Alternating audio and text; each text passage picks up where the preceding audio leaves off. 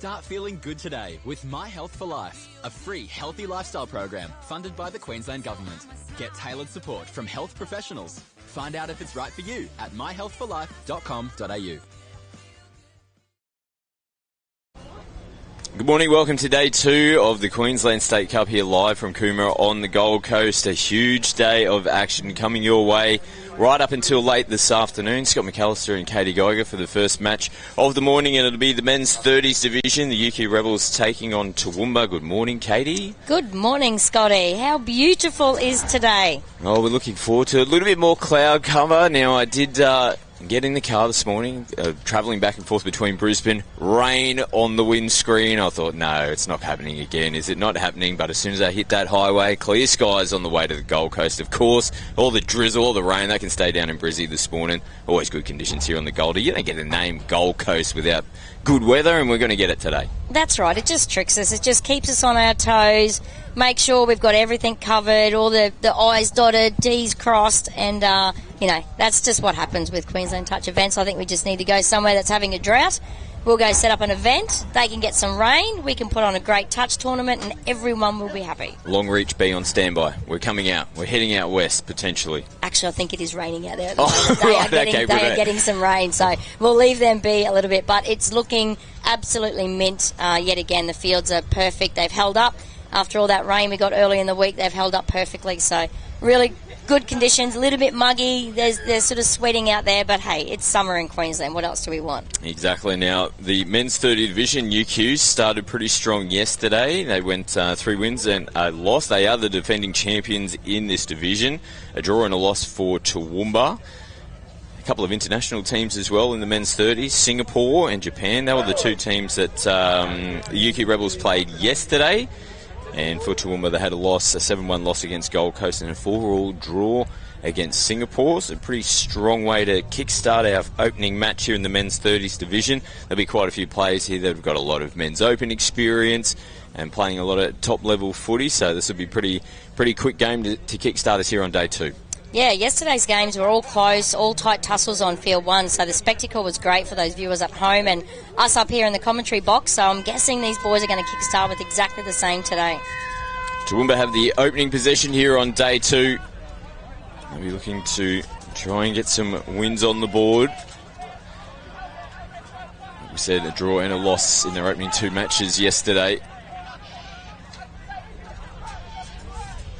Yeah, coming towards the line, Peter Sykes, Dancy plays on the 7, steps in, got good contact on the previous play, looking for offside players. They will earn the penalty. That's nice work there from Sykes. You could tell, I heard the communication from the referee that there were players offside at the time. And full set of 6 to work with here for Toowoomba. Well, probably just getting the wrong positioning there, setting up for the play the ball to step out. Sykes end up stepping in. Some on the run, left foot, ball in one hand. Hansen comes back to play it for Toowoomba. Very comfortable so far in defence, UQ. Hansen now plays the ball out in front. Stokes now on the last touch. Yeah, nice little short hole, but equally good defence. Nice and comfortable there in their opening defensive set, the Rebels. Yeah, really comfortable. Getting up nice and high and getting that touch out past the 7 and really made it hard for Toowoomba to, get the line attack opportunities when you get it out past the 8. You don't have to make it onside to the try line. So it's sort of a bit of a give or take when you're onside or not. So they've done really, really well in that defensive set. Rebels now marching themselves downfield. It's been a pretty good attacking set. Say sends it, receives it back. It looked like it took a little deflection. Yes, it has. Referee signal. 6 more touches here to the Rebels. It really was a good set. They started all the way down their 7-metre line. They managed to get down the 7-metre line at Toowoomba's end. A little deflection, another full set of 6 to work with. And this man's probably the one to watch for the UQ Rebels, Tim Glazebrook, our Australian mixed open representative. He's played for Queensland as well. They put the ball through the hands and the Rebels have scored the first try. Yep, definitely looking very comfortable, the UQ Rebel boys, just taking off what they put down yesterday and continuing that run, and they don't seem too stressed at the moment. hopefully Toowoomba can, put up a bit of a battle and make them really work for it.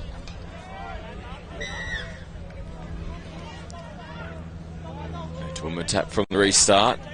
Stephen Barrett wearing the number 6. Here's another touch for him.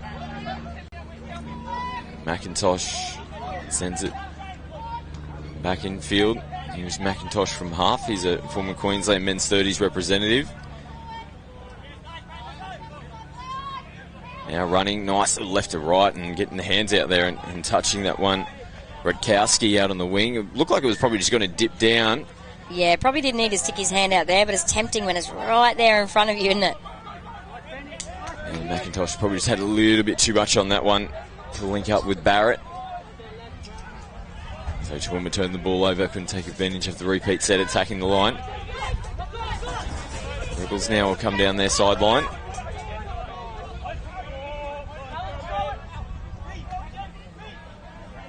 There's space on the left.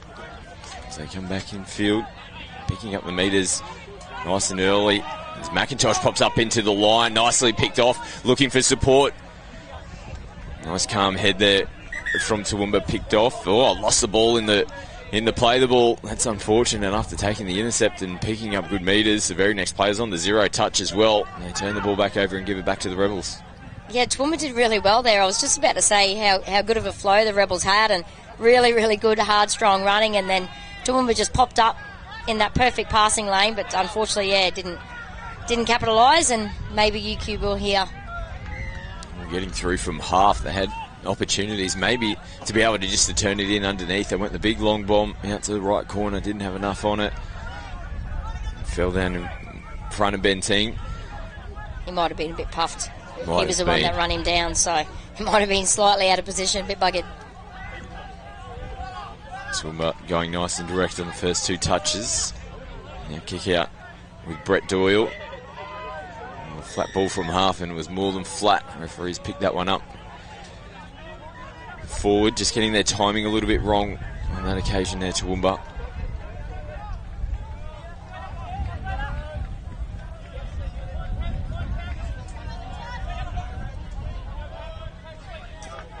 Here's Glazebrook feeding it. Get it from half. Good contact though coming in there from Tim Stone. That just slowed things down. Glazebrook looked like he was going to connect up with the sweeper. He had to put the brakes on there and reset. Here goes Tim again. Early release. They've got the 3-on-2 on the left-hand side. Great diving defence. That's how they got their first try. So head back to the exact same situation and nearly got another one. All through the legs. A little bit of a razzle-dazzle. Ball hits the deck. Nice scramble defence though from Toowoomba. They had to work though. They come up with the result. UQ don't get the points. They'll need to be cleaner this set. They come up with the forward pass error from the ruck, and that's a loose ball. Just held on to. As the Twisters roll over halfway line now with Doyle. McIntosh feeds it from half. And not much doing on the back end of it. Sykes, it's caught in possession. Rebels straight back on the run. Safe from half.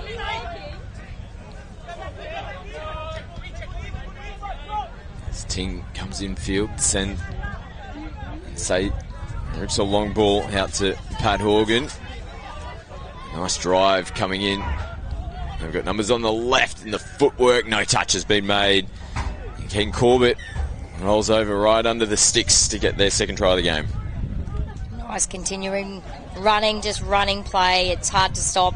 You can sort of really wear your opposition down, and Rebels just seem to be running quite freely and taking all their opportunities. And you can see Toowoomba just a bit buggered there by the end of that set, and it's just pure from just good hard running from Rebels.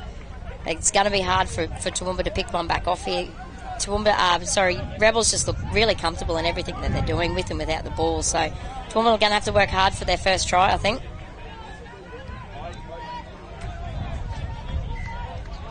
Barrett who plays it. Nice little pump out in front, just comes out of the hands forward.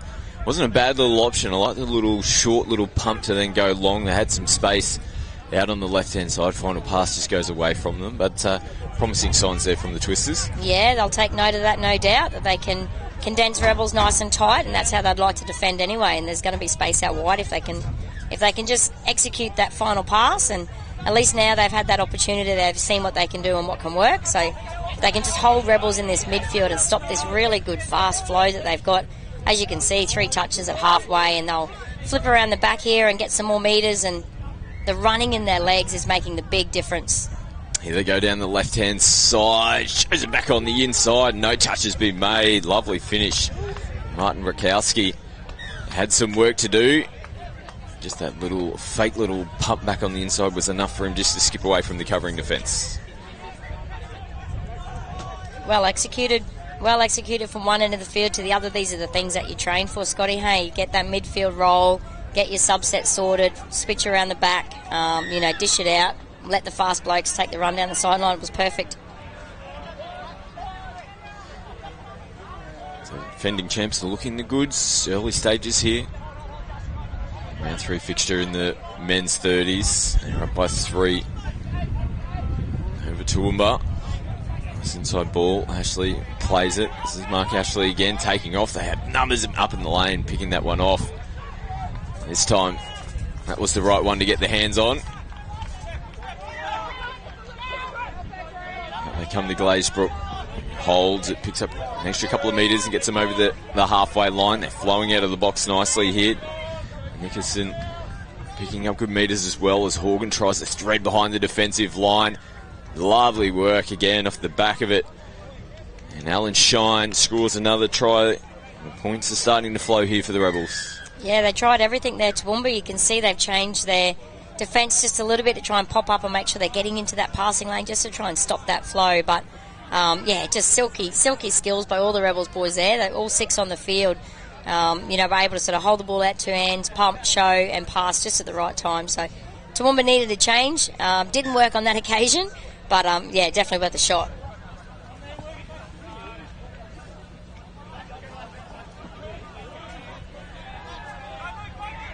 There's Doyle, he switches in. Barrett plays it through the legs, back to Doyle. He switches. McIntosh just gets the ball away. This is good footy hit from Toowoomba. The ball from half. Slaps the yellow hands together there. Campbell McIntosh, clean ball out there. They might have had a chance on the right-hand side. The lead up there from Toowoomba. That was tricky. That was nice. I like that. Sometimes you've got to pull the cat out of the bag, but the Rebels, they just return serve. I think there's a forward pass down the sideline. Oh, no. No. The referees are just changing. They're confusing me. There's pictures going everywhere. Players going everywhere. And the Rebels do get the penalty. Full set of 6 to work with here for the Rebels. Smelling blood in the water. Same play. This time they just slid. Enough in the middle. Well defended. Here's Geldart. Plays it right on the 7-metre line. Out to Glazebrook. Has a look. Goes himself this time. So that's the difference, Scotty, is that roll ball on the 7. Roll ball on the 7 is so important, and Toowoomba haven't yet got it. So full credit to Rebels, though, getting out nice and high in their line defence and pushing them past that 7, and the threat just decreases, tenfold. So you can get the roll ball on the 7 and a live play and have someone like Glazebrook, obviously, on the other end of it. Definitely helps. His length, I think he takes 2 steps from the 7 and he's over the line. I'd have to take about 22 to get across the line from the 7, but there's definitely a big difference in the line attack options at the moment, and Toowoomba not getting that roll ball on the 7 seems to be taking those options away from them, and Rebels are looking too comfortable.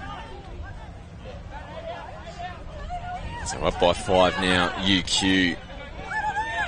Just running into the line, and again, the left to right. It's just not hitting the right target over the top of the head there. Varick Hansen. This is where the Rebels have been good. As soon as they get the ball back in possession, just as I say that, they've got to take a couple of steps back to the mark, but their flow coming out of their end of the field. Here's Justin Mitchell, another former Queensland Men's Open representative, the great Panda, back in the UQ colours, which he so famously wore, particularly on a Friday night in the Metro Cup competition for many a year. Better starting position for Toowoomba in this set. He rolled over the halfway line with changes out onto the field. McIntosh I don't think he's had a breather as of yet. The big man in the 15 for Toowoomba. A bit of space out here on the right-hand side of the field. Nice little switch cut back in. Good ball movement. Gets him to the 7-metre line. Doyle plays it. Again, a little bit of contact between the two Twisters players coming into the roll ball. But better football again. Happy to throw the footy around. Yeah, good intent from Toowoomba there. They started to pick the pace up just a little bit and gave themselves a really good opportunity. But again, Rebels' defence is rock solid. They look really comfortable in that area. Just Cameron Say picking up good metres again. Bit of contact in the touches. Horgan plays it on Toolman's 10-metre line, and a little bit of a bobble there. Be a bit slippery. Ben Geldart puts the hand up. Flowing pretty nicely again there, UQ. Doyle trudges towards the sideline. Get some changes on here for Toowoomba. Penalty for the Twisters. That's what they need.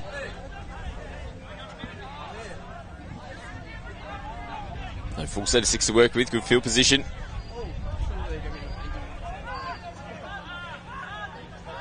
Mark Ashley now puts it through the hands. Barrett plays it in the 7. They go down the short side. Nice little inside ball. Hanson has to come back to the 7. Put some footwork on now. Punching through outside in. Again, not a bad little option there for Corey Hobbs. Rebels there to make the touch. If the ball got in hand, there's a little bit of contact here. He's getting a little bit testy. End of the half. Do whatever you can to slow it down. A little bit more controlled this time from the tap restart. Here goes Horgan down the sideline. Cam Say's putting the hard work in. Can he get away? Cuts back in. Gets away from the covering defence of Stephen Barrett. Nice little sneaky play down the sideline from swerve. The Rebels. Nice swerve just at the right time there. There was a bit of heat. There you can see Say, the covering defence. Nice little kick. Barrett. Yeah. Gets it down. Big 6 smiles. try. Big smiles on the Rebels sideline. Nice to see.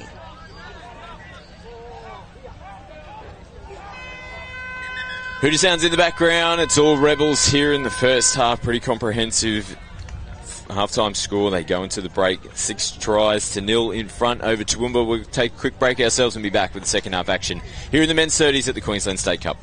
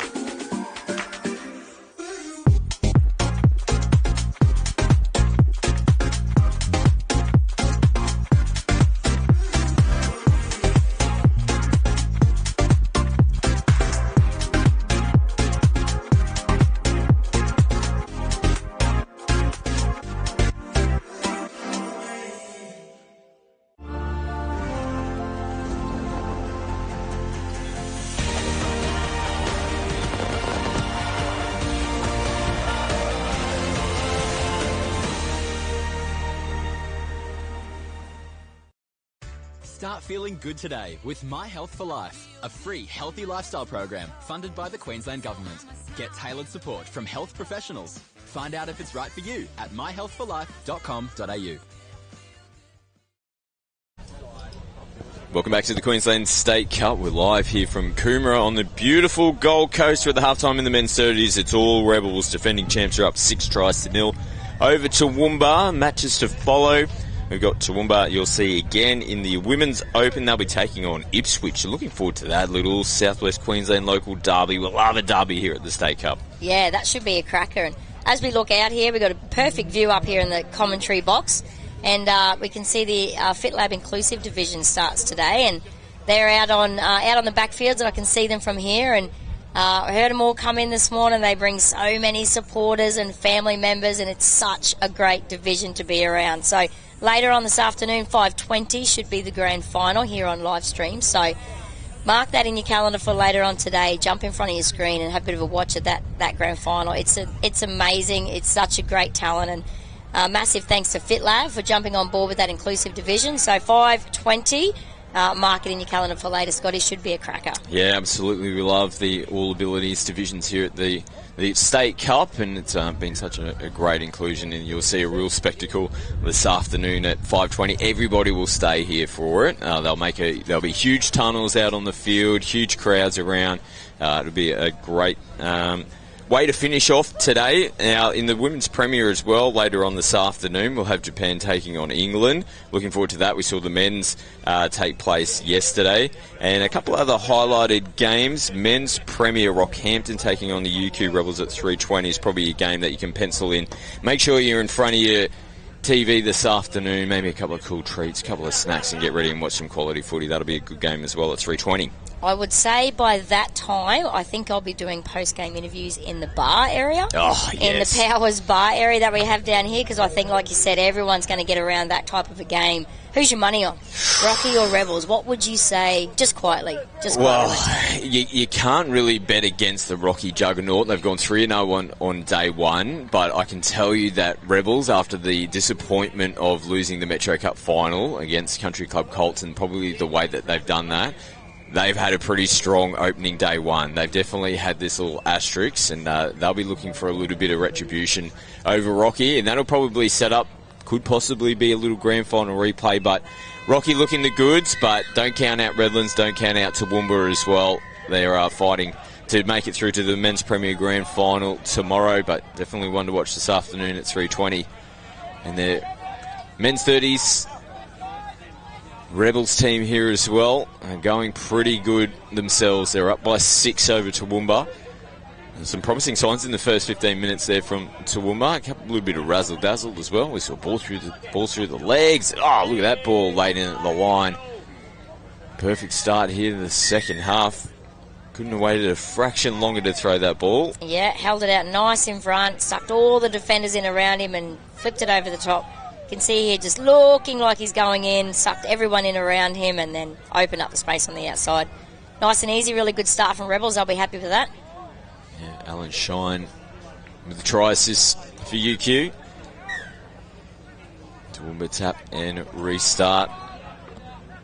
Got the Budgie Smuggler longest pass as well at the lunch break today. That'll be a huge crowd. Everyone comes across over to field one. Now, if you get the Budgie Smugglers on while you're throwing the ball, you get a 7-metre advantage. It's worth it, isn't it? Surely. I mean, I would be a bit nervous, let me tell you, if I was putting on Budgie Smugglers with this disgraceful rig.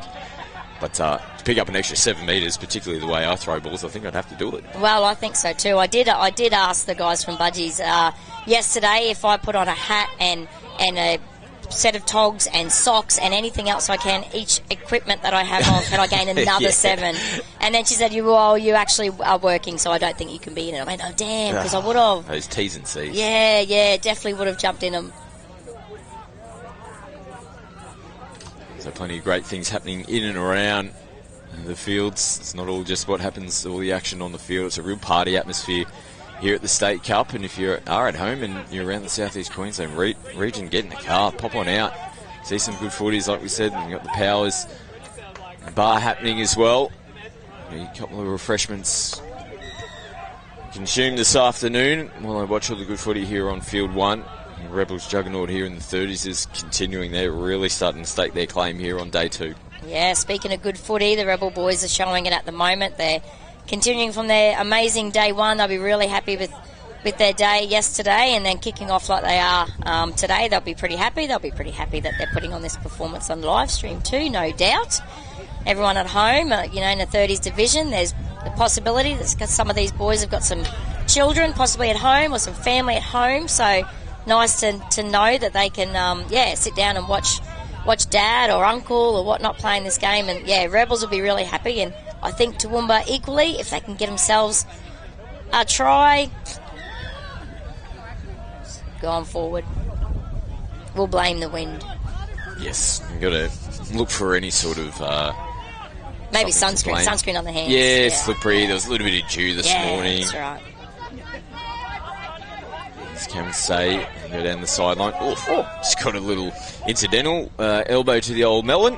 He has a sneaky little look back, but I think he knows that was a bit of an accident. He's checking the teeth, checking the tongue. Everything's all counting and adding up at the moment. Nice short ball coming in and coming across and making the touch. Beautiful defence. We've seen a couple of signs of that throughout the first half, as we see Mitchell again takes it right to the line, looping ball, and they come across and make yet another good touch. Matt Lynch on that occasion finishing it off. So they have definitely been competitive at times, the scoreboards against them, but there's been sets where they've had a lot of pressure from the Rebels, but they continue to throw their bodies on the line. Yeah, absolutely. Really good defence when you're down by a few, and hard to sort of get back and have defence like that from your winger. That's exactly what you want. You want the intent to stay. You want the desire to win to stay. You never want to see anyone give up, and they're pushing. The Rebels' defence is just amazing. It's not like Toowoomba are not attacking or not throwing everything at them, but Rebels' defence just looks really comfortable. And, they just can't seem to find that space. Again, it was a nice ball movement, though, off the back of that set. So they had a strong defensive set. Pretty good set with ball in hand as well. Come up with points, but UQ just continue to roll downfield. Geldart plays it. Lovely short ball. Nice little bump there from Glazebrook, and they finish it off perfectly. That will look nice. That will look nice to watch back on. That was really well set up. Set up just from the drive, straight up the sideline, flip it out to the right, and come back to numbers. As easy as you liked. That's training park stuff, isn't it? That is, yep. And that's how easy it is at training. Normally it doesn't feel that easy in a game. At training it comes off like that, nice and easy. But they'll be really happy with that sort of stuff when you can have a really controlled set and have a controlled, organised finish. That feels really nice. Sometimes the ad-lib stuff is fun, but when you train for something like that and it comes off exactly how you see it in your head or exactly how you did at training, that's really nice to know as a team. Sykes, nice little looping ball over the top. Matthew Schultz comes back to play it. Schultz back down the short side. There's a little 360. Touch is made. The Rebels now on touch one already, putting the ball through the hands. First touch they get all the way down to the left-hand side of the field. Glazebrook, those good metres. Nice contact there on Corbett. They're a bit flat in the middle this set. Toowoomba responding nicely defensively. And the Rebels, probably the first set of the whole game where they had a little bit of defensive pressure, forced them to throw the ball. They were a bit lateral. They come up with a mistake in the midfield. Yeah, that was really good. That's what sort of hurt Toowoomba quite a few times, is getting they get to the sub-box and they're getting their sweep plays around and their people around the back, and then they sort of create that space and get them running. So Toowoomba did really good there and jammed them and kept them halfway, but unfortunately can't capitalise by just a simple little mistake.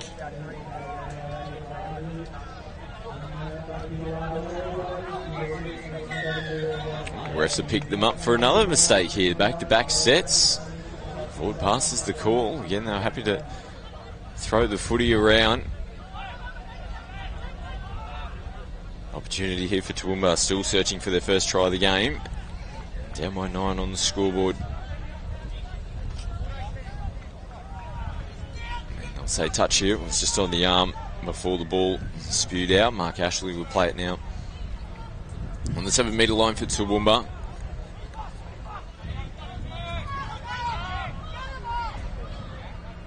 Now they go back down to the short side. Oh, nice little work. Dummy, putting the ball in one hand. Still touches to come. Mark Ashley plays it on the last. McIntosh, oh, he goes over the shoulder. Looking for something a little bit flashy. And they've gone to the trick bag a couple of times throughout the game. They have, yeah. Sometimes that's what pressure does to you, or if it's just over 30 men, just throwing it around the back and doing whatever it takes. But yeah, just trying to find something that they can, pull out of the bag to get themselves there, across the line. But I still think their space is out wide. They've sort of proven that. A couple have gone to ground or forward passes. So Toowoomba can, condense the Rebels' defence there on the line and then, connect that pass, that long pass. I think that's their go-to to get themselves on the board. Stepping in now. Good work from Toowoomba. They come across the slide defence. Brent Stokes. Ball bouncing off the chest. Sees Toowoomba regain possession here. They've got some work to do. They'll start their set on their 7 metre line on Yuku Rebels' side of the field. Go forward on the first touch, popping up out of line. They put some pressure on to stop this flow from Toowoomba. Stone feeds it from half, links up with Brett Doyle. Does Toowoomba get over the halfway line?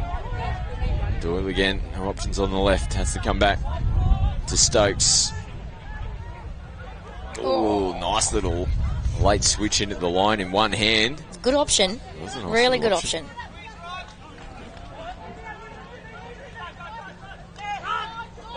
Blaisbrook feeds it, they take a little juggle. Mikowski comes back and plays it on their 10 metre line. Mitchell working the Rebels towards the halfway line. Oh, got it. A little bit over the mark. McIntosh taps, goes away from them. No touch has been made. Good, smart football. No, there has been touch made. Unfortunate.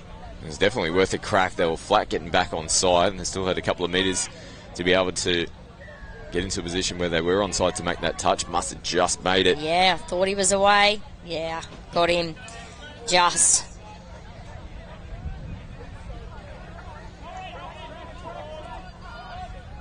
They've had plenty of opportunities here in the second half down this end of the field, coming off the back of some errors from the UQ Rebels in the second half. Here's Schultz. Sykes from half, has a look. Oh, no. We'll definitely blame the wind in that. I felt like there was a definite gust that come across there. Cyclonic conditions just for a brief second. Yep. Almost sent it over the crossbar of the footy post, that one. The idea was there. Like we're saying, the idea was there to get it out to the wing, get it out nice and wide, condense the defence and pop it over the top. He's unfortunately popped it over the top to field 6.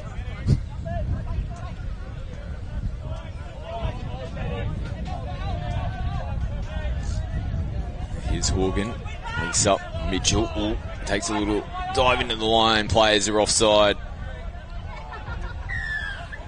And the Rebels roll over. They're into double digits now, their 10th try of the game. That's the beauty of rolling that ball on the 7. We say it time and time again, and a lot of coaches are working pretty hard at that 7 metre line. And roll ball on the 7, the ref, all they have to do is look at those feet on the line. So there's no give or take. You can see just in front, never made it by half a step, but the referees have that clear line indication. So that's why it's really important to get that roll ball on the 7, and really important defensively to get it out past the 7 to give yourself better opportunities. So well done by Rebels. They've worked really hard at that and nailed it each time. Ooh, it's pretty close. That was really close. Mark Ashley almost getting in between UQ defenders. I think he feels like he got there too. Toowoomba happy to turn it over. Just give you an opportunity to get their defensive line set. The clock is winding down here in this men's 30s fixture.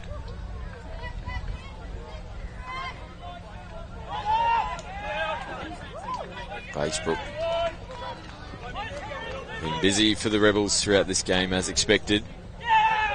Nice touch. They have to go back to the mark. This slows things up momentarily. As Mitchell comes out to the wing, they loop a ball back into the middle. Ting Nice short ball. Mitchell coming Get up out and of here. slapping that one down. Get out of Not here. today, son. I've had enough. Yeah, Scotty Martin read that nicely. Had no thoughts of putting that one in the mitts and running the full distance. That's fair. That's smart. Absolutely. Just thinking about games ahead now. Got to save all the juice for the legs. They've got a bit of defensive work they've got to do first. Won't have to do too much of it, unfortunately. There's another try here to the UQ Rebels. Paddy Horgan getting on the board. Just full of run, aren't they? The UQ Rebels, they're just running freely, offloading, supporting, inside and out. They know exactly where each other are. You saw them throw it around in the midfield, get it out to the wing, purely to get it back to the position where they needed it. So they know what they're doing. They're nice and safe. They're really comfortable in everything they're doing, which is a typical Rebels side, I think. They're a pretty strong club, and they know what they're doing. They've got some great people there, some great coaches there. So, and some, like you said at the start of the game, really experienced players, and it's sort of showing at the moment. Ooh, very phase work here from Toowoomba. Just probably a fraction too close to the try line. Rebels really didn't even have to step up off the line. They just put the arm out and make the touch.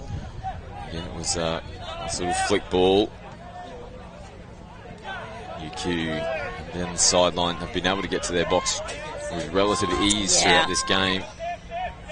This ball back on the inside to Ting, who was looking to run away. I think they might say that inside ball was forward.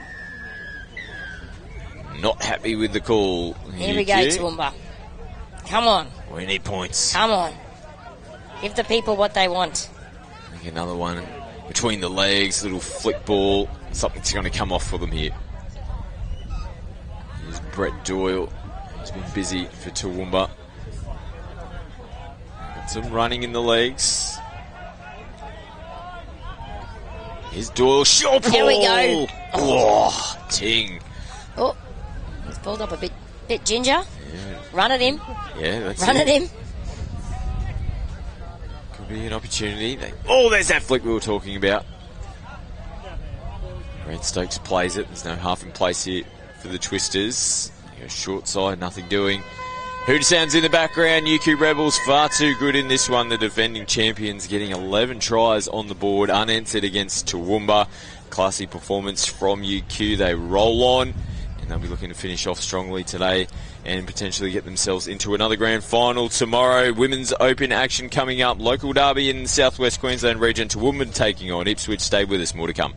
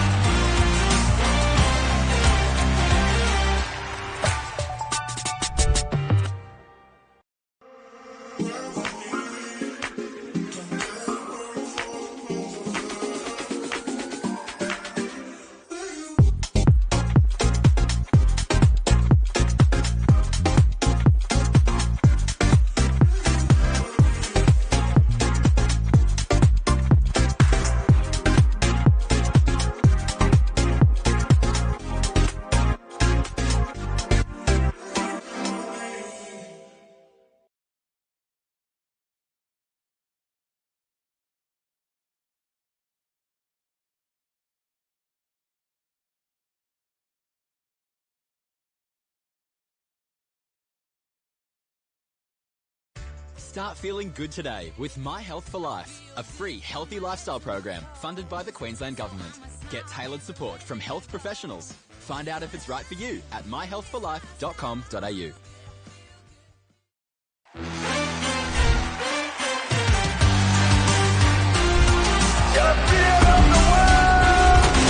That is a delight to watch.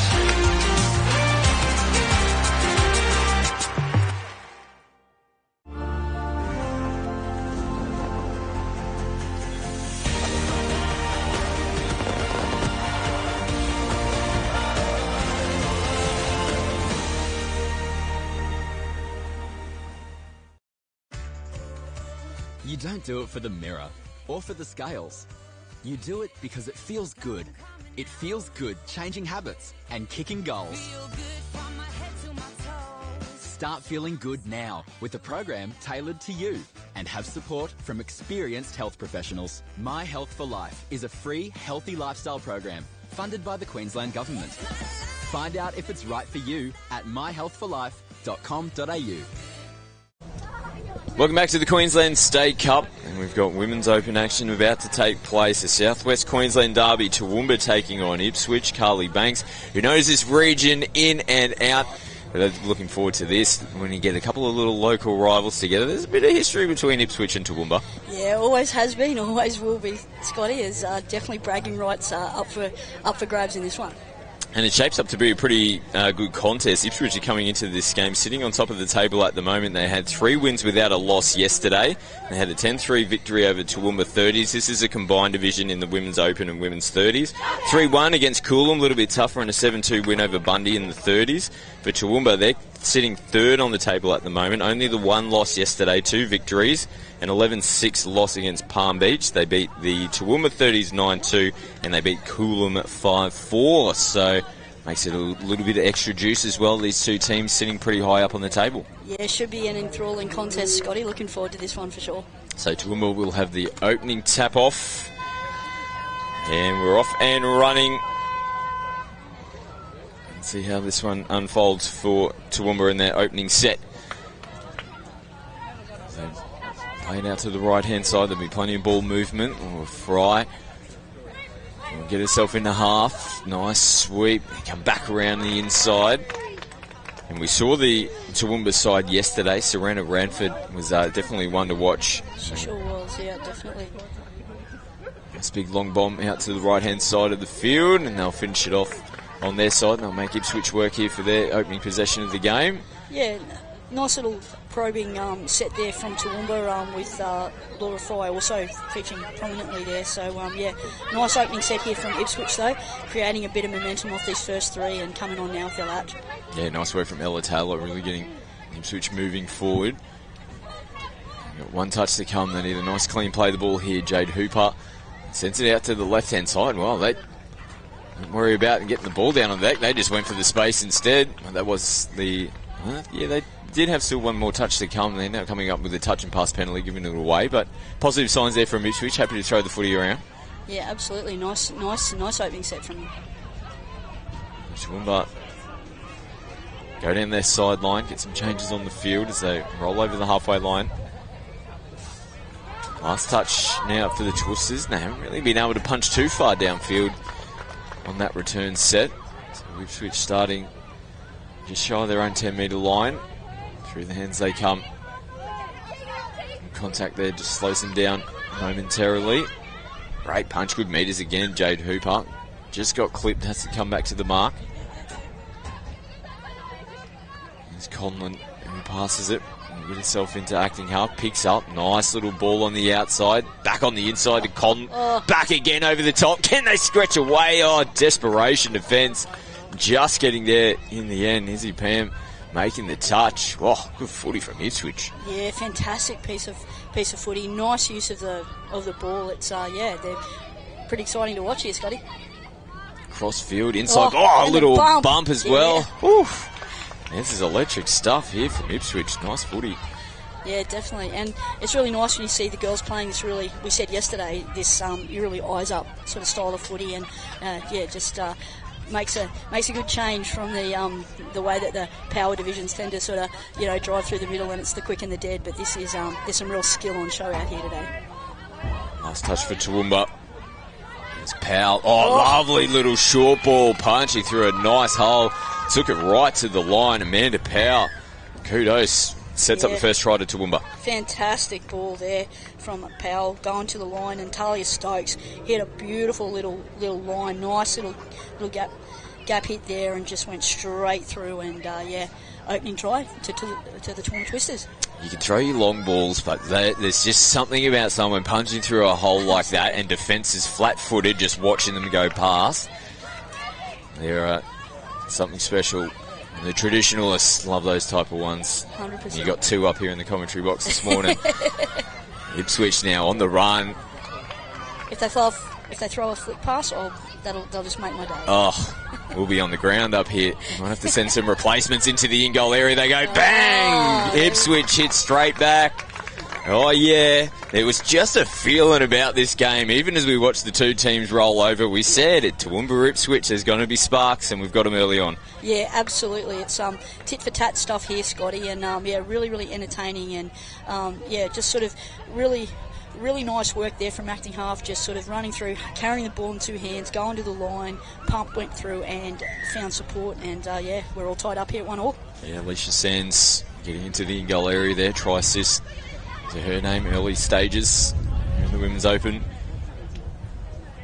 Toowoomba, they'll be looking to respond as Indy Ranford comes across field.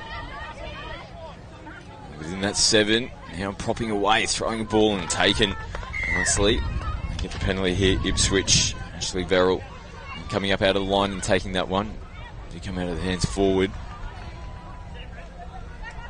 Yeah, nice extras there from Ipswich off the reset. And Jade Hooper's featuring prominently early here for Ipswich. He looks like a likely customer, Scott. Very, very athletic, and got a good sense of the game as well. A little bit isolated in the midfield at the moment. Conlon having to throw the football around, try and get themselves moving forward. She is with ball in hand again, plays it just shy of Toowoomba's 10-metre line. And sort of pick up and go from half. They've still got ball in hand. Ooh, get the ball away there. They might have had a chance of a 2-on-1 down the right-hand side.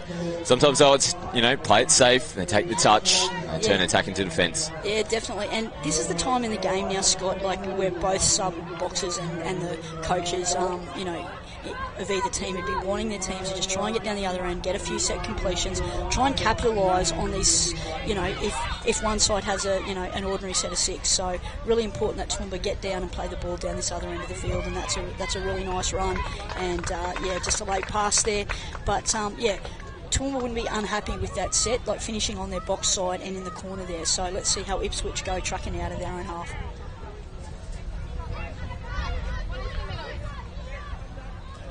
A little bit lateral in the first couple of touches, just getting the body over the football. They come down the sideline with solid contact as well. Over the halfway line they go. As Walker plays it. And they get caught in possession. Again, not a bad tactic, probably just to pick it up and just pick up as many metres as you can. Yeah, excellent work there from Ella Taylor, the number 7. Picked up, ran a nice direct line and, chance to run. And as you said, nothing to lose on that 5th touch, Scotty, but to pick up some metres, so well done. Toowoomba do start their set here in pretty good attacking field position. Ball out in front of Fry.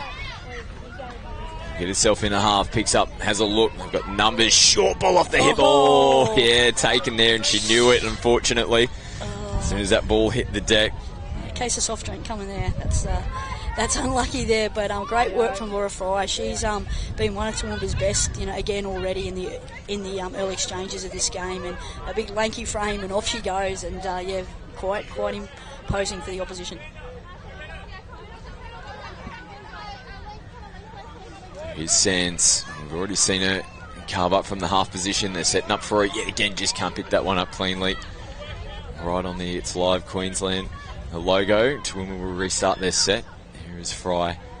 Picks up metres on the first. Changes to come here for Toowoomba. A little bit flat as they're working their way towards the box. They need some good punch now with the replacement players making their way onto the field. Flat ball back on the inside from Farley. She'll get herself into half again here. Bridget Farley picks up. Oh, speed, just gasses. They're in 6s and 7s in defence. Oh, they have come together like a bowling ball going down the alley and knocking over the tin pins there. Yeah, great line from Bridget Farley. She showed a clean pair of heels as she picked up and went, but then trying to find a support player. How good did Ipswich do, to get there to make that touch or that tackle? It was pretty good. We've got everything here this morning, Scotty. Oh, yeah, this is a good game. Good meters over the halfway line. Harriet Berry really getting Ipswich on the front foot. And I like that, they've got all the numbers on the left, but they saw some space down the right, and then they were able to get it back in towards the middle of the field, and they're just rolling down nicely. Izzy Pham plays it. Hooper, goes a little wraparound play. This is the pure sort of footy, Scotty. It's the old hit and wrap, get around, use all those sub-unit skills, and they're the things that sometimes they get a bit lost in today's modern game. Really love to sit down a lot of juniors and watch this and say, hey, don't lose the ability to play eyes up footy, because it's definitely a real treat to be able to still play that style. Last touch plays out of the defensive line here for Ipswich again. A nice little short ball through the middle. They get across and make the touch. Real back and forth battle between both teams. Locked up on the scoreboard. One try piece. Again, we've got players running into each other. A couple of words being spoken as well. So they're a bit flat here, Ipswich. Looking for support. Get a nice ball. And skipping away just Tanika Marshall. And gets them on the front foot, and they needed that. No half in place. As Ella Taylor plays it, they've still got one to set up. They'll get it just shy of the 7-metre line. Sands gets through from half again, throws a nice ball out in front. And Tanika Marshall, good defence on the line there from Toowoomba. Yeah, whenever Sands and Taylor get together, it sort of spells a bit of danger for the Toowoomba defence. So, Ipswich are doing well, to go to their primary ball players, and they're really sort of asking some really good questions. But Toowoomba so far are coming up with the answers. So, really, really absorbing battle here, Scott. Here's Laura Fry again, shows it, decides to go down herself. Farley picks up, comes to Fry. Nice ball on the outside. They link up. Ziski comes it back on the inside of Fry. Good footy again from Toowoomba. They saw the space. They got the numbers. But Ipswich again, desperation defence that made them force to throw that ball back on the inside. They come up with a mistake. Yeah, it's end-to-end stuff, isn't it, Scotty? And it just keeps going. And it's very, very tight contest out here. Zoe Kennedy plays it. They go nice and straight and direct. As McMee goes down, picking up from half and skipping away. Chelsea Staines couldn't get away again from that outstretched body there. But what I am really loving about both these teams is the lines that they're running, out of acting half. So often we have people trying to run around people and go sideways when they pick up and go. They're definitely identifying, that the closest way through is to get, is to pick up and run straight. And that means that everyone's able to hit. Oh no! Whoa! Go deep. How did we get away with it? Play on. Oh, and luckily the touch gets made. Well, this has got a little bit of everything. We're even getting a bit of NFL in there this morning. They come up and make the touch on Kennedy. Someone's going to have to punch forward here for Ipswich. Just when it feels like there's been moments where they've been under pressure, they've been able to throw that extra pass. Someone can run off the back of it and get them going forward. And here is Izzy Pham now, who plays it. Last touch. They've got wrapping plays in motion. They hold it. Again, not a bad little option. Got behind the first defender. Just couldn't capitalise off the back end of it. So we'll get some fresh players onto the park here, and probably much needed as well. Frantic pace of this game. Another flat ball from half. Nice and direct as well. Coming into the last, they're in trouble here. Ipswich, there's players offside. They pick up and go. Must have just got on to make the touch. It was definitely the right option. Two defenders up in the line. They're out of position. Yeah, really nice strike dump from Talia Stokes. She's been tireless for the Toowoomba Twisters this morning. And, nice to see Brianna Davidson get involved. She was heavily involved yesterday, but that's her first foray out of sort of acting half. So expect a lot more from her as this game wears on. Played on the 10-metre line. Back in the middle of the field they go. Taylor plays it. She'll direct traffic out there, ball in hand. Gets away from the first defender. They come up and make the touch now. Nice ball! And I think it was lost over the line. The referees will say penalty. It was a lovely ball, cleanly grabbed. And that comes out of the hands backwards. That's points. Yeah, no, definitely. I wouldn't mind seeing Taylor have a bit of a squirt at the line, a little dive at the line, earlier in the count, and then she can go to that sort of, well-grooved passing game that she's got. But as you said, Scotty, if Taylor catches that one, then it's points to Ipswich. Again, balls are just spewing out. 50-50 ones at the moment. They're on the run here. Toowoomba might have had a chance, but they were playing it a little bit in tight. Ipswich come back. Little mistake and a rare one for them.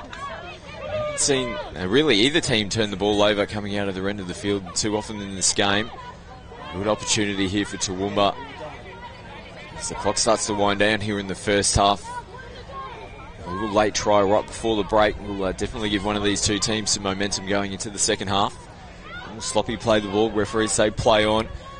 They come up and make the touch and force to come back and play the football. Amanda Powell. And she's with ball in hand yet again. She'll link up with Laura Fry on the run. Farley. Yeah. Really, really good defence from Ipswich there, and Tanika Marshall's been an absolute tower of strength for this Ipswich side. Like, she does all the hard work, in attack. She's got a skillful little turn there with her passing game, and she does a heck of a lot of work defensively too. So one of the best for Ipswich this morning. Good response from Ipswich. Toowoomba getting caught short in defence, and they just put the foot down straight after that. Got themselves going again, back downfield. Nice work skipping away from the first defender, Pham. They're putting it through the hands, almost slipping through Jade Hooper.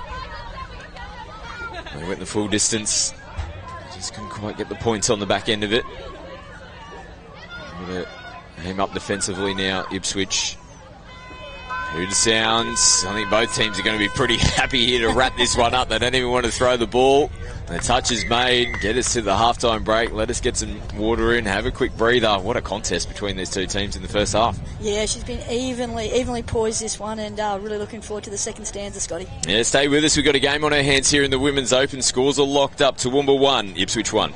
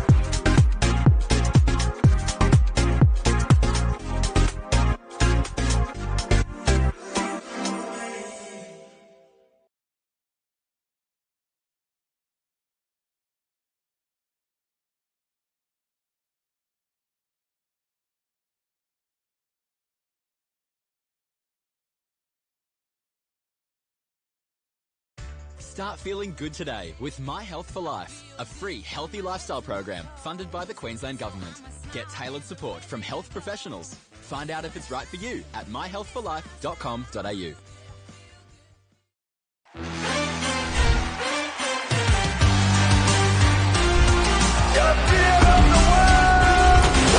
That is a delight to watch.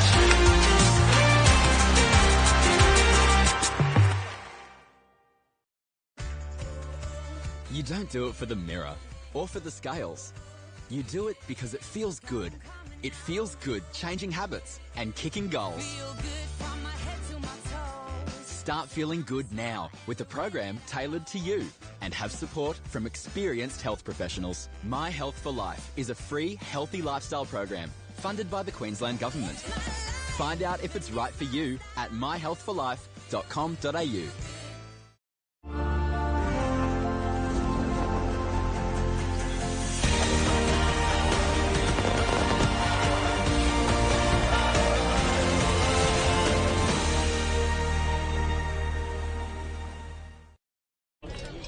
Welcome back to the Queensland State Cup. We've got a game on our hands here between Toowoomba and Ipswich. I love a good mascot in Ipswich. We've brought the Falcon up here. Falcon's getting the hands in. I think we might see a little bit of impact coming from number 53, the Falcon, here in the second half. I'd love to see the Falcon, take a couple of hit-ups, get out there and get involved. So you never know. Oh, I love a good mascot. I think Redlands have got a big crab floating around. We might have to get a mascot race. There is nothing better than a mascot race.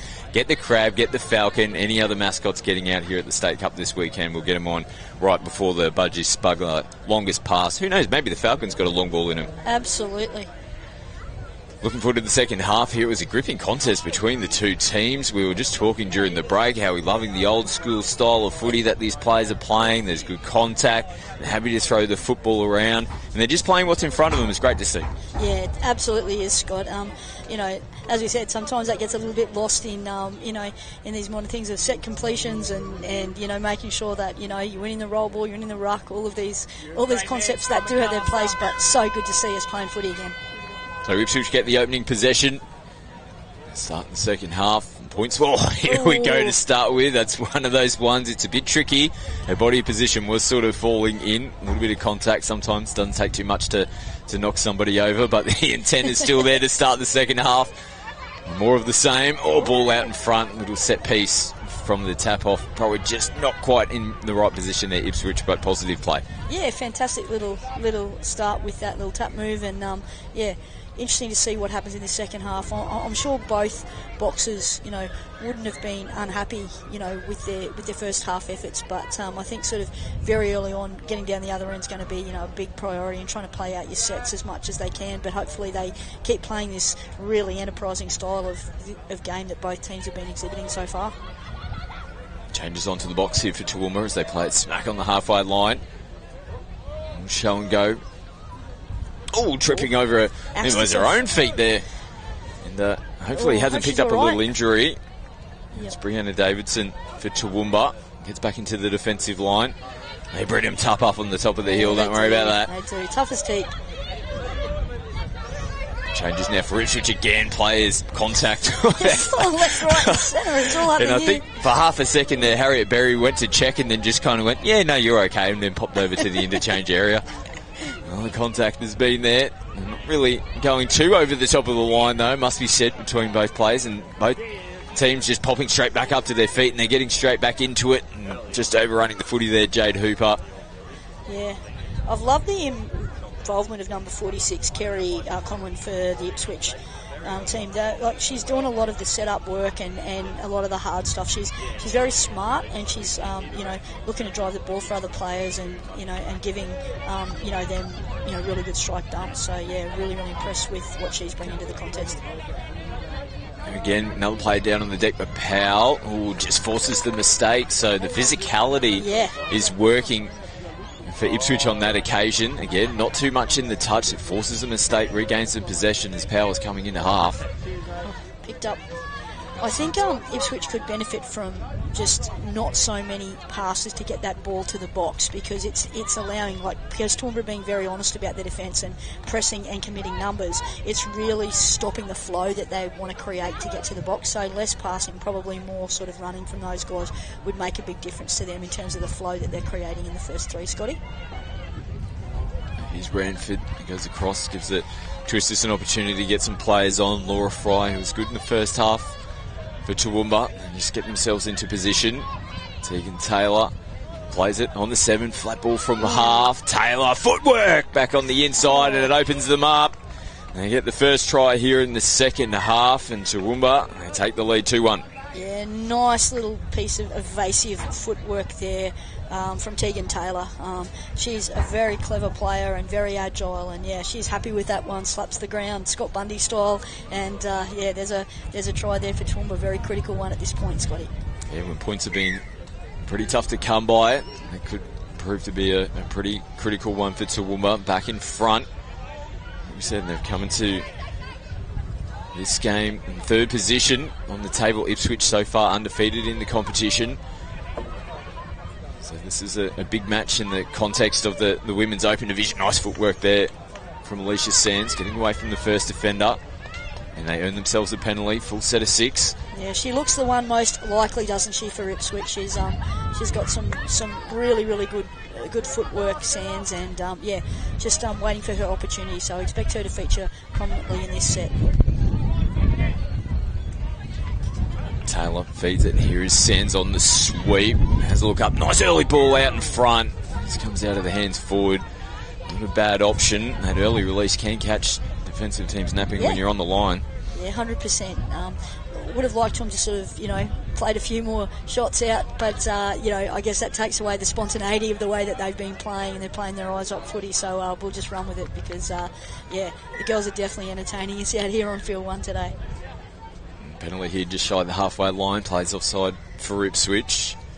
Oh, they turn the ball over on the first touch. Opportunity missed from Toowoomba. Going to have to turn and tack straight into defence. Ipswich again continue to throw the football across the field. But they're in a better field position now to be able to get replacement players out onto the park. Here is Hooper. Can she open them up? She had a couple of opportunities in the first half. Picks up right foot.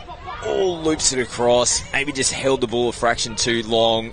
Little short ball off the hip there. They might have collapsed on the left-hand side. Yeah, definitely. But, they're chancing their arm, both teams, any opportunity they get. So that's the other thing. I think that the coaching staff in both boxes wouldn't be, here we go, we pushed the pass. Because both teams are looking to push the pass. So, if they do lose possession, it's not such a big deal because the other team's not really making them, sort of sweat out 6 purposeful shots. So, yeah. And, yeah, great decision by the referee. There was just the slightest little pulling out of the touch at the last moment, and great work from them, and then a repeat set here for Ipswich. Let's see if they can be a little more judicious with the use of the footy in this repeat set.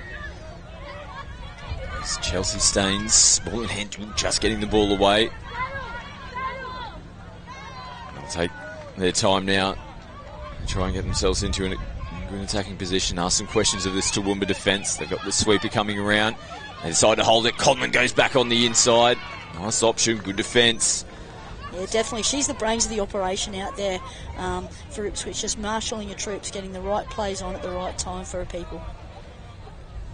Here's Conlon again. This time they punch into the 7. They go short side all the way over the top. Ran out of room. Unfortunately there, Ipswich. Toowoomba will retrieve the footy. Make their way back out onto the field. Gives both teams just a quick moment to get a couple of breaths back into the lungs. And gripping contest here in the second half like we saw on the first. Flat ball back on the inside, and it was more than flat. Referees pick it up. A lot of the times when I say flat ball, that's my cue to say I think it's forward. Stop being so polite. I know. It was forward and the referees agree. Good job, refs. Yeah, no. And this is the thing. It's starting to be a little bit hurrying down there for Toowoomba. They haven't completed a set for the last 4, so I think they really need to try and knuckle down. If they can, manage to repel Ipswich here, I think the ball's got to be gold, and they've got to try and get down the other end if they possibly can, because they're inviting Ipswich back in every time that they're not completing their set and turning the ball over in prime real estate here for Ipswich. Here's Kennedy, goes back to Hooper, didn't quite get that ball away. That's big unfortunate. Yeah. Really big set. And they've gone through the middle, and that's a very smart idea from Toowoomba here, and like nice easy meters down that park, and we've got a bit of space out here. They've done a good job, gives them an opportunity to get some replacement players onto the field as well as Tegan plays it. Yep. He comes strong coming into the line, fifth and final. Farley's been good from half, she's quick, but good work from Ipswich. That's a nice little battle. Ella Taylor coming across to have to make the touch. Yep, and that's a really good set of 6 for Toowoomba, but now Ipswich getting away on this first touch, so they're nullifying that advantage Toowoomba have had by a really, really good rucking set here, and that's an early latch on, and this is another good set from Ipswich. They'll be looking to set up. Coming into the back end of the set, Conlon back on the inside. Sands plays it, last touch. Still a little bit clunky coming into the fifth and final. Ball out in front, they turn it back on the inside. They'll come back for the penalty. Forward pass is the call. Still throwing the football around Ipswich. Just can't quite come up with the points as of yet. So we'll tap and restart. Let's see if they go direct again. This time they're taking it away from their sub area.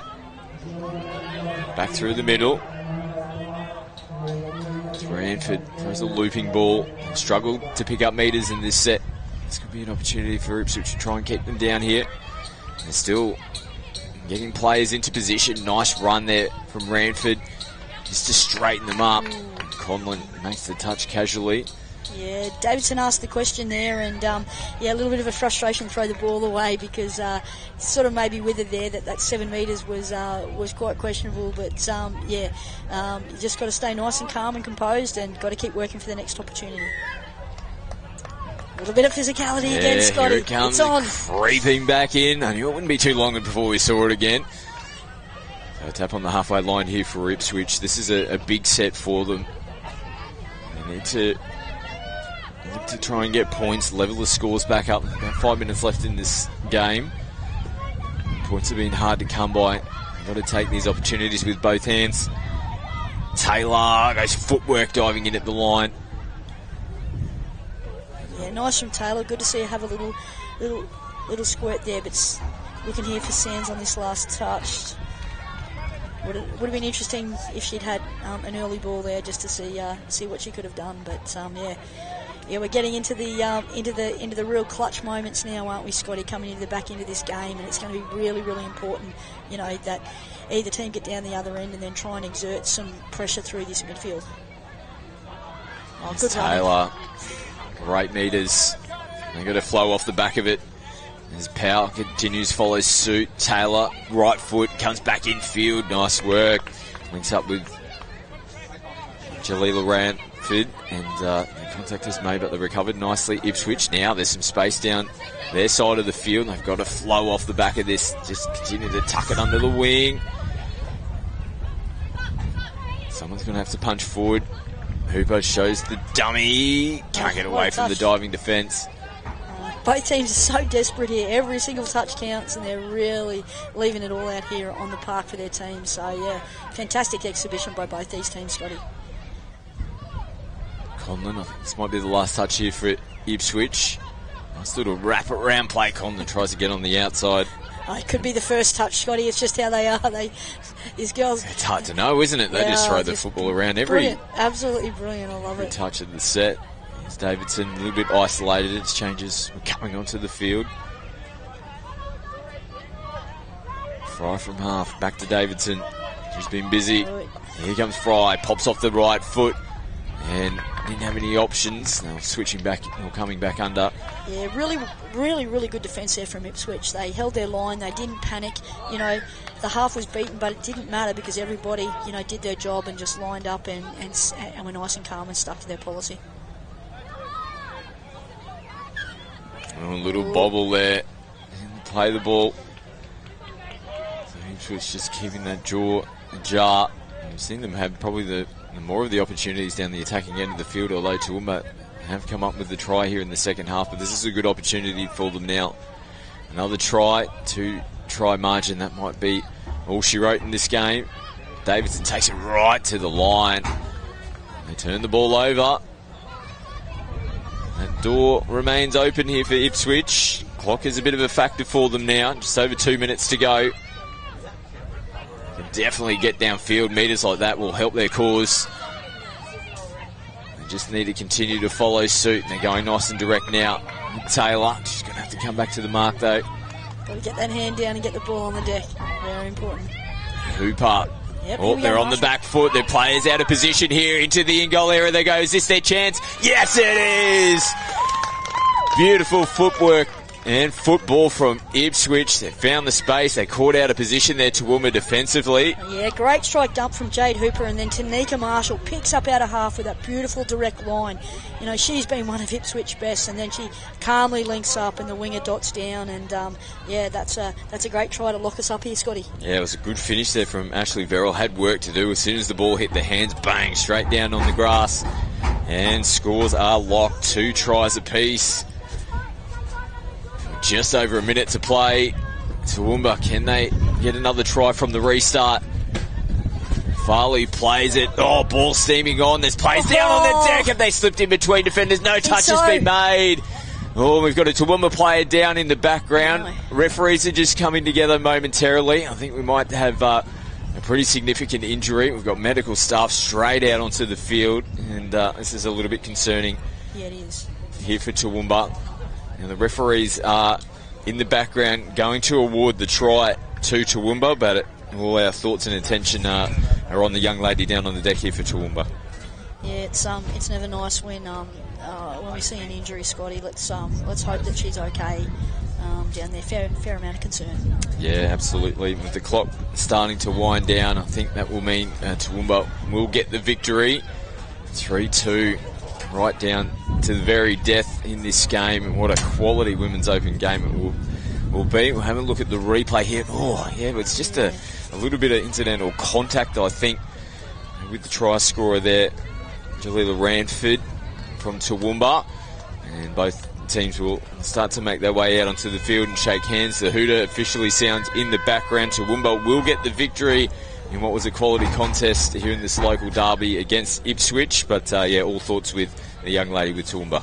Yeah, it was a very, very good game, Scotty, and both teams, hats off to them both for the exhibition that they put on, and let's hope that Tegan Taylor, is okay. More men's, we got more opens action coming up. It'll be the men's this time. Noosa taking on Ipswich. We'll take a short break here from the Queensland State Cup. Stay with us.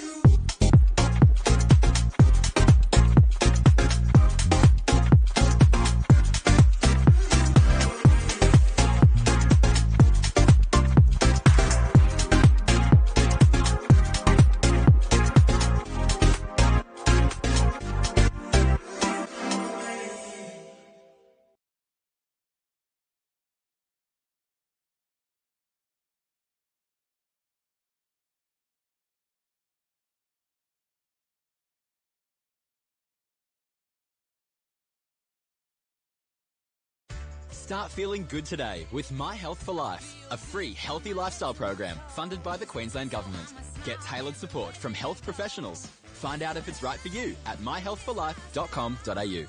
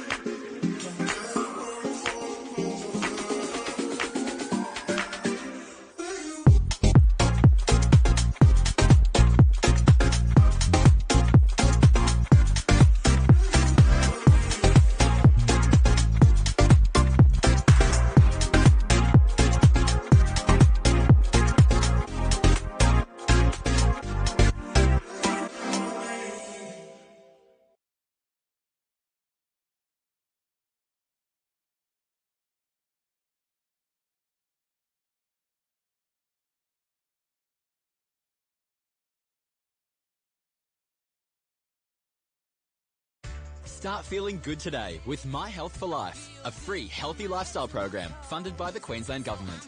Get tailored support from health professionals. Find out if it's right for you at myhealthforlife.com.au.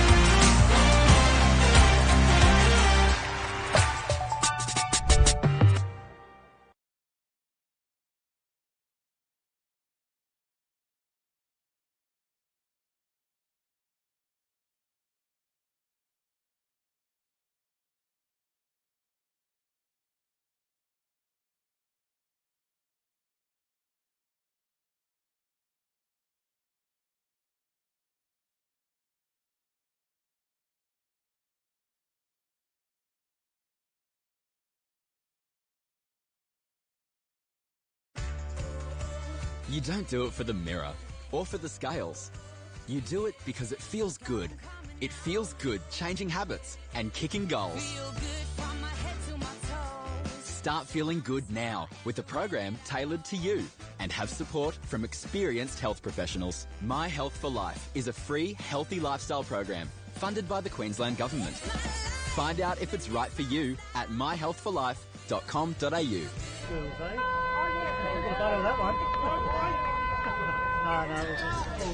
Welcome back to the Queensland State Cup, and we're here on Field 1 for the Men's Open between Noosa and Ipswich. I'm joined by Carly Banks in the commentary box, and it is Ipswich with first possession, looking to get on the board early in this one. Of course, it's the third game of the morning here on Field 1, so Ipswich on the attack, dancing every which way, jumping into the line, finding support, and unfortunately the winger just spilling the ball as the chance goes begging. Yeah, fantastic work there by Kyron Broderick anyway, out of acting half, and he looks like a likely customer, so I expect him to feature a little bit prominently as this game unfolds, Josh. And we see a turnover here, so Ipswich had a good crack at the line moments ago, and now they'll be looking to break through once more. It was down that right-hand edge. They found some luck. This time they go back there, trying to get in between the defenders. It just won't happen on that occasion. They bring it back towards the centre third of the field. Quite a lively start from this Ipswich attack. Once again, the flick on the right-hand edge. This will be the last touch. They'll mark it back at the 7. And they have some space towards the right once more, but the Noosa defence well and truly up to it. Yeah, well done from the Noosa combination then. They handled that attacking foray from the Ipswich combination with aplomb there, so and they're trucking the ball very strongly towards their box now. So Noosa, this is their first real chance with the ball as they get over halfway and looking to strike off this last touch, and then the touch is eventually made. 6 touches are up, so Ipswich will come back the other way. And 0-0 so far in this one. Ipswich utilise their sub box on this set, and just a drop ball there, but play allowed to continue. This is the last touch now from Ipswich. They won't. Well, they do find some space, and they do get over. Well, that's going to be the first try of the match. Corey Sherman going in to score. Yeah, really, really nice piece of play there by the number 17, Joel Katz. They sort of it wasn't much doing it all in that set of 6, and they managed to make something out of nothing. So yeah, they're pretty happy about that down in the Ipswich sub box. So great start for them, off to a 1-0 lead. Yeah, they pulled a rabbit out of that for sure, and it's that right hand edge that they've been threatening with those last couple of sets, making some meters and finding some gaps, and this time they find the try. So Noosa will get us restarted as they venture over the 10. as they build into their work. This is their first look at the Ipswich line. And they come down Main Street before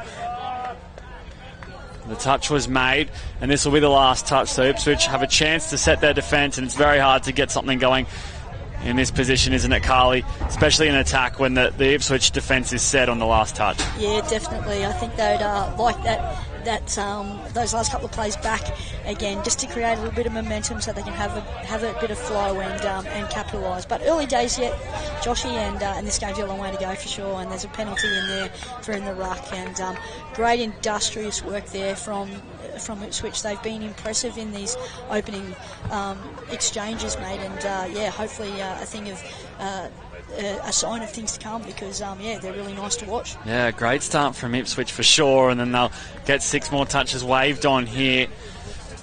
So a threatening opportunity right now for Ipswich.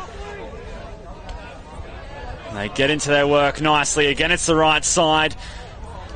Great defence there from Braden Lockyer, stepping up there and shutting that other gate very, very nicely there. So now Ipswich, this time they go to the left. They have the numbers. They just can't quite find the pass. However, they will get another set here. So the winger just jamming in, making a touch on the ball, play at the ball, and that constitutes 6 more touches.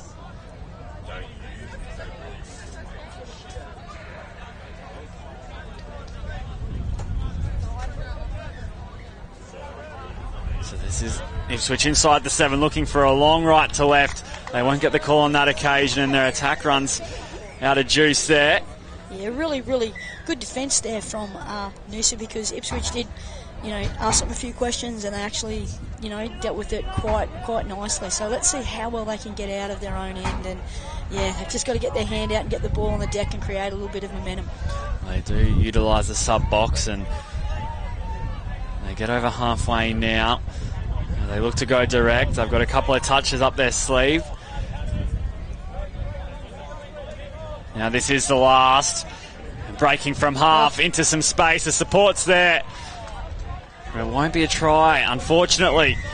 Yeah, unlucky. That was like a really nice piece of play. As soon as they get a little bit of momentum, they showed some real speed getting out of that acting half position. So if they can string together their sets, they're going to be a little bit more dangerous to this Ipswich defence.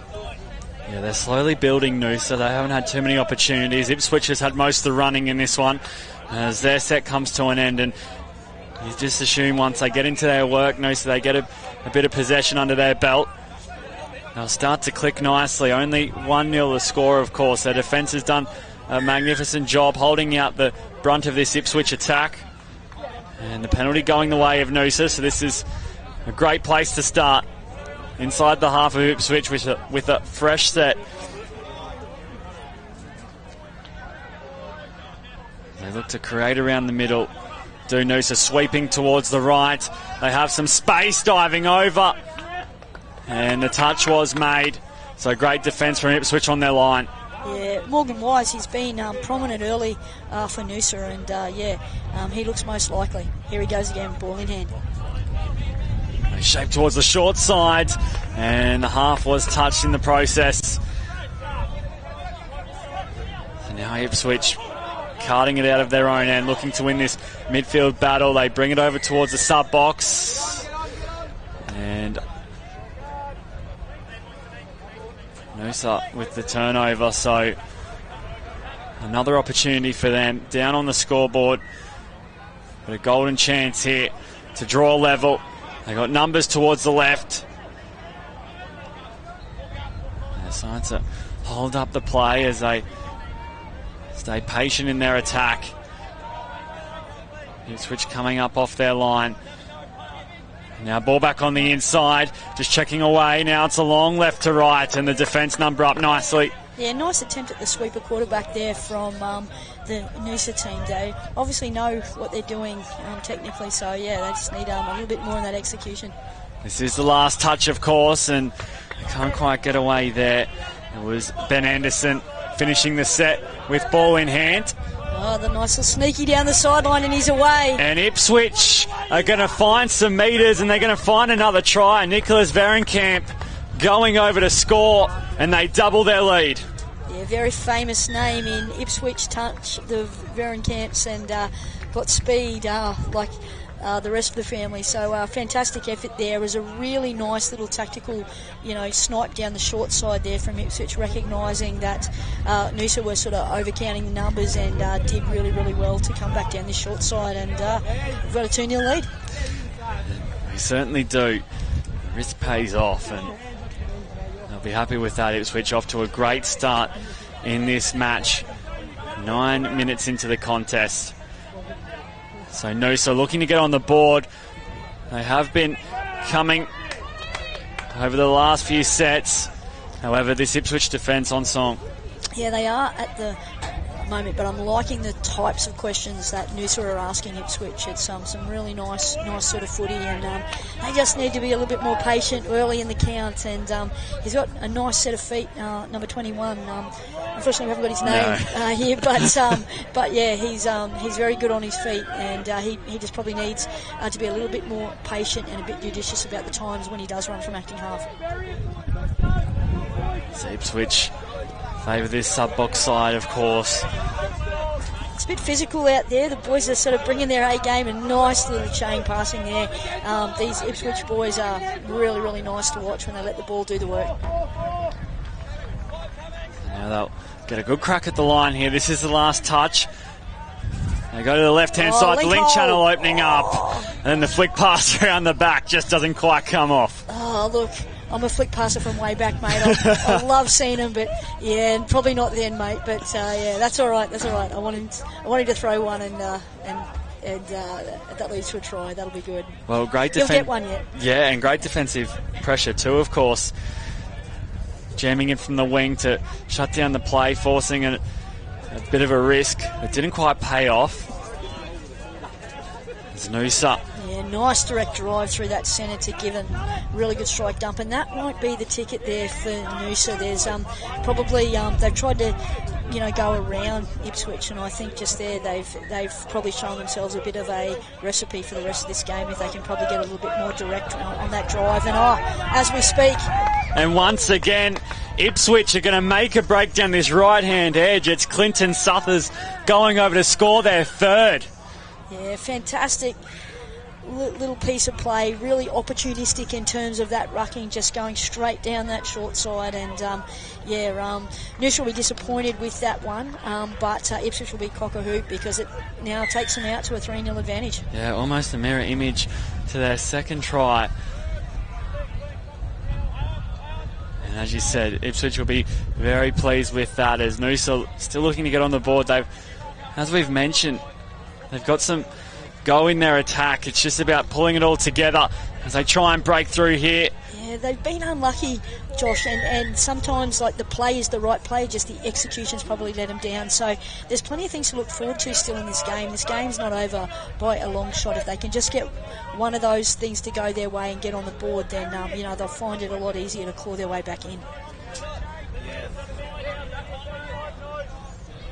So Ipswich back on the hunt. They've been great in this midfield here.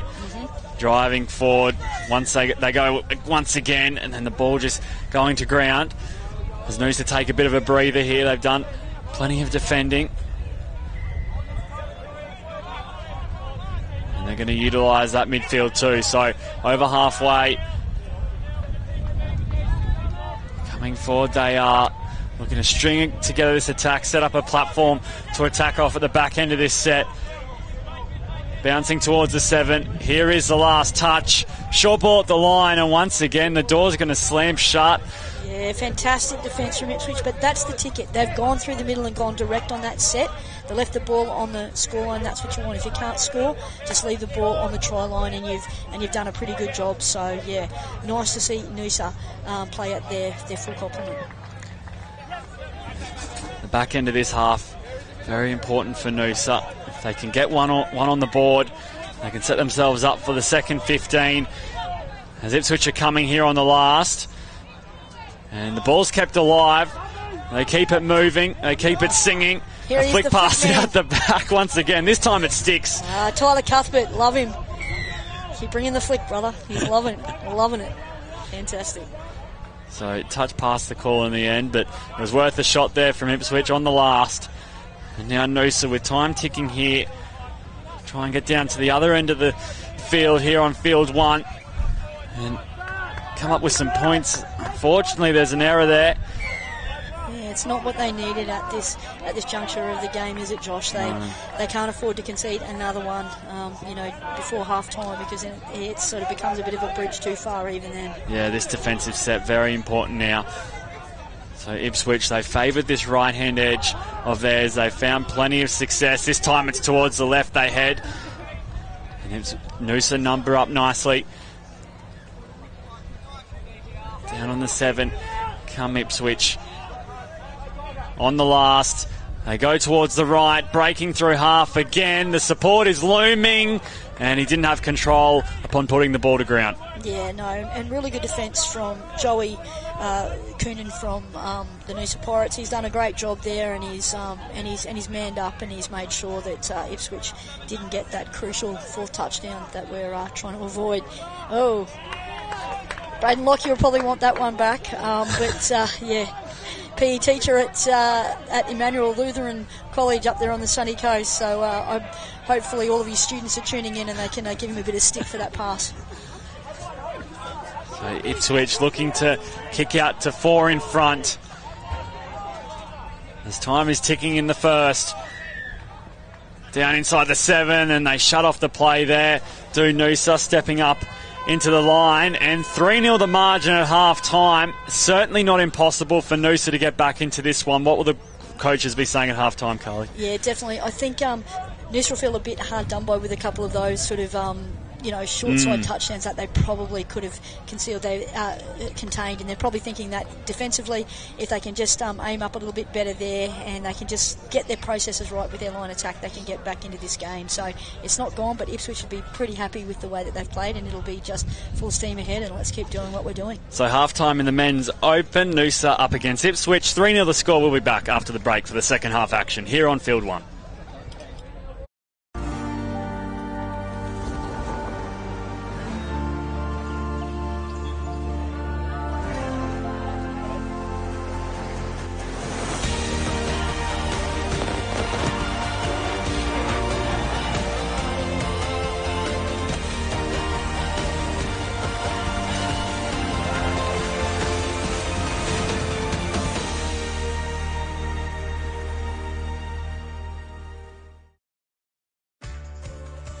You don't do it for the mirror or for the scales.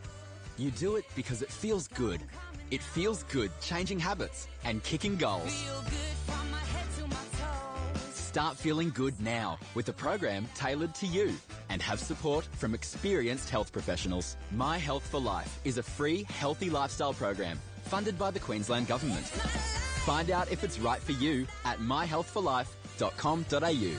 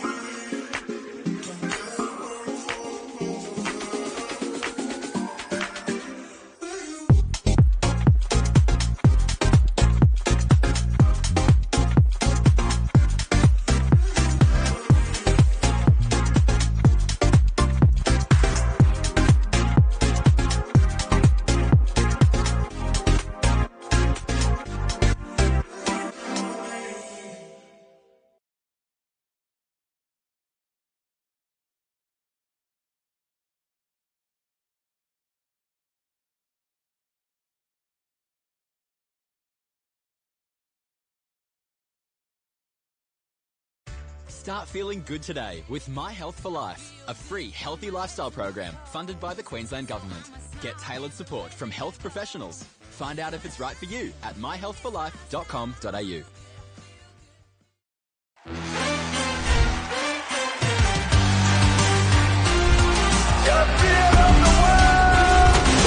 That is a delight to watch.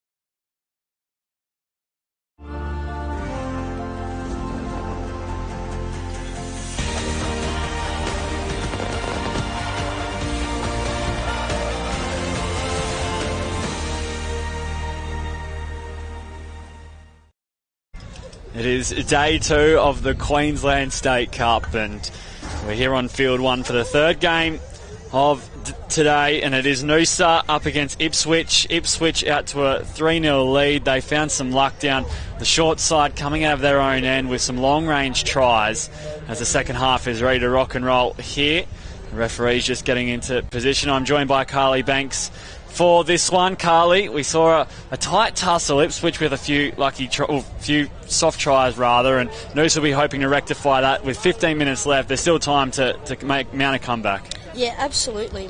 So the start of the second half, it goes without saying, like, Noosa want to get off to a good start. If they can't score off their tap play, at least leave the ball down there on the try line, and then really put together a robust set of 6 in defence to try and rattle Ipswich up a little bit.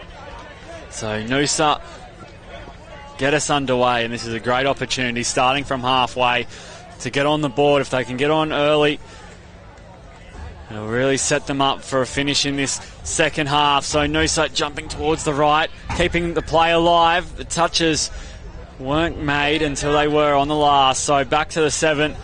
Come Noosa. Again, it's the right-hand side they favour.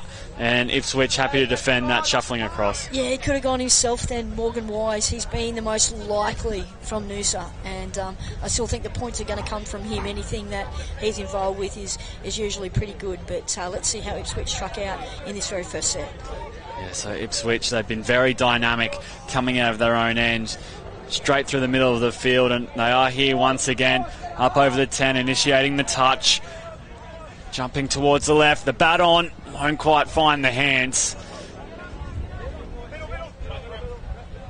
They haven't taken a plethora of risks throughout their attack, Ipswich. However, on that occasion, they decide to try and force something down the left-hand edge. And now Noosa will look to swing the ball back towards their sub-box. And they get over there nicely as they look to gain some momentum now. Coming out of the box, trying to get up over halfway. Noosa trying to burn them with some space, and then they run out of real estate on that right-hand side. And touch pass, they call there. Yep. Not really much doing in that set of 6 for Noosa. They probably need to, decide if they're going to, move the ball wide, or they're going to go through the middle. And I think they'd be better served by just choosing one of those options, and then, they can really mount some pressure on this Ipswich defence, who seem to have all the answers at the moment, Josh. Here's Ipswich. They have numbers on this left-hand side. That's the way they come. This is the last. Gaps opening up in the middle everywhere, and they're going to find their 4th. Tiger Campbell over for Ipswich. Yeah, Lockie Beatson, great run out of acting half, shopped around, and he found Tiger Campbell, and what a great name, Tiger. What a name. I love it. So Tiger Campbell getting it done, and great support from him, staying alive in the play, supporting his teammate back around the corner and getting it down. So we're asking for an early try from Noosa. Unfortunately, they don't quite find it, and Ipswich get on the board once again to kick off this second half, extending their lead. So the mountain just getting a little taller for Noosa at the moment.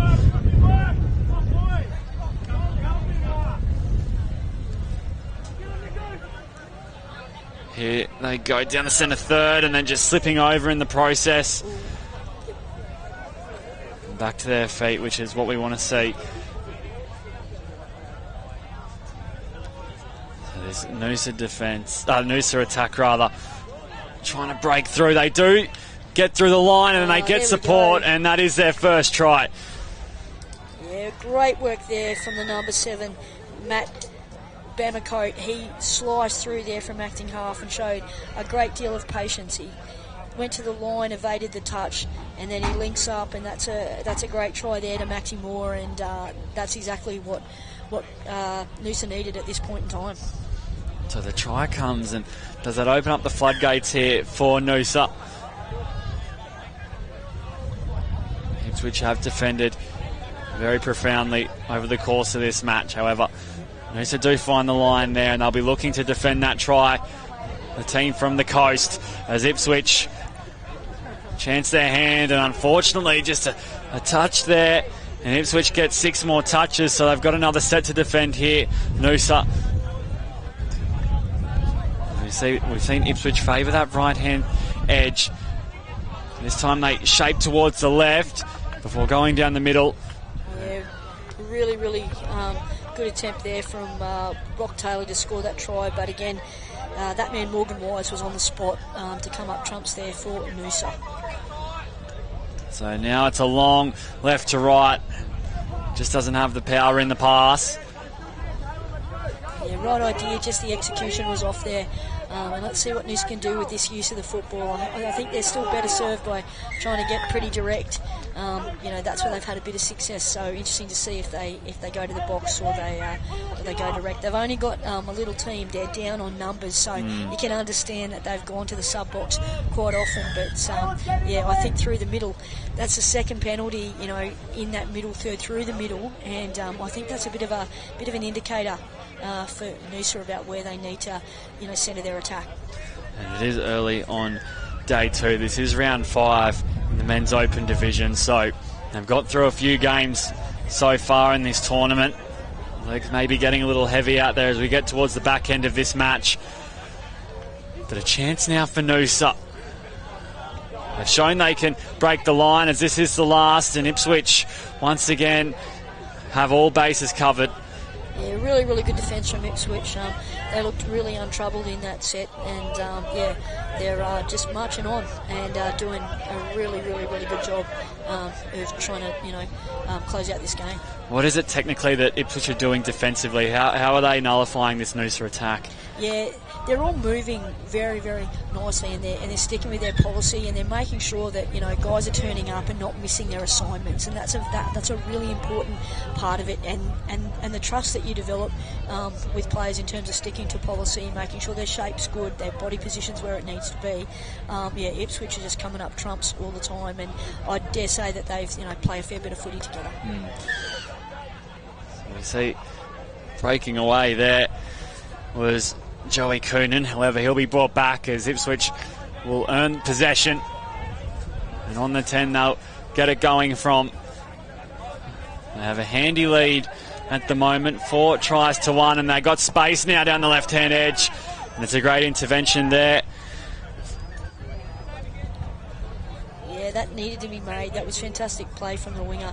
That was going to be a try for all money, so fantastic defence there from Noosa. Yeah, Tamatoa Stunner coming up with the play. Now Ipswich spread this field wide open. They've got options either side of the ball at the moment. Coming towards the left, and a bit of footwork to try and get by. Yeah, the sweeper play was the right play. They were just a little bit too close to the line there. Have that back on the 7 metres, and that would have been a very interesting situation there. So Tyler Cuthbert hitting the link channel, and unfortunately the pass just coming off the shoulder. He fired the ball across.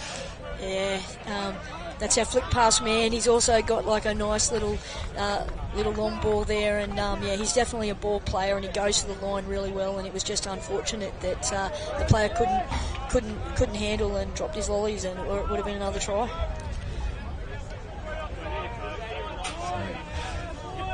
Noosa now back in possession on the last. It's going to be hard to manufacture much from here. Bit of sleight of hand and stepping away. Stunner gets the pass away. And the touch was made. Yeah, go deep, son. Just very unlucky there, but really evasive work there. It looked like there was not much doing, and then a bit of footwork, a nice jab towards the right, off the right foot towards the left rather, and found some space. Ipswich did well to recover. And once again, coming straight down Main Street with the ball. They've been on both offensively and defensively, as it's another looping pass and a nice try from Ipswich. A well-rounded try there. Yeah, fantastic piece of play. Nice long ball. He's summed up his options there, Verenkamp, and he's ripped the ball out. And what a beautiful finish from number 21, Kyron Broderick. Great classic wingers finish. Nice little J line dotting down in the corner. And yeah, it's been a pretty comprehensive display here from Ipswich this morning. Yeah, they're getting day 2 off to a winning start. Ipswich. And the ball just finding its mark in attack. Just about everything they have touched has turned to gold, and now Noosa will be looking to finish this game on a strong note. We get to the back end of this second half, and they'll get over here. However, the winger making the touch. It's down. Oh, it is down rather, so it is a try. There you go. I thought Broderick got a hand to the man. Yeah, nice little play. Nice work. They shaped to run the quickie, and then they ran the out ball, and you know, no one deserves a try more for Noosa than the number 8, Morgan Wise. He's been tireless, he's been in everything, he's been their chief playmaker, and it's nice to see him get a try. And now Ipswich finds some space. I think that'll be all clear, and Clinton Suthers has another in this one. Yeah, fantastic work. Very similar to the one he scored in the first stanza, Joshy. And yeah, this Ipswich side, wow, they've been super impressive this morning. And yeah, they're definitely leaving their mark on this competition already. And the transition from defence to attack has been second to none, as we saw there, lightning quick, going through the gears. Defensively, they've aimed up to, of course, as Noosa. Yeah, fantastic defence, real hold, hit late defence there from Tyler Cuthbert. He's been really good in attack, but he's also been equally good in defence. So not long remaining here, under 4 minutes left in the second half. And Ipswich looking to work their way forward. They are in the box seat at the moment, so it's just managing the remaining minutes. And they're going to chance their hand down the left-hand edge, and it's that man again, Morgan Wise, coming off with the intercept.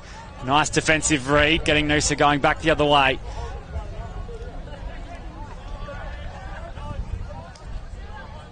They're going to let the ball sing away from their sub-box. They'll just try and get a call as Ipswich come up defensively.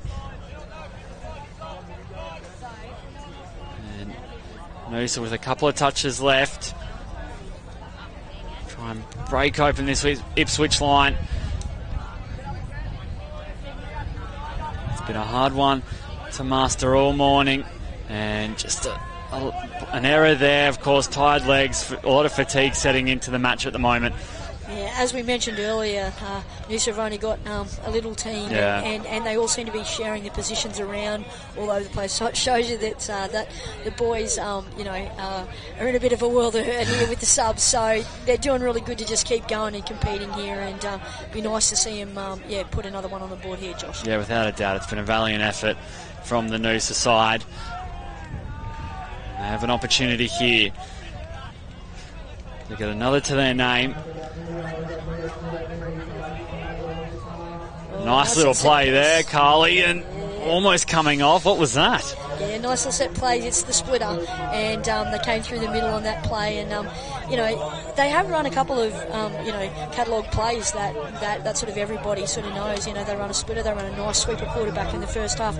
So they generally have an idea technically about what they're doing. It's just I think the lack of numbers and probably I'd say lack of training in terms of like coming into this tournament's probably been a bit tough on them, but they're here and they're competing and they're playing, and that's the best part of it, and what they take from this will be invaluable in terms of going forward with their touch. Yeah, managing energy levels in the body throughout a 3-day carnival can be very tricky when you just don't have the numbers, as we've spoken about it with this Noosa setup. it takes a lot of heart and grit, and that's what they have for sure. So hats off to them as, again, they are in possession. And they're inside the 7 now. The right-hand side is opening up. And it's that man, Southers, coming across to make the touch, closing the gap. Yeah, he's been sharp, hasn't he? He's been good in attack and he's been good in defence. He's been one of Ipswich's best for sure, Josh. Yeah, Ipswich get some refreshed legs on. They'll be very happy with this performance here on field 1. A penalty to go with that set as well. As they lead into Noosa's half here. Trying to pick up some metres around the middle of the field. Touch made there. And it goes over the 10. Skip Ipswich. Now bring on some new legs. Now on the last. And just didn't quite pull the trigger there. Noosa did well to number up defensively and shut down any options that Ipswich had. So Noosa coming through the gears again, and the minutes ticking down in this half. Not too long to go. And that's a nice little kicking around there from the Noosa player, and they're giving an opportunity, and there'll be 6 to go there, and let's see. No, not time, Josh. I was hoping they might get one final play. So the hooter goes there, 6-2 the score. Ipswich running away with this one, and while we do have a chance, talk us through that Ipswich performance there, Carly. Yeah, really, really comprehensive. Like what we're seeing there. They stuck to their processes. They played a nice up-tempo game, and this team will feature very prominently, as we get down to the business end of the competition in the next 24 hours. So that's the third game ticked off here on field 1 for day 2 of the Queensland State Cup. We have the Budgie Smuggler post-game interview coming your way, plus so much more, so stick around.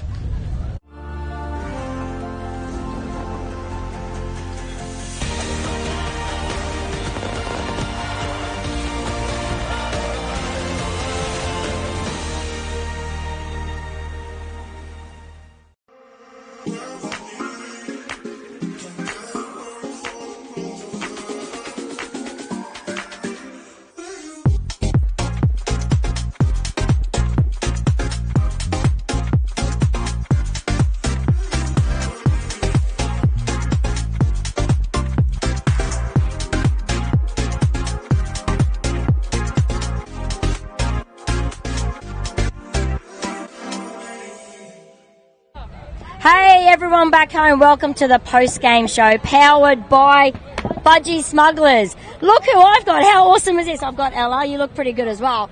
How's this look? Can you speak under there? Yeah. I hope you can hear that. Finnemore the Falcon, amazing. First mascot from touch footy, been around for a really long time. Ella, give us a little bit of background, one about Finnemore and where the name come from, and just a little bit about Ipswich Touch in general. Yeah, sure. So Finnemore was a vote. We put it up on our poll on Instagram, and it's named after our oval, Jim Finnemore Oval, down at Ipswich. Awesome.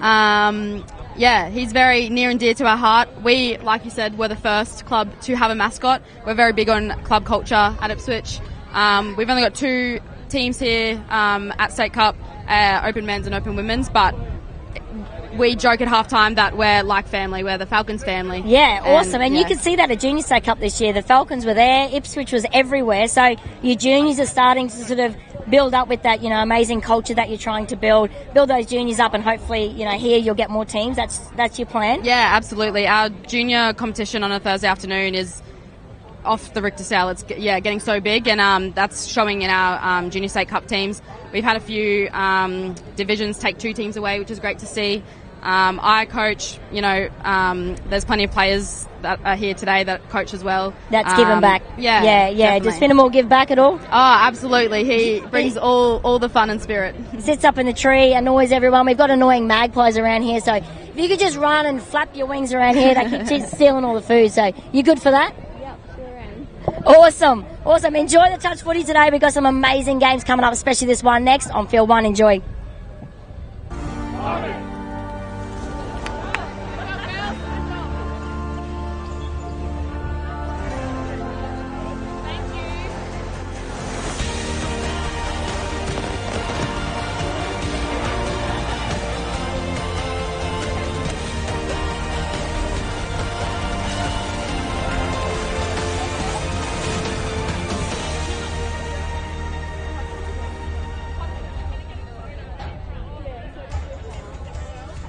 do it for the mirror or for the scales. You do it because it feels good. It feels good changing habits and kicking goals. Start feeling good now with a program tailored to you and have support from experienced health professionals. My Health for Life is a free, healthy lifestyle program funded by the Queensland Government. Find out if it's right for you at myhealthforlife.com.au.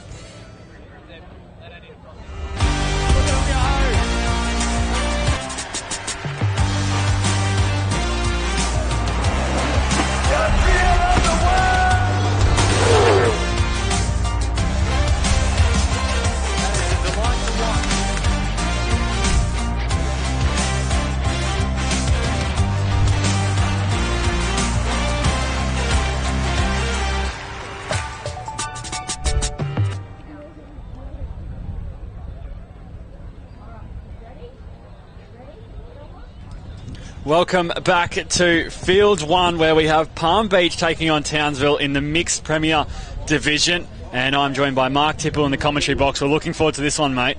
Yeah, this one should be really fun to watch, Josh. Townsville, very free-flowing style, plenty of good ball players and flashy steppers, up against the structure and smarts of Palm Beach. So Townsville kick us off, running from left to right on your screens, and that flashy style coming out to the fore straight away, looking to sneak over on that left-hand edge. Palm Beach do well to number up, and Townsville bring it back towards the centre third of the field as they look to create an opportunity on the last, shaping away from half, and then it's a long left to right, but it won't find the mark as Palm Beach will bring it out of their own end. Good attack and good defence to start us off, Josh. Pretty impressive touch. We saw Beau Hodges on the sweep there for Townsville. He looks like a real threat with his speed. And there must have been a touch from a Palm Beach member, so 6 more touches waved on for Townsville.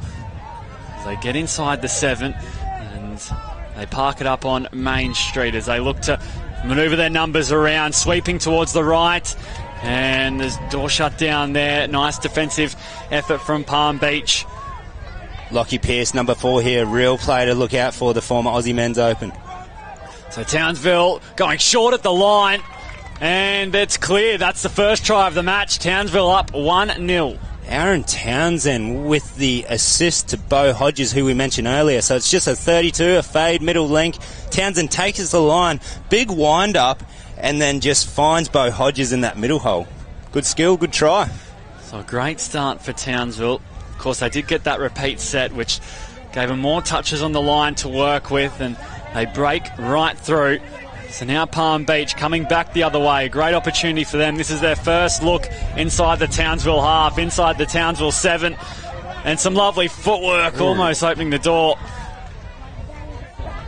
However, a penalty is blown, and Townsville coming back the other way. A very fast and frenetic game, this one, to open things up.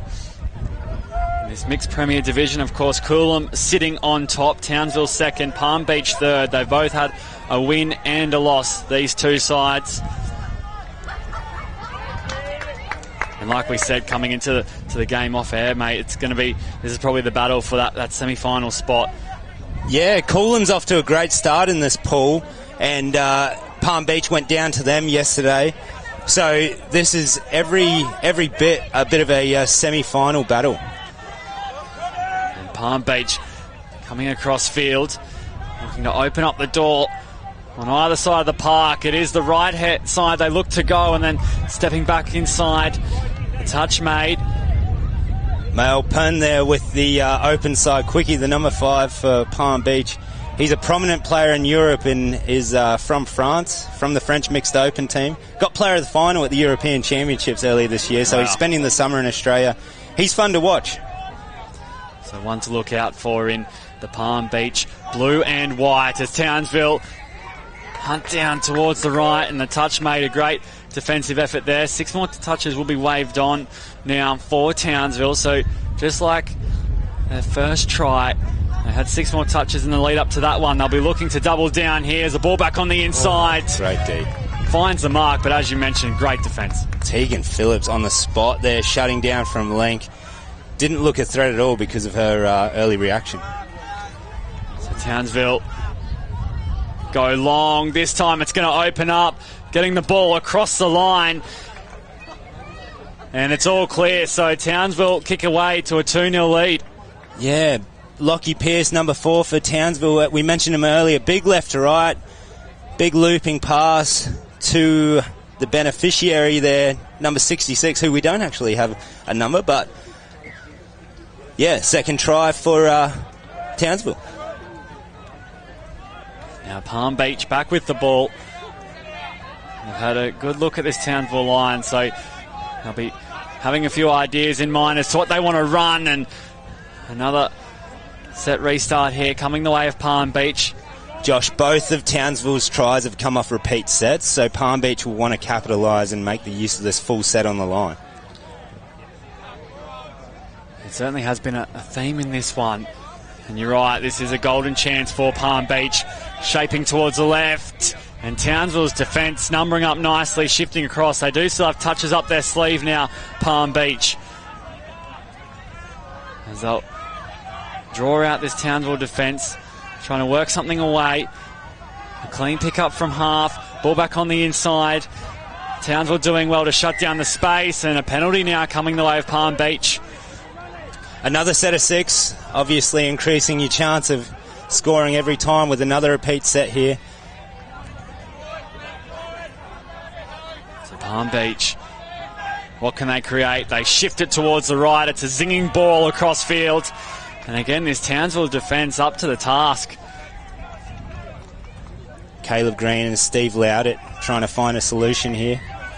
They got numbers to the right, and it's a lovely ball heading back towards the right-hand side, and they have the try. They hit back. Palm Beach 2-1 the score.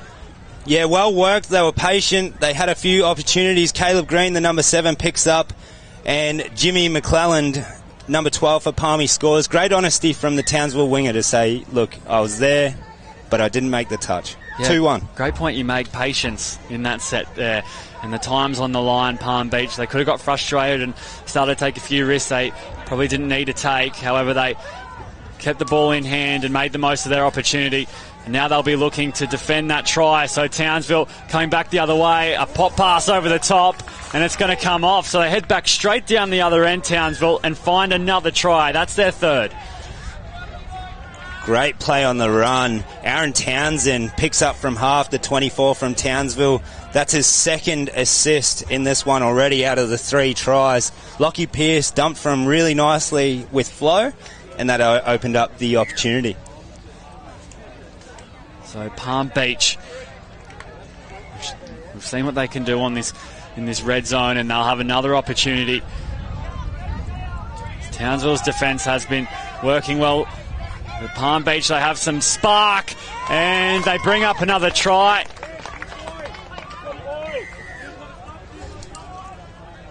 Yes, Mail Pun, who we spoke about earlier, gets the quarterback, the quickie return, and shows his speed to find Claire Horn in the corner for Palm Beach's second try. So this game back and forth, up and down, 3-2 the score. And you mentioned in the build-up to this one, both sides play a very exciting brand of touch. And that's certainly on display here. It's been a very fast first half. Of course, 7 minutes gone. Townsville along left to right. The ball out in front. And over the sideline it goes. So this Palm Beach defence working nicely now and repelling Townsville. Definitely. That's an important stop, Josh. Just they got that try back. They're within one, getting momentum to claw their way back into this. As Tegan Hardigan makes a mistake on her line, put the mocker on her. That's costly. Every try, well, 2 of the 3 have come from repeat sets, so let's see if Townsville can make the most of it. Townsville opening up space. And the touch is called.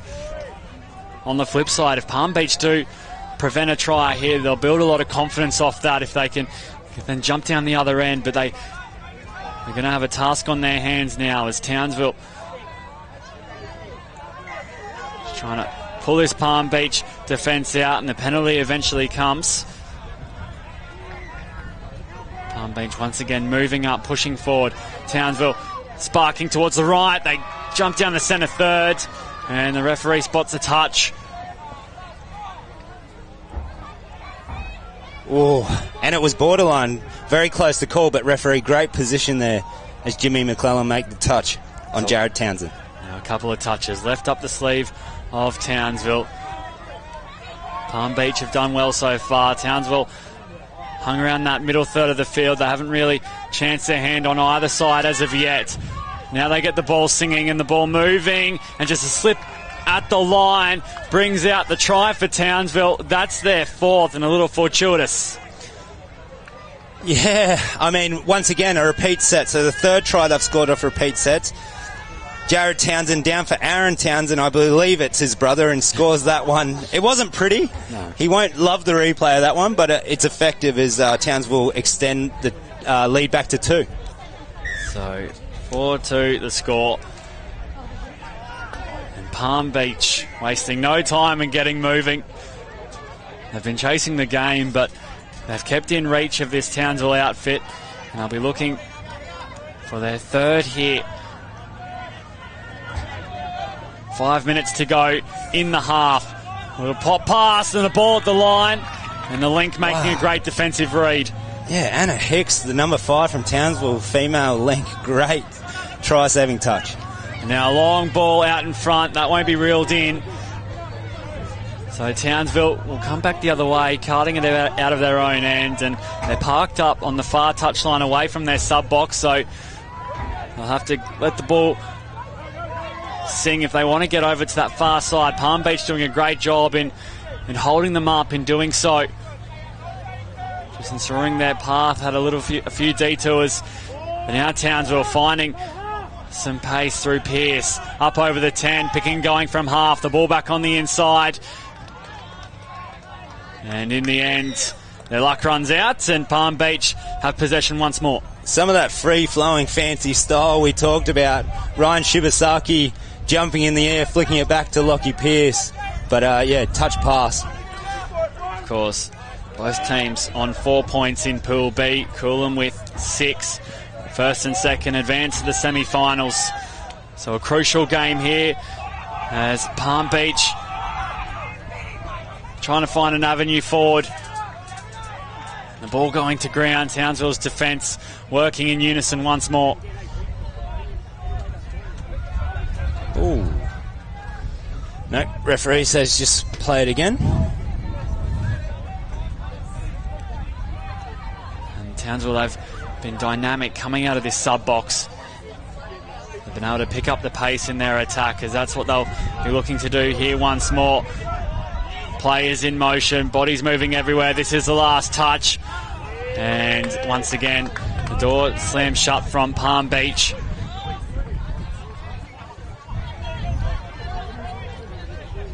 Good momentum off the back of that defensive stop. Touch 3 there, touch 4, and good flow. The ball across, yes. Heart in mouth moment. They keep it alive, Palm Beach. This is the last. Winning the touch there. Coming forward, and then an error there. So just making a play at the ball.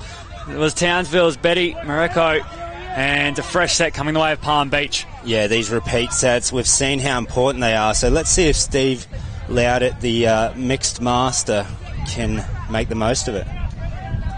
Down on the 7. It's a long left to right. The door opening up for Palm Beach. However, the pass was forward. Yeah, it looked nice from this angle. He's got a beautiful pass both ways, Caleb Green, but that one ruled forward. The wind is swirling like it was yesterday about this time, and depending on as Palm Beach get another repeat set, but yeah, depending on where the wind is going, that can dictate if a pass is going to float forward or not, and then it's just referee's call. So Palm Beach, again, they've searched down this left-hand edge, but Townsville have had all the answers so far. A try here will do them the world of good, cutting into this advantage that Townsville do hold. It's another left to right, out in front. Unfortunately, it won't come together for Palm Beach on that occasion. They've threatened on either side of the park. However, whether it's been an unforced error or the Townsville defence, they just can't quite find the line in these recent sets. Yeah, I mean, they had probably 15 or 16 goes touches on the line there and didn't capitalise. So the other ones that you really need when you're down 2, Josh. Townsville will be very happy with how their defence is working, and so to their attack. This is the last. And unfortunately the ball going to ground. And both teams will be looking forward to half-time, I'd suggest. It has been a very fast-paced match. Bit of contact in the touches to go with it all as well. Been a great game to watch. This one ticking down. So under a minute remaining. Palm Beach finds some metres through the middle. Can they get a bit of a roll on and finish this set off strong on the last? Jumping from half. It's a lovely right to left, and the ball can't be taken. Kyle Hadwin there with the beautiful right to left out to Natalia Hicking. Kyle Hadwin, he stepped back from the men's game. Usually plays Gold Coast men's premier, but he's playing Palm Beach mixed. He's a very experienced player, so the number 6 for Palm Beach, another player to look out for. Back come Townsville. A few touches made in their own half. Trying to find some space. And that is the end of their set as the hooter sounds. The end of the first half. Done and dusted. Palm Beach 2, Townsville 4. What do you make of that, Mark?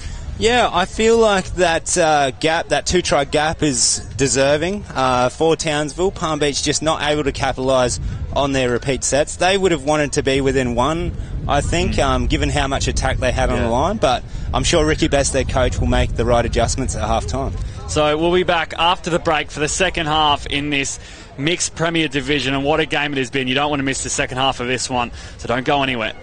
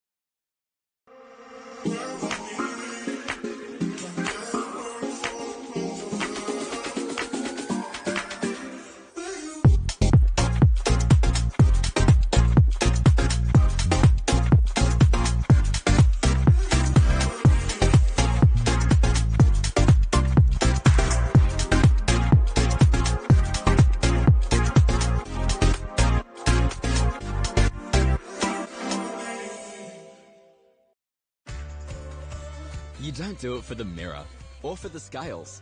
You do it because it feels good. It feels good changing habits and kicking goals.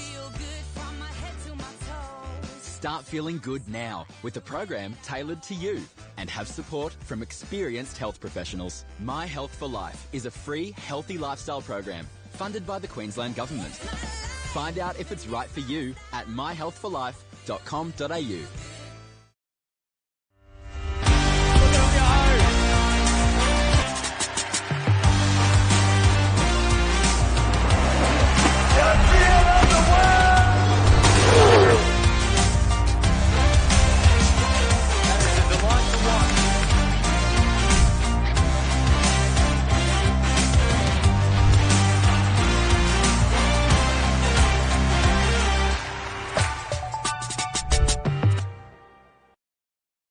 Start feeling good today with My Health for Life, a free healthy lifestyle program funded by the Queensland Government. Get tailored support from health professionals. Find out if it's right for you at myhealthforlife.com.au.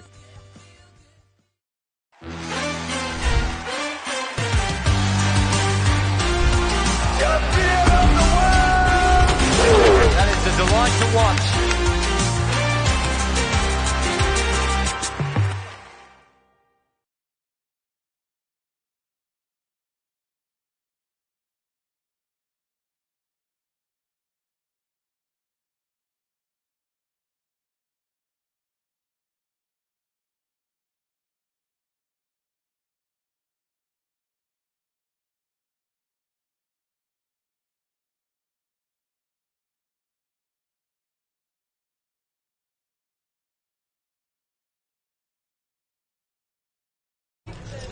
You are joining us at half-time of the mixed Premier Division between Palm Beach and Townsville. I'm joined by Mark Tipple in the commentary box. And Mark, we saw a very fast first half. What can we expect in this second 15 minutes between these two? Well, it's been so fun to watch. You've got the Townsend brothers and you've got Lockie Pearce for Townsville just running amok.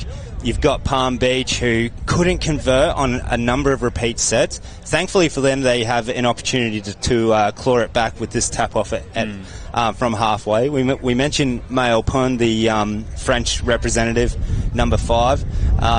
He's looking dangerous. He's only had probably 2 meaningful attacks and converted 1. So let's see if they go to him on the line here. As you mentioned, Palm Beach to get us going for the second half, and a great opportunity as the team swap ends of the field. Left to right is the way Palm Beach will run for this second 15 minutes here in Coomera on the Gold Coast for the 2023 Queensland State Cup, as we just await the siren to sound. Players are ready, officials are ready, we're ready. 4-2 the score, 15 minutes remain in round 3 of the mixed Premier Division between Palm Beach and Townsville. Palm Beach hammering things home at the moment as they look to step away. And they'll head back towards the 7. And a bit of feeling to start off this set. They've had a good look at this Townsville line time and time again, and they'll get a refresh set here. They just haven't been able to break it down at times, as Townsville have been very clinical defensively. Yeah, let's see what Palm Beach can do with this repeat set. They're important. They have numbers, and it's that man looking to get over. However, the touch was made, but speed on show there. Yeah, and great touch from Connor Wilson from Townsville. Mayo is super fast, so good reaction from him. Now inside the 7. A long right to left. What a lovely ball and what a lovely try. Palm Beach are back in it. Sheesh, we called him out. That's just fantastic setup from Dan Wilmot and the man they call Mookie as well.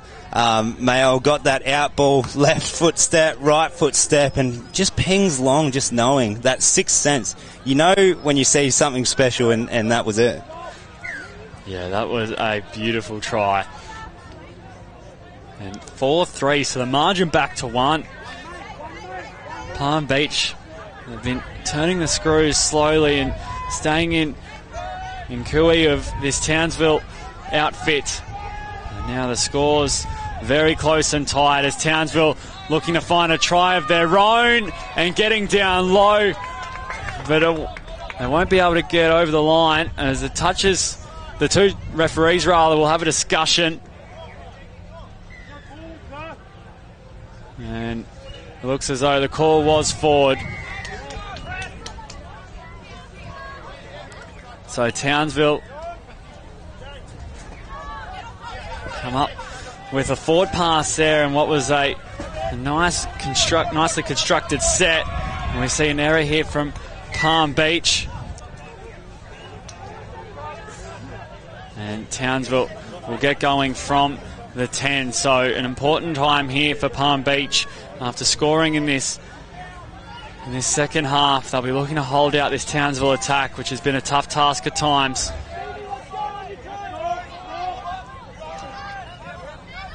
So Townsville sweeping around to the left, and they number up nicely Palm Beach.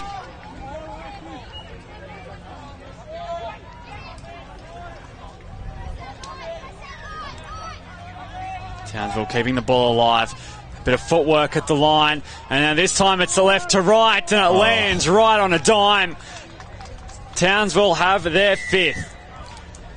Third try for a winger, and off a long ball, sorry Josh. Jared Townsend this time.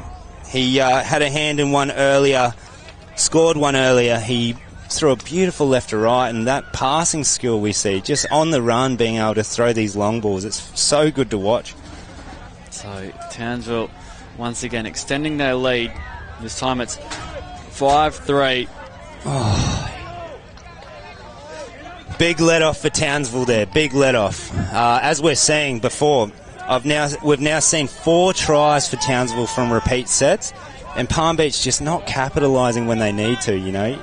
Off something, a simple error like that is so costly. So, Townsville with the lead of 2. Back in attack. This is the last. And Palm Beach make the stop there. It was Wilmot getting out and making the touch on the last. It's a risky ball, flighted across. They come towards the sub box as they look to get moving. Do Palm Beach. Now they're up over halfway. Coming forward, attacking that link channel. Shaping towards the centre third of the field. Stepping away, holding up the pass, and Townsville's defence recovered nicely there. Up to the task. That's what they've been doing all game, and they've been trying to limit mistakes. That's why they're up 2, Josh. Impressive D again. And really, the battle of this match has been down Townsville's end in terms of their defence and Palm Beach's attack. And it's set up a lovely foundation for Townsville. Yes, they do have 5 tries to their name, but the defence has done a lot of the talking. Another repeat set. Let's see if Townsville can convert their 5th try from repeat sets. It has been ominous as Townsville have numbers either side. And a little short ball at the line. Just goes to the ground. Yeah, big let off. Big chance for Palmy to claw their way back into this one as you've got the... Oh, no. Another repeat set. Just a strong touch and Tegan Hardigan goes to ground. So, Townsville already up by 2 in this second half. Palm Beach, when they've needed to repel this Townsville outfit, they have, and they'll be looking to do so again as the winger makes a nice defensive move, but just picking up and going. Townsville, they don't wait for anyone, and that's another one to their name. Lucky Pearce, his 2nd assist for the match, gets 2nd phase, and then just finds the winger Georgia Pearce for her 1st try. And 6-3 now the score. Of course, there is still time remaining here. Only 6 minutes gone in this second period.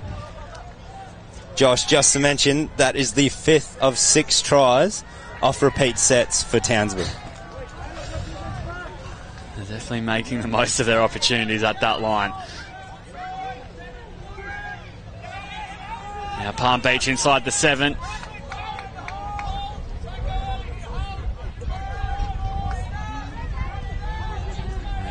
Look to open up a gap. Numbers on the right. It's another floater pass, and it's going to land in the hands. However, the officials spot an indiscretion. Yeah, Caleb Green showing off that nice left to right pass he's got. As we see it float over the top, perfectly timed. Referees call forward. It was a great catch from Claire Horn, the number 14 on the wing here for Palm Beach as well. And unlucky for them, being down 3 now. That may be curtains in terms of being in this one. Yeah. And of course, this game does have ramifications, not only for the result, but also the setup in Pool B. As we mentioned, Coolum sitting on top. 1st and 2nd go into the semi-final stage of the Mixed Premier Division. And these two sitting 2nd and 3rd. Townsville sitting in 2nd, of course, only by points differential. So they're looking in the box seat to take this win out and add more points to their tally. Their 2023 State Cup as the pace is on show. Oh! Wow, Natalia Hicking with the pace down the wing, almost slips away.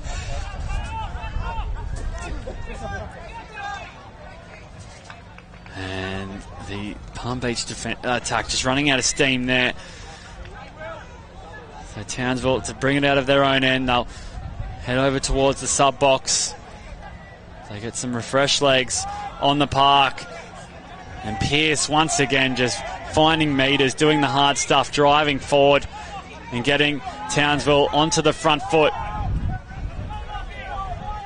On the last, Pearce dancing from half, trying to find the right pass.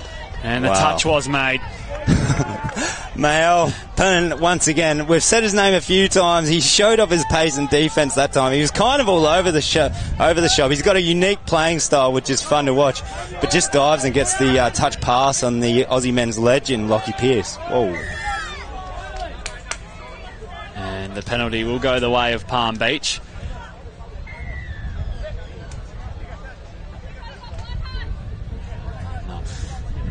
Lead into Townsville's half as almost juggling the ball and bringing it into his realm was Pearce. However, Palm Beach will have the ball back and have a new set. Bit of acrobatic work there from one of Townsville's best this morning.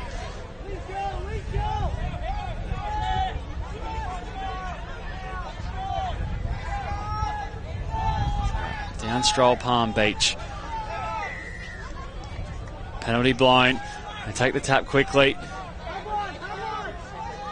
Looking for their 4th try here this morning. And it would be miraculous work if they've made that work. Unfortunately, Towns will make the touch. It was a very tight space they were operating in there. Palm Beach get the ball singing. A bit of ball movement, interchange of passing.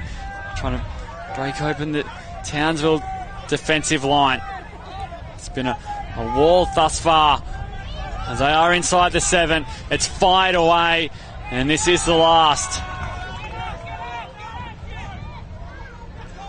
Oh, ball gone. Sneaker try and 5th touch. Wow, that's a major let-off. Not something you see too often. So just snuck through the middles did Finlay Lockhart, the Scotland Men's Open representative, and then finds Kyle Hadwin for Palmy's 4th try. And is it potentially a lifeline to at least draw this one? Well, under 5 to go and 2 the margin.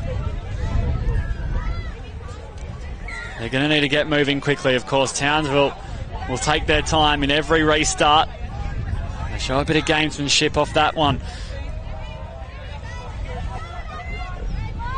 They come towards the right, players in motion. Oh, wow. And it's all clear.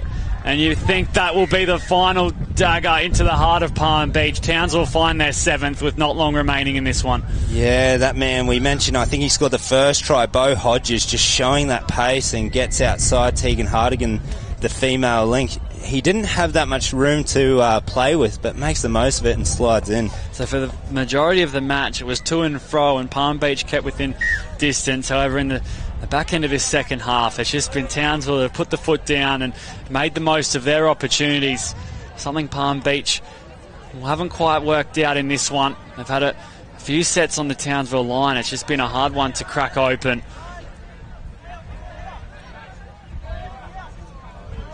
However, it has been an exciting game. Plenty of tries in this one, as you'd expect. Oh, wow. And Palm Beach, will they get another of their own? Potentially time will be the enemy here. I really like the way Palm Beach used Tegan Phillips, the female link here. So they've been going to Mael a lot. They feed her the quickie on the link, Tegan, and she finds Claire Horn in the corner with for her 2nd try, and good skill from Tegan Phillips.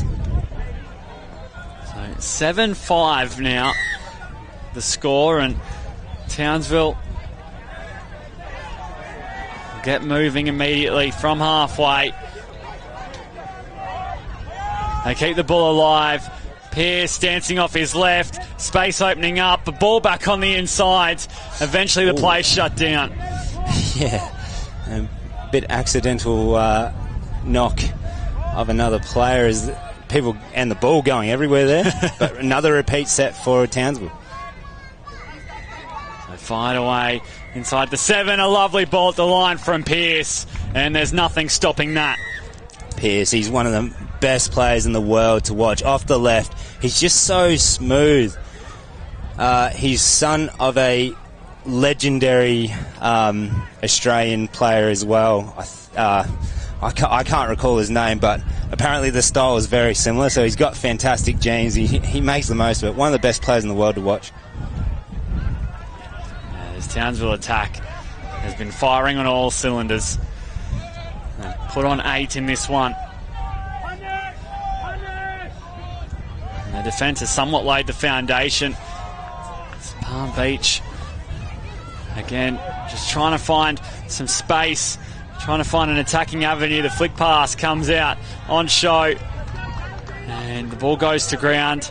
So Townsville comfortably defend that set there. Touch pass, the official ruling.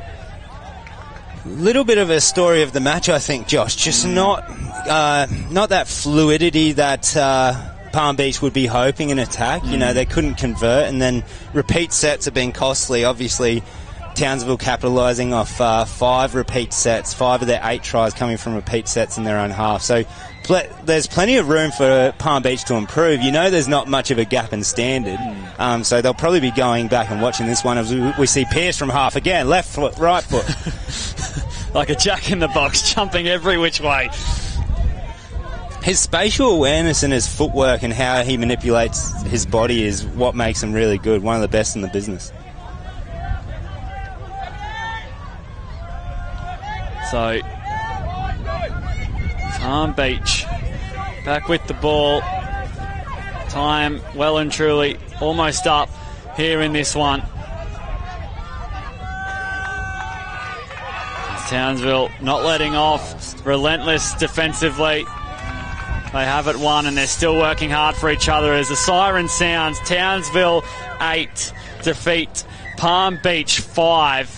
Your analysis of the last half an hour, Mark. Well, Josh, it was a fun one to watch. Like, two contrasting styles like we saw. We called it out from the start, and Townsville's free-flowing play, it outpowered Palm Beach. I think Palm Beach have a lot more in them. I think they can work on their cohesion and especially just their fluidity in attack. But overall, great game. Townsville deserving winners. A plethora of tries in this one between Palm Beach and Townsville. A lot more coming away, including the Budgie Smuggler post-game interview. This is day 2 of the 2023 Queensland State Cup.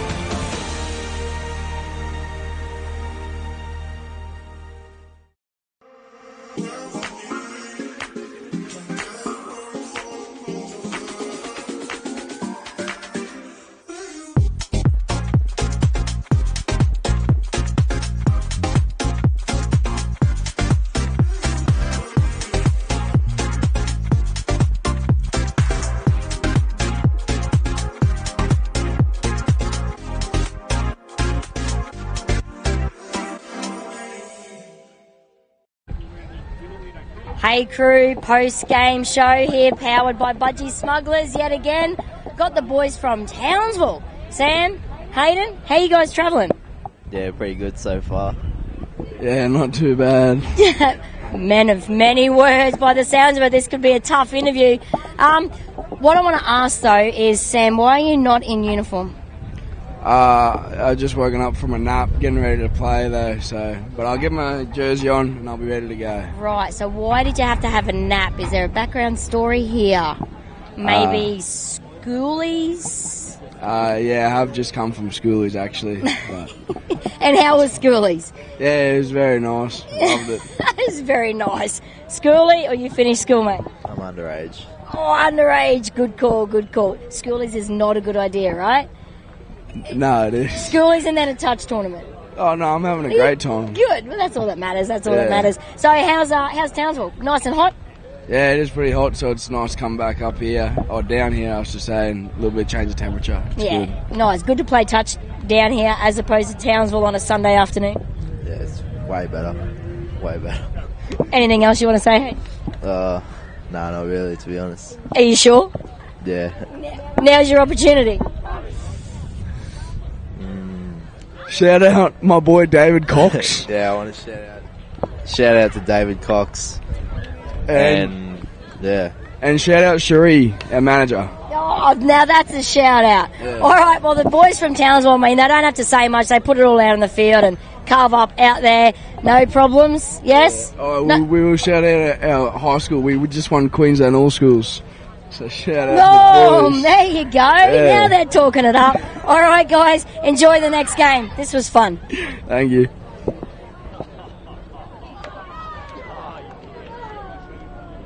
There's your chance and you blew it. It's like Australian Idol, you've got stage fright. Yeah. This is your second interview, Sam, and you've gone backwards. You don't do it for the mirror or for the scales. You do it because it feels good. It feels good changing habits and kicking goals. Start feeling good now with a program tailored to you and have support from experienced health professionals. My Health for Life is a free, healthy lifestyle program funded by the Queensland Government. Find out if it's right for you at myhealthforlife.com.au.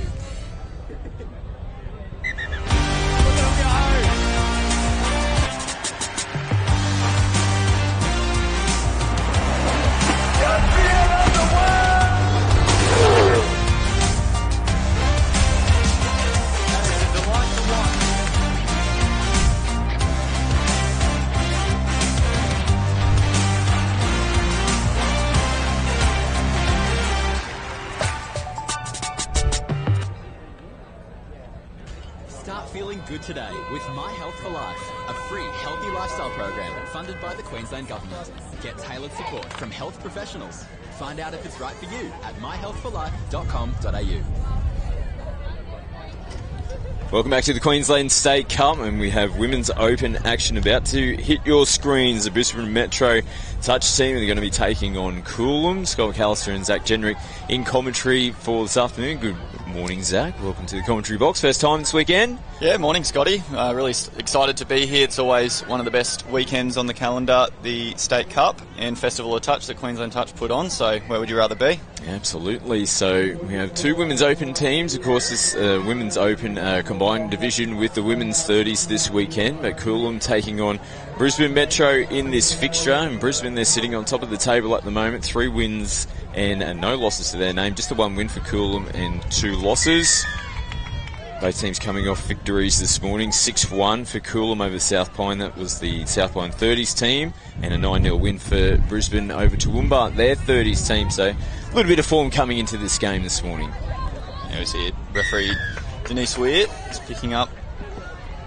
Touch pass will be the call. A little bit of a hesitant start from both teams. Couple of penalties in their first sets, but it'll be Coolum now, as they should have had off the tap-off, rolling down into good attacking position. It's almost like the game's restarted now. We'll get a couple of errors out of the way. Both teams restart. Coolum now on the attack. They played on the 7. A little bit of a juggle there. They turn the ball over. Seeing Gill coming into the line, turns the ball back over to Brisbane. They'll be trying to be a little bit more clean this time around their first set of 6. To their BMTA. Nice and slow to walk up and make the restart. I'm pretty sure there was 3, maybe 4 games in the Women's Open division yesterday, so a few tired legs. Yeah, absolutely. It's always something to contend with, although the time slots are a little bit shorter than a usual 40-minute slot, 30 minutes, but when you got 6, 7, 8 games across a 3-day tournament, this stage of the competition really sort of separates the top teams from the rest. We see Brisbane turn the ball down. They're going to get a repeat set. Might have been some good honesty there from Coolum, just letting the referee know they got hands on the footy. Yeah, a little 6 to go there, and as a result, BMTL get their first real attacking opportunity of the match as they roll down towards the Coolum line. See Christine Smith in the 71, probably one of the faster players in the division, I'd reckon. For her to be involved, Bella Hutchinson round on the sweep. That's Crotty that threw a beautiful ball. That's a chance gone begging there out in the right-hand corner. It was a nice ball from Hayley Crotty. Found the space on the right-hand side, just turning the ball over, but a good opportunity there for Brisbane attacking the line. Yeah, 1 set down on the line and already looking really dangerous, the BMTA girls. See now Coolum trying to ruck it through to the box. They're doing the hard yards here, just probably getting away with the play of the ball. No, I think there's been a bit of communication from the sideline. It was a ball just bobbling around there in the play of the ball. Cool. It's always a tricky one, isn't it, when you come into your box, running at pace, trying to get your body square, ball down on the deck. Yeah, especially when you've got defence shooting up in your face as well. Yeah, good job there from BMTA, just putting that pressure on as they roll a few subs out the back here. Looking to have another crack at the Coolum line. Jade Deeves, not quite the dump they would have wanted there on 5th there. Going off the right foot. Nice diving effort to make the final touch from Monique Robinson in the 23.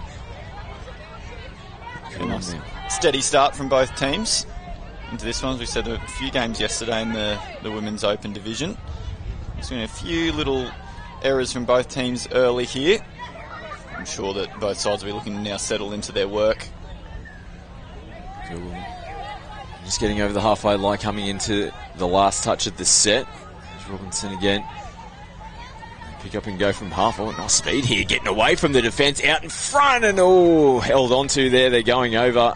Liberty Hilton had a real chance for the first points of the board. Courtney Otto absolutely carving them up. Yeah, great run through there. And both teams now just probably left one try on the table.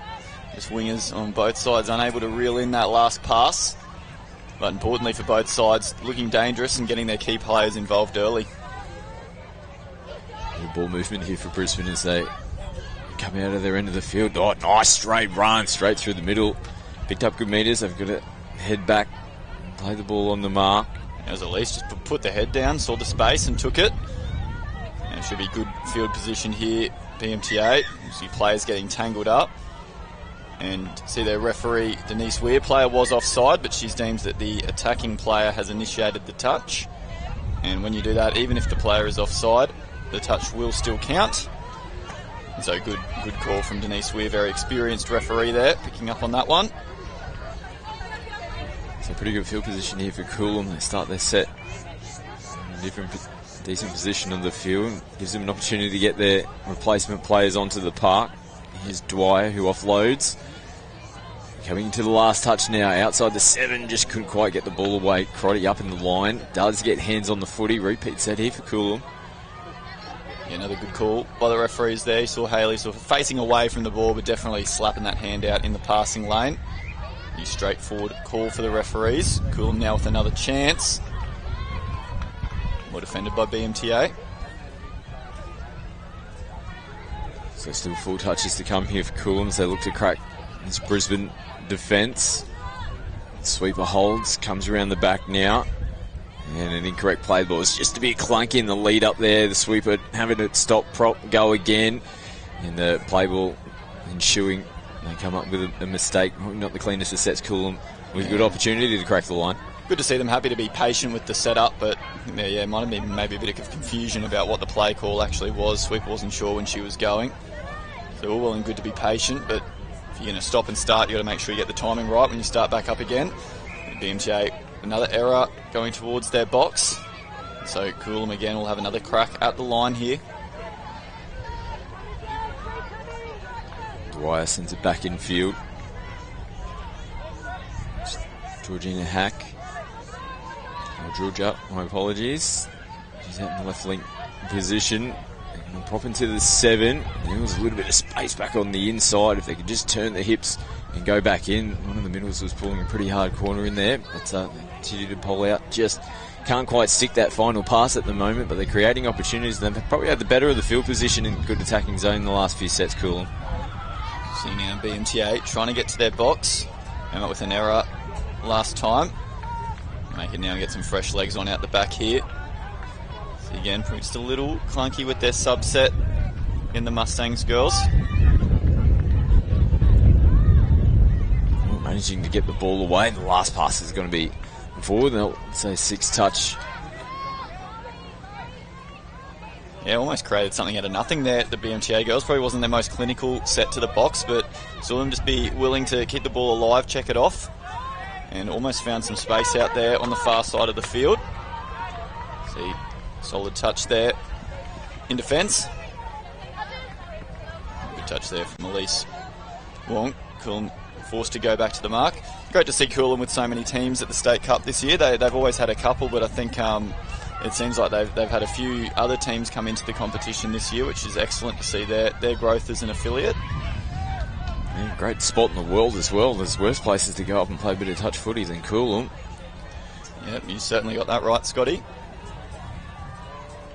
Yeah, good representation for the old Bluefins this weekend. They're definitely up to their eyeballs in this game against Brisbane Metro. Defensively here. And coming up and putting... Oh, well, yes. We knew Denise Weir, like you said, one of the most experienced referees. He was not going to let that one slip through. It's a little bit... I must say it was almost like both players there were ready for the contact. They both came in at 100 miles an hour. And no one was yielding in that collision. There's been some solid contact this weekend. We've seen it in the previous Women's Open game that I got the opportunity to call this morning between Ipswich and Toowoomba. It was a fantastic contest. Both teams didn't give an inch in that one. And a little bit more of the same here between Brisbane and Coolum. So we see here Talia Ziski. It's down for Jade Deeves. For space out on the left. Well covered by Coolum. This close contest continues. The scoreboard hasn't been troubled as of yet. Still locked up 0-all. You feel like it's just been a real arm wrestle, Scotty. I don't think either side has been probably... Here we go. A huge contact. Elise Wong has got a bit of a target on her back at the moment. She's certainly going to have a few bruises when she wakes up tomorrow, I reckon. They're running at her now. Otto tries to turn her back on the inside. It looked like there was contact with Wong, and she had a little look at the referee, almost pleading a case to say, I didn't mean to touch it. Still touched it. It's a hard one sometimes, those ones. Last touch. Yeah, difficult one there. I think probably the attack was probably playing for her to touch as well, but yeah, if you take the risk of putting your body in the passing lane, then 9 times out of 10 you're probably going to give away the 6 to go. Penalty here.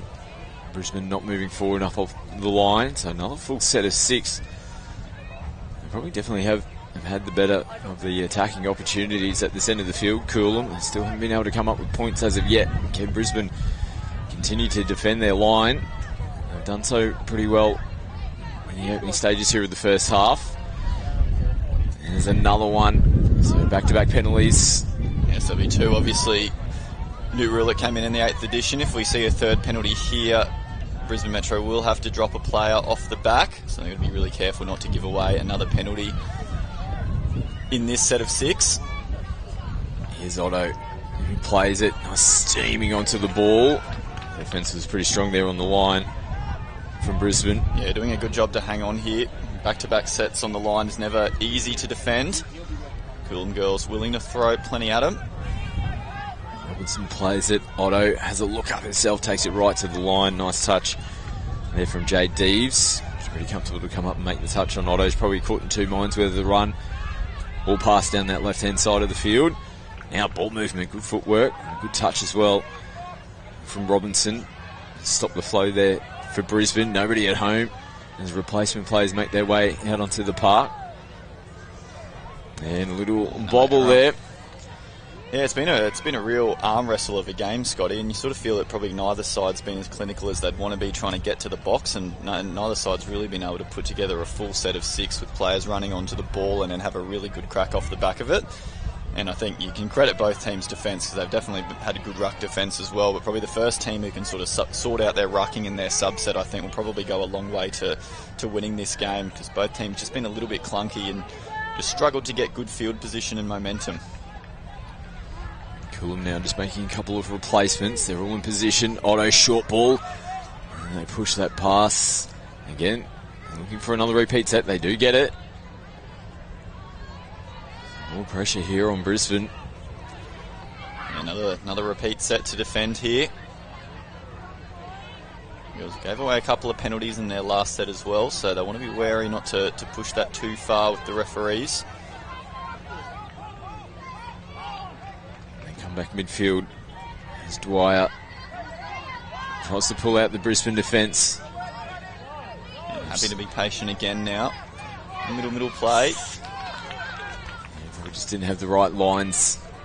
They're cool and coming into that play. Brisbane continue to hold on. Score still locked up on 0s. As Brisbane, after a mountain of defence on their line, replacement players on. They need to be a little bit cleaner around this midfield here, Brisbane, particularly as those players make their way out onto the park. There's been a better looking set here from Brisbane, and you'll see that they're going to get rewarded with the offside penalty. It's probably one of the first sets of the half where they've really made good meters on each touch, and you just saw that Coolum defence just struggling with the speed of the rucking. And now they'll earn themselves a set at the line. Jade Deeves on, probably one of the key attacking players for the Mustangs, for her to be involved. Norman plays it. They come back to Deeves now. He's directing traffic. Plays back into position. For Christine on the sweeper here. Comes around early. They go back against the grain. Norman back into Deeves. And just didn't get their timing quite right on that sweeper set up there. Now see what they can do on fifth touch. Oh, takes him on herself. Almost got in the outside. Had a stretch there.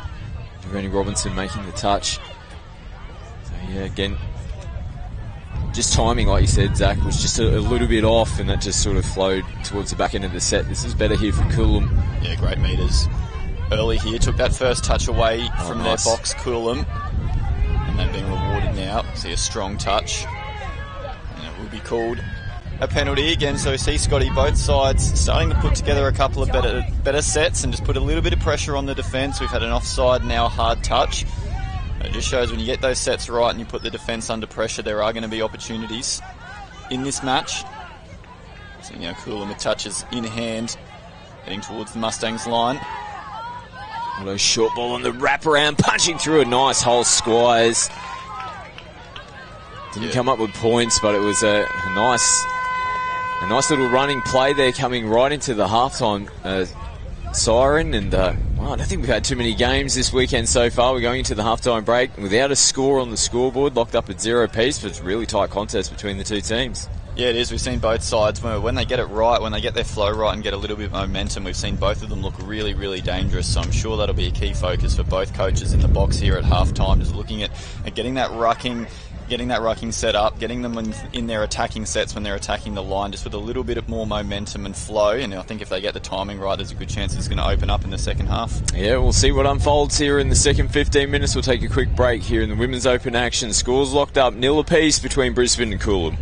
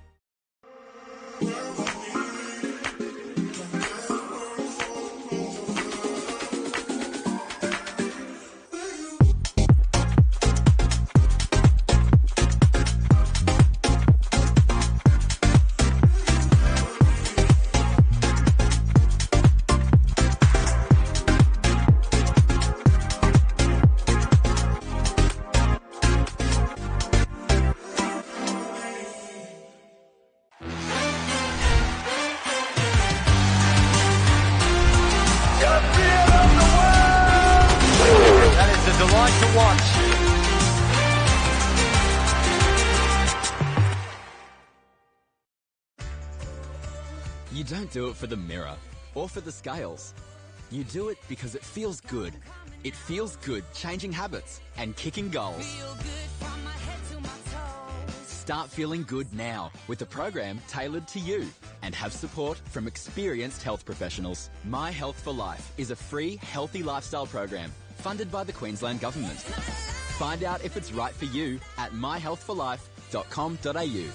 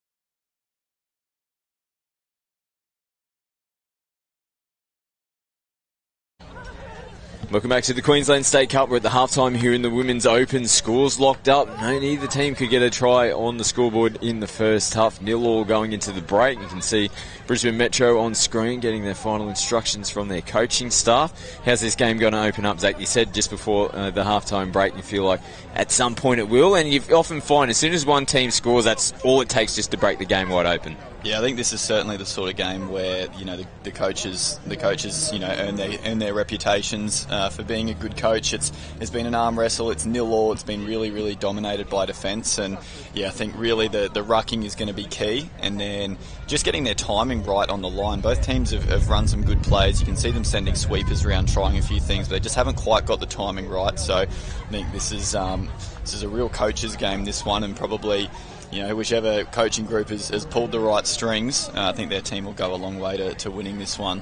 Quality game to finish, to follow our Women's Open match. We've got men's 20s action, Rockhampton taking on Gold Coast, the two top teams in the competition so far. Gold Coast defending champions. That'll be followed by mixed premier action, Brothers taking on the Coast in that one as well. A couple of big games coming up to follow this match here between Brisbane and Coolum.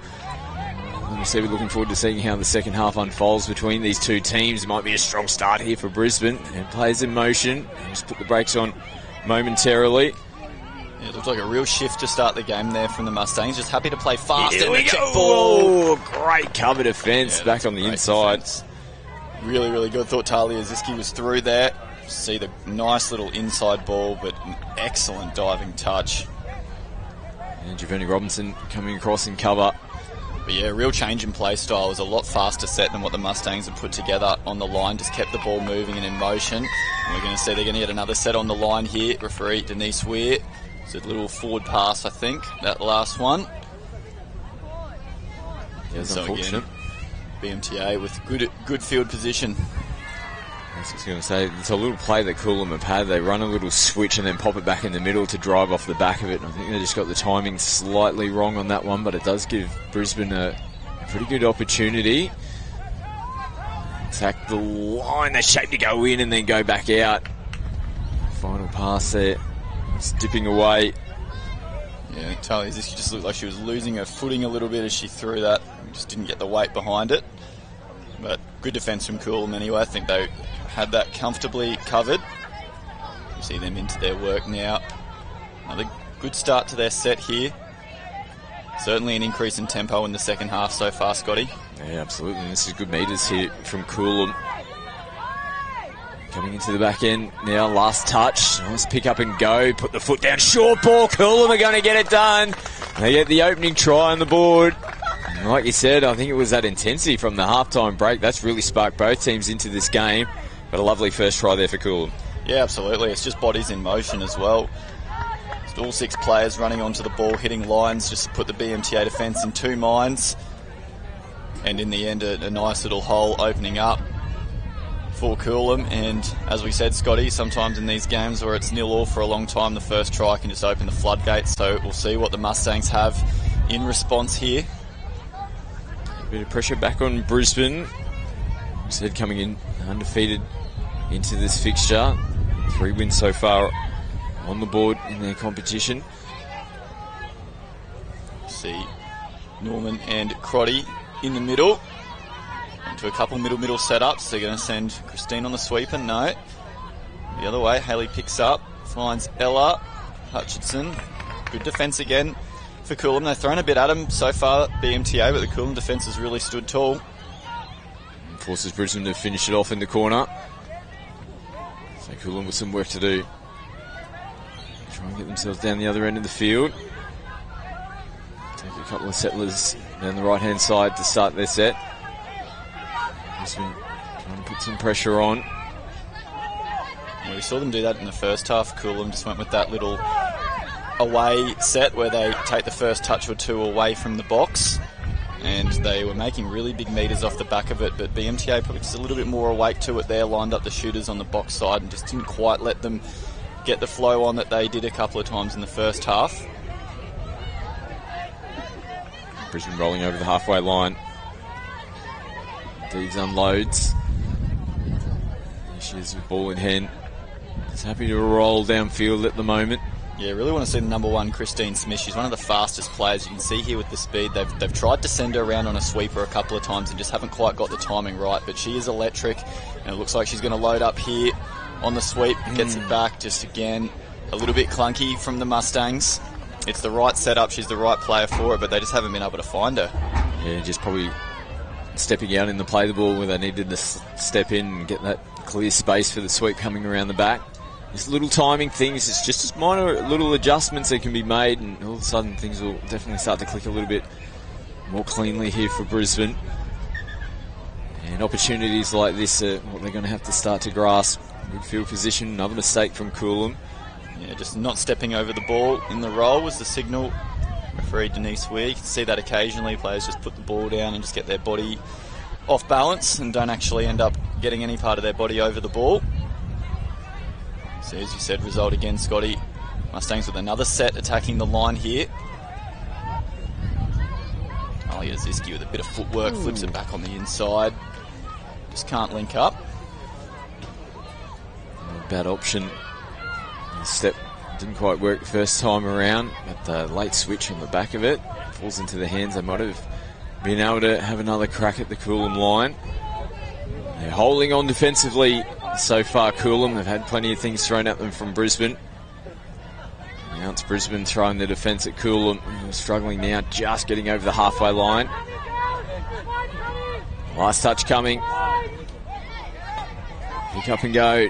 It's the try scorer will finish it off. Ball hitting the grass on the left-hand side of the field.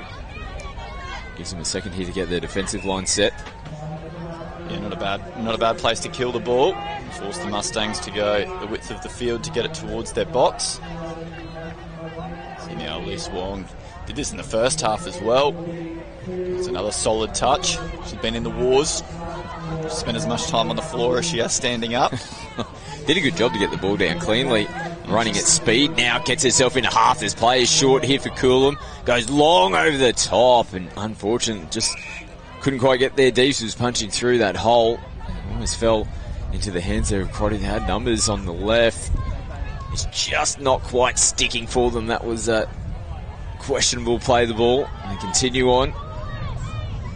Yeah, I think you really got to credit the Coolum defence so far this game. The BMTA Mustangs have definitely been winning the field territory battle. They've had a number of sets at the line. They've looked really threatening, but the Coolum defence has really stood tall, and they've just been able to scramble and shut them down, and now they're going to get a chance attacking the line. Oh, good recovery. In the end, penalty here to Coolum though. Nice ball movement, good running coming into the back end of the set there for Coolum. Yeah, really important touch there in cover defence from the 34 from the Mustangs, Gabby Rice. As we said, giving away that offside penalty was one of the middles. So now Coolum with a fresh set on the line. Nyotto is making her way onto the field as well. They go away and go back into the middle, turn the ball over. Bit of a coach killer, that one. Fresh set on the line, give it away early in the set. See the Mustangs now. Great drive from Hayley Crotty. Good metres early in the set now. See Tonkin Jones just gets stuck over the mark and has to come back a little bit. Brisbane now rolling over the halfway line. Too deep downfield at the moment, coming into the last touch. Ziski pumps it, no options left, nothing back on the inside. Decent set there from the Mustangs. You see again, shooters getting up. There's been a real change in intensity in this game. A lot more bodies in motion, a lot more players shooting and trying to put that pressure on. It's been a really good contest, and at 1-0, Scotty, still very much anyone's game. Zoldo gives it back on the inside. The Squires gets clipped on the boots, coming into the fifth and final touch. That takes all the sting here out of Coolum. Put it through the hands. Oh, Otto almost squeezing it across, linking up with Hilton down on the right-hand side of the field. So now Mustangs back into their work. Christine Smith, step and speed. She's been our player to watch. They haven't been able to put together a set for her on the line for her to really show what she's got. And they'll have a few touches in hand here. Jade Deeves, another key player with the ball now. Oh, nice pick up and go into the in-goal area, looking for support. Oh, tries to find out a bit of a collision here between a couple of Brisbane players. One of the Coolum players is down as well. Will look like a little bit of a nasty one as we take a look at the replay. Gabriel Rice getting through from half, and just 3 players all coming together all at the same point in time. Yeah, it's just one of those really unfortunate ones. Touch football is such a fast game, and just players going in different directions. I think it's Saya out there in the 43, the one who was down, but she is up and moving. Maybe, hopefully, it's just the initial shock of the collision. We can see the Coolum player coming our way as well. So hopefully just winded. It's always a bit of a shock, those collisions, especially when someone comes from your blind side and hits you. I don't think any of the 3 players were really anticipating contact. So hopefully just a little bit of a bump, and they'll all be able to continue their involvement in the game. Get back underway. Coolum managed to hold on. Oh, he's got to go downfield. Coolum now through the middle. 5th touch. Pick up. There are numbers out to the left here if they can get it out. Good job in the end from number 35, Kelly from BMTA. He's pushing in from the wing there and put the pressure on. Solid touch. See referee Denise Weir well and truly in control. There's the Mustangs to get back and roll it. Direct coming forward. Again playing through the middle, and they do get the penalty in the end. You like to see that from the Mustangs. Obviously got a little bit of a break from the injury stoppage, and players still feeling fresh. Instead of going to the subset, which they've been going to regularly, just went through the middle. And Coolum caught out a little bit by that. You see Christine Smith on a little punish play, gets it back early, dives over. Touch was made. Again, really good scramble defence from Coolum. We had the 2 fastest players on the park coming up against each other there, Christine Smith and Courtney Otto. This little battle, and the other defender on the line, she might have scored there, Smith. They got the sweeper coming around again, the timing just slightly off. Tries to hoik one back over the shoulder, the inside. Just can't quite stick at the moment. Brisbane still chasing points, they're down by 1. No, I think it was just in the details there as well. So like Christine Smith, that punish looked really, really dangerous, but just didn't quite get the roll ball on the 7-metre line. So defence didn't have to make 2 feet coming back, and it's so much easier to defend a punish when you're just short of the line and you're not having to look down and worry about getting your feet to a spot. As we see Coolum here, try scorers through. Has she got support?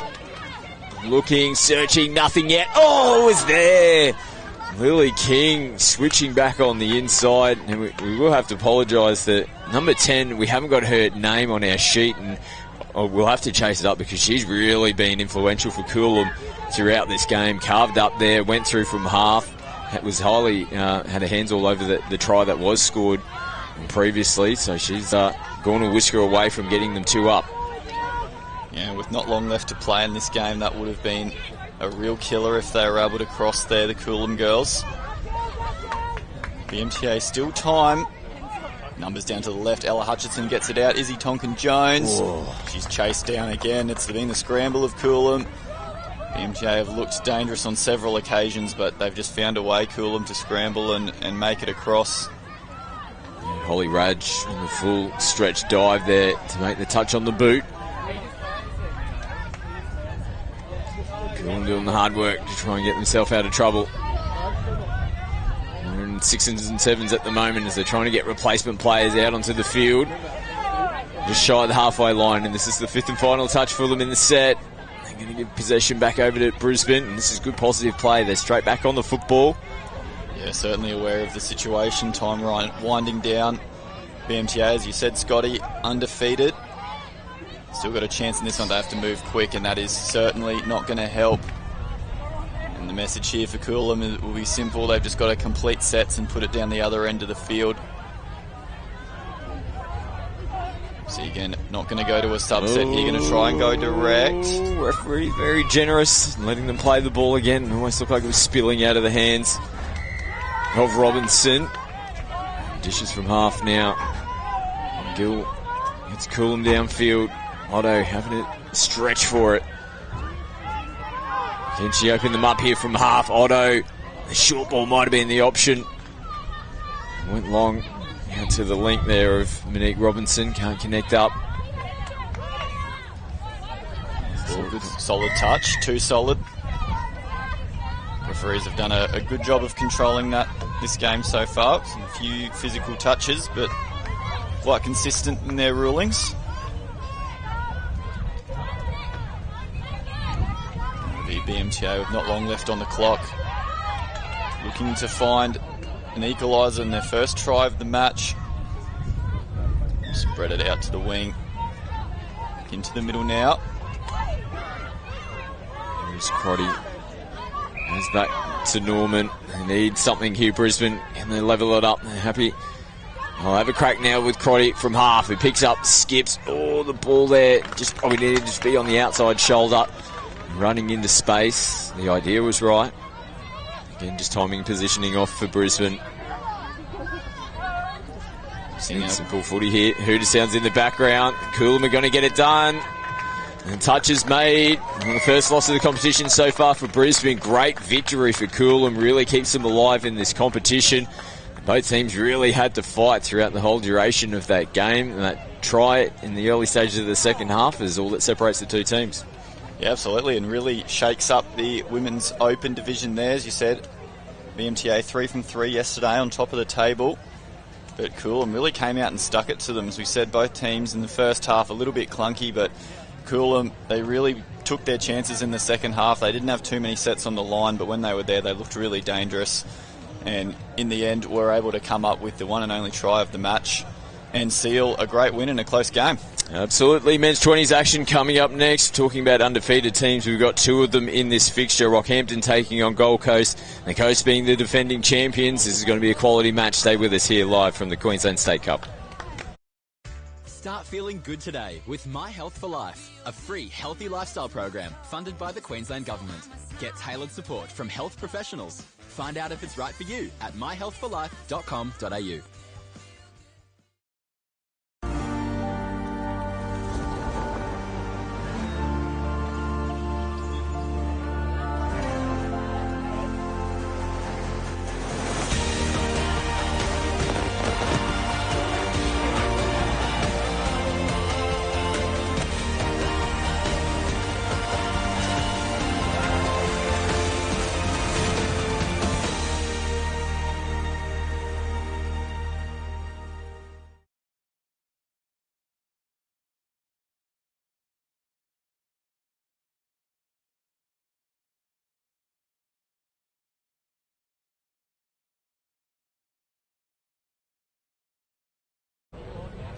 Hey guys, we're here for the Budgie Smuggler post-game interview with Lou from Coolum. Who did you just verse in that game? We just played Brisbane. Yeah. What was the score? It was 1-0 to us, which is amazing. You're happy with that? Yeah, it's our second win now, but it was our first competitive game, so it was great. Yeah, that's great. What are you enjoying most about the carnival so far? Well, it's quite a big turnout. It's amazing day today because we've got a bit of cloud cover, so it's keeping us nice and cool. But our team's amazing. We've only just come together. We're all from different sort of places and different clubs, so we've gelled quite well towards the second day, so it's nice to have a win for the day. Yeah. Yeah. Is this your first state cup? No, for Queensland it is. I'm originally from ACT, Yeah. Are you having fun with the whole carnival? Loving it. Loving this hot weather. It's amazing. Thank you and good luck for the rest of the carnival. Thank you. Start feeling good today with My Health for Life, a free healthy lifestyle program funded by the Queensland Government. Get tailored support from health professionals. Find out if it's right for you at myhealthforlife.com.au.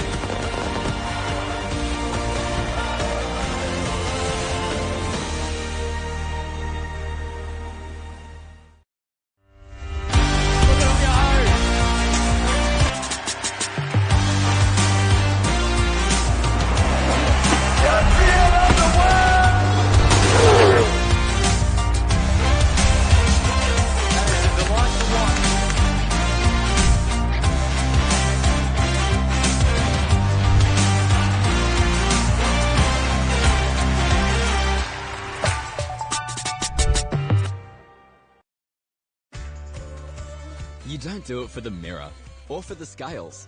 You do it because it feels good. It feels good changing habits. Welcome back to the Queensland State Cup. Men's 20s action about to get underway. 2 undefeated teams in the competition so far. The Gold Coast and Rockhampton taking each other on. This will be a quality contest between these two quality teams. Gold Coast defending champions in this men's 20s division. Look at the speed here from the start. Nice defensive read though from Rocky. Number 9 there, Keenan Rogers, entering the call there defensively. Gold Coast now coming into the 5th and final play. Beautiful left to right out of the hands, and they have started in perfect fashion. Gold Coast first to score. So take a look at the replay. Nice finish in the corner. Opening points on the board here for the Gold Coast. Straight away from the tap-off. They came down the left-hand side of the field, threw a couple of questions, went back out to the right.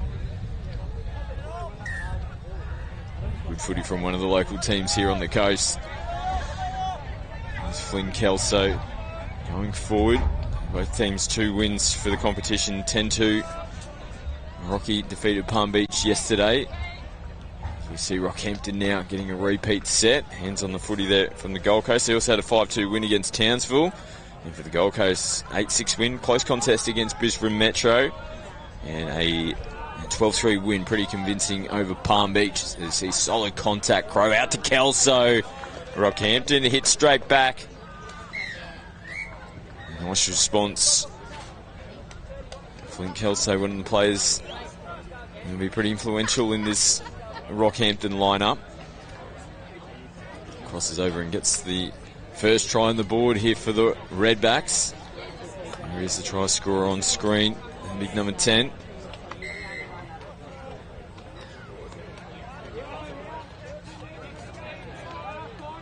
Gold Coast now from the restart. As Murray plays it. Oh, nice speed and almost getting in between 2 Rockhampton defenders. He looks pretty confident here. The 22, Casey Harding, the touch has been made.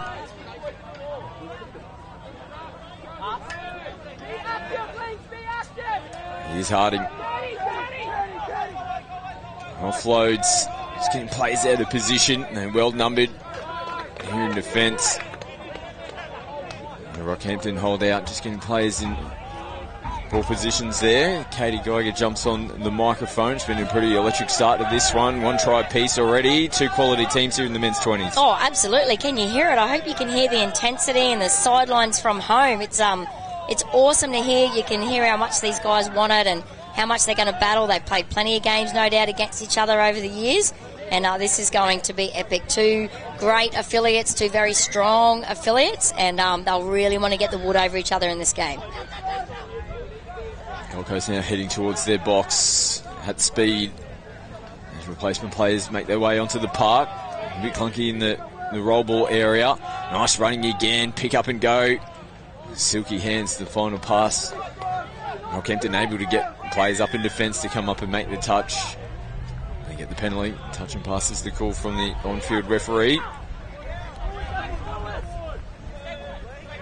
Rockhampton now, Paddy Crow bringing it over to the right-hand side. Kelso from half.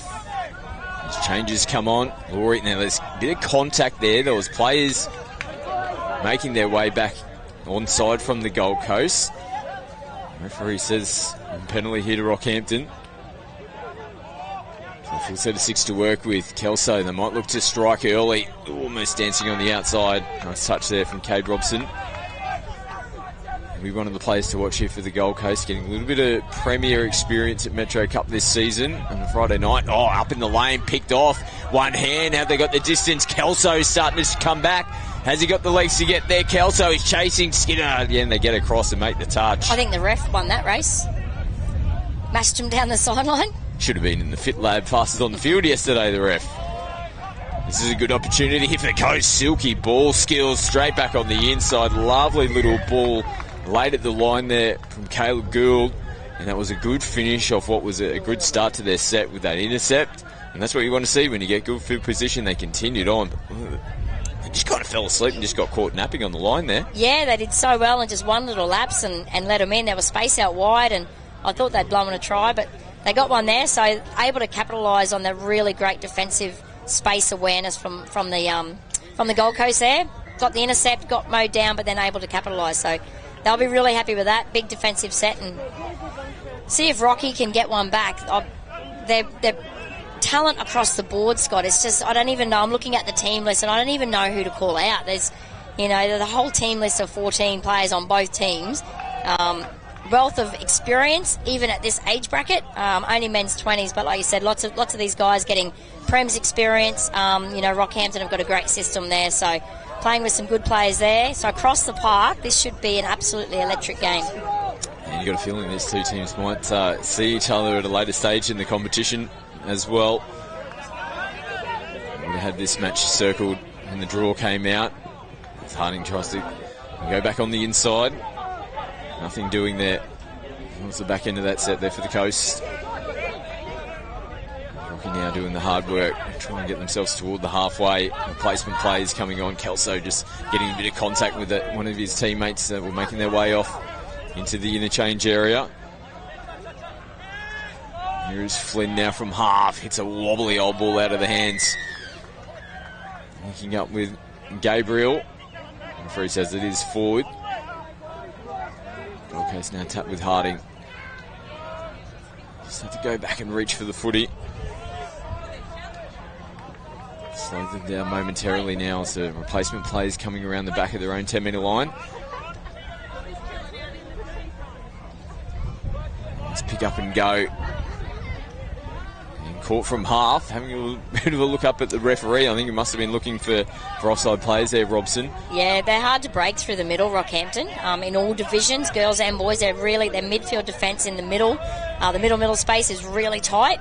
And if Gold Coast can sort of condense that middle space and then get them on the outside, I think that's where they'll go.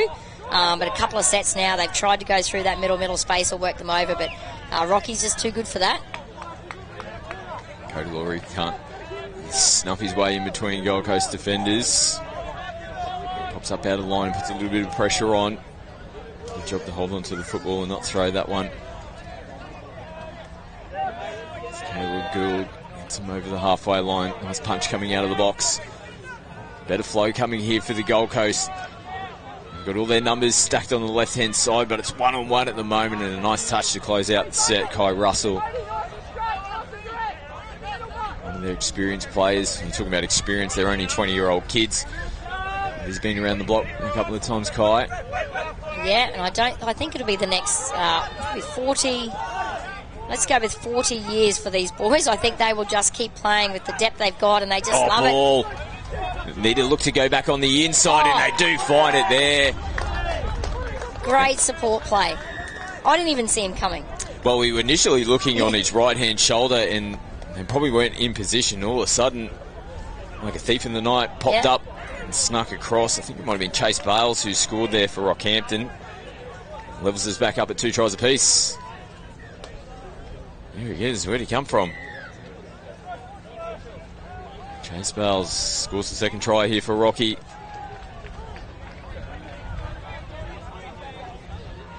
Gold Coast looking to respond. Harding comes off the right foot. Pull out here in the 7. Chase Davis himself into half. A little flick at the back of the hand. Nice work from Harding. Coming back to Davis. Referee says touch. You thought that was pretty close there. And is he going to give the penalty? Well, back chat. Well, you don't want to give those ones away. I think he might have even had a follow-up saying here he's going to get a forced substitution. He's obviously frustrated with the call there, Chase Davis. You got ball in hand still. You don't want to be giving it back. No, that's it. So maybe an under-20s thing. Just that little bit of maturity, a little bit of control. But, yeah, they're in a prime position, and it's definitely not something that, whether you disagree or believe it, you just got to go with it and play on, move on. Rocky now flicking it through the hands. They'll come back midfield for the penalty here to Gold Coast. Tap and restart. Harding a little bit isolated, comes back infield. Kai Murray. Gold Coast get over the halfway line. Looking for those replacement players here as Davis back out on the park.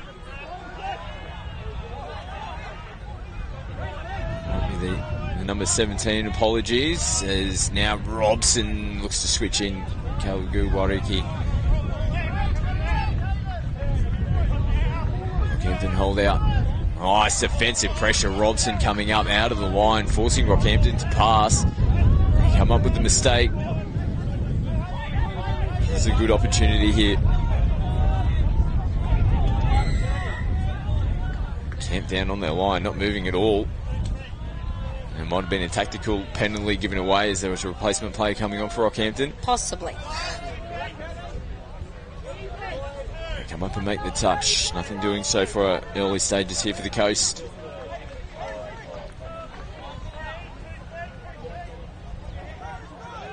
Put the brakes on. Caleb now scoops it up. He's got a beautiful ball spilt over the line. I was just going to say Caleb's ball work will cause havoc here for Rockhampton. He put that one on a plate. That one is a chance that's gone begging. Yeah, most definitely. Everyone could see it coming, but just one of those things that you just can't defend. When he picks that ball up, you assume that he's going long, but he's so decisive in his passing. He's amazing. So they all knew it was coming, and unfortunately, just at the last minute, it bobbled out, but such an even game, so they'll be really hoping that one doesn't come back to bite them at the end. Yeah, had 7 players on the field there, Rockhampton, interchange infringement. See the Gold Coast tap and restart here on the halfway line. Harding comes down the left-hand side. They'll burn a couple of touches. Some replacement players make their way onto the field. Zaviasi from half. Goes early out in front. It's not quite in position. Didn't come out cleanly from the hands. Forward passes the call.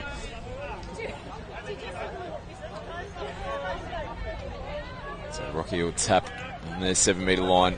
Restarts. It's been a little bit unclean for both teams in the last couple of sets. Just be looking to try to get themselves back into the groove. Scores locked up here in the men's 20s. 2 tries apiece. Rocky, good contact there on the last touch. That really slowed them down. Syrup just rockets it out to the right-hand side of the field. I'll be happy to concede the end of this set. No one really stamping their dominance just yet. Nothing. They're just sort of still feeling each other out, I think. Not, there's no sort of amazing play out there. They're just staying in the grind and doing all the little things which will come directly from the coaches. Just stay in the grind, get it done, get it happening, and the magic will happen later. So they're really sort of feeling each other out. And it continues in this set.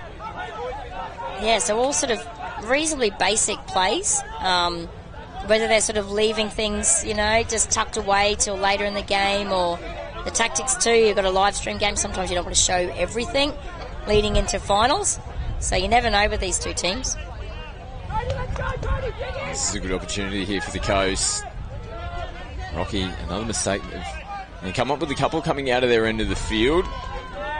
Try to burrow in underneath there, Chase Davis. He's looked pretty energetic for the Gold Coast so far in the early stages here of the first half. Robson goes on the outside, coming off the right foot. Syrup having to work to make that touch. Does get it done. Last one now. Nothing there for Robson. He'll concede this set. Syrup comes up to make the touch. Rockhampton back in possession. We're looking to be cleaner this set around. Touch is made. Referee said all good. We can continue to put some pressure on as Rockhampton have to restart their set. Ball out in front. Crow from half. Comes off the right foot. Tries to switch late. Ooh, at one stage, referee said play on. I thought it was going to be a touch and pass. It kind of got in the way. Yeah. It's all happening there. Yeah, probably a good thing that wasn't a try. I think they might have had a bit of something to say about that one. But, play on. But, Coast have defended it. They need their strike players like Chase, the number 6 there, Davis. He's an amazing talent and an absolute attacking weapon. They just need him to be able to compose himself and get through the game. And Both teams, lots of talent, very fitting that it's even at halftime. Yeah, and both teams can't be separated on the scoreboard. 2 tries apiece here in this men's 20 game. Quality fixture. Who's going to take the victory? All on the line. We'll take a quick break and be back with all the second half action here from the Queensland State Cup.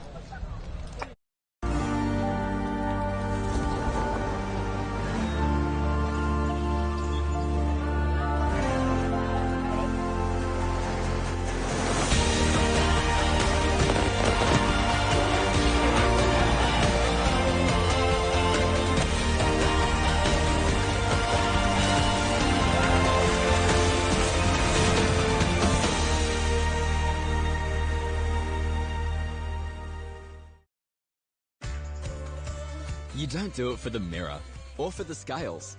You do it because it feels good. It feels good changing habits and kicking goals.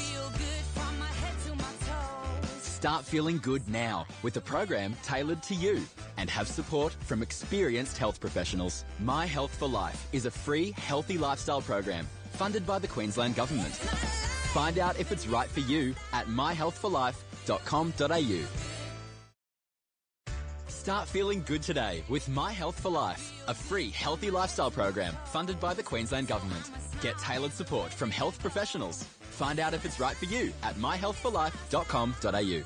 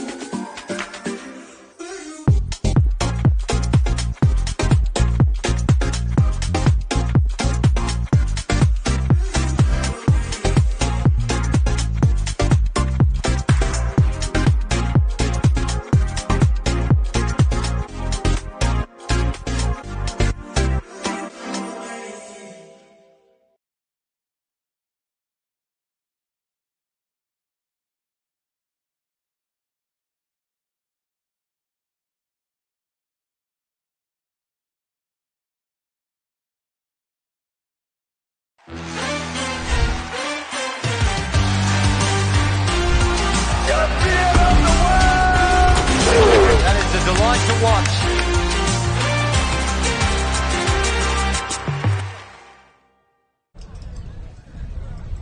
Welcome back to the Queensland State Cup, and you can see the crowd all around the field watching this quality contest here in the men's 20s. Scores locked up between Rockhampton and Gold Coast, 2 tries apiece. Big spectator following out here today. Saturday's always the day where we get all the family, the friends coming out to the State Cup. Where else would you want to be watching quality footy? And they're getting in quite a display here in this men's 20s match between the Coast and Rocky. Yeah, it'll just keep building too, Scott. It's perfect conditions for everyone out there, spectators, players, everybody down in the Powers Bar downstairs. It'll start to build. It'll start to feel like finals come this afternoon. We'll start our quarterfinals and possibly some semis. We'll have our FitLab Inclusive Division Grand Final. So it'll all start kicking off very, very soon. And, yep, the crowd is building and we still have the best seat in the house. Absolutely. You can see Rocky there. There's Jamin Bob, Australian Men's Open representative in there. He's doing some coaching with this team. Of course, their head coach, Damien Kelso. Pretty handy inclusion there in the box for Rocky. And They've made the Gold Coast wait. They're already out on the field. Rocky now making their way out onto the park. You can see Patrick Crowe in the number 5. He was pretty vocal at halftime as well. One of their experienced players. Like we touched on, they're still only 20 years of age, but plenty of Australian youth experience as Patrick Crowe and this man, Flynn Kelso. This Gold Coast lineup. There's just something about the talent that's in this team. It's Crowe.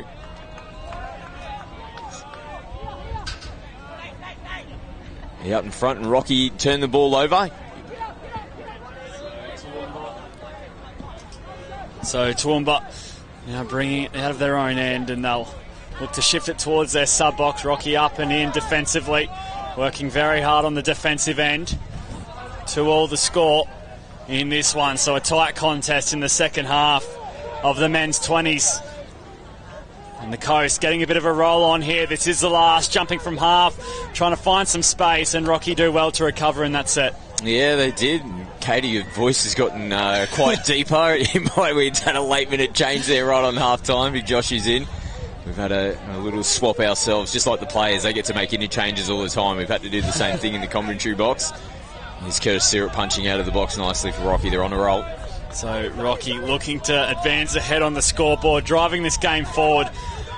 They'll get inside the 7 and they'll stay patient here on the last. They got numbers towards the left, breaking through the line. The support's there, and they hit the front. Yeah, don't underestimate the work here of Curtis Syrup off the ball. It's they look like they were pushed into a corner. You can see the number 8 bucket hat, just that late little pop off the left foot there, gets him into clear space. Really hard to defend from the Coast. They were doing a good job in the lead up, and Curtis Syrup gets Rocky up in front. So Rocky hold the advantage. And the Coast get back on the attack. Starting from halfway, of course, is a fantastic opportunity to return serve as they bounce down towards the 7. A little ball back on the inside. Did they get it? Yeah, I think it's good. 3-3. Oh, no, it's hold not. the phone, hold the phone. No, it's not. The tension, the drama. The sideline referee saw a little forward pass. I had the pen ready to go to draw another stroke. Get the white out. Get the white out, Joshy boy. It's all it's been taken away here from the Gold Coast. It was a nice lead up, and you see that so often. One team goes down and scores, all of a sudden that sparks something in the Gold Coast from the restart. It was a lovely little lead up play, late little inside ball at the line, and just a little slight forward pass takes it away. Now Rocky get a penalty, so this can be a little bit deflating for teams. You go down the other end, you feel like you're a whisker away from getting a try, thought you had it in the bag, you give a penalty away. This is an important moment here for Gold Coast. They really need to come up with a big defensive stop. So Rocky, after scoring early on in this second half, to advance to a 3-2 lead. Looking for another. It's going to be a play down the middle. This will be the last touch, and the Coast have a chance to get their line set. As Rocky fire the ball away, and it lands on the deck. And I must say, quite a good turnout, really, of course, across the days of the State Cup, but especially on Field 1, there's a lot of eyeballs on this match. It's been a very frenetic start in the first half. Now the second half continuing along those lines, and you probably can't see it on the broadcast, but in front of us here, there's a good turnout here, just soaking in the action between these two teams. Yeah, we saw some good shots just at the halftime break of the crowd that's going around, and people would know, particularly when you see there's a really rich history between Gold Coast and Rockhampton at State Cup level. They're always at the pointy end, and they've come up against each other quite a bit. They would have in the junior ranks. These teams would have come up against each other at junior State Cups. Now they're making their way into senior State Cups. Flynn Kelso has slid in underneath, all to the protests here at the Gold Coast, but Rocky have gone back-to-back tries here. Yeah, Kelso just getting low, jumping off that left foot of his and finding the line. So 4-2 now the score, and Rocky all of a sudden have a 2-try margin. Yeah, and 2 tries has been proven to be quite pivotal over this weekend. We've made mention a couple of times, when you've only got a 15-minute half, it's amazing how much that extra 5 minutes usually means to some of these teams. particularly when you get a wave of momentum late in the game. So you really got to throw everything at them. Gold Coast, they've got to be the next ones to score. They have a chance here inside the 7. They park themselves up right down Main Street as this is the last. A long right to left, and it was an acrobatic effort. It just couldn't be reeled in the end. Yeah, it ended up coming out of the hands forward.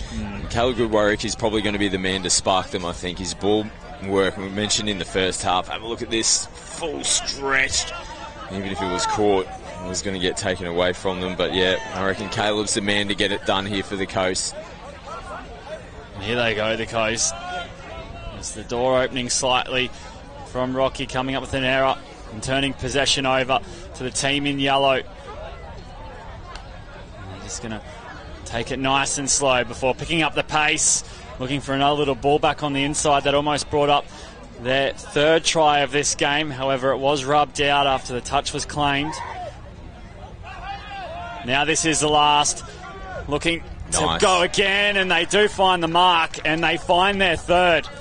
Yeah, lovely little link ball, good line run as well. The outside shoulder popping in, getting on the outside of the number 7 there, Jackson Shoes. We said Gold Coast had to be the next to score. Job done there. They get that margin back down to 1, still well and truly in this game. Now Rocky, we're looking to hit back straight away. As you said, chewing into that margin. We've got a tight contest on our hands here on Field 1 in the men's 20s division. Crow's searching for a penalty here, and he gets it eventually. And probably lucky the first time around. Oh, Crow now does a quick. That was really he went the quick tap, and then thought the referee was going to take it away from him, and then just had another little late dip. And that was a lot closer. Gets good contact here from Robson. So Rocky looking for their 3rd try of the half. They've got players in motion everywhere. It's a lovely ball over the top. And what a way to bring it up. Now they're going to bring it back. Well, there you go. They've done that to you twice, Joshy boy, where we think that we're on. It's just a forward pass. Yeah, they're difficult to see from where we are when they're attacking the line. But they've definitely been pretty close. Not the worst forward passes you've ever seen, but referees all 3 on the spot. Take another one away there. Well, it was a lovely constructed play, so I wouldn't be complaining if it was given. However, the referee's right on the spot, as you said. Now it's the Coast with a chance for themselves, and this time they get over the line, and this one is official.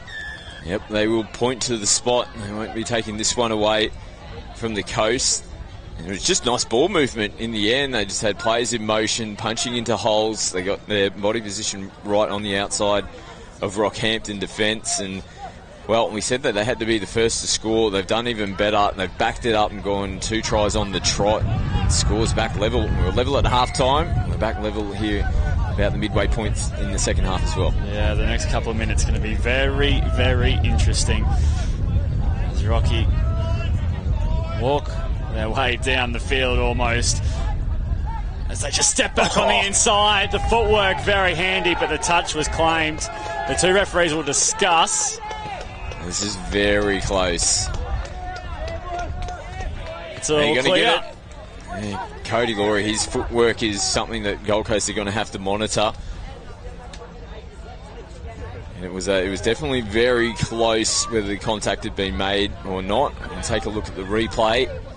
Just whacks off the right foot, air swipe there, nothing. Yep, I reckon that's down. Good call. A great try from Rockhampton. Just when you think the Gold Coast draw level, Rocky just step ahead, advancing this game forward. A big dummy thrown and hands-on head stuff from Rocky as the Coast hit back straight away. Casey Harding, all of a sudden, we had a really tight contest and points now starting to flow. And, wow, just caught napping there, Rockhampton. Casey, big man, he's got a big set of Warwick Farms on him, I can tell you that much. He threw the big windmill dummy, he got them pumping, sliced in between the Rocky defence. So 5-all the score. Again, we are locked up. 5 minutes left in this game. A forward pass there from Rockhampton. pretty much right after the restart. And this game really starting to open up. So the Coast coming forward. And they've earned some rewards on a few trips down towards this rocky line. As this is the last, stepping away to the left, trying to create something from absolutely nothing. And Rocky's defence moving up nicely, covering the space and making the final touch. It's very Gold Coast off the back end of that play. It was nice work. Sliding across Harry McNamara and a nice little looping switch back in, and then the footwork there from Chase Davis doesn't come up for him on the end, but you always get nervous on a fifth touch play. Gold Coast, when they got footy in hand, they love those situations. So Rocky just finding a few extra metres to pick up, a short ball at the line, and Gold Coast read it nicely. Yeah, it's good work there from Davis. Pretty comfortable in the end just to come up and make that touch, so they'll be pretty happy with that defensive set. It's to roll over the halfway line now. Yeah, it's a very free-flowing game, and it's what you expect in this division. Of course, that can come with a few errors at times, but these two have been fairly clinical throughout the majority of the match. And Rocky, again, see off the Gold Coast attack. Looking for a penalty there, Rockhampton, for not giving the footy back. I like the ebb and flow of the game. When one team scores, the other one seems to react, and now it's just a bit of a grindy battle the last couple of sets, and both teams not really giving an inch. So it's a quality game of footy between these teams. Under 3 minutes remaining. It's a long ball towards that right wing, and it's getting to the territory of next try wins almost, Scotty. Yeah, I think you're right. Ooh, Harding, he could be the one to break them open. We just saw him score a moment before. He's popped over to the interchange box at the moment. He's looked good in stages here in the second half.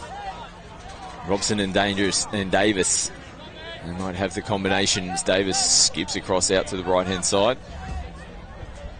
So they'll set up from the right, the Coast. They take the touch here on the 7. They don't like what they see as they'll reset. Again they go, short ball at the line, and the penalty going the way of the Coast. The referee on field was about to blow at the touch before, and just the Gold Coast got to play the ball down, so he let them play advantage to see if they were going to get the points. That's good officiating from the on-field. Came back and blew the penalty. Full set of 6 here for the Gold Coast. This is a big set right here, right now. Not long left in this match. The Coast knocking on the door. Yeah, nice work from the outside. The wing defence there from Rocky had to come in to make that touch. If it was one-on-one with the link, they score there in the GC. Now Rocky, what have they got defensively? Can they turn away this Gold Coast attack and give themselves an opportunity to win this match? The Coast will be looking for a try to go ahead. 5 all it is. Inside the 7, the Coast whisk it away to the right. They can't quite keep the ball alive, and a bit of frustration. Well, they'll get a relieving penalty. Yeah, you can see Cade Robson there. They were working on a little bump play. I think that might be Kaya Castles, who we don't have on the sheet. It looks like Kaya in the 3. Apologies if it's not. He knew it was on that play, but they've got a full set to work with here to try and work it together. This is one of the final sets of the match. Coast get underneath and they go ahead. They kick away to a 6-5 scoreline. Yeah, it's been a really great response here from the Gold Coast. So we said Rocky came out, they put the first 2 tries on. That is such a quality finish. These kids have got skill in that low game, ball in one hand, just letting the momentum of the footy get you across the line. A little false start here from Rocky. But yeah. Oh, this is back-to-back times. What, they've got 7 on the field? Referees just coming together. What's happening here? There's mass confusion. I'm confused. There's fingers pointing. Referees are looking over shoulders. I think they'll just come back. There's just something that happened there, just threw the referee off. Well, the most important thing, it eats into the clock. It does eat into the clock. We've just tapped and come back the other way, and it just takes a couple of seconds away from Rocky. We've got about 20 seconds left, so it's got to be here for Rockhampton. Inside the 7, Rocky sweeping away to the left. The touch made. They won't waste any time in getting back to the 7. Rocky, can they draw level? 10 seconds. In this men's 20s division on field 1. What a game it's been, and it's not going to happen on that occasion. 6 more touches coming their way. However, time may be the enemy, and there goes the siren. Wow, what a win from the Gold Coast. Both teams, obviously, they came in undefeated. It's not going to be anything too major, I don't think, for Rockhampton in terms of getting themselves into a finals position. I think these two teams are going to come up against each other later stages of the competition, and if they do, pencil that one in. But Gold Coast should be really happy with the way they fought back in that game. Like we said, down by 2 tries in the early stages of the second half to get themselves back into the game and then to take the victory. That's a quality win. They'll be happy with that. We have so much more coming your way after a fantastic finish in that match here on Field 1, including the Budgie Smuggler post-game interviews. You are watching live from Coomera on the Gold Coast, the 2023 Queensland State Cup.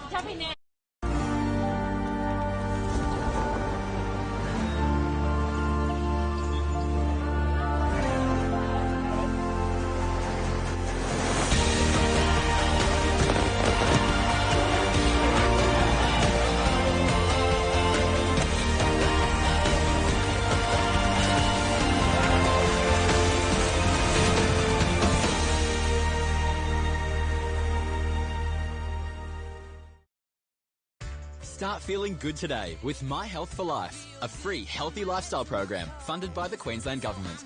Get tailored support from health professionals. Find out if it's right for you at myhealthforlife.com.au. You don't do it for the mirror or for the scales. You do it because it feels good. It feels good changing habits and kicking goals.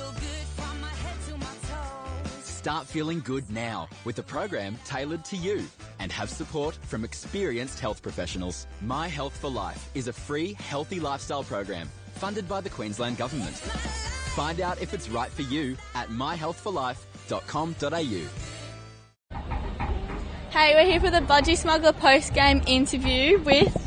Who are we with? Kaz Farrow and Giselle Martin. Yeah, and these guys are playing for Kowana. Who did you guys have for your last game? We've actually played your mum, Palm Beach, in the, a very, very tough game. Did you win? We did, just by 1. And you guys have been playing for a while? Yeah, since I was about 8, I think I've been playing. Yeah, how long have you been playing for? Oh, when I was about 13, so about 13? 37 years. Yeah. Very long time, and you're still enjoying the game? Yes, actually, surprisingly. My body, not as much, but but no, it's good fun. Yeah, well, good luck for the rest of the carnival. Thank you. So much. Thank you.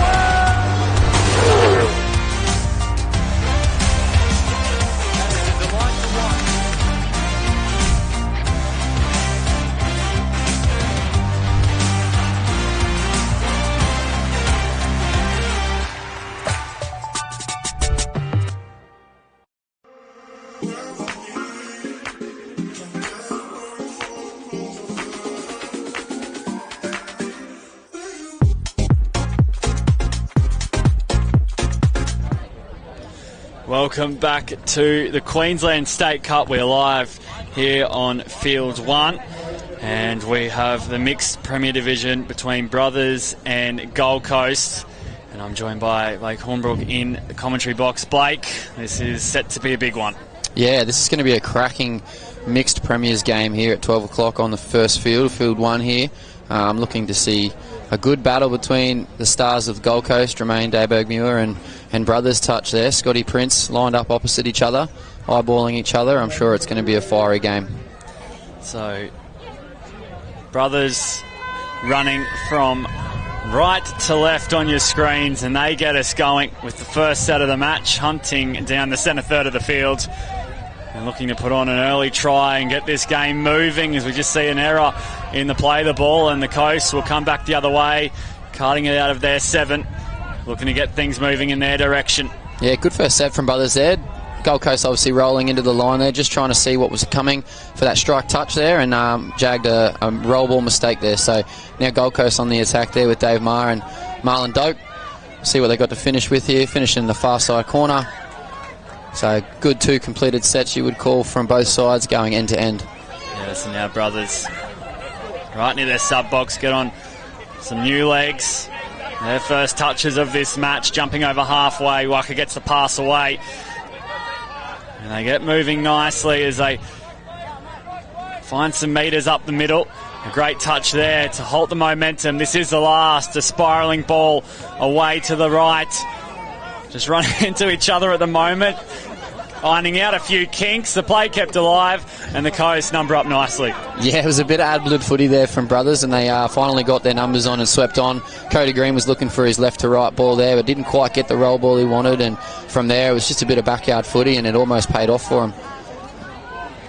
So the Coast back on the march inside the half of brothers, stepping over the 10. They use the ball nicely, just trying to move around this defence. This is the last touch, breaking from half, and the touch does get made eventually. Yeah, Ashton Robinson Bartlett there, nearly getting through from dummy half there. I think Drummy was looking for the out ball. We'll see if brothers can work to their box here now and get some fresh legs on. Looks like Kanui Cox has got the civvies on for this game. He must be resting for this one. So brothers run their subset, trying to pick up some momentum out of the sub box. This is the last touch, and Gold Coast with a very strong defensive set there. They'll be happy with the way they hold to that brothers momentum.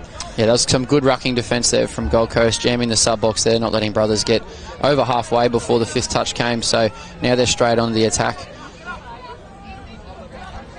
Gold Coast with a chance here. Still 0-0 the score. Expect that to change very soon with the talent on show at the moment. Here on field 1, jumping towards a 7. This is the last. Dayberg Muir stepping, a little pop pass, and the Coast go over. It's all clear, and that brings up their first try.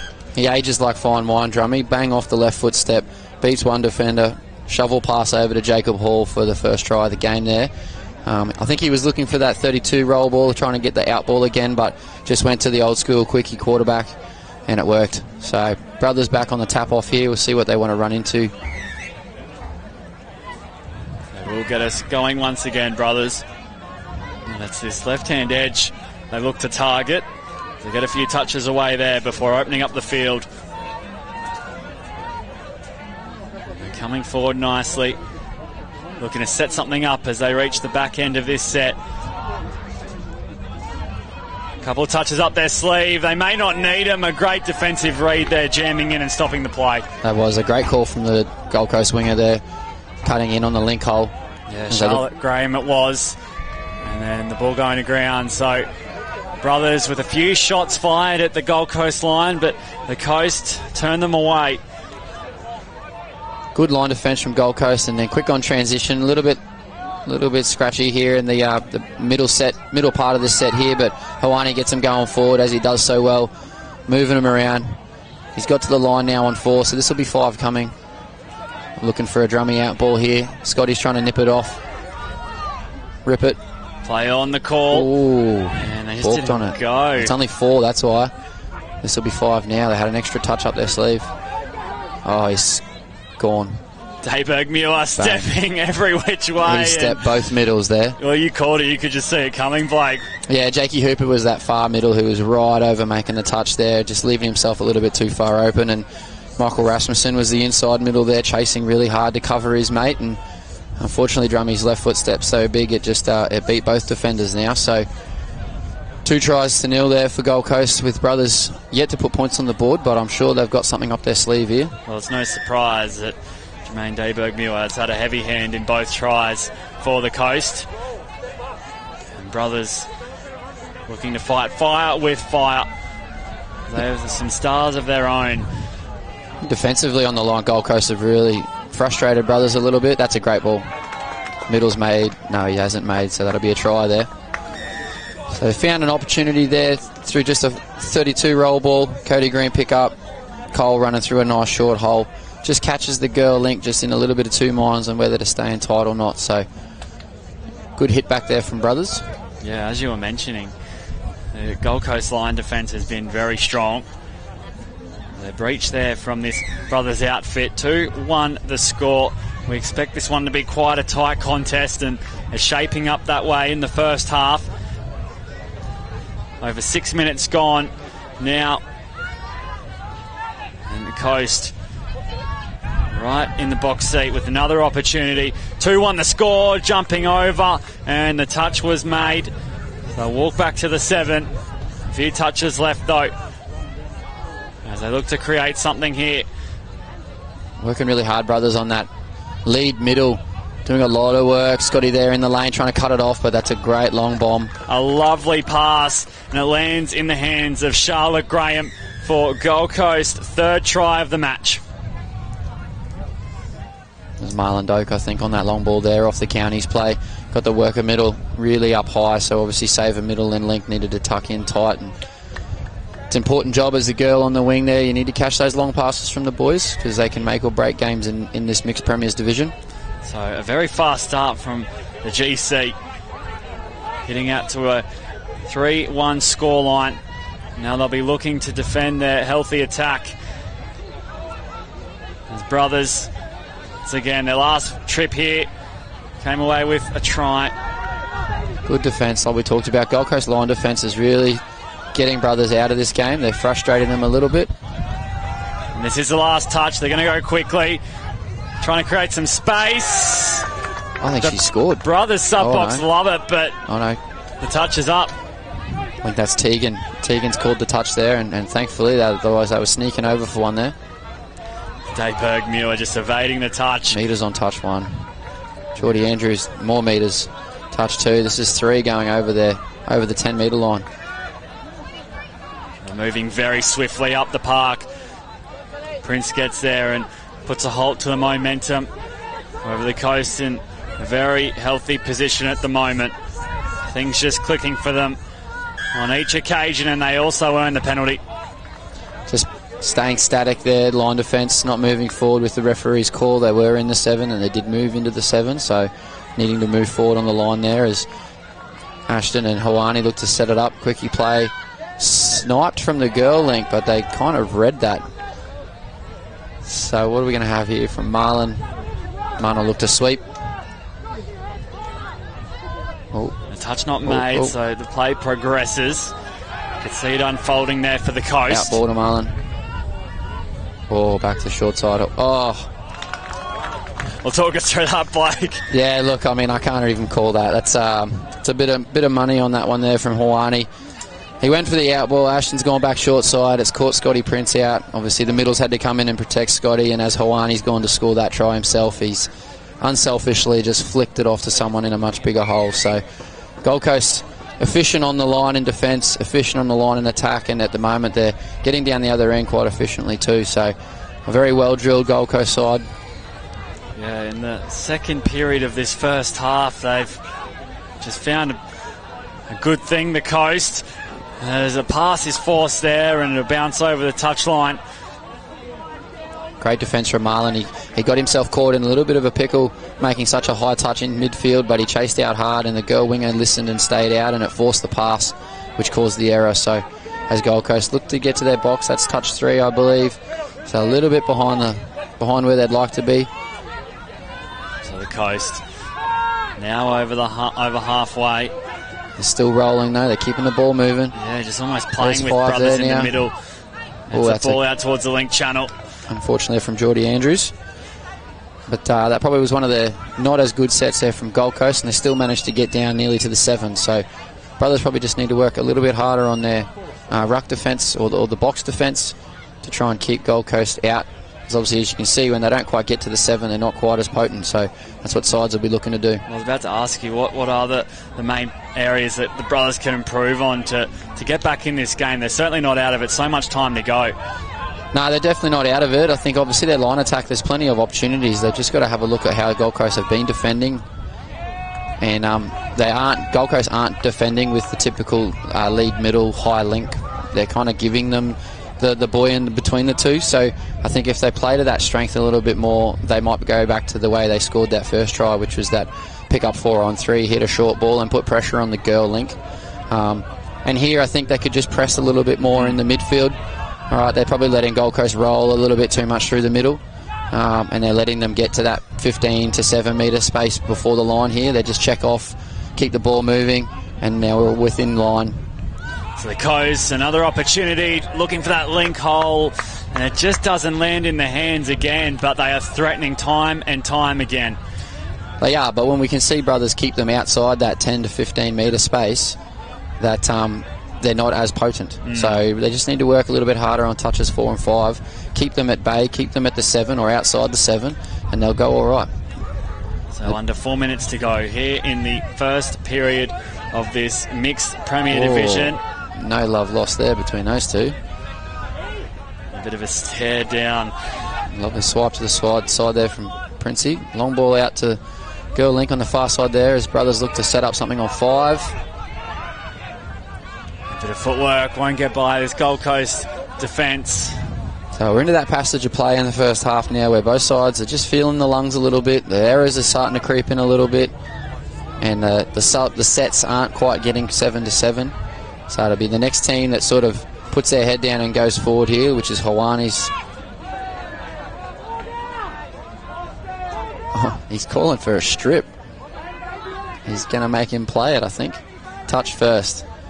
Yeah, so the penalty not awarded. And the Coast once again coming on this line.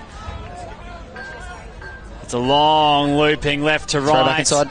Fantastic job there once again from Charlotte Graham to take the ball in, but it was Carly Walsh to make the defensive stop. She covered nicely to get in front there, and now Brothers coming back the other way. Yeah, trying to be aggressive here through these middle period. Trying to get the metres, trying to get to that 7.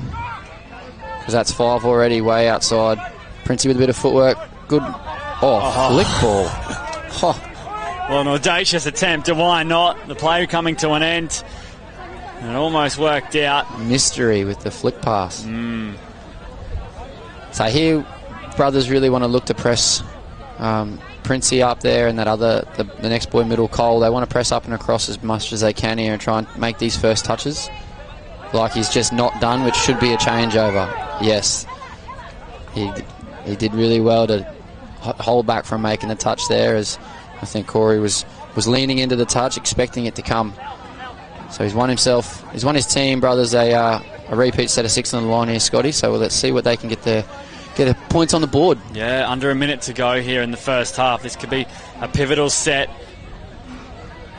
And down 4-1-2, like going into half time, if you can be 4-2 and have found a way through, it's going to give you a lot of confidence moving into the second half.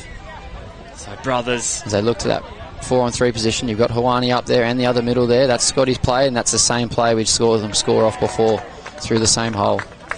Well, they needed a try there, and they come away with one. Prince earning the set, and then Prince setting up a lovely ball back on the inside. With Kowana going over, and 4-2 the score. So only seconds remaining in this one before the hooter will sound for half time. Gold Coast back with possession though. Wonder if we'll get a strike dump here, or if we're going to get a bit of backyard footy when the siren goes. Drummy's looking for something. He's got this high boy there making touches for him. Jermaine Dayberg, Goosey that time. Down the link channel. Is it all clear? It will be. 5-2 the score. So no left foot step that time. He's thrown the Goosey. and he's put Tegan through the hole there, I think, at link. Ball was down first, the referee's call. So as hard as Brothers did to work to get back on the board, unfortunately Gold Coast have hit straight back before half-time. So Brothers now coming as back the the other way. siren sounds with the chip and chase from Mickey Rasmussen. So 5-2 the score, and Gold Coast in front, and they're in the driver's seat at the moment. But what will the discussion be in the Brothers box at half-time to get back into this one? Oh, I think that midfield defence, trying to put pressure on Gold Coast. As we saw when they didn't quite get to the 7, they weren't quite as potent. So working hard through touches sort of 3, 4 and 5 and not letting them roll and letting them check the ball off a lot. And on the line, going to that 4-on-3 platform. It's worked twice already. You're putting pressure on the girl link to have to come in and make a touch on a boy who's hitting a hole on a really sharp angle. So that's where I'd be going for Brothers in this second half. So half-time here on field 1, Brothers 2, Gold Coast 5, the second half action coming your way after the break. Start feeling good today with My Health for Life, a free healthy lifestyle program funded by the Queensland Government. Get tailored support from health professionals. Find out if it's right for you at myhealthforlife.com.au.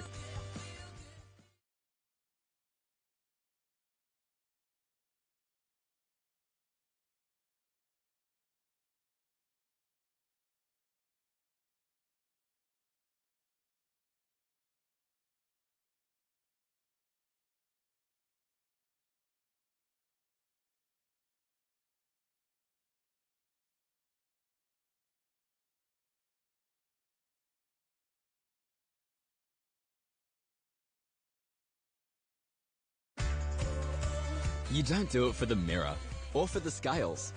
You do it because it feels good. It feels good changing habits and kicking goals. Start feeling good now with a program tailored to you and have support from experienced health professionals. My Health for Life is a free healthy lifestyle program funded by the Queensland Government. Find out if it's right for you at myhealthforlife.com.au.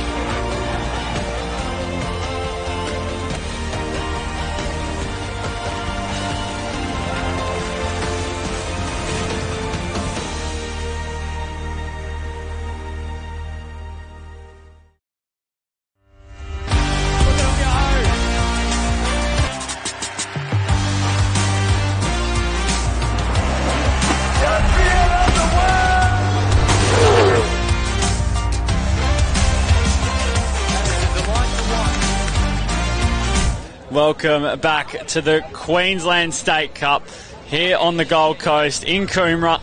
I'm joined by Blake Hornbrook for the second half action in the Mixed Premier Division. UQ Rebels. Brothers up against the Gold Coast, and the Coast sitting at 5-2 in front.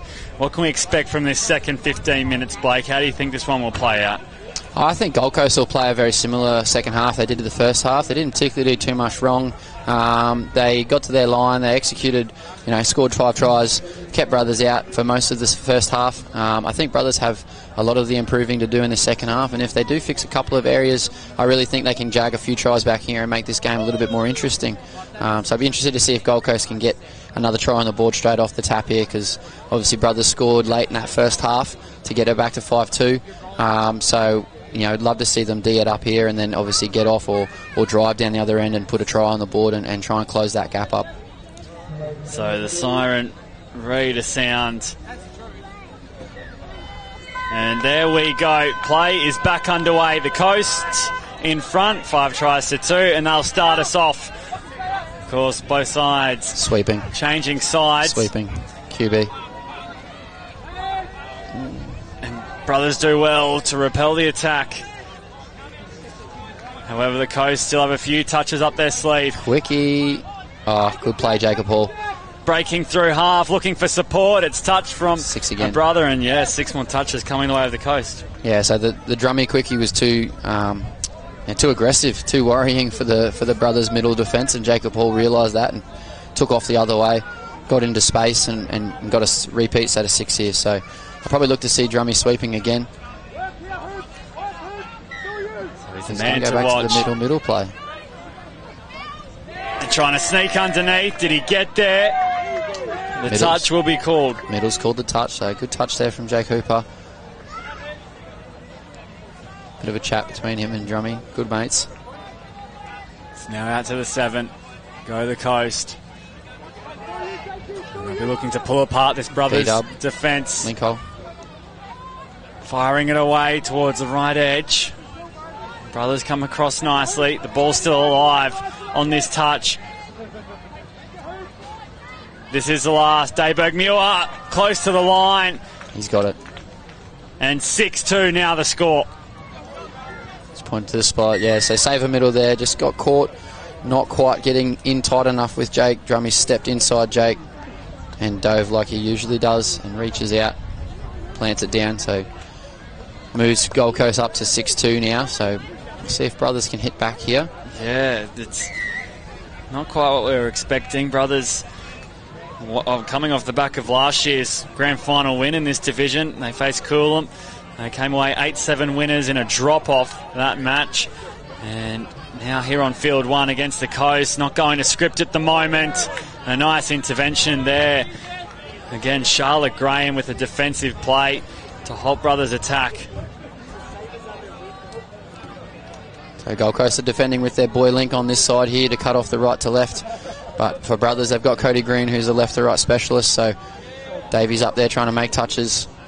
They're giving them the boy that they don't want usually, because now we've got an overlap. But they've defended that very well. So we'll look to see Davey press up here, I would imagine, and try and make touches here. And the other two boys to tuck in. Yeah, big set here at the moment. But that's the same hole we've seen Brothers score the last 2 tries in. So they've got a play that they need to keep going to. It's working for them. And that's that pick up 4 on 3, chop your holes. This time they actually scored between the 2 boys, but it's working very well for them. That was a very important set in the context of this match, and now the scoreline sitting at 6-3. So they needed to be the first to score in this half, and they were Brothers. Drummies come straight back on for attack here. It's Hawani and Ashton.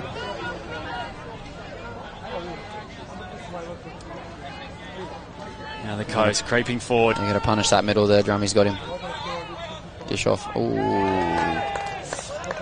So they did defend the same way there, Brothers. They've got that saver, that high boy middle going right over and making touches. He's pulling corner really hard, and Drummy can see that. That's why he's whacking back off his left foot. But Brothers were better at defending there, so just a bit of a messy ruck there. Which is what Brothers needed to do. They needed to hold out Gold Coast from scoring any more tries, as many as possible. Get to their box, get off, get fresh legs on, get down the other end, look for that 4 on 3 platform. Now this is the last. Brothers, the players did not mention, but yeah, and they had numbers, but the ball just going to ground. It was just a hard one to reel in. So Gold Coast get on the attack now. They want to get to their box cleanly. Good option, good eyes up footy there. They've released the pass. Yeah, they did it quite easy there, didn't they? Yeah, they did. They kept the ball moving there. Normal structure would say just take the touch, go for the next one, but you've got wrappers around and you've got people in better spaces, it's always nice to use the footy. Coaches just worry that you have an early turnover on touch 2 and short ball. Instead, going for the left to right. And she's got it too. There you go. You could have picked any option there, Jacob Hall. Yeah, this Gold Coast attack just going from strength to strength at the moment. Yeah, they are, and it's tough for Brothers because I reckon Gold Coast have probably scored off 6 different types of plays on the line. So, one defensive policy is going to work for all 6 different policies, attacking structures, sorry. So that's been the tough one for Brothers to keep defending all these different plays that Gold Coast are throwing at them. So, again, Brothers at the tap-off, trying to get another point back on the board. Yeah. Brothers. Scotty set up on that left link. They've stayed with the boy on that left side there. They're going to run that 4-on-3. There's the B-dub. They're running back that 4-on-3. There's the Rooster play. Score it yourself, Scott. Oh, they've kept the hands alive. Carly Walsh in the corner. Well, they're not going away easy, are they, Brothers? They're not, but that's 4 tries in that same area of the field. They've gone to the middle link roll ball on the far side and they've scored back against the grain. And get this line defence sorted out and hold Gold Coast for the next 6 or so minutes. They can really put themselves back in the game here, Brothers.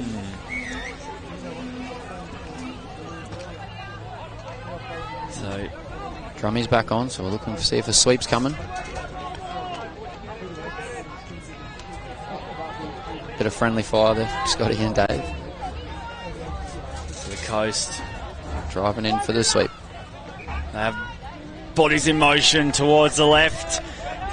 And the ball going to ground. Just didn't quite click on that set there for them. And Brothers, they'll be very happy with that. As you said, they need to come up with a number of defensive stops to keep themselves in this match. And that's another box ticked, and they get the penalty as well. I was going to say a lovely strong touch there from Charlotte Graham, but too strong for the ref's liking. So, Brothers get a penalty just short of halfway. They can roll into the line hopefully now. Try not to burn too many touches getting down there. Happy to move the ball around here, Brothers, coming down the field. Keep it alive, keep it moving, that's it. Yeah, pick up as many metres as possible. Now they're driving from half. There's your 4-on-3. He's got it, and they scored again. So 4-on-3, left to right for this half is where it's at. It was right to left in the last half. Well, we have a bit of a comeback brewing here from Brothers. 7-5 now the score. Keep this defence on point here and they get down to 7-6. It's going to make it really interesting in these last few minutes. Yeah, so under 7 minutes to go here, but that'll fly by. Seems like quite a while, however, the way these two teams are going. Plenty of tries still up for grabs in this match. But right now it's Brothers having to once again turn away this Gold Coast tsunami. There's that shape there. High link, high middle. Rip the out ball there, make him chase really hard and bite. And it's a pattern obviously Brothers have been coaching and that's what they want to do. And Gold Coast obviously are accustomed to it now and know how to get through it. And now the penalty blown, so the Coast will take their time. They find the right mark. And they get a fresh set here on this Brothers line. So the Coast ducking underneath. Brothers make the stop. So the only thing with this policy that Brothers are running here is that saver middle's obviously having to chase really hard over to whoever makes the touch, whether it's the worker middle like that guy there, number 11, or if it's Scotty. And that's going to get him out of position if the ball goes back the other way here. So I'd probably look to see Gold Coast sort of set up for a quickie and maybe throw the black ball or the 3-pointer, however you want to call it. Put pressure on the other person. And this Brothers sub box well and truly riding every play at the moment. And it will be another penalty. And that's 3, I think, on the line, so someone's going to be coming off. Might be just 2 then. One more and they're going to have someone sitting in the sideline. Open side, inside.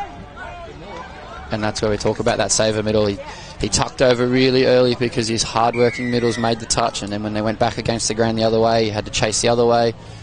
Unfortunately, his middle partner who'd already pulled corner really hard can't reload and come back quick enough. So smart attack there from Gold Coast.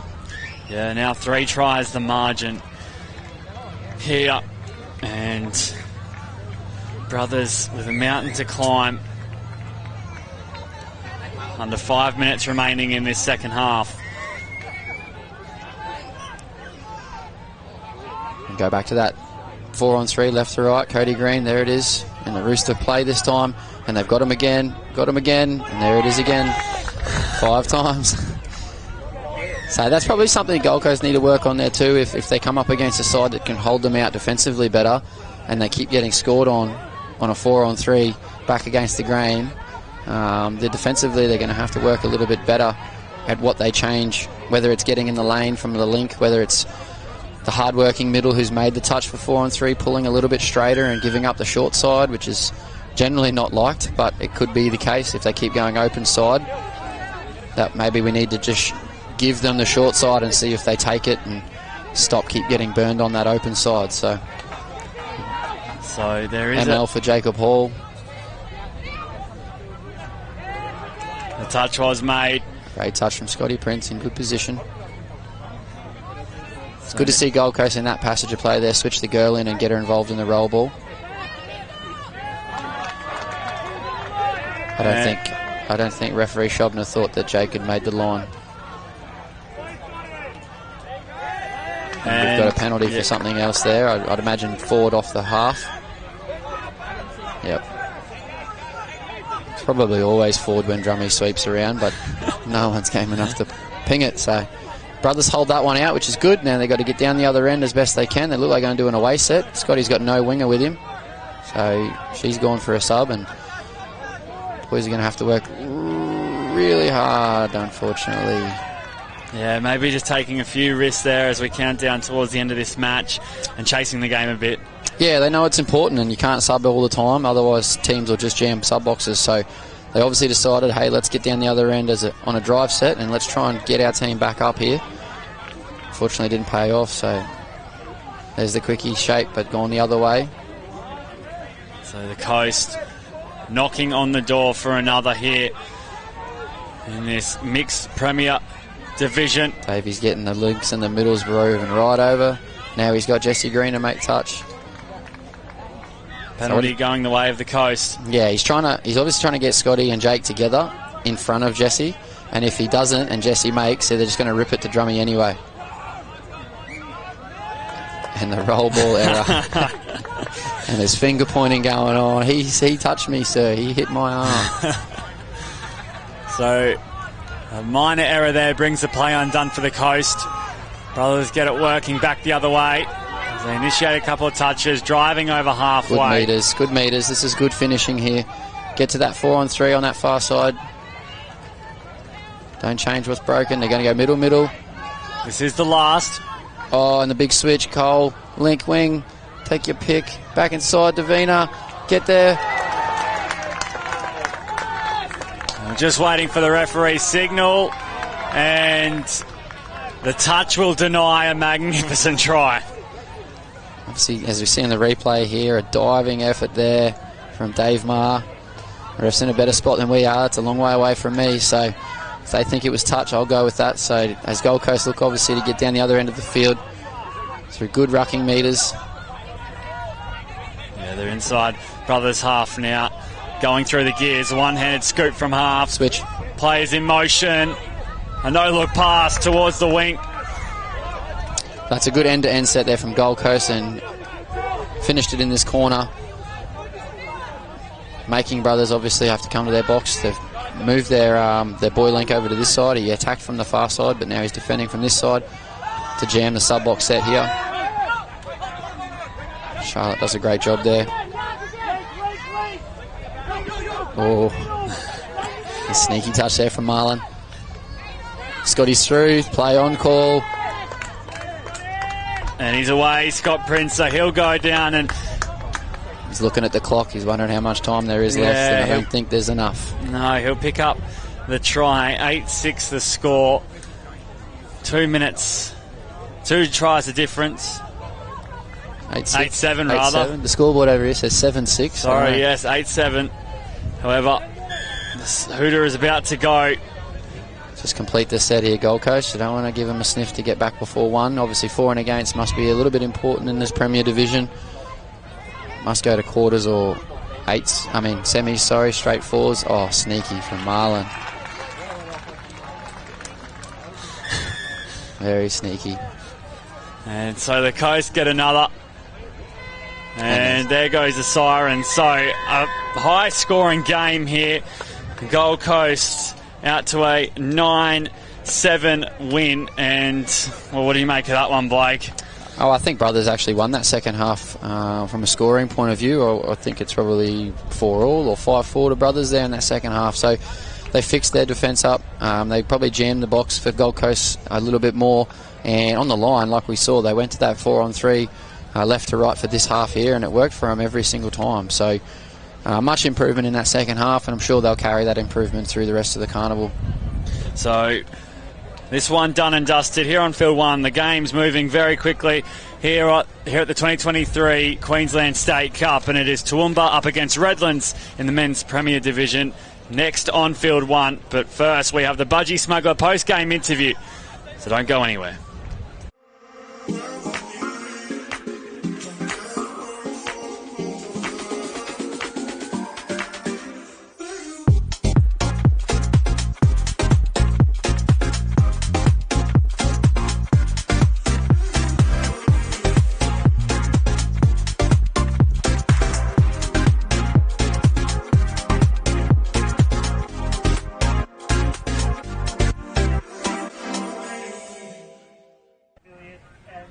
G'day guys, and welcome to the Budgie Smuggler post-game interview. I'm here with Johnny, who is manning the Budgie Smuggler tent. Plenty of specials and sales going on. Johnny, tell me what you got going on today. Well, today, Hannah, we've got loads of deals. We've got a massive Black Friday sale still going here for you guys. Come down, get some merch, Christmas presents, you name it. We've got it here for you. You're repping some of the smugglers yourself. Is that your top pick? What's the product that people need to walk away with today? I definitely recommend bucket hats. You know, the sun might come out later, but tomorrow it's definitely going to be hot, so I guarantee getting a bucket hat on your head and being safe. Now, Johnny, this is the first year that Budgie Smuggler are the official post-game show partner, but you have been involved with Queensland Touch Football for a number of years. Why do you guys love coming out here? I think it's just the atmosphere and interacting with the crowd and people. Like, I love coming here and having a chat and selling some stuff, so it's good. Do you play yourself? Nah, I'm a bit older and retired to be running around, but yeah. I do hear that a lot of these athletes do wear the smugglers underneath their kit. Have you tried that out? Have you tried going for a run in them? What's it like? Oh, it's good, yeah. Comfort, it's better than skins. Yeah, budgies, all the footy players do it. I've done it myself, so yeah, I can't recommend them enough. Now, the conditions today have been a little iffy. We've had some sunshine. We've also had some rain. What's your product that you think can handle both of that? I believe we got these awesome umbrellas over here, built for anything. Beach, days like today, you know, you might go on a cute picnic. You name it, we've got it. Perfect. And we are, of course, doing the Budgie Smuggler longest pass. Now, I hear that you're not actually entering, but you are playing a bit of a role there. I am a bit of a role. I'm going to be the human cone, so I'm going to be marching out wherever the ball lands. I'll be standing. Okay, well, you're our target. Oh, well, don't hit me. Thanks, Johnny. Well, that's it for today, guys. We'll be back with the other presenters soon. Thank you.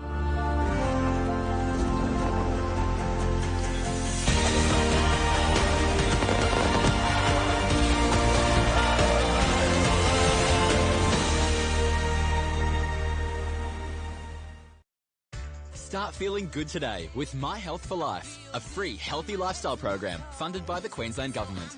Get tailored support from health professionals. Find out if it's right for you at myhealthforlife.com.au.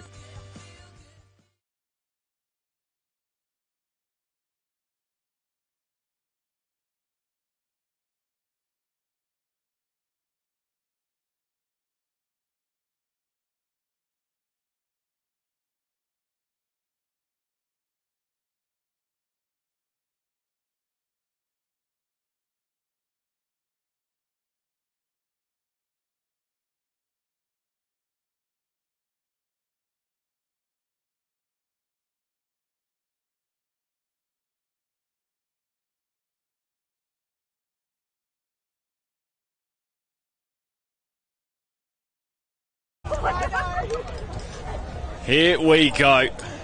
The men's Premier Division, Toowoomba and Redlands here on field one. This is going to be a shootout between two big teams in the division. And I'm joined by Mark Tipple in the commentary box as we get ready for this one. Yeah, Josh, I caught up with Lockie Watt from Toowoomba, number 35, before this one, and he said the pressure's on them. They pretty much have to win every game to make it to semis, in their opinion, and that's not the ideal start, but we should see plenty of intensity. Two sort of regional-ish teams, plenty of running, plenty of skill on display. Yeah, so both sides on 7 points. Redlands sitting third and Toowoomba sitting fourth. And the points difference holding Redlands up as a long ball away towards the left-hand wing, shut down nicely. And here is the last. Redlands attacking towards the right, trying to get the ball through the hands, and 6 more touches will be waved on for the Brisbane-based club. Yeah, good look from Redlands. A couple of really good options. Long ball return, and then they found another option on the right-hand side of the field. So they do have firepower all over the field. Yes, and wrapping around, trying to get past Deakin and Prendergast. It won't happen on that occasion. Toowoomba, of course, coming up with an error in their opening attacking set. Just opening the door for Redlands. And the ball spilling out to lead into Toowoomba's hands. A bit of physicality to start this one off. Yeah, Drew Price, the number 6 from Redlands, a bit frustrated as he was working with his brother in the middle there. It's so good to see all the Redlands junior boys come back and represent their team at men's Premier level. And Toowoomba earned the penalty right on halfway, as they'll be looking for a better few touches in this Redlands half. And they pick up some handy meters coming towards the 7. They open up this right-hand channel and trying to jump over and underneath. Redlands claiming the touch, and they will head back towards the 7. Yeah, the referee was just checking who was onside and made the touch, as we see a mistake there from Lockie Watt, who we mentioned earlier. So good defence from Redlands, but Toowoomba challenging in their first real foray into the red zone of Redlands. And Redlands getting on some refreshed legs. They look to punch forward, driving over the 10. A little short ball at the line. And 6 more touches waved on the call. So great opportunity here. Sorry, mate. Corey Russell with the ball here, number 5. He'll go to work, the Australian Men's Open player, one of the best to watch. So Redlands knocking on the door. They've had a few cracks at this Toowoomba line. Toowoomba do well to shut down the space. Over a couple more touches remaining in this set. This is getting towards the end. A ball back on the inside, and 6 more touches waved on again. So this Redlands tsunami continues to come. We see the replay of the Rooster short, the 32 short platform that they're sort of working with at the moment. We've seen all day, Josh, how important repeat sets are. You know, getting multiple touches, multiple sets on the line just increases your chance to score. So let's see if Redlands can make the most. So it's Richards sweeping around towards the right, and a turnover in possession. Doesn't it have a real finals atmosphere around this one, you know? Real, you know, it's the highest grade. It's 2 of the leading teams in Queensland, 2 rising teams. So, yeah, you can hear the intensity from the box, which is flowing onto the field. Well, of course, first and second of this pool stage advance straight to the grand final, so they bypass any semi-finals or preliminary finals. So it's important for both sides to stake their claim. As I mentioned, 3rd and 4th, these two. UQ sitting 2nd on 9 points, and Rockhampton sitting 1st, also on 9 points. So a very tight men's Premier Division in the State Cup in 2023. And this one ticking by very quickly. So Redlands on the hunt for the first try of the match. Inside the 7, stepping away back towards the centre third. And this Toowoomba defence are repelling them time and time again. Drew Price just holding his shoulder there. It looked like he was almost in for a try. Great dive, but awesome defence as well from Mac Nolan. just hold the ball up, Redlands, as they draw the penalty. Josh Drew Price, number 6, with the ball. He was named Queensland Men's Player of the Year last year. So in the defence force, a real player to watch. Here he is, trying to work his magic. And the brothers sub-box, they're up and about. They enjoy that one. And they're happy to see the turnover land in their hands, as they just are asked to play it on the mark. And away we go once again. So they'll spread the ball right towards this sideline. And on come some refreshed legs. Over halfway they go. Deacon gets the ball on. And it's a lovely firing pass away towards the left wing. And Toowoomba are in. It's Riley Madden who puts it down. Oh no, it's not Riley Madden's in the sub-box. So Sam Carmody found Tommy Quinlivan, the veteran flyer on the wing. Sam Carmody, I had someone in the know say that he's the most underrated player in touch football, and you see why. Just eyes up play off the back of flow and finds Tommy in the corner. Now Redlands with a chance of their own. It's a lovely ball. And the touch was made. So there's a bit of feeling in this one, as you mentioned earlier. A finals-like feel. So Pride initiating the touch, and now it's a long left to right. Ball back on the inside. Wow. And they'll be denied once again, Redlands. Wow, so we saw Corey Russell there with the beautiful left to right, and he passes out to Marcus Holm, I believe it is. But was it touch pass or forward pass rule? I didn't quite see the call. Okay. So Toowoomba going through the gears. Here's Moore trying to catch him offside, and he won't be able to from half. So 1-0 the score in favour of Toowoomba. Josh, it's so cool to see Redlands and Toowoomba go head-to-head. Associations with such rich histories, you know, sort of foundation clubs of Queensland touch football. A lot of these guys have played since they were nappies for this affiliate. So to see them rise through the ranks and represent and be so skillful at this level, it's a real pleasure. Yeah, a lot of pride out here on field one at the moment. And it's once again Redlands trying to bat it on. The play shut down from Toowoomba. And their defence is standing up to this Redlands attack, which has been coming time and time again. Plenty of youth in the Toowoomba lineup, and you see their fitness. They're just constantly able to match. Mistake there, giving Redlands a set from halfway. Yeah, just the touch wasn't made, and it was a roll ball where it looks like the decision has been changed. Don't know why. It might have been for a little bit of back chat. So, yeah, Toowoomba let off the hook there. So, Toowoomba coming over the 10 now. This is a great opportunity for them to strike. Bit clunky in the roll ball. But now Madden doesn't quite pick up the touch. Or he does, and he's asked to play it. As they bounce around on the 7, Toowoomba. Drawing out Redlands. Now the last. Madden jumping underneath, and the touch was made. So some great defence from Redlands on their own try line. Wow, Ben Ross, great diving touch here. Referees ruled there was a touch just before Riley Madden got the ball down. And just a sloppy pick-up from half there. And here's a golden opportunity for Toowoomba starting from halfway. They, of course, do have the lead. And they'll bring it over towards the sub-box as they get their strike players on. Looking to double down in attack. So Redlands with a task on their hands at the moment. Toowoomba through Deacon and Prendergast. Attack down the middle. Prendergast with a long right to left. Redlands number up nicely. And they keep the ball alive, however, running out of room on that far touchline. Wow, so we saw Blaze Prendergast with the long ball.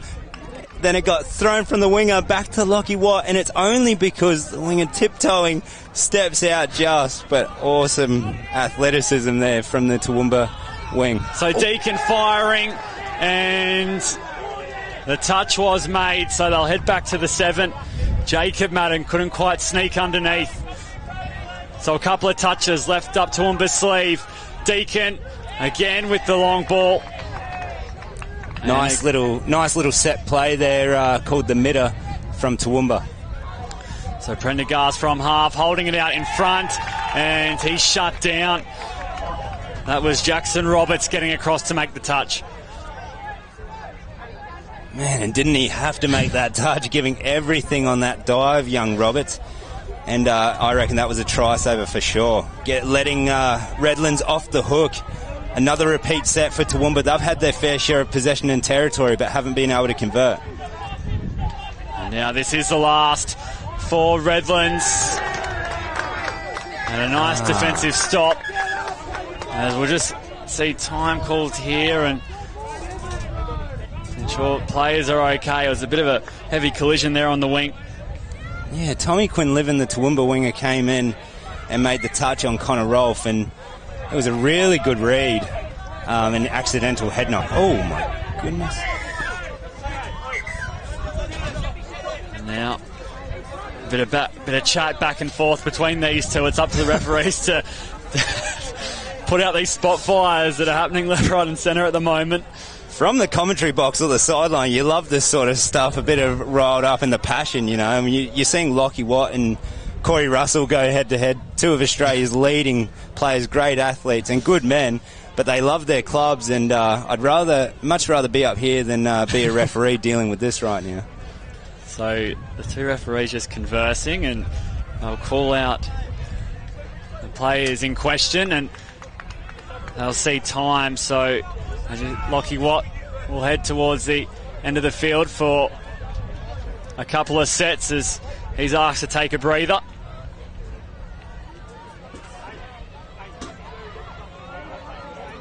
And just waiting for the call here. The Redlands member, and they both will see some time at the end of the field. 4 sets they'll be off for, and both sides playing with 5 on the park. Well handled by the referees, and at least this gives us a bit of entertainment for the next few sets. 5 on 5. So Redlands still down by 1, only 1 try in the match so far. They'll spring towards the left, and Toowoomba put a handbrake on that attack. So this is the last touch. Redlands, a long left to right. It's going to land in the hands on the wing. Was the touch made? No, it wasn't. We are level here in the men's Premier Division. Bradley Russell, number 3 from Redlands. Beautiful left to right pass to find his winger, who's shaped up to pass it back, but dives in the corner, does Josh Thompson, to score Redlands' first try. So 1 apiece, under 2 minutes to go in this first 15 minutes. Both sides still with 5 on the park. As they'll come inside the 7 now. Toowoomba looking to create some space. Prendergast getting the ball back, and they want the call. They do get it. 6 more touches waved on for Toowoomba. So what they generally try and do when numbers are a bit funny is they'll still try and get a 3-on-3 sort of situation, because that's what they're used to on 6-on-6. Prendergast looking to keep the play alive, and this time the Redlands box go up as they see the ball change hands. And they'll find a few handy meters towards their sub box. Jumping over halfway, and a penalty eventually blown. Josh, there is no shortage of feeling in this one. Plenty of rivalries. A lot of them have played in Queensland and Australian squads together, but there is no love lost when they are playing for their affiliate against each other. So Roberts puts it down. Here's Pride, just scheming with the ball. Switching it back towards the right, and they won't have the pace to get around Toowoomba on that occasion. Now Pride receiving the ball back against the grain and popping it over the top, and Redlands will hit the front. Yes, Adam Pride, the Australian Men's Open middle, number 12, and captain for Redlands. Just the puppeteer on that one, coordinating Redlands' second try. So the siren will sound at any moment now. As there it goes, the penalty awarded to Toowoomba. They'll look to get moving as Redlands put a stop to that attack, and we go into half-time 2-1 in favour of Redlands. There has been so much happening in that first half, Mark. So much happening. This has been my favourite game to watch so far this whole State Cup, to be honest. The feeling, the passion, there's heaps on the line. So, looking forward to the second half. So, don't go anywhere. Don't move a muscle. The second 15 minutes ready to rock and roll here on Field 1 after these messages.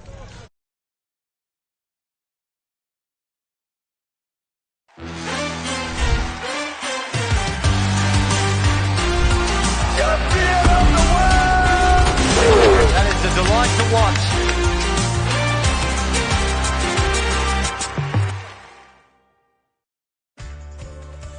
You don't do it for the mirror or for the scales. You do it because it feels good. It feels good changing habits and kicking goals. Start feeling good now with a program tailored to you and have support from experienced health professionals. My Health for Life is a free healthy lifestyle program funded by the Queensland Government. Find out if it's right for you at myhealthforlife.com.au.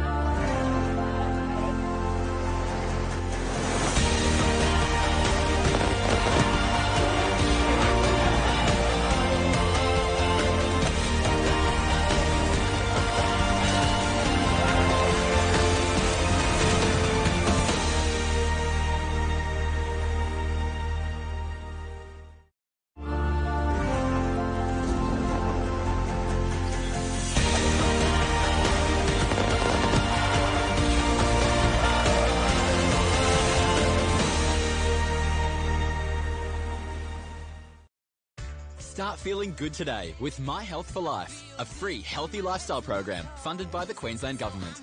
Get tailored support from health professionals. Find out if it's right for you at myhealthforlife.com.au. Welcome back to the 2023 Queensland State Cup, and we have a good one on our hands. Toowoomba Redlands 2-1 in favour of the Brisbane-based club, and I'm joined by Mark Tipple in the commentary box. Well, if the second half lives up to the first, we're in for a cracker. Josh, it doesn't get much better than this. It's Saturday afternoon at Queensland State Cup here in Coomera. You've got two evenly matched teams absolutely grinding it out.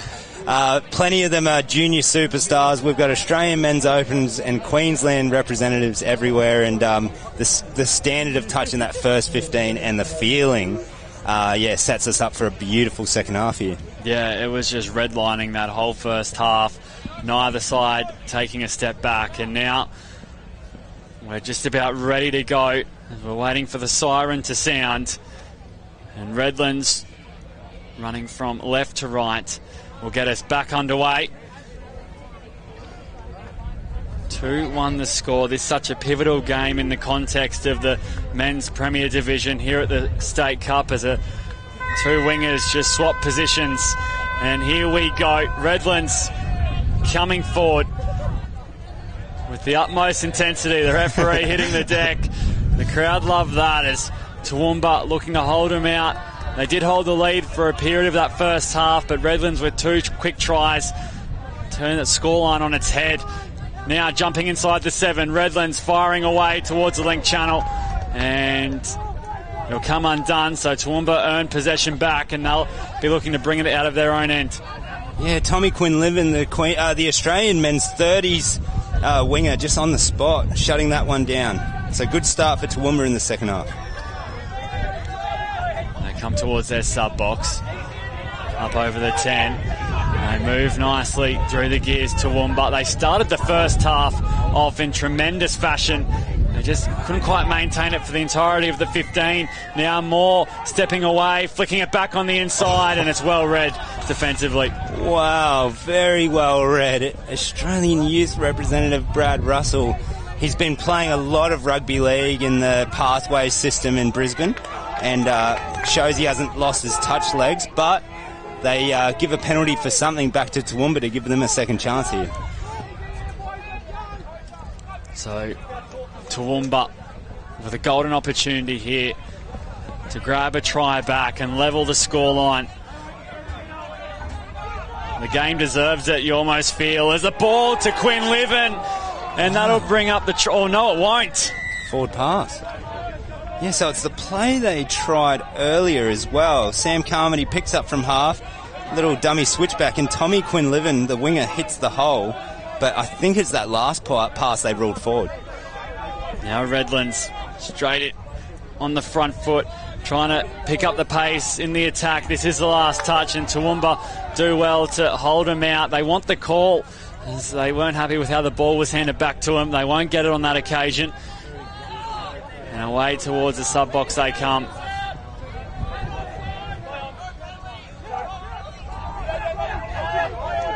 They work it into Redlands half and pick up the penalty, so this is golden for them. Absolutely. You even heard the boys, the Redlands boys, saying no penalties, because you can piggyback, and like we said at the beginning of the match, repeat sets.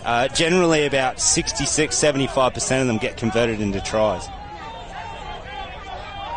So they'll have a number of touches up their sleeve. Madden out of half. This is the last. And they earn the penalty, so a fresh set. How did Toowoomba go about this? Down by 1 at the moment. Yeah, well, they've got Lockie Watt at right link, the 35, and he's a real dangerous player. So we see the quickie return and ball to ground. Yeah, Redlands will be happy with that.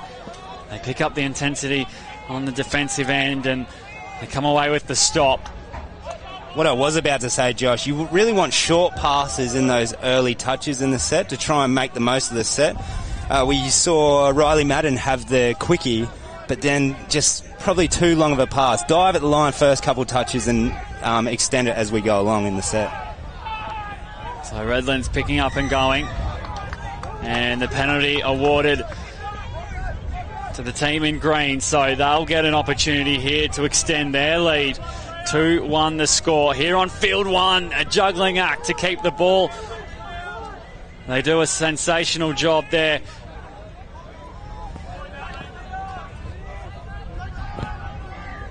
And now the opportunity coming, a penalty going the way of Redlands. And this, you feel, a very pivotal stage in the game right now. Absolutely. Could be crucial if Redlands can get up 2 here. They were ruled offside on that one. Toowoomba. So can Toowoomba stand up defensively? They do make the touch on that occasion. Little push and shove. Couple of words. pretty harmless for now. So Redlands trying to knock down this door, and another penalty landing the way of Redlands. That time it was Sam Shepherd coming up and jamming in from the wing. Yeah, as we watch the slow motion replay, honestly it looks like it's fairly accidental as Drew Price takes off from a tap. And a forced substitution, so they now have their full complement to Toowoomba. Redlands very smart and cunning to try and catch him out on that occasion. It just won't work. Toowoomba hold on. Another touch made.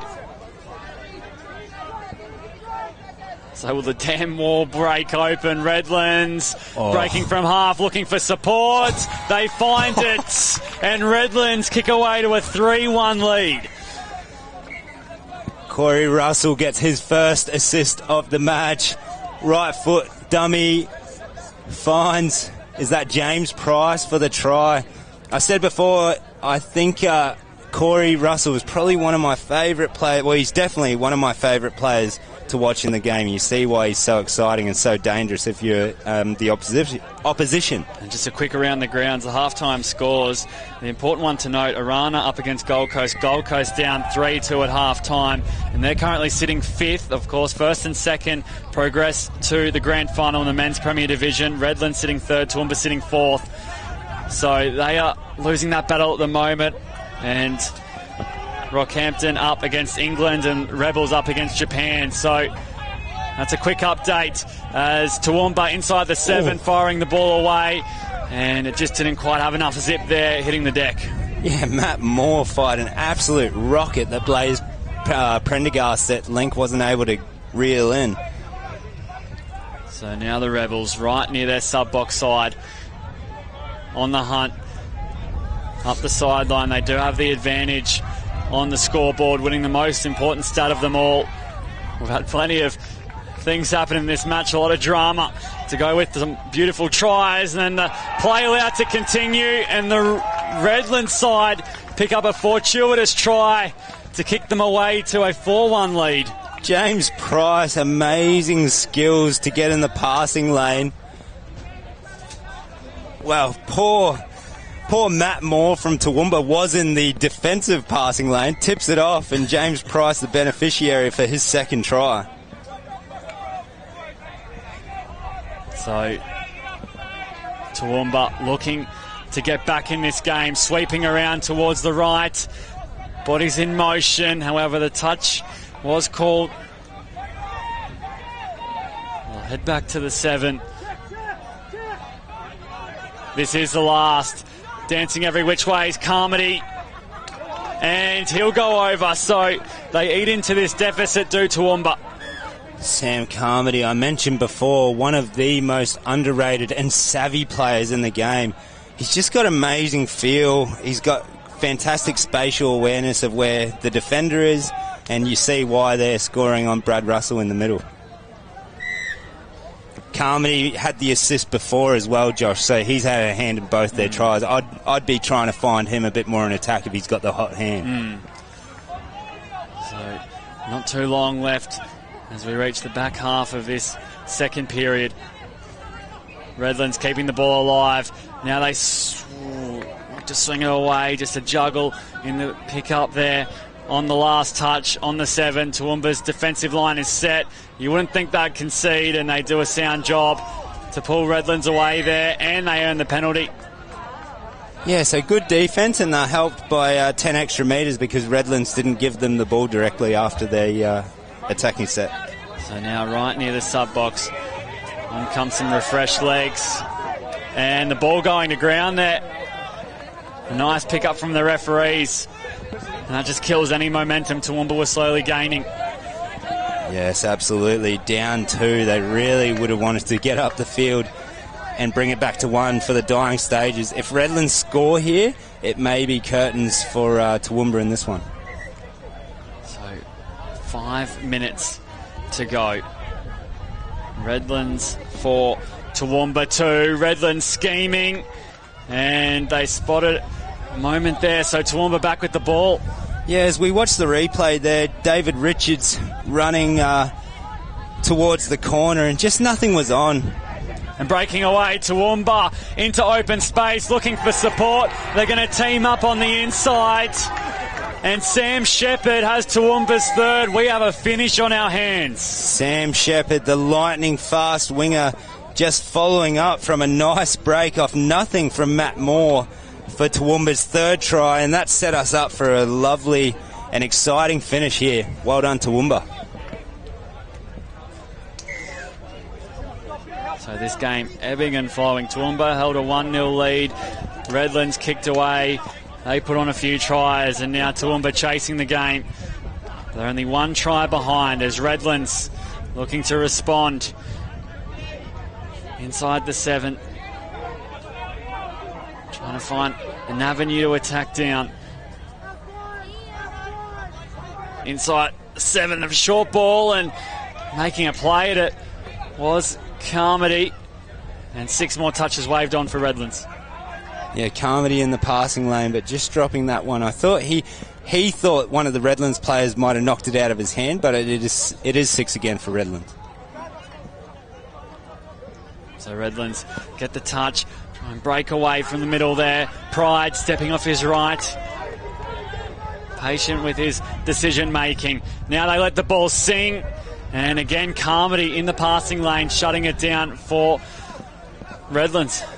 It's very good defence from Toowoomba, but the problem is they're running out of time as Redlands play around with the ball in the Toowoomba red zone.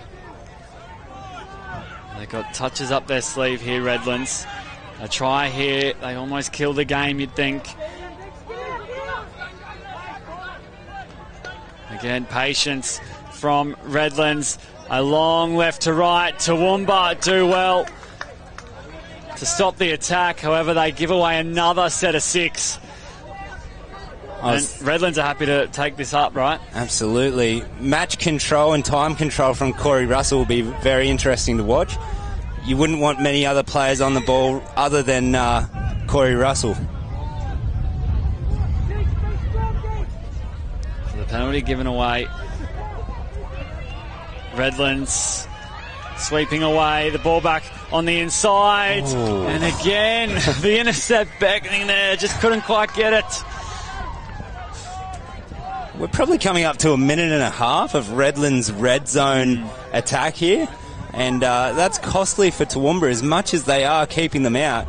We're seeing so many Redlands attackers even subbing and trying to reserve energy because they've been attacking for so long. So Toowoomba, they are only down by 1. As Redlands won't find a way forward there. Corey Russell going to ground. And he'll take his time in retrieving the ball as well. As you mentioned, just some gamesmanship from Corey Russell. Very much so. There's some accidental not accidents going on at the moment. Now inside the 7. The pass away to Pride. And he had the opportunity there to get the ball to ground. However, Toowoomba will have the ball back, and they look to retrieve. What is going on? I tell you what. So not long left. Toowoomba only down by 1, and a sensational job, it must be said, to repel Redlands. A mammoth defensive effort to keep themselves in this match. Shepherd's been class, the winger. Gains 10 extra metres there too. So can they lock it up, Toowoomba?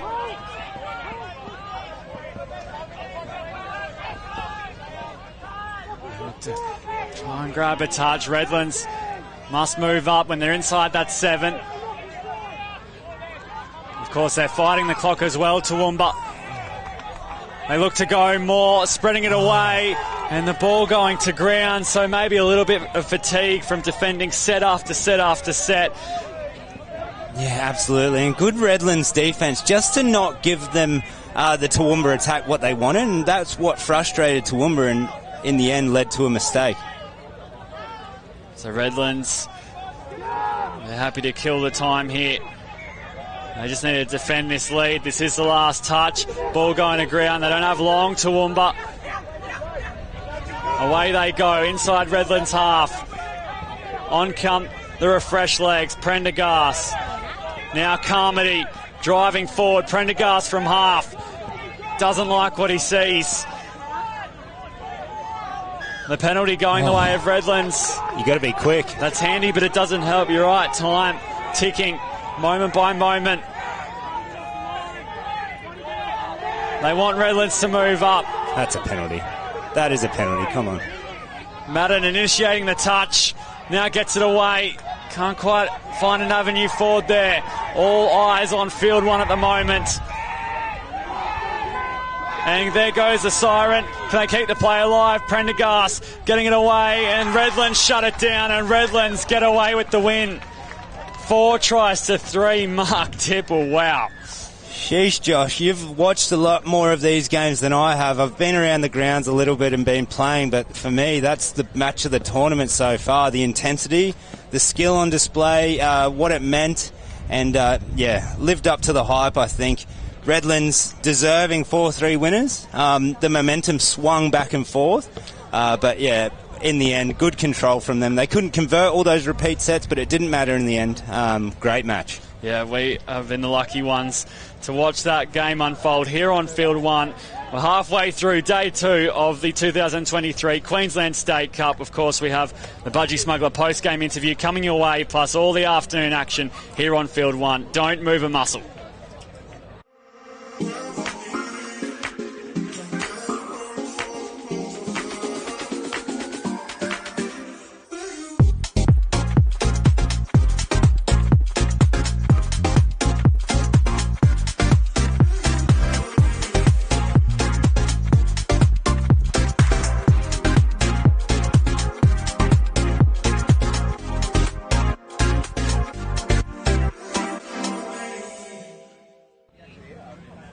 G'day guys, and welcome back to the Budgie Smuggler post-game interview.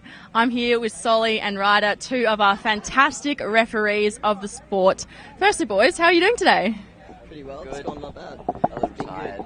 Yeah, beautiful. So, are you here all weekend, is that right? Yes, all 3 days. Beautiful. And what division are you guys refereeing this weekend? All, any. Yeah, all of them? The board, yeah. Yeah, great. So, we'll start with you, Solly. How long have you been refereeing for? It's gone on about 8 years now. Yeah, I started when I was roughly 12. I started when I was no, not 8 years. Sorry, my mistake. About 5 years. You're a bit older than you look. Yeah. So I started when I was 10, and just doing it because I had a small club and helping out, and it was a bit of money here and there, and a few other referees noticed a bit of my talent and just helped me build up my strength and kept me going. Yeah. Great. What about you, Ryder? I started in 2020 and I ref at South Tweed Touch. Just did it for the money at the time, just a little bit of extra cash. The money is pretty good, isn't it? So, what do you love about refereeing? You know, what made you want to keep going once you started? It might be a bit of a confidence booster, like get the control of the game and makes you maybe confident in other situations in life. That was one thing for me. Just helping out, like just being there for the sport kind of kept me going, and then also with the levelling system, kind of just wanting to get that level 6. And look, it's not an easy thing to do. What are the challenges when you hit the field out there? Oh, there's quite a few players always. Yeah. Not always going their way, so they'll give you a chat in there. Sometimes you don't know the calls, so you got to have a think about it, bring your refs in, have a talk. Yeah. There's a few challenges here and there. Yeah, so you mentioned it can get a little bit heated out there sometimes. Definitely. What's your tip for some beginning referees on how to kind of take control of the game and cool down the players a little bit?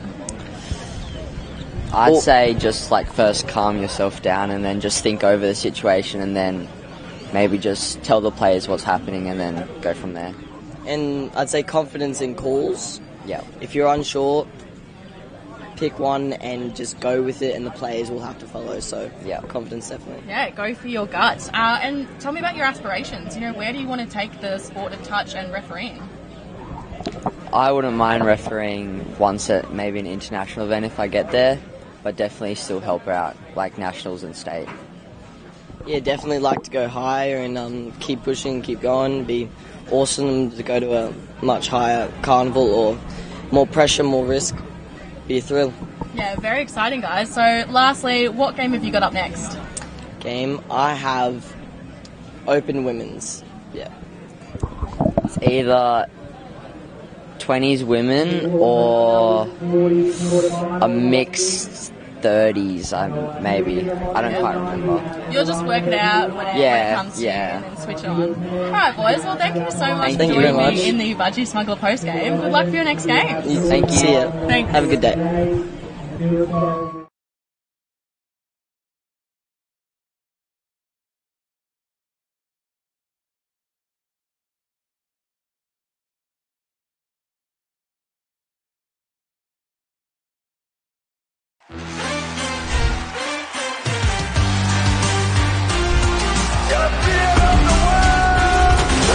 That is a delight to watch.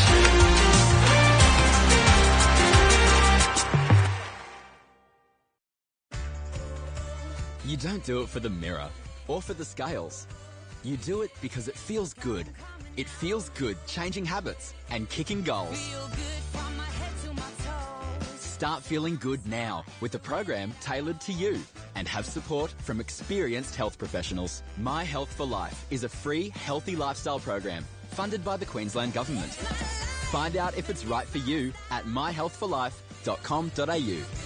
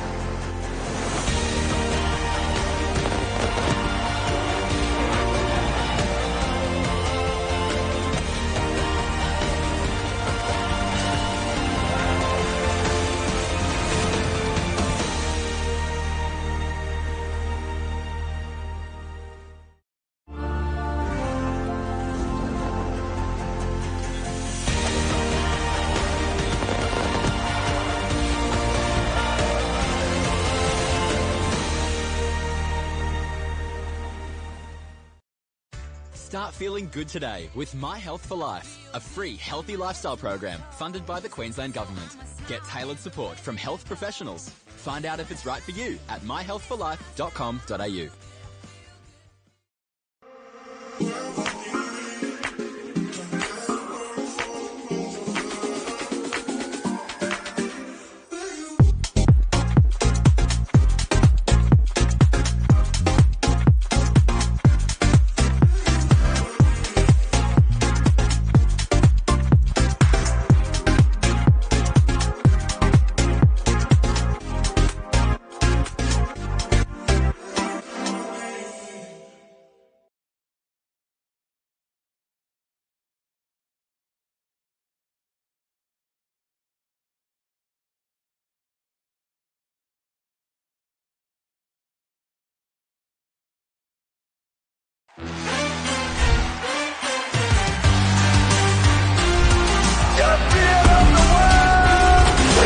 That is a delight to watch.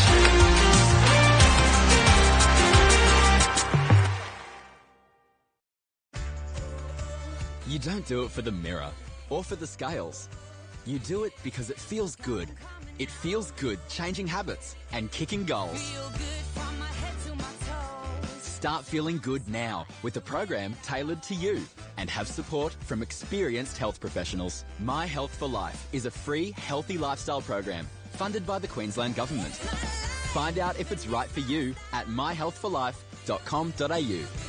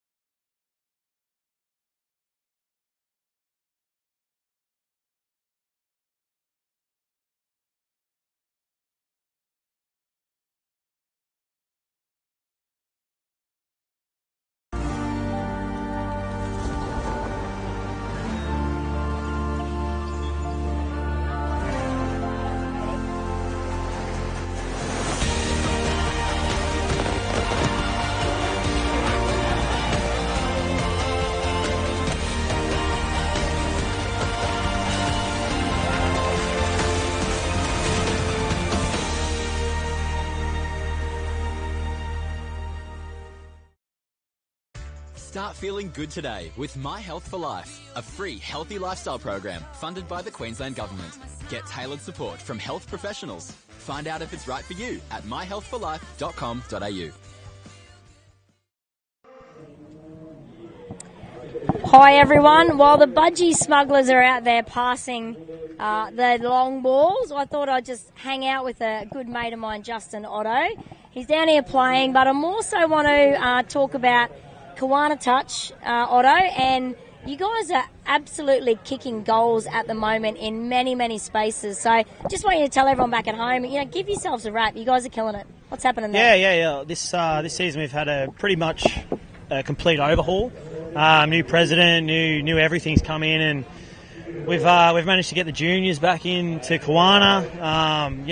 There's a lot of really good things happening, and this season to get 6 teams down here in the State Cup, it's unreal for us and unreal for those kids that are kind of just coming into that middle age group where they can see a little bit of an opportunity to come and play some senior footy at a really good comp now. So yeah, nice. So how are you going here? So you got 6 teams. You know how everyone else is going. You're in the open men. Yeah, open men's for us. So you guys are going pretty good. I think I commentated your game the other day. Yesterday. It was pretty good. Yeah, we started slow.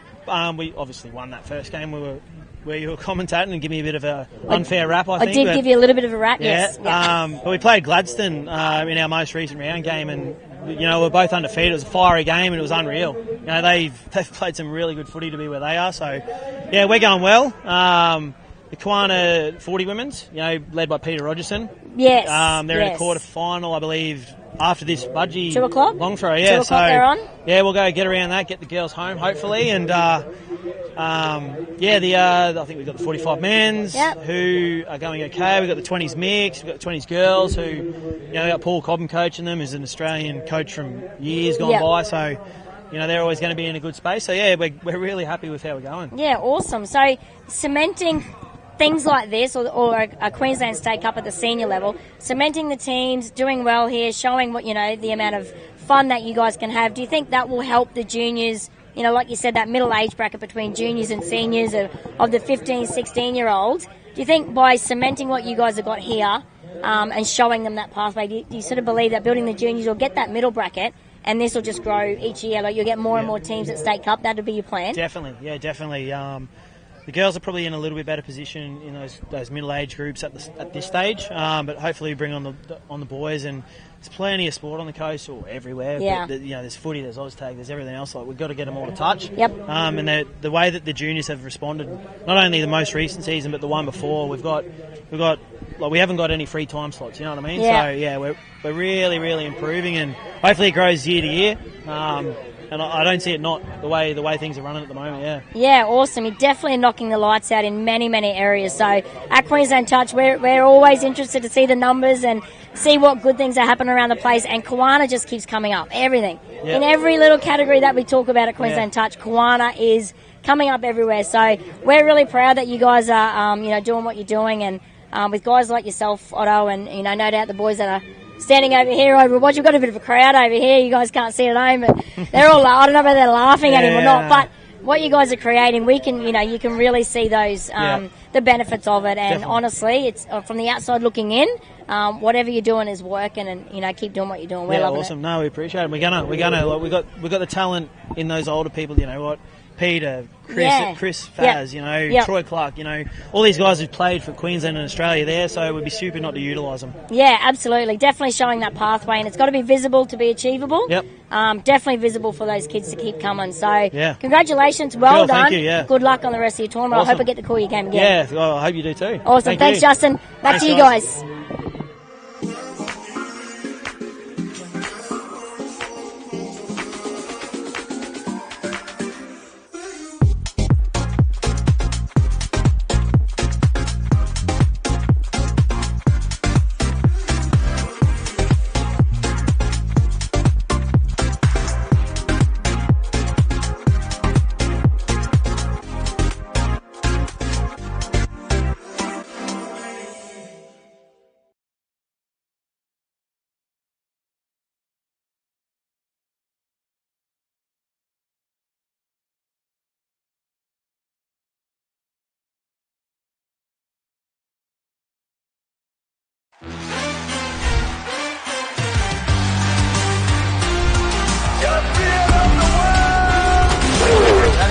delight to watch.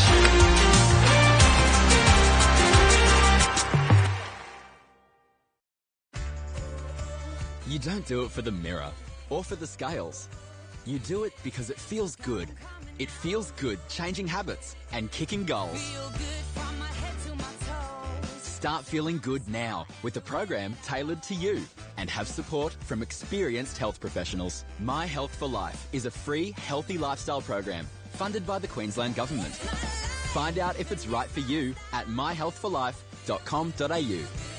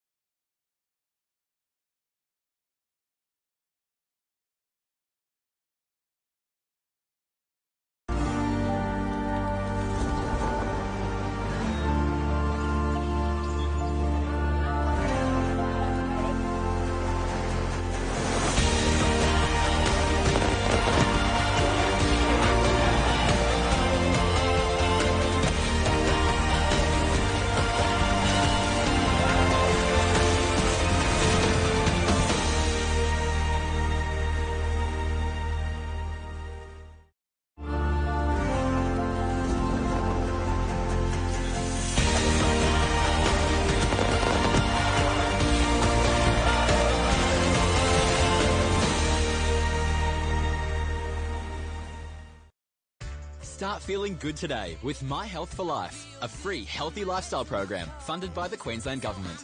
Get tailored support from health professionals. Find out if it's right for you at myhealthforlife.com.au.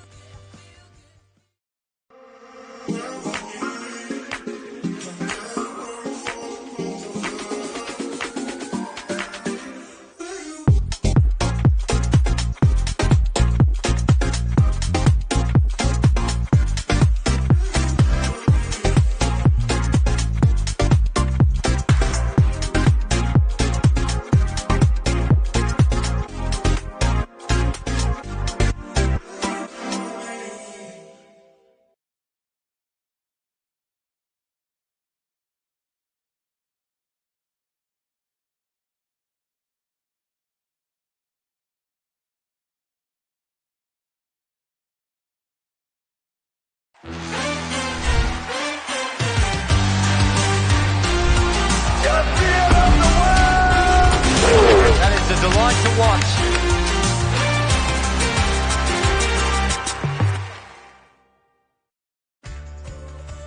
You don't do it for the mirror or for the scales. You do it because it feels good. It feels good changing habits and kicking goals. Start feeling good now with a program tailored to you and have support from experienced health professionals. My Health for Life is a free, healthy lifestyle program funded by the Queensland Government. Find out if it's right for you at myhealthforlife.com.au.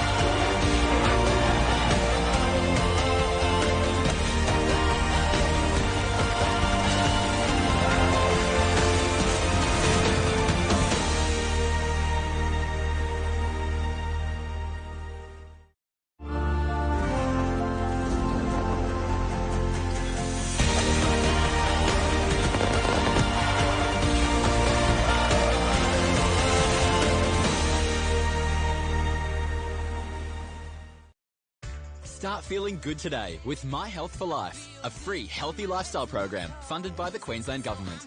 Get tailored support from health professionals. Find out if it's right for you at myhealthforlife.com.au.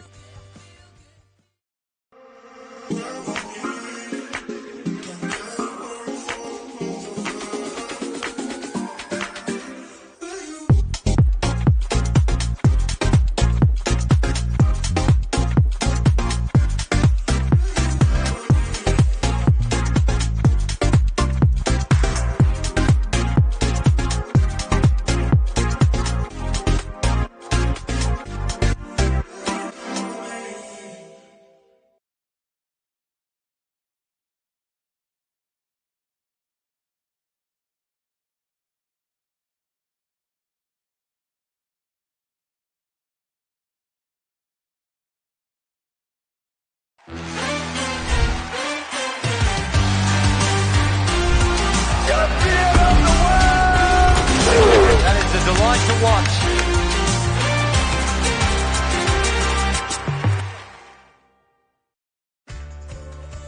You don't do it for the mirror or for the scales. You do it because it feels good. It feels good changing habits and kicking goals. Start feeling good now with a program tailored to you and have support from experienced health professionals. My Health for Life is a free healthy lifestyle program funded by the Queensland Government. Find out if it's right for you at myhealthforlife.com.au.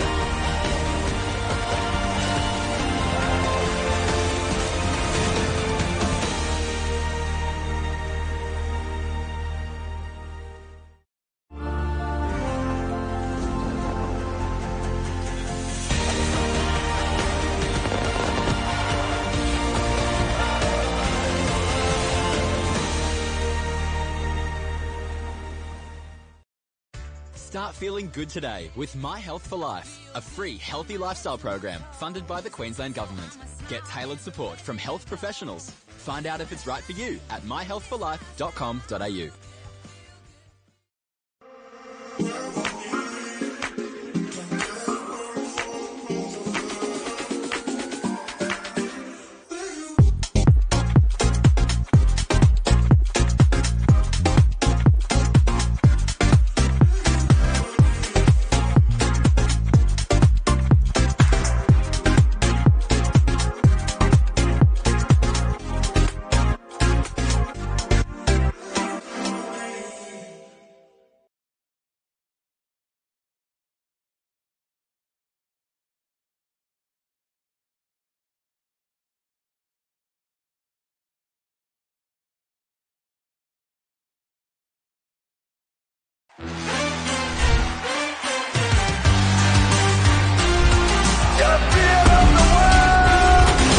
That is a delight to watch.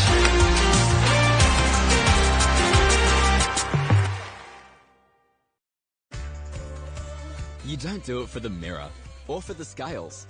You do it because it feels good. It feels good changing habits and kicking goals. Start feeling good now with a program tailored to you and have support from experienced health professionals. My Health for Life is a free, healthy lifestyle program funded by the Queensland Government. Find out if it's right for you at myhealthforlife.com.au.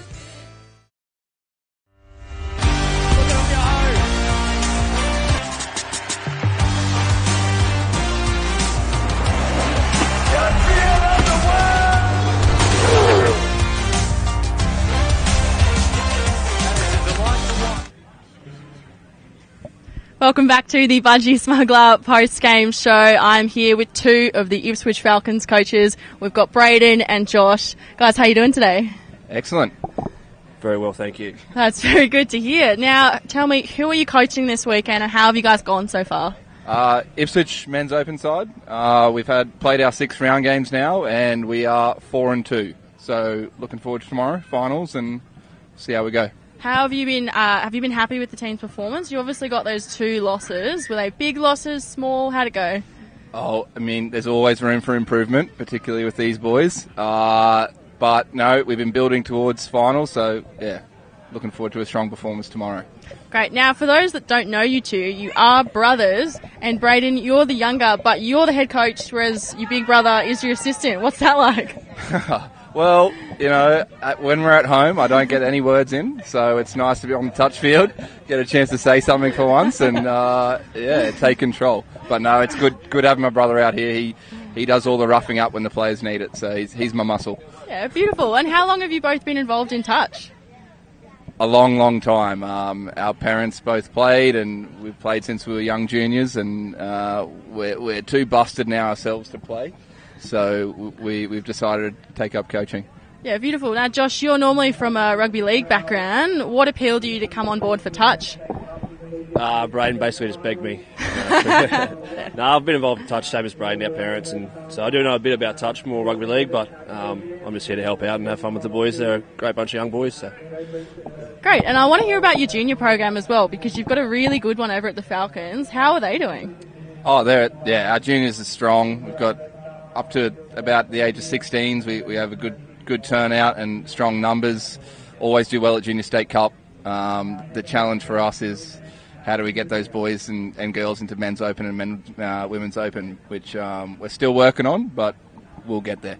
Yeah. Mm-hmm. And look, I've got a pretty big question to ask. I'm going to put you on the spot here. We've obviously got the awards night on Monday night, and who do you think should win or will win the men's best player of the year? Well, funnily enough, I'm across that presentation night. I will be there myself in person. My goodness. If you're there, you'll hear me in the crowd. I may or may not be extremely vocal about Jake Notley. So vote 1, Jake Notley. Vote 2, Jimmy Hegedus. And Blaze Prendergrass, Junior Player of the Year. Beautiful. Thanks, boys. Well, it's been a pleasure having you here. Anything else you want to get off your chest while you're on mic? Up the Falcons and bless family. Beautiful. Thanks, guys.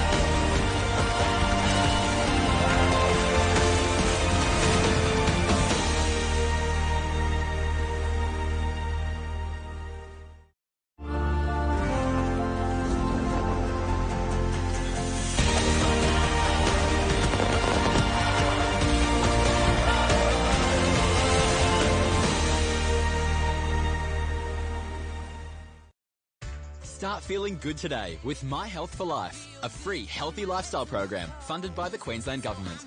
Get tailored support from health professionals. Find out if it's right for you at myhealthforlife.com.au.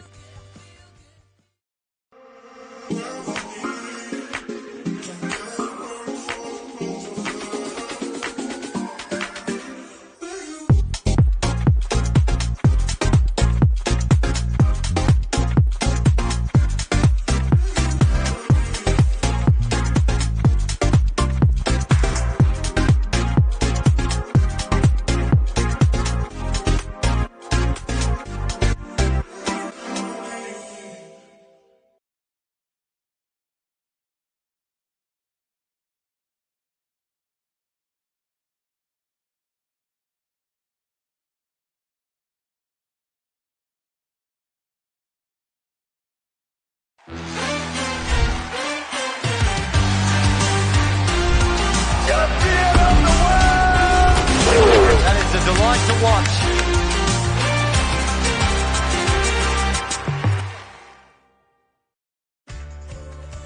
You don't do it for the mirror or for the scales. You do it because it feels good. It feels good changing habits and kicking goals. Start feeling good now with a program tailored to you and have support from experienced health professionals. My Health for Life is a free healthy lifestyle program funded by the Queensland Government. Find out if it's right for you at myhealthforlife.com.au.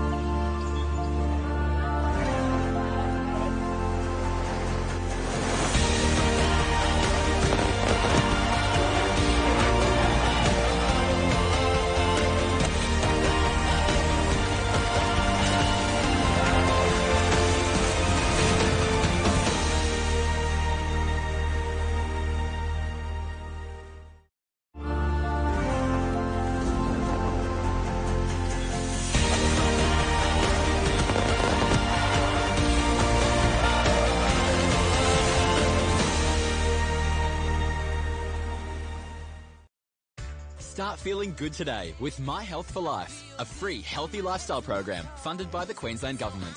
Get tailored support from health professionals. Find out if it's right for you at myhealthforlife.com.au.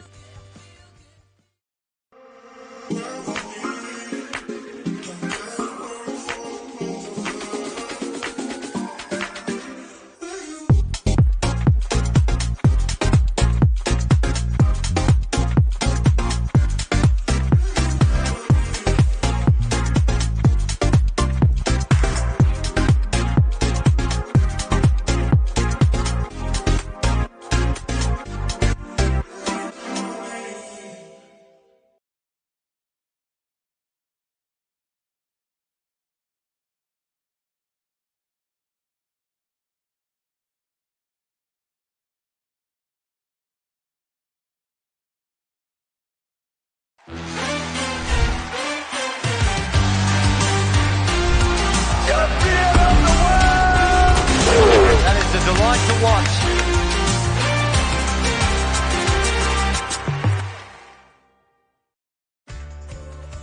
You don't do it for the mirror or for the scales. You do it because it feels good. It feels good changing habits and kicking goals. Start feeling good now with a program tailored to you and have support from experienced health professionals. My Health for Life is a free, healthy lifestyle program funded by the Queensland Government. Find out if it's right for you at myhealthforlife.com.au.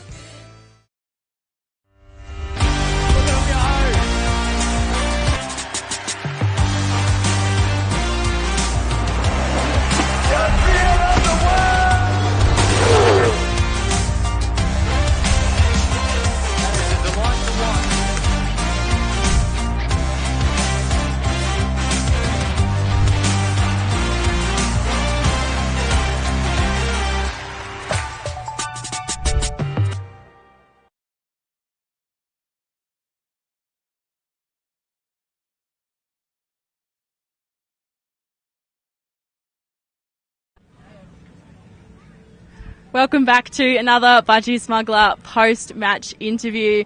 We've got two special guests up here from the Caboolture Touch Association, Jenna and Renee. Ladies, how's the tournament been going so far? Yeah, really good. We've had 4 wins. We're playing off this afternoon for top 2 teams from each pool. See if we make the grand final straight away. That is very exciting. Were you expecting that result coming into this weekend? No, yes and no. Unfortunately, we have had a few injuries along the way, so it's put a lot more pressure on the team. But other than that, it's been pretty good, yeah.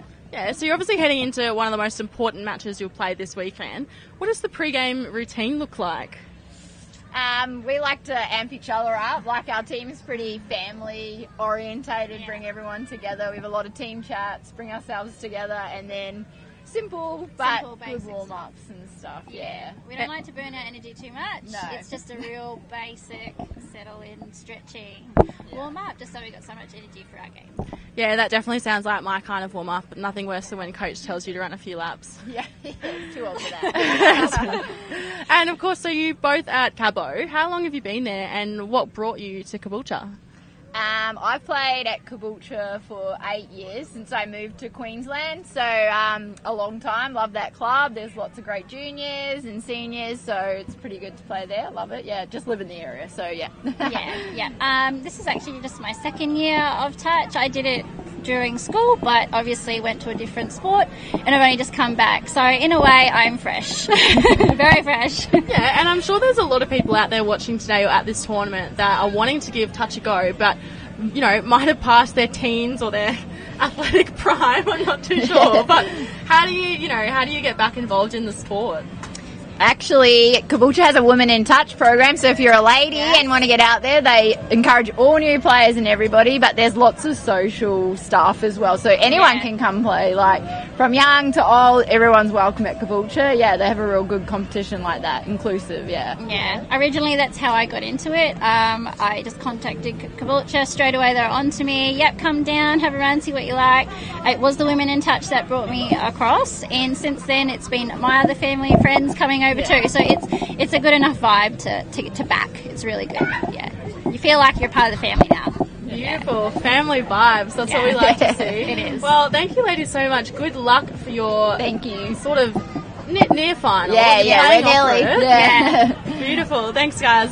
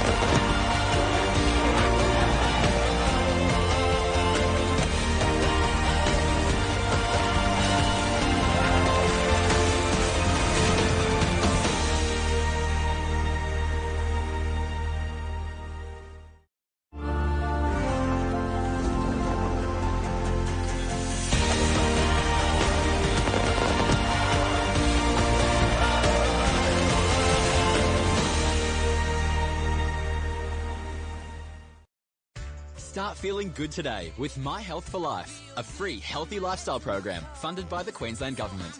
Get tailored support from health professionals. Find out if it's right for you at myhealthforlife.com.au.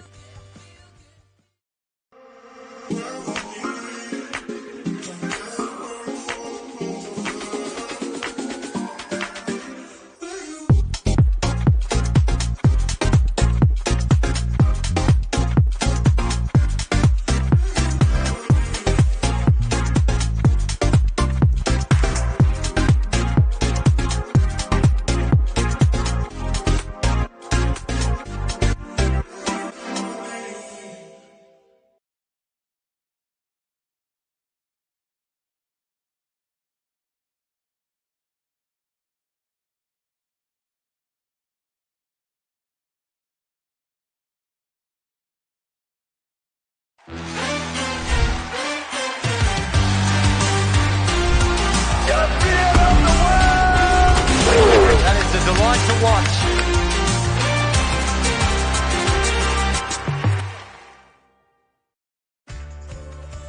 You don't do it for the mirror or for the scales. You do it because it feels good. It feels good changing habits and kicking goals. Start feeling good now with a program tailored to you and have support from experienced health professionals. My Health for Life is a free healthy lifestyle program funded by the Queensland Government. Find out if it's right for you at myhealthforlife.com.au.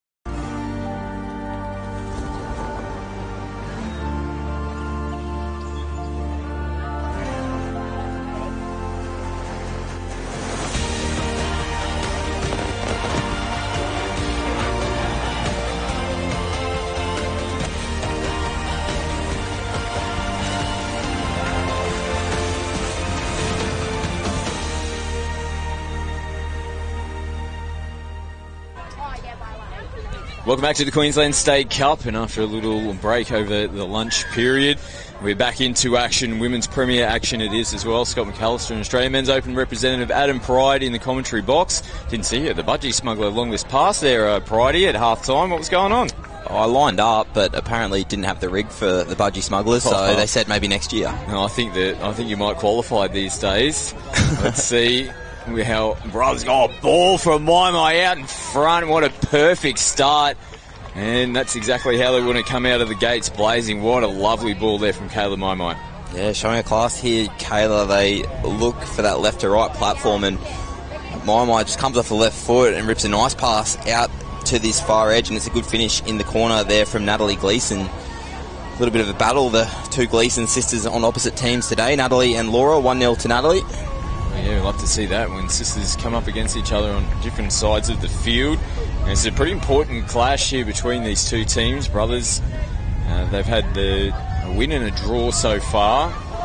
Pretty comprehensive win. They played the two international teams as Brisbane now back on the attack. Yeah, speaking to a few of their representatives last night, they had a pretty disappointing draw with Japan to finish. They blew an early lead, so they're looking for a response in this one. Big day for them. They've got the three big Brisbane clubs, you'd say, in BMTA, Colts, Caboolture, and UQ. So all on the line as they start to move towards finals day tomorrow. This is their first game of the day. They've had a luxurious draw, the women's premiers, starting their game in the afternoon. Cooler conditions, cloud cover has come about as well. Brothers turn the ball over here on the 10-metre line for Brisbane. They'll be pretty happy to start their set here. Second touch, and they'll be over the halfway line. Yeah, good spot. They'll be happy with that turnover. We'll have subs coming here out of the box for a decent attacking strike dump. Here's Laura Gleeson, decides to hold on to the ball. Tanamu, arm outstretched, reels it in. Nicola has a look, not much there, but just links and throws the ball over. Out to Archer there in the link, punching through the hole. It's worth a shot, but end up turning the ball over. Brothers coming off their line.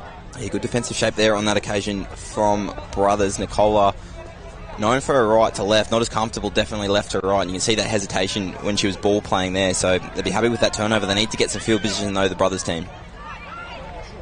Touch made, they're going to have to pop back to the mark. Brittany Brown now plays it.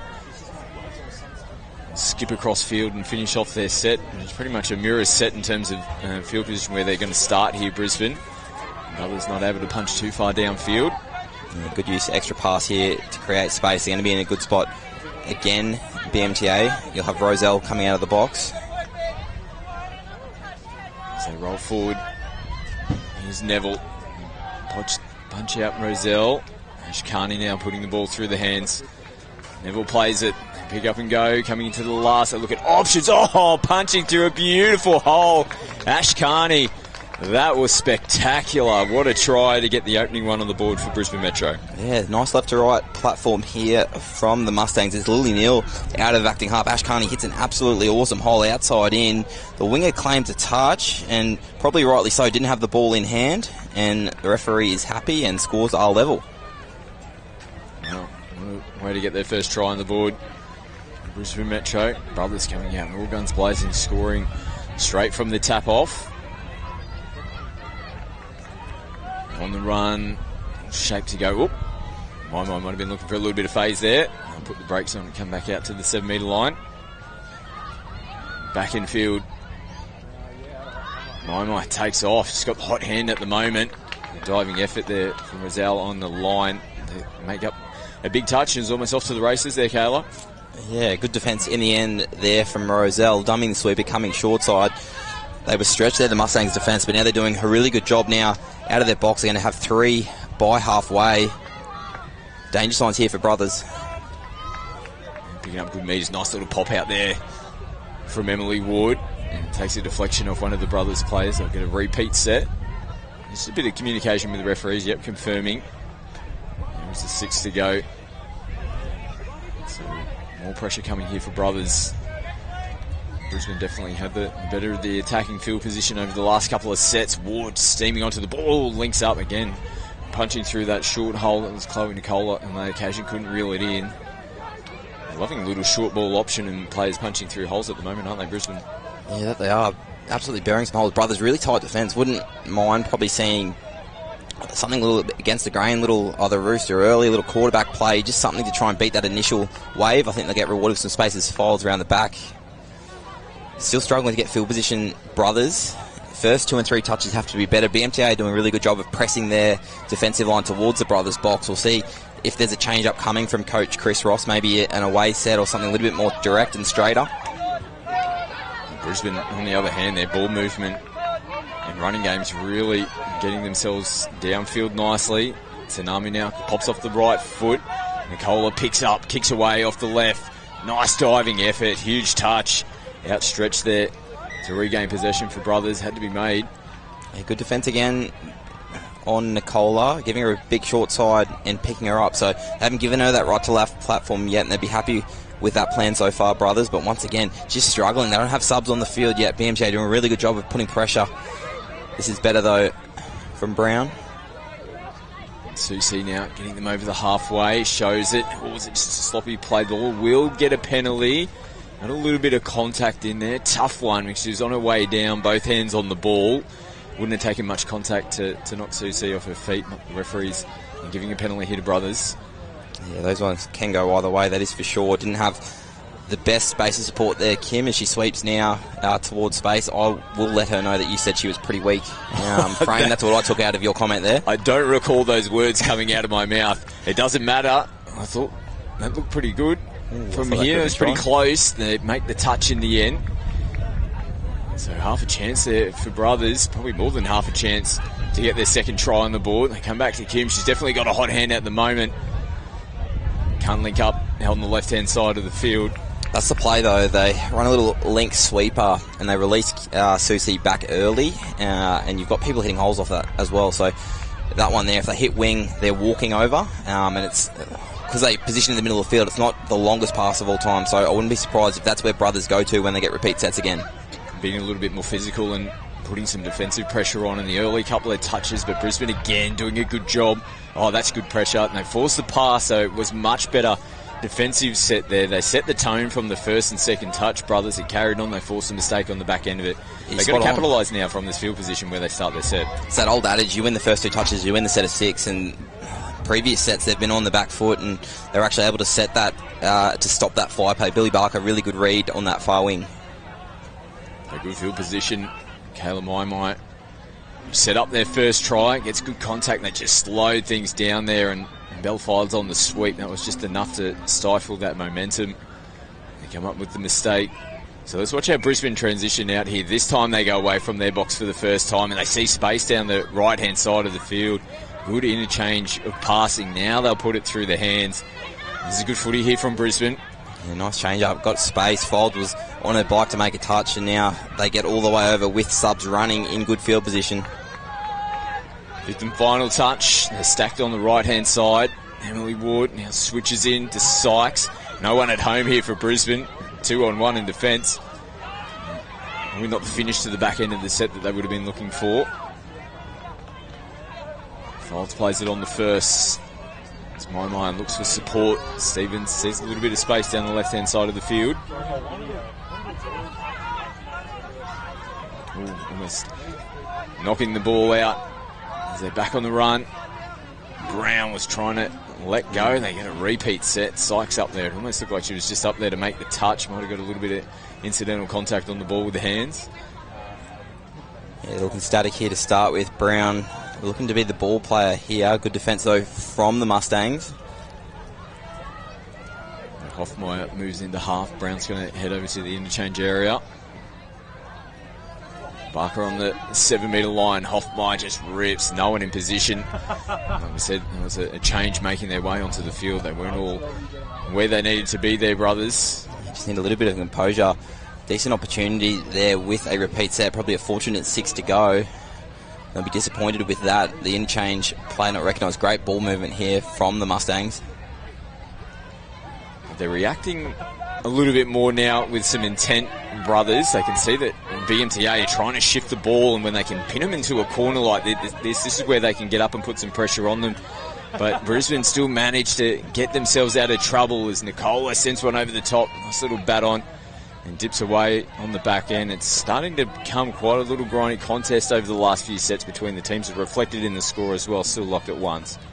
Yeah, you're not wrong there, Scotty. There's a bit of feeling too. There was a bit of chat here from the sub-box of some of those touches. BMTA thought there were probably some late physical touches after the pass, so might be a bit of feeling in these next couple of sets.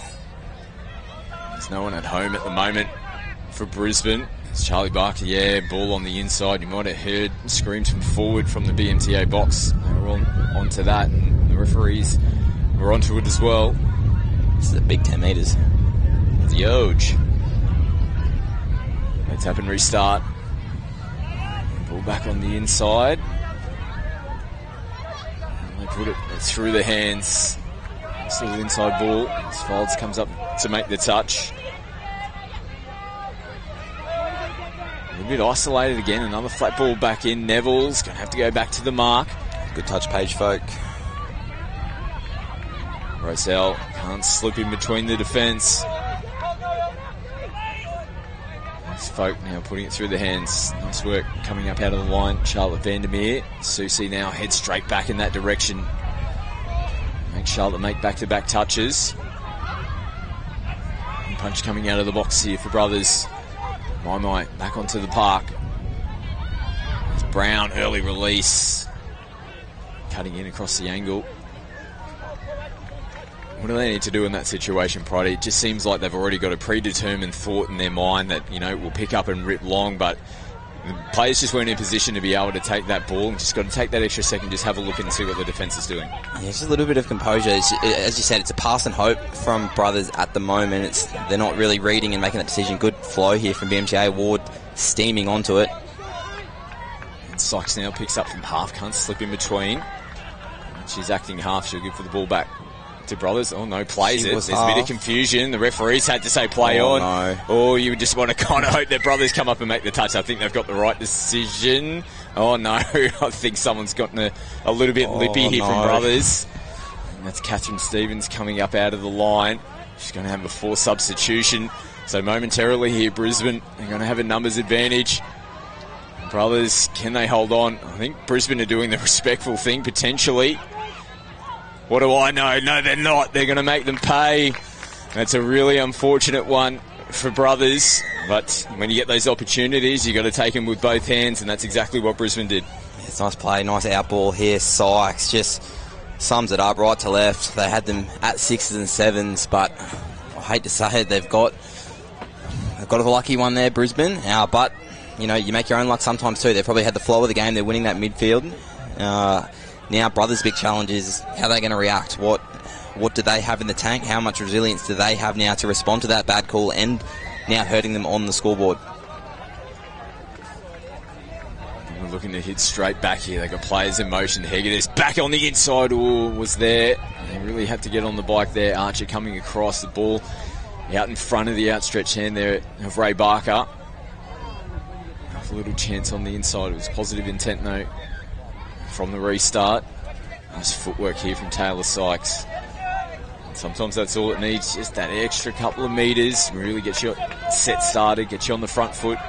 It's good use of the feet, kick to the side. Nicola now skips short side as well. Oh, there was a chance on the left.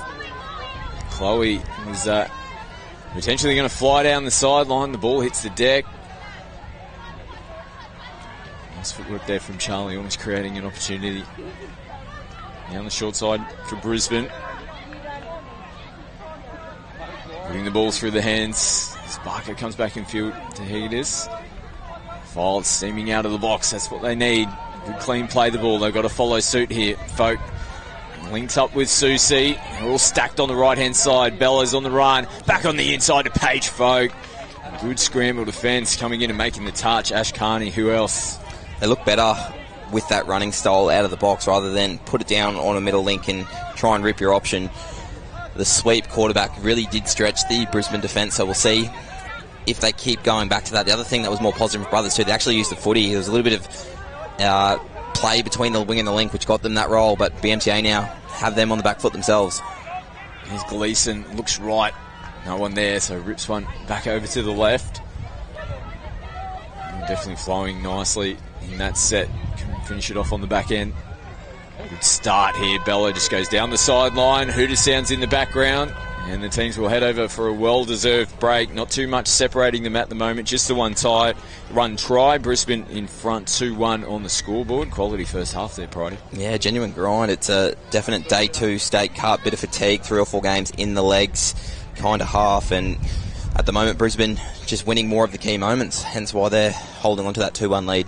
Good game on our hands here in the Women's Premier Division. Round 3 fixture. Brisbane, they're in front on the scoreboard. They currently lead 2-1 over Brothers.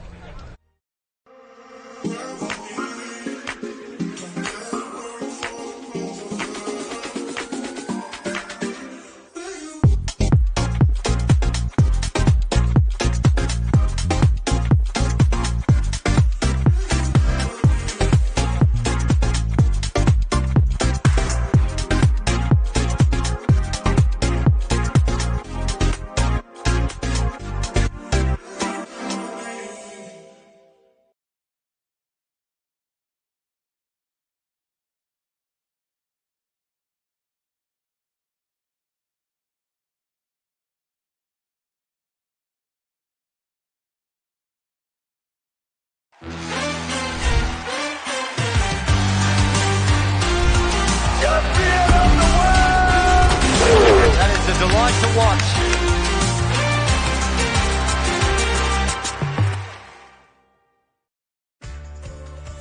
You don't do it for the mirror or for the scales. You do it because it feels good.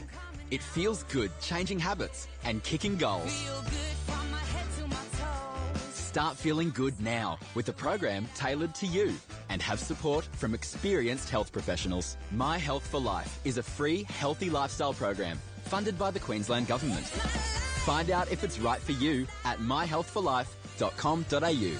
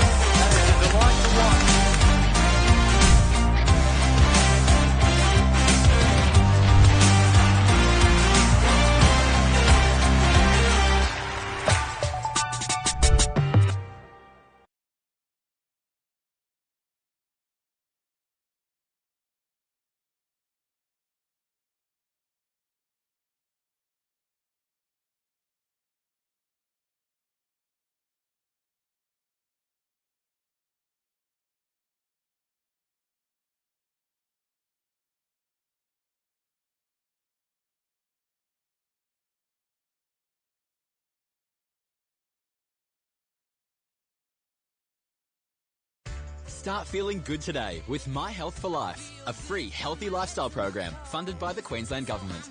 Get tailored support from health professionals. Find out if it's right for you at myhealthforlife.com.au.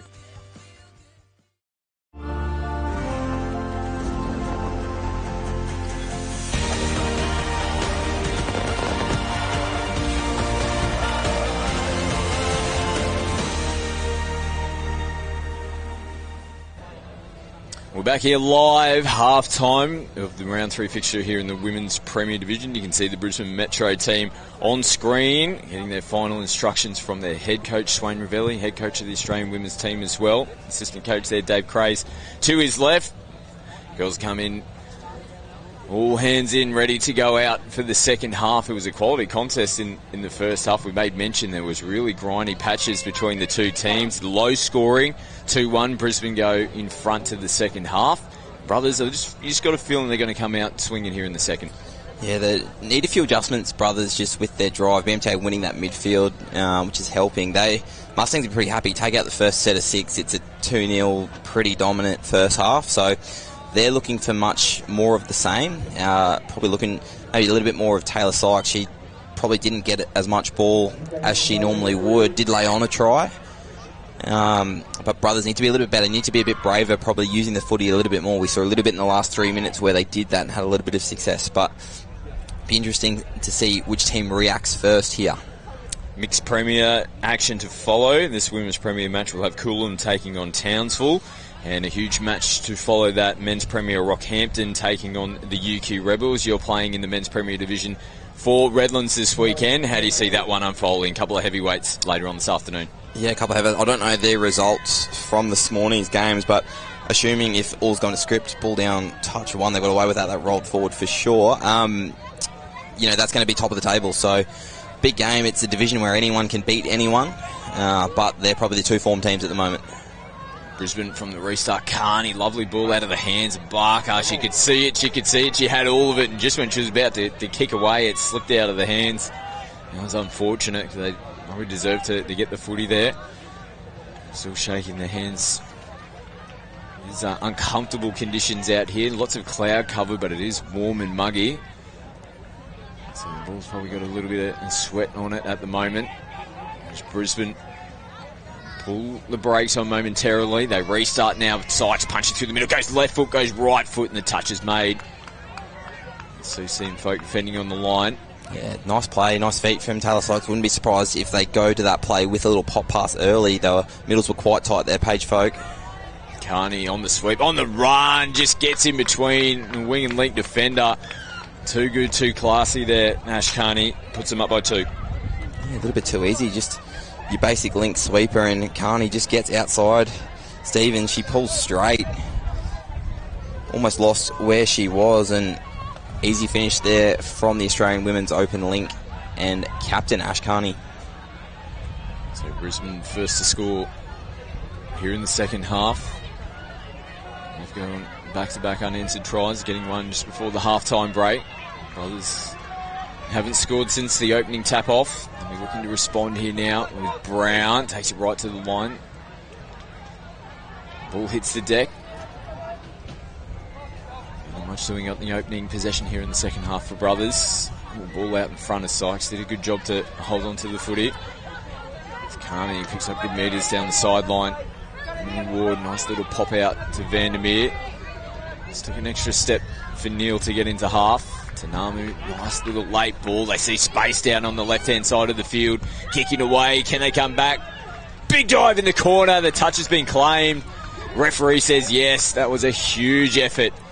Hannah Hegedus getting across. She's a little bit gingy getting to her feet. A touch that had to be made. Good footy though from Brisbane. Tanamu plays it in the 7. They go back that way. This time Barker plucks it out. He wasn't going to let this one slip through the second time around. Yeah, good footy all around. Nice little pop-out play from Brisbane. Early release down that edge, and it was Emily Coyne standing away. But as you mentioned, nice diving touch there from Hegedus, and a good read from Billy Barker as Brothers making another error now. Trailing by 2. They need to be cleaner. Good opportunity. They'll burn a couple of touches here, Brisbane, to get some replacement players on. Good field position. Compliment out onto the park. Here's Neville stretching for it. Rousel plays it, has a look, comes off the right foot. Oh, little show and go. Nice recovery again from Brothers to make the touch. Last touch of the set. Archer looks to go down the short side. And Brothers will start their set on the right side of the field for them. Nice couple of straight runs, but they've picked up a forward pass. When you get a little advantage like that and you start your set on that side of the field, you just got to get those things right, get to the box, get those players on, and follow suit off the back end of that. It's disappointing there from Brisbane, from Brothers, I should say. Back-to-back sets there where they've turned the ball over cheaply. Yeah, big opportunity. You can't give an attacking team like BMJ those kind of opportunities. Rooster play here. They look short side. Good defence so far there from Folk and Susie in the middle. There's Archer who plays it. They go short side again. Felicity Archer diving in at the line. Last touch. They've recovered nicely on those short side raids. They've gone there a couple of times here in the second half, but they've managed to get bodies across to make the touch, Brothers. Here's Archer. Rousel cross field. They're going lateral, losing metres on the back end. Susie comes up and makes the touch. They pick up some metres without the ball there, Brothers. They need to be cleaner here to start their set. Got to be a good finish to this set. No half. Stevens. So we'll have 3 over halfway. So we should get an attacking platform here. Got filed on. Wouldn't mind seeing them using her foot speed. Hoffmine gets some forward. Brown shows it in field. Goes again out to the right hand side. And a couple of Brothers players out there, but not much room to work with. Yeah, better set, better spot to turn it over. You can't allow Brisbane this shift. Great read, yeah, good by the winger. Oh, heavy contact on Felicity Archer. It was a good defensive read. Interesting to see. I think there might be a penalty. Called offside. I think Scotty, some incidental contact. Yeah, so just a little bit too early to pop up out of the line. Emily Gleeson for Brothers. So Brisbane tap now with Lily Neal. Emily Ward picks up metres. Another touch for Neal. Sykes working in the middle. Likes this position in the field. She'll just dictate terms out here at the moment. Taylor Sykes moving players around.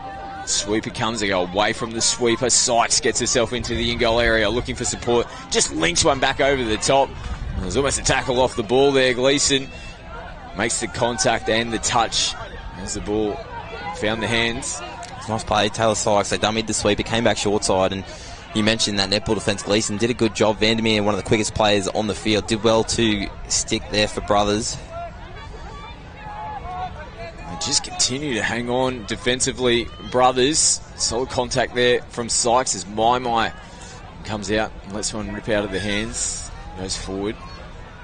Yeah, they look the most dangerous when they've actually swept and, sweeper quarterback kind of come back against the grain a little bit, Brothers. So besides that long pass off the Rooster to start the game. It hasn't worked for them, so wouldn't mind to see a change up there as Brisbane use the ball again towards their box.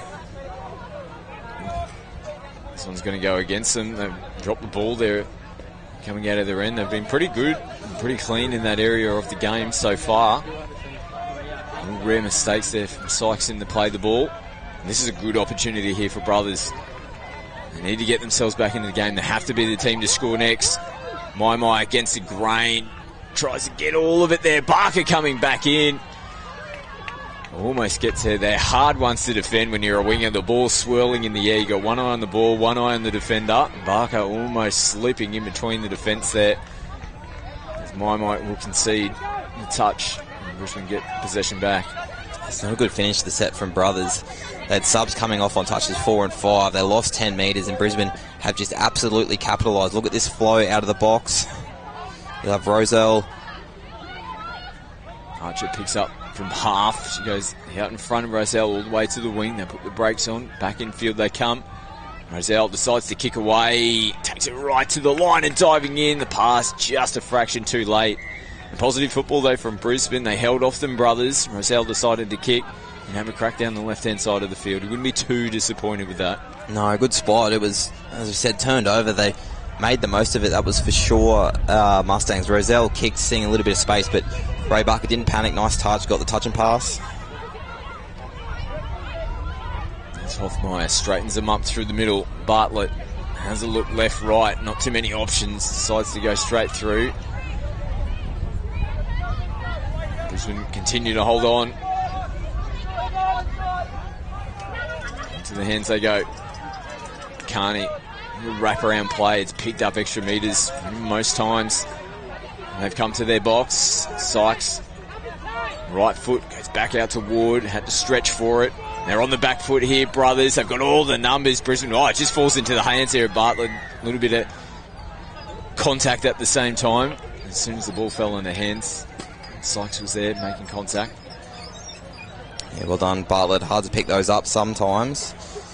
They also waited a little bit. Brisbane had a 5v3 open side. Kind of lost their link. So Brothers really need to make it happen. They haven't really looked likely to score in this half. They've had limited opportunities. So they need to force here something out of nothing against the momentum. Again, struggling to get forward the set. Placement plays. They still haven't got over the halfway line. This is the 5th and final touch for them. So you see, we'll just try and straighten them up. Ball hits the deck there off the fingertips of Ray Barker. Sykes, little dummy, just picks some valuable metres up. They'll get themselves downfield. They're already well behind their interchange boxes. Well in front, I should say. Replacement players make their way out onto the field. Nicola has a look around. Tanamu from half. They've got numbers on the left. They come back in field to Tanamu.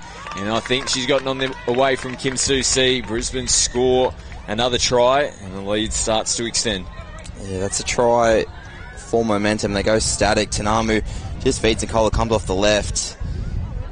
Susi, I think, is called a no there. So good honesty from the Australian Women's Open captain. But just momentum. Brothers never able to set their defensive line.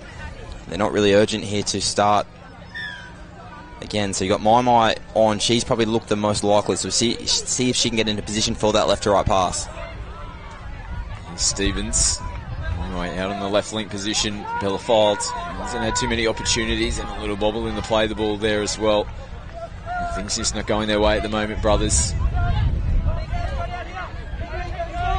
Continue to look to put some defensive pressure on and stop this juggernaut. Is Brisbane getting downfield? They get a penalty. Good intention as well. Quick tap, off they go. It's Catherine Stevens. My heading off for a breather. Georgia Bartlett making her way out onto the field. She is with ball in hand.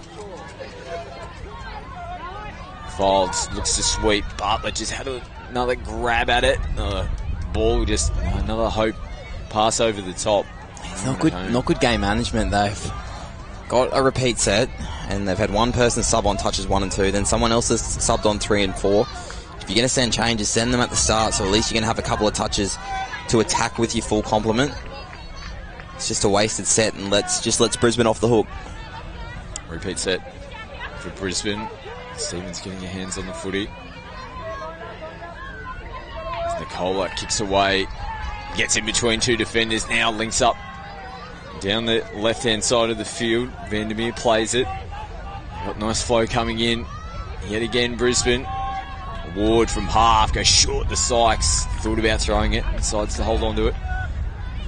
Just a little bit lateral there. Emily Ward played it a little bit straighter. Might have got a little bit more of a reward, but still a decent crack here for Brisbane. Lily Neal out of half. The numbers. Oh, ball over the top. As Billy Barker went full stretch to try and touch it. Went over the fingertips. Ball ends up hitting the deck. Big set needed here for Brothers. We go the full distance. 2.5 minutes left on the clock. Oh, and this doesn't help. Loose ball there. Stevens on screen. It's kind of carnival too, where every try is important. It's going to sort out semi-final positions and standings. So they want to make sure they finish strong here. Brothers been a sloppy couple of minutes here. On the flip side, Brisbane looking to make every opportunity count, every try they can. Carney back in field. Carney punching through the hole. Links up nicely. Good work. Good read there from Britt Brown. Probably seen that play unfold a few times. Oh, Carney's doing a little dipsy doodle. Turns the footy back over. Brothers now coming out at their end. Now you've come up against a couple of the international teams. England, Japan are here as well. You play in the Australian Men's Open team. It's probably good to just keep an eye out and see how some of our international guests are going. How the two teams looking here at the State Cup this weekend? It's awesome to have them out here. Our next game's against Japan. We got England our first game, and like the World Cup, they're very physical. Quite a large team. Big boys, aren't they? Yeah, Big very boys. strong. You definitely don't win any ruck battles against those lads, and a couple of boys with some serious foot speed for that England team. So, they're going to be well and truly in the mix come 12 months' time, or under 12 months' time now. It'll be 7 or 8 months away from England hosting a World Cup, and Japan just keep getting better and better. They'll be, better as the carnival goes on. I played them a few times at the Trans-Tasman Series this year. Just full of running, absolute energy from them as we see Neville trying to punch through the hole. They'll give you a full 30-minute game this afternoon when you take them on. It's probably the last thing you want after that tough contest that you had with Toowoomba early, but you're going to have to get your wheels on. Yeah, no, you're 100% spot on. They run 100 miles an hour. A little bit of randomness too, so you can't fall asleep at all. So we'll look forward to that. It's a hard day for us. We go Japan into Rocky for our last game. So, yeah, we're looking forward to it. Every game is pretty much a final at the moment in the men's Premier Division. Like we said, we've got UQ taking on Rockhampton. It's in 2 time slots time. Make sure you're in front of your TVs if you're watching at home. It's going to be an absolute corker. It's Carney talking about corkers. What a corking ball that was. And on the outside to Vandermeer, the ball hits the deck. Brisbane get the job done. Final score 4-1. Another classy performance, and they're just continuing to flow on into final state.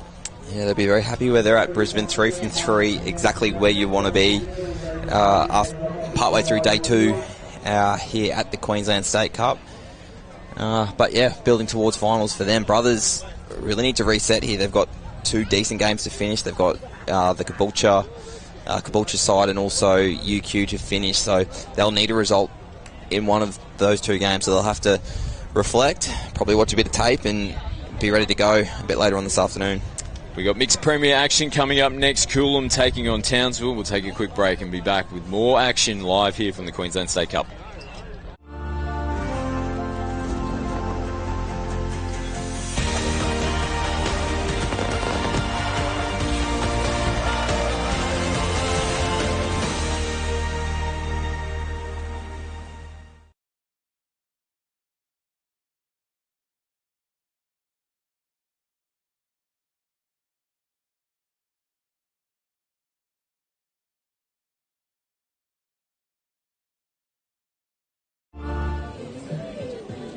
Welcome back to another Budgie Smuggler post-game interview. I'm here with Paul from Physio Cream. Paul, how's the weekend been so far?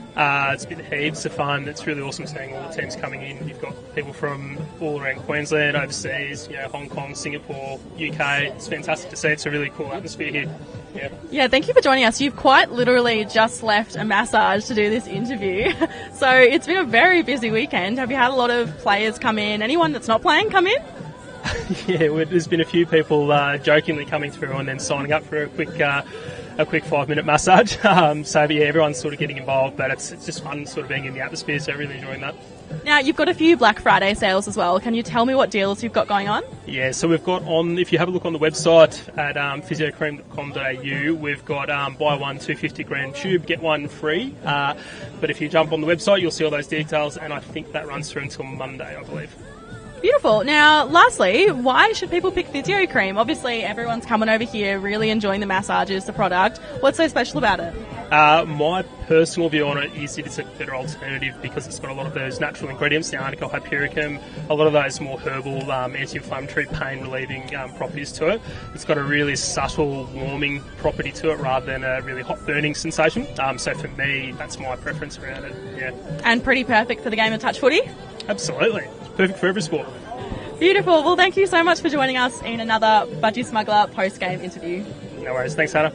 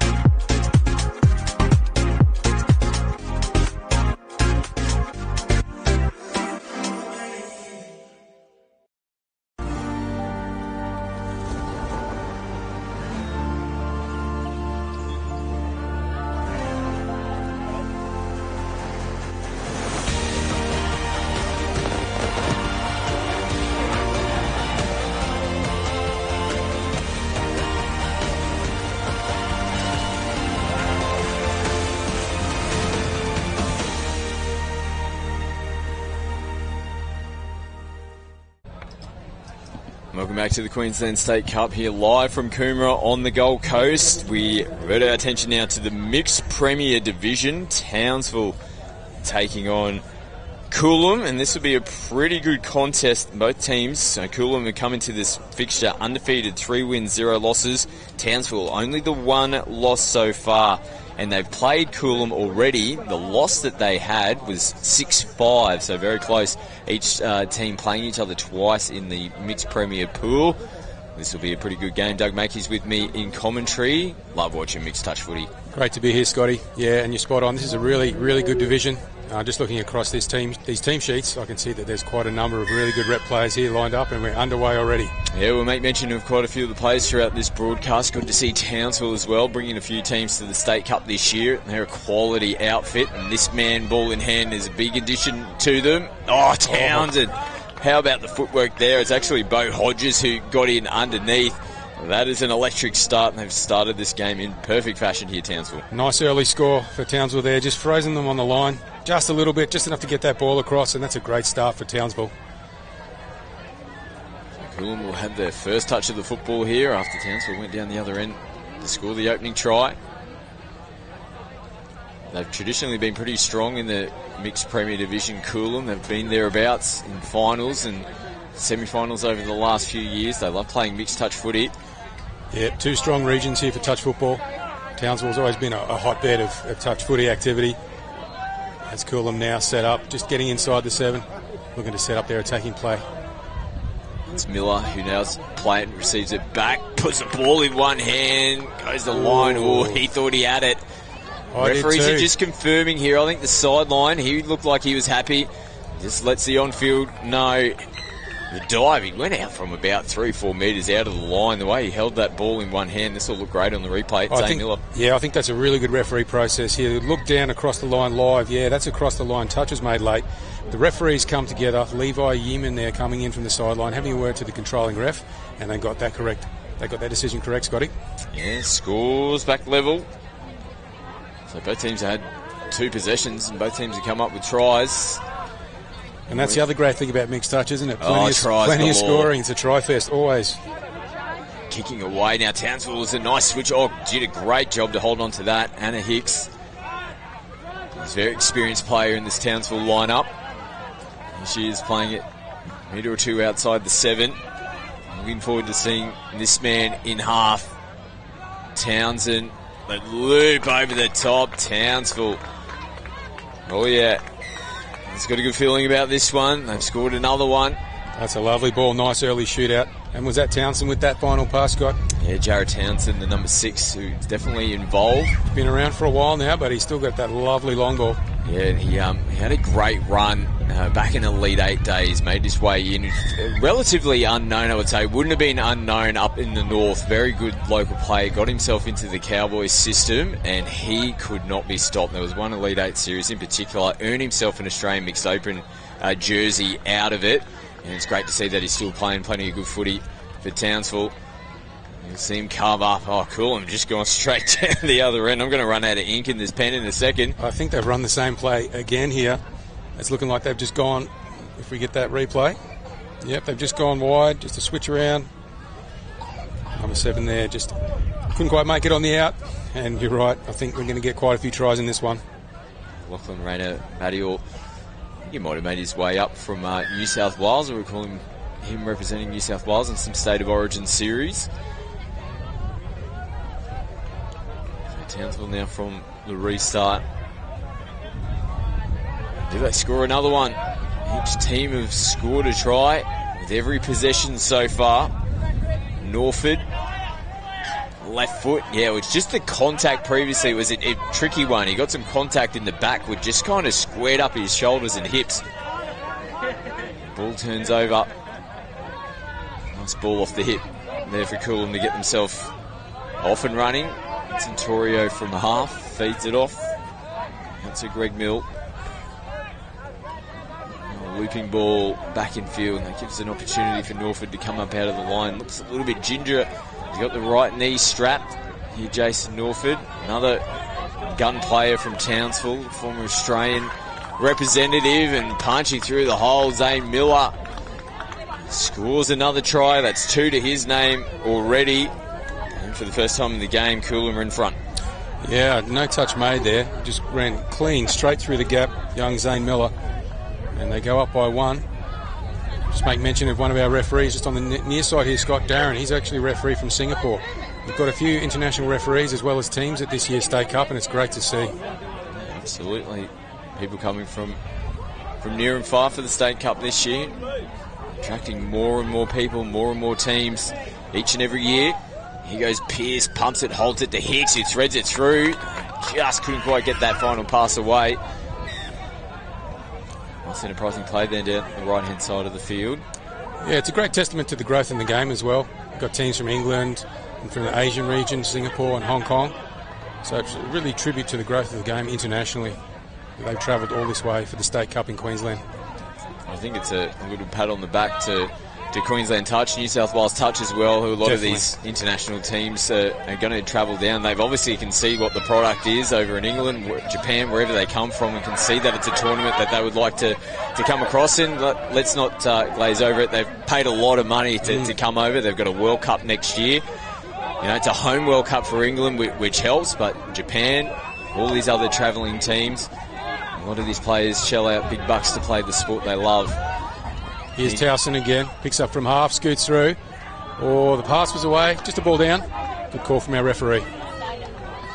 Dangerous to get more points.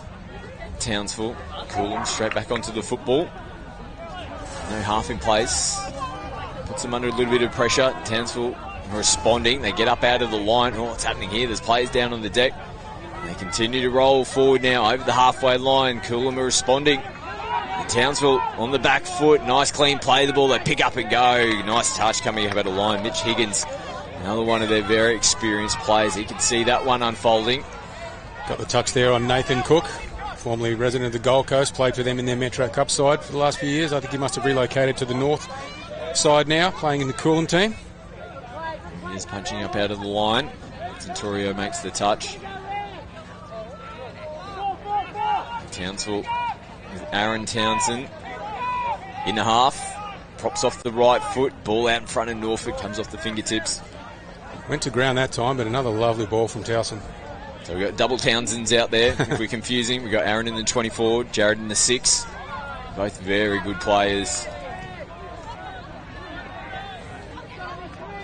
And Aaron, I think he's relocated out into the southeast corner as well, but he's a Townsville boy through and through.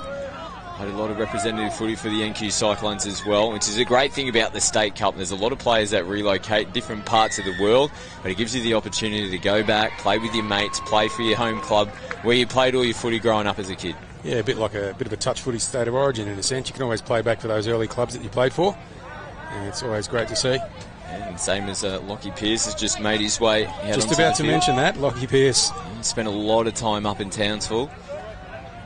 Legendary player for Queensland. Still very, very good. Oh, yeah. He'll inject himself into this game at some stage. Don't worry about that. Solid contact there on Shibasaki. Plays it. Here goes Pearce. Has a look up. Beautiful left to right. Just held up in the breeze a little bit. Gave the opportunity for Coolum to slide across and get some defenders over there to make the touch. Didn't waste any time ripping that long ball, Pearce. The defenders were up for it, and they're sort of into a bit of a grindy battle now, back and forth. That try scoring slowed down a little bit. Referees picked up something there, not square, I believe. Yeah, it was good contact from Aaron Townsend. Just got him right on the shoulder. Didn't get his body over the football. Nice work from Townsend. Earns his team back possession over the halfway line. They'll start their set here in Coolum territory. Whipping ball from Higgins back to Pearce. They'll go down the sideline.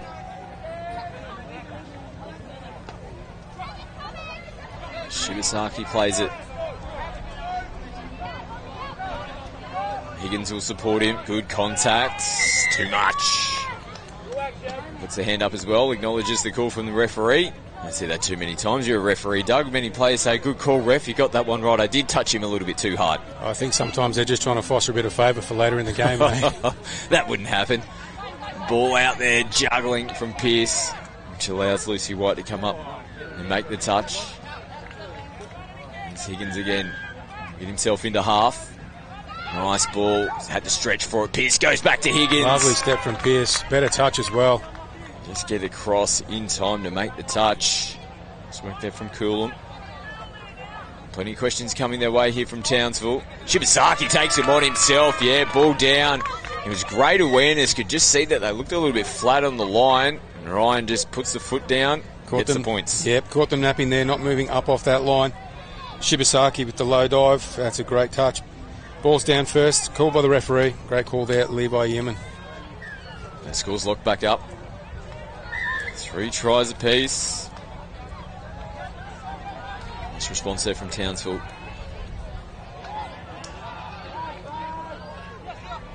Here's Cook. Takes the touch. Plays it now on the 7. Nice touch there. It's behind the back from Beau Hodges. Traditionally a winger, Nathan Cook. He's expanded his ball-playing set now to move into the middles. Doesn't look out of place. So Townsville with work to do. Oh, down the sideline. Picks up great metres. Gets him on the front foot. Connor Wilson doing the work early here for Townsville. Aaron Townsend through the hands. Jade Sheff plays the ball, got a little contact as well. Townsend's working together here in the middle. Jared tries to flick it out, ball hits the deck. Touch and passes to Cook, quick tap and go. That was really nice. You probably noticed, Scotty, the ball in two hands there, just keeping those defenders guessing. There's a lovely hesitation and step in and around the line. He's back up. Gets himself back into half here. And he'll have a bit of a look up. Nice link ball for Centurio. It's just on his way running in. On the outside in line, the ball and defender right in his face as he was trying to reel that one in. Here's Pearce steaming on. It's a beautiful clean play, the ball down. Hard to do at pace. Just a little bit static on their box set there on the drive there. Townsville, as Pearce picks up and goes. Oh, yeah. Probably had to put the brakes on there. Runs around the back. It was going to be an obstruction. Smart play there from Lockie Pearce as we see. And the Townsville players hit the deck, so momentarily here they've got a player number advantage. Looks a little bit uncomfortable. I think it's Betty Mariko out there on the right-hand side wing. She's back in the defensive line now. Cook plays it. Coolum still just getting players into position. Last touch now as Miller, ball out in front. And wasn't quite there to be able to take it. Fair bit of pace in this game already, Scott. I think these players are going to be breathing pretty hard at half-time. 15-minute halves here at State Cup, so not your regular 20 minutes, so they really go hard for that whole 15. Changes onto the park here for Townsville. Hodges, what's happened here? Might be an interchange infringement. It did look a little bit messy, and there was chat coming from the box there. They knew that they'd got their interchanges all muddled up, Townsville. The referees picked it up. Yeah, their last couple of box sets were a little bit clunky. Referees have had an eye on it. I think they had a word to them on that previous set. This time they've picked it up and penalised. Generally it only takes one and they'll clean it up for the rest of the game. Here's Miller. Receives it back again. We saw him score a try in the first half in pretty similar fashion. Ball in one hand. Ooh, this time they got the touch. That was very close. Cook linking back up with Miller. Solid contact there from Townsend. Miller, a little flick around the back. Late pass. Try to thread it through. Penalty is given. Aaron Townsend, quick tap, and off they go. Norford. Let's see how they go on this box set. All good so far. Probably need to go a little bit more direct into the middle. Get a latcher coming around. Here's Higgins. He'll go straight and hard into the line. Last touch, early ball from Townsend. Out to the right-hand side, and they run out of space. Connor Wilson throwing the final pass there for Townsville. Nice little play down the sideline. Missy White throwing the ball, or now a little bit of confusion. There was a player still working their way back on for Townsville, but the referees decided they didn't impede the play the ball or getting back from that offside position. Yeah, pretty strong touch going to the box there, but just called the ball down, and I think that's fair enough. No real control there, heading into that roll ball. There's Pearce now, going to set up in the middle. Higgins showed it and feeds Pearce. Townsend, right foot, puts the ball in the right hand, and he gets a try to his name. And this classic Lockie Pearce, what a finish when it looks like the play's kind of dead and buried. He just gets himself into a position there, right foot. The way he put the ball in one hand, arched away from the defender at the same time. Quality finish. Yeah, Pearce and Towson just setting up a lovely combination there to score that try. And as this game rolls on, I think that could prove a big difference. As half-time siren sounds now, Coolum will look to finish out this game. Oh, it's play on so far. On. And they're still going. There we go. Eventually we get there. They come up and make the touch. And a quality game. Townsville, just the one try in it. They go into the halftime break up 4-3.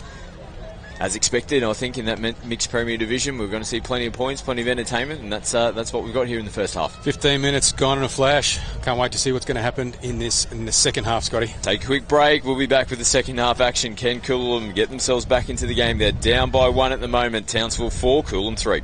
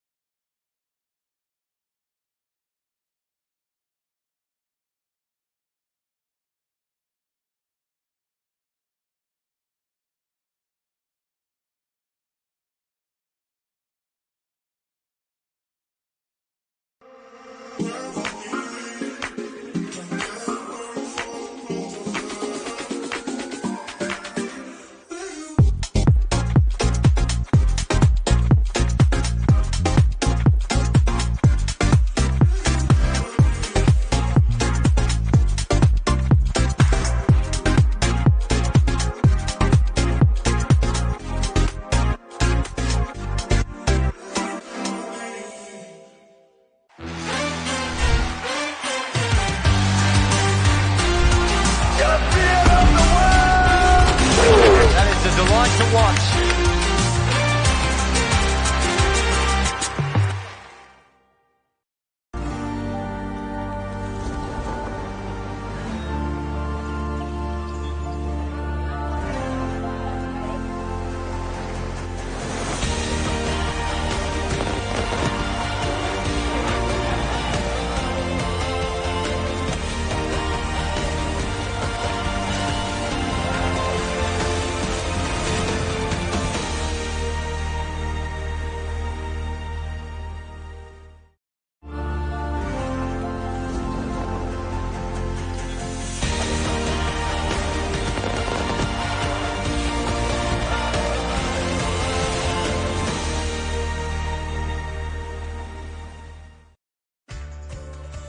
You don't do it for the mirror or for the scales. You do it because it feels good. It feels good changing habits and kicking goals. Start feeling good now with a program tailored to you and have support from experienced health professionals. My Health for Life is a free healthy lifestyle program funded by the Queensland Government. Find out if it's right for you at myhealthforlife.com.au.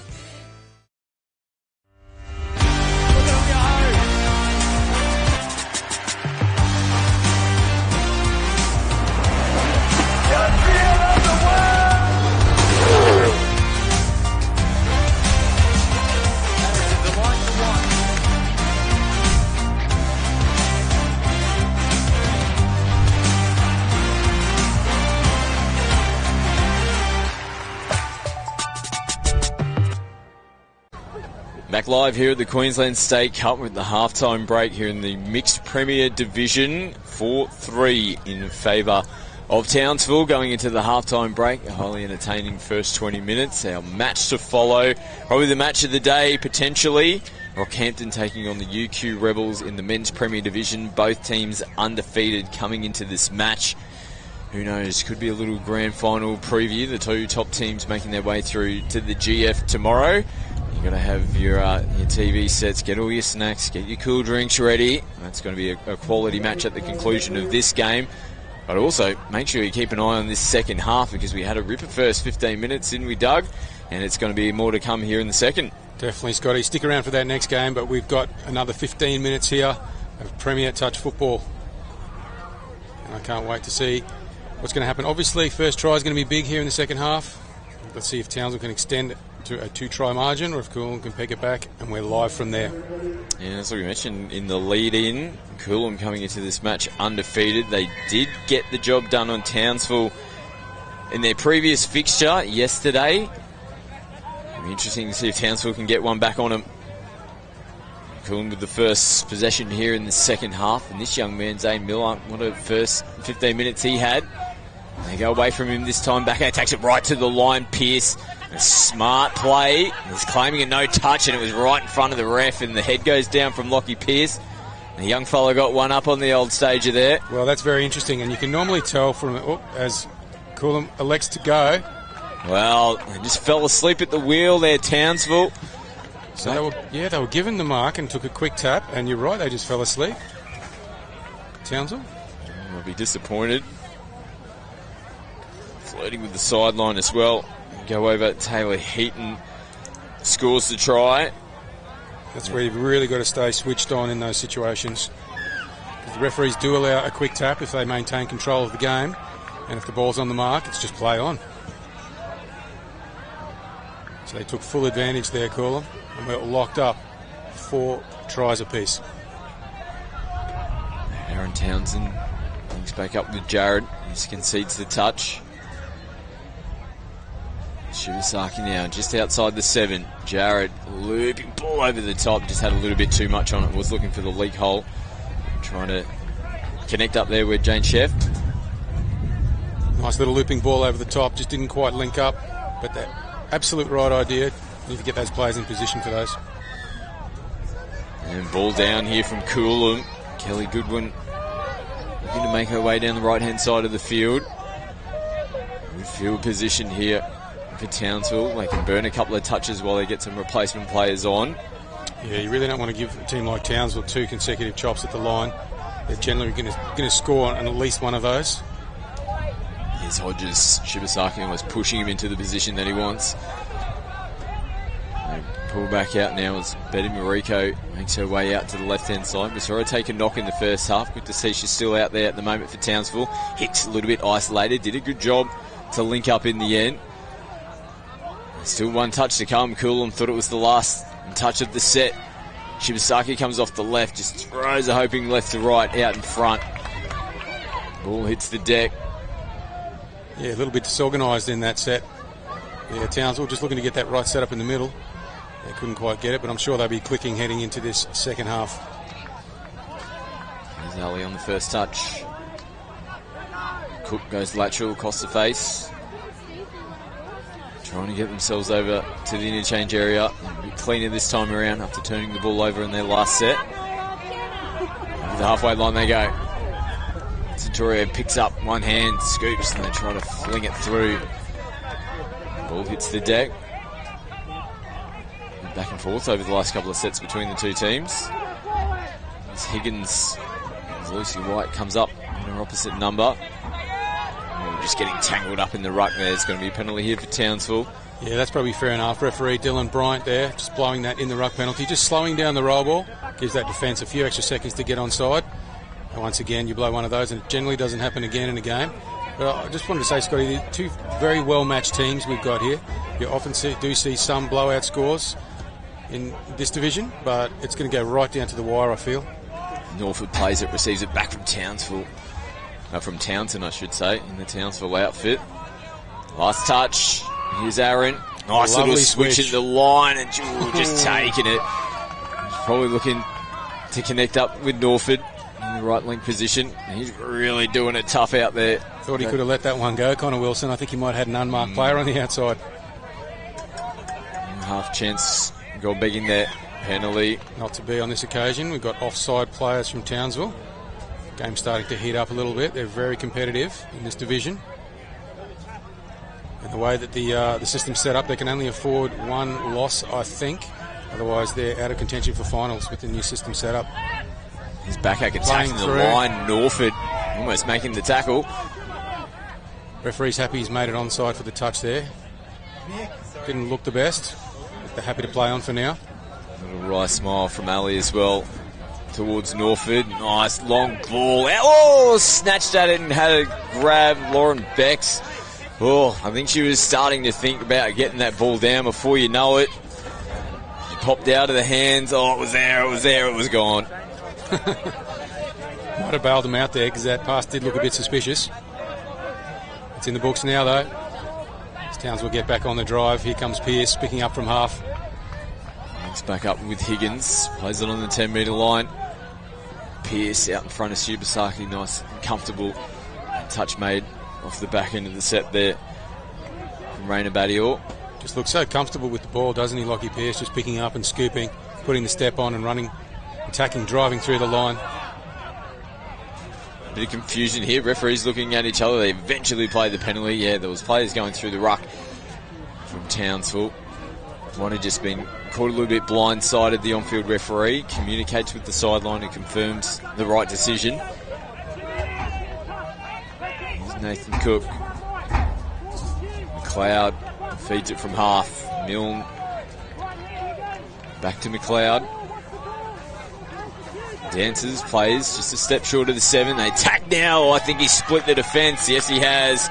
Luke McLeod gets the 5th try for Coolum, and it gets him back in front. And that's really been the story for most of the tries in this game. Just dumping on the 7, looking for that punish. Players short of the line. Referee's happy to award the try. Ball's down first, correct call. That's been a great response here from Coolum. After being down in the halftime break, they've gone 2 unanswered tries here in the second half to reclaim the lead. Pressure back on Townsville. Nice running Hodges, taking them on. Questions of whether they were onside. Referees say yes, all good. You can see the replay there of Hodges on the sweep. Back to live action. Last touch, Jared Townsend's got himself into the in-goal area. Links up with Hodges. Full stretch. Referee, he looks pretty happy with this. He's going to point to the spot. Townsville will hit them straight back. As we take a look at the replay. Ooh, that's close. Yeah, I think he's missed him on the first touch, got him on the second. Referee's happy that ball's down, and that's fair enough. They're a lot closer than we are. He was right on the spot there, referee Levi Yeoman. So back and forth we go. Yeah, scores locked up yet again. 5 tries apiece now. There's got to be more points in this game. It's guaranteed. No doubt.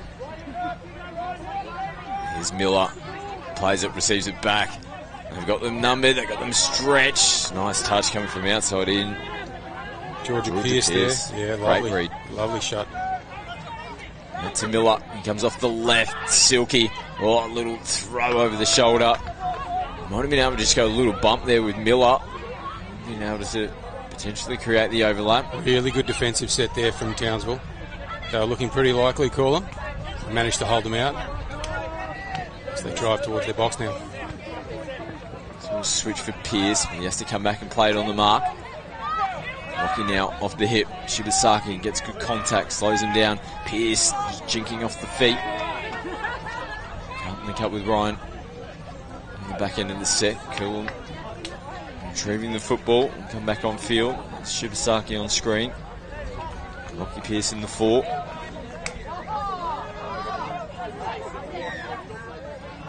Picking up good meters on the first couple of touches here, Coolum.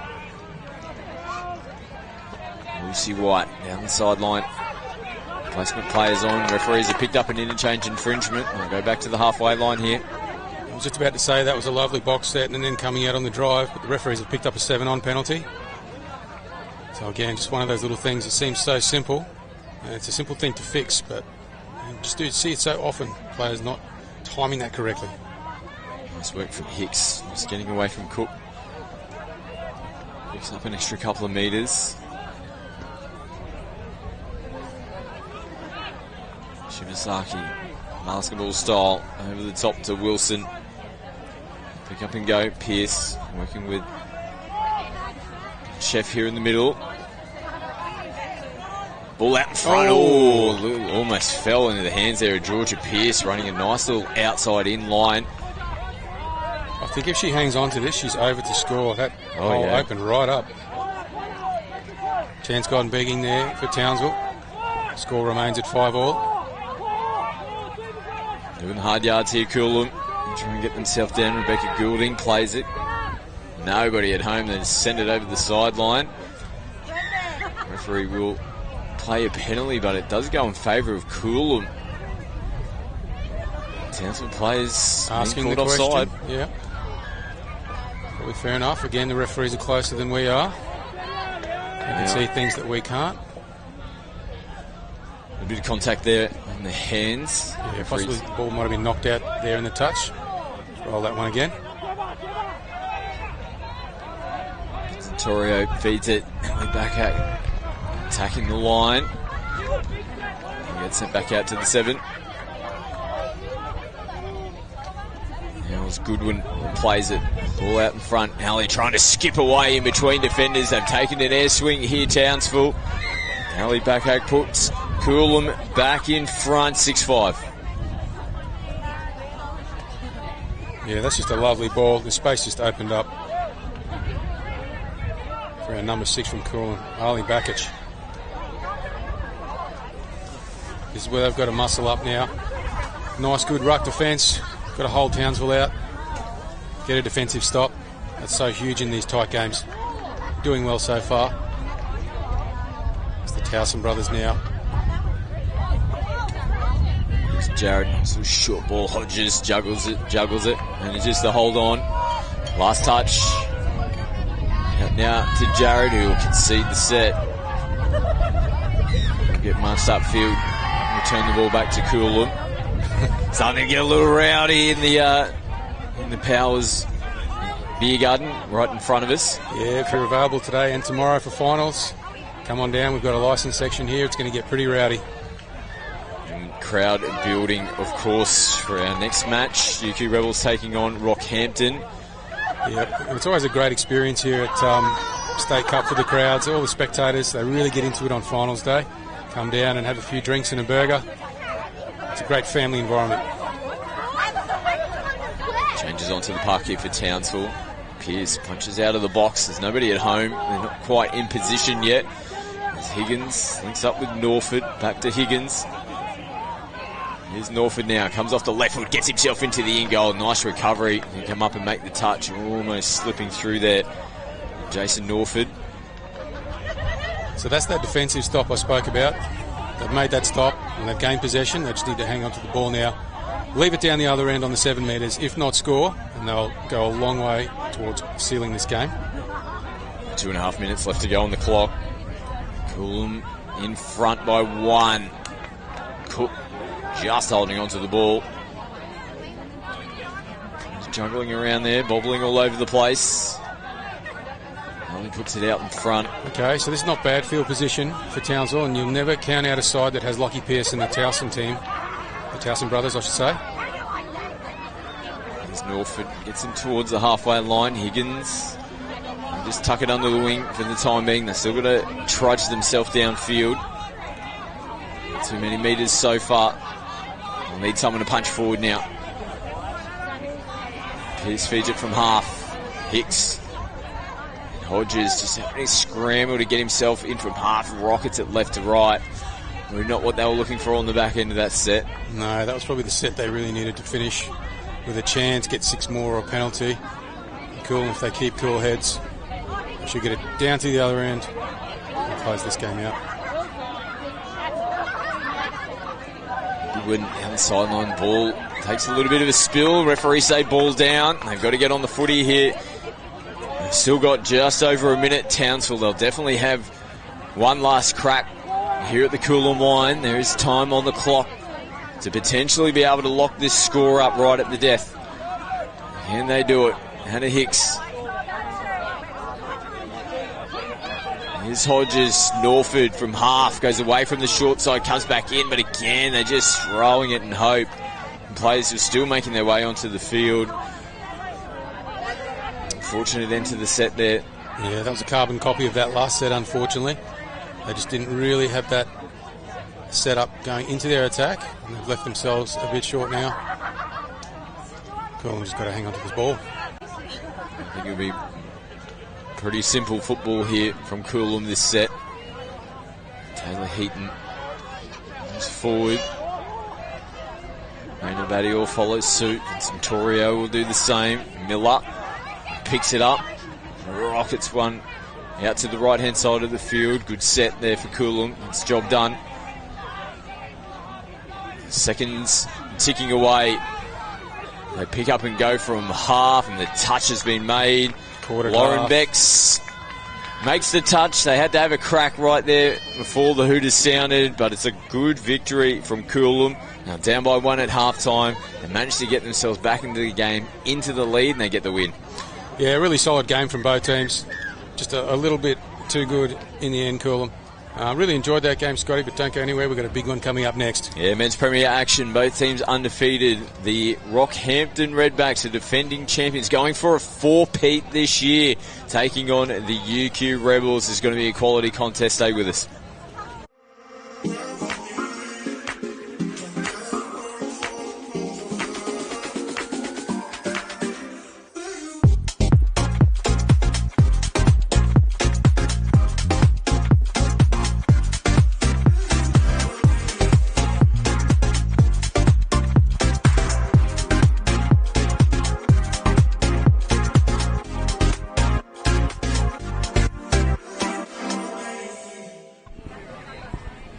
Welcome back to another post-game interview brought to you by Budgie Smuggler. We're here with Mark from Star Outdoor. Mark, how are you going? I'm going good, Hannah. Yeah, it's been great watching all these people run around and do their thing. It's your second day out here today. What do you make of the conditions today? A little bit different to yesterday.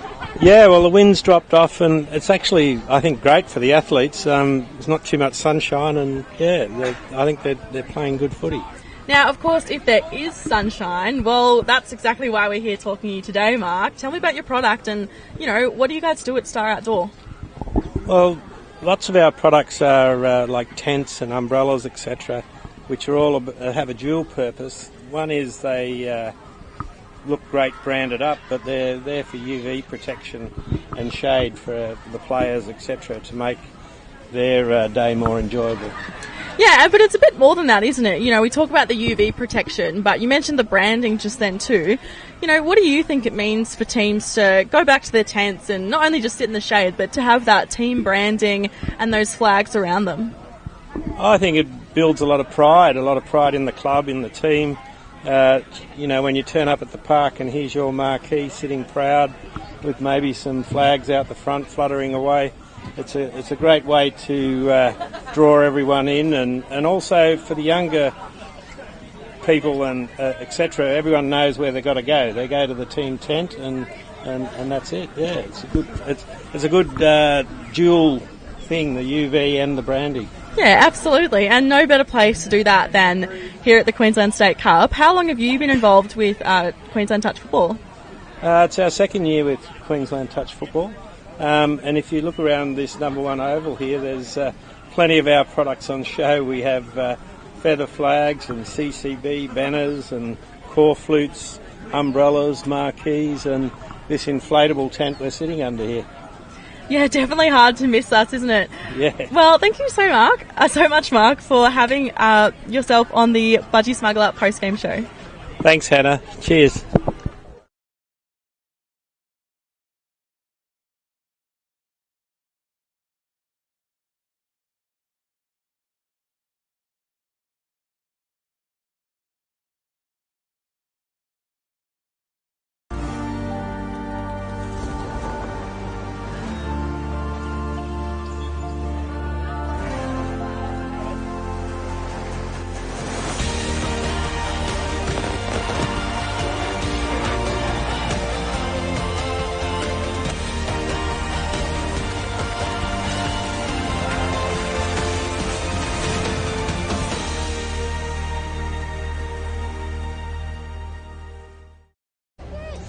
Welcome back to the Queensland State Cup, and arguably one of the games of the day is about to unfold. The University of Queensland Rebels taking on the Rockhampton Redbacks. Carly Banks with me in commentary for this one. Both teams undefeated coming into this game. It's an important fixture in the context of the game where the top two teams make their way through to the grand final. You lose this, maybe put yourself a little bit of pressure trying to lock in that second position. This is a huge match. Yeah, it's absolutely critical, this game, and you know, we've got some of the best players in the sport out here, and it's going to be a crackerjack contest for sure, Scotty. Now, both teams this afternoon are playing for the Guymore Shuka Cup, and it's a great initiative from both clubs, recognising two absolute legends of our sport. Yeah, absolute champions, both of them, and it's something that it's a great rivalry that both these affiliates share, and couldn't think of a better way to honour those two guys as well. Here we go. UQ Rebels have the opening possession here in this fixture, round 5 match at the State Cup. Searle linking up with Hegedus out in front of Tom Eddy. Hegedus, good contact, they force a mistake. Great start, Rockhampton. They want to come out of the gate strongly. Both teams, Rebels would have done it from the tap-off, but defensively, that's a great way to start the game for Rocky. Yeah, 100%, and they're trucking this ball down the field with a lot of purpose, as usual, Rockhampton. Smooth with their rucking, and Clancy Hone out of active half, and a nice little around the back pass, linking the wing, and what a way to start. Perfect finish, but you just called it perfectly there, Carl. The intensity came out. It was probably that second last run there from Benbow, really punching through the line. Lovely little passive play out the back. Kenny had some work to do to finish it off in the corner, but perfect start. Yeah, fantastic work there, and a lot of good work there by young Clancy Hone. He's one of the most improved young players in the game, coming off the back of what he did for Australia in the youth series, and he's just going from strength to strength. Jackson Mills is back in field. Bell. Mills again with another touch. Kalen punches through. Cox there was going to go and reverse the whole distance after picking off the intercept. Yeah, very talented Zane Cox. Loves getting up in that link channel and shows just why he's one of the best defenders in the game. Here he is taking another hit up as he gets a breather. Hone will do the same. Punching out of the box now with more as Bob picks up footwork. A couple of hands up in the air here from Rockhampton. They thought they might have been a little bit short in defence, the UQ team. Yeah, definitely there. It was, it's a very fast game already, Scott, so the referees will have their work cut out keeping up with these two teams. It's Bauer. Goes back, and that's Mills now in the 19. Out the back to Bauer, and links up. They're going to get a repeat set. Nice little reverse play there, like Jake and Notley. That little pass behind the back, and a couple of little trick plays coming into the Uni Rebels game. Something we haven't seen for a while from these guys. They're usually quite structured, so nice to see them freeing themselves up a little bit. Back underway with a full set of 6 to work with. Notley. Bauer, who gets down nice and early, puts the ball in one hand. The touch has been made in the middle. Nice defensive effort there from Rockhampton. If the touch had been made, nice there from Jardel. Notley with Bauer. Mills on the sweep. They go to Mills, who gives it back to Notley. Oh, footwork here from Jake Notley. Unbelievable. Electric. And we see it time and time again for him, but it looked like they had him covered at one stage. It was just that little stutter on the left foot there. Got in the outside of Blakemore. Rebels' first points on the board. Yeah, nice little quarterback play there, and Jake Notley is just lightning. You give him any sort of, latitude, down on the line, and he's gonna make you pay. And nice work from Uni Rebels. The restart here for Rockhampton. Coming down the left-hand side of the field, left to right, beautiful out of the hands. Great job to pull that one in and stretching away at the line. They say touch. Good footy from both teams. Bailey Assay work to do on the right-hand side. Yeah, fantastic effort from Kalen Bell there to bob up at link because he stepped back inside the winger, and Kalen didn't give up on the play and got across and made what was a very critical touch there, Scotty. Here's Justin Cridlin out of the box. Jackson Walker. Jordan Bell caught in possession on the last touch. Frenetic pace here between this game. Good contact as well as Cridlin comes up to make the touch. Very familiar with a lot of these boys. Hailing from Gladstone originally. See him back overseas. He's had a holiday. Nice trip overseas. There's the bat on now from Rocky. They'll come back. But again, in the middle, we've got Benbow punching through the centre, giving a great strike dump for Clancy Hone. And those two already have shown their intent in terms of the combination that they're doing. And, they nearly put another one on there. A nice little bat back from Gaves and Eddie. But unfortunately, call forward. But, this is end-to-end stuff. And what a contest we've got on our hands, Scotty. Here's Bauer out of the interchange box. Goes short off the hip to Mills. Does the same thing. Notley gets in between them. Air swings. He's gone again. Jake Notley, back-to-back tries. Rebels in front. You can't coach speed, and that's what that man has in absolute spades. But a nice little fly play from Uni coming on that subset. Rockhampton be a little bit disappointed with their defence there in terms of not picking that one. But Jake Notley, just absolute speed machine. Rockhampton from the restart. It's back underway. Ian Barnes. Jardel hasn't had too many opportunities as of yet. Working with Cots here in the middle. Gets it back. Goes down low. Nice touch there from Mills. He might be short of the line. They're protesting. They're not going to overturn that decision. Zoe Genrick points to the spot.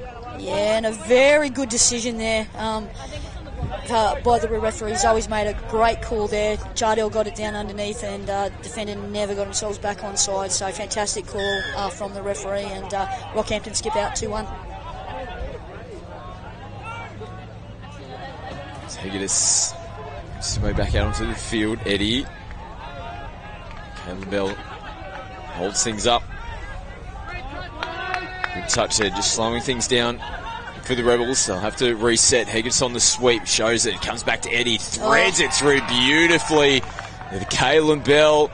Oh, hats off. Tom Eddie had no room to work with. How did he get this ball away? Yeah, it's a fantastic piece of play. Nice hands there from Tom Eddie. Hedges involved as well, and just like really silky hands there from the Rebels, and this is a high quality contest. Hope everyone at home is enjoying this one, Scotty. Oh yeah, points galore already. 5 tries. Rebels go back up in front. 3 tries to 2. There'll be plenty more points to come. Don't worry about that. Jack Leonard plays it now, just outside the 7. Try to go against the grain. Damon Moore comes off the right foot, puts the ball down just in case. Cridlin, one of the best defenders in the game, in front of him at the moment. Here is Damon, signalling for the sweep. They don't go that way. Picks up Sends a lovely ball out of the hand, so it's just a flick. Nothing more than that, and they just found them caught napping there on the line, the UQ Rebels. What a ball, Damon Moore. Yeah, the supply skills of Damon Moore. If he's not the best ball player in the game, I don't know too much, Scotty. He's fantastic. Just the time that he generates for himself, and he's just guile with the football. He is one of the most potent attacking weapons in our sport. Back locked up, 3-piece. Here's Mills. Searle links up with Bauer. Bobbles down there. Penalty coming here to the Rebels. Hands on the ball. Full set of 6 to work with for UQ. Searle comes to the open side. Mills comes off the right foot. Does a beautiful job to go to Courtney. He didn't have too much work to do to finish it off. The far sideline referee and that's called it forward. Call. It did. He had work to do there, James Courtney. He was out in front of him. Yeah, it looked live that it was forward to me, and and that's a fantastic call from the referee, getting that one right. And here we go with Rockhampton trying to get themselves out of their own end, and they're always so smooth in this first 3, and it needs that robust defence that Rebels are meeting them with, because if you fall asleep just a little bit, they're going to make you pay. Here's Benbow, who gets contact this time, a little get square from the Rebels. They aimed up a couple of times there defensively. Yeah, and you just really need to.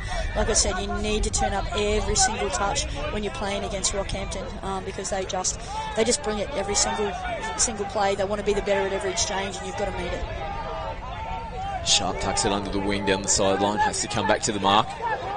Just get an opportunity for the Rebels to get those replacement players on. Hegedus now. They get in, players offside. Out the back to Hegedus. Gets himself into perfect position. They're going to get the penalty though. Yeah, very good refereeing again. Played the advantage and there wasn't any there. And just bringing it back now, and we'll see what they do with this repeat set, Scotty. Eddie plays it. Walker on the run. Oh, beautiful line outside. And another penalty. Back to back. Now that's 2, and they can ill afford to concede another one. There's a bit of confusion here because they're not too sure whether Mal Kenny made the touch, so Rebels thought that they got the ball down regardless. They flicked it back to halfway line, which is a little tactic in its own to try and confuse the referees and convince them otherwise. Brad Smith on field is very experienced. He's not going to fall for that one, but we'll see if Unity Rebels can just keep their head and play a really patient repeat set here. Hegedus decides to pull back out. Eddie in the middle. Callum Bell plays it to Hegedus. They're in trouble here. Hegedus takes it right to the line to try and link up with Courtney. Yeah, I think Phil Guymore and Jason Boyd over there in that in the Rebel subbox wouldn't be happy at all with that. It was the first touch, and he needed them to be patient. They were a little bit frustrated, and they very fortuitously got a turnover there and get another reprieve and an opportunity, to make good on the opportunity they have here. Well, they've had the bulk of the good field position at the moment, the Rebels. Like you said, they've just got to stay cool and composed and keep this pressure on. They might be able to open up Rockhampton again, but we know how good defensively they are. As Quidlin goes to Searle. Searle out in front. Oh, lovely ball in the corner. Foxcroft got a great recovery there from Assay. Just had a quick bo peep at the ball for a second. Knew he had to get on his skates. Yeah, fantastic work there from Bailey Assay. Had a really good pre-touch on that one. Got himself in excellent position and perfect winger's touch there. Down the sideline they go. Kenny, he'll follow suit, get himself into half. Zanetti, nice little ball back to Mal Kenny. Just picks up those extra valuable metres as Leonard comes into the line, gets good contact. Leonard, though, takes it back off again. Oh, nice work here from Bell. Picks it off. Doesn't want to go the full distance. Smart work, though. 0 touch. And the Rebels are on the front foot. Yeah, Callum Bell's been really good for Uni Rebels in the opening exchanges, and there are a lot of players out there who have a lot longer representative histories than him, and he's doing a really fine job there for the UQ Rebels. Here's Bauer now. Backwards, sides to hole. Rocky now need to punch forward. Mills from half, Notley on the sweep. Why wouldn't you give him the ball? But this time he feeds it There's nothing he can't do in this game. 2 tries and a try assist, not least turning it on. Yeah, he has got the Midas touch at the moment, but that little quarterback play's caused a lot of issues already for Rockhampton. So it'll be something down in that box that Rockhampton would be looking to address. Cincinnati was late to get over and sort of shut that one. So yeah, I'm sure that's something that they'll address very quickly. Rebels back in front, 4-3. Still 3 minutes to go here in the first half. Benbow. Cox on the sweep. Pull things up. Moore. He likes his position on the field. He's got a great left to right. Throws it this time. They slide nicely. Sharp comes across to make the touch. Last now is Hone. Tries to squeeze his way through. Yeah, he has been impressive early. He's been super sharp early. He's played a lot of footy as well as touch this year at Clancy Hone, and he's super fit, and you can just see how energetic he is. He's one of the youngest members of this Rockhampton team, but he's also one of the primary ball players. So, and that's saying something to be in a star-studded lineup like the Rockhampton combination is. There's Eddie's short ball to Hegedus, who comes off the right foot, comes back to Tom. They're linking back up, and they're just picking up meters at ease at the moment by throwing the footy around now. A bit of space for Walker, who tries to get on the outside. No touch has been made. Rebels go back to back.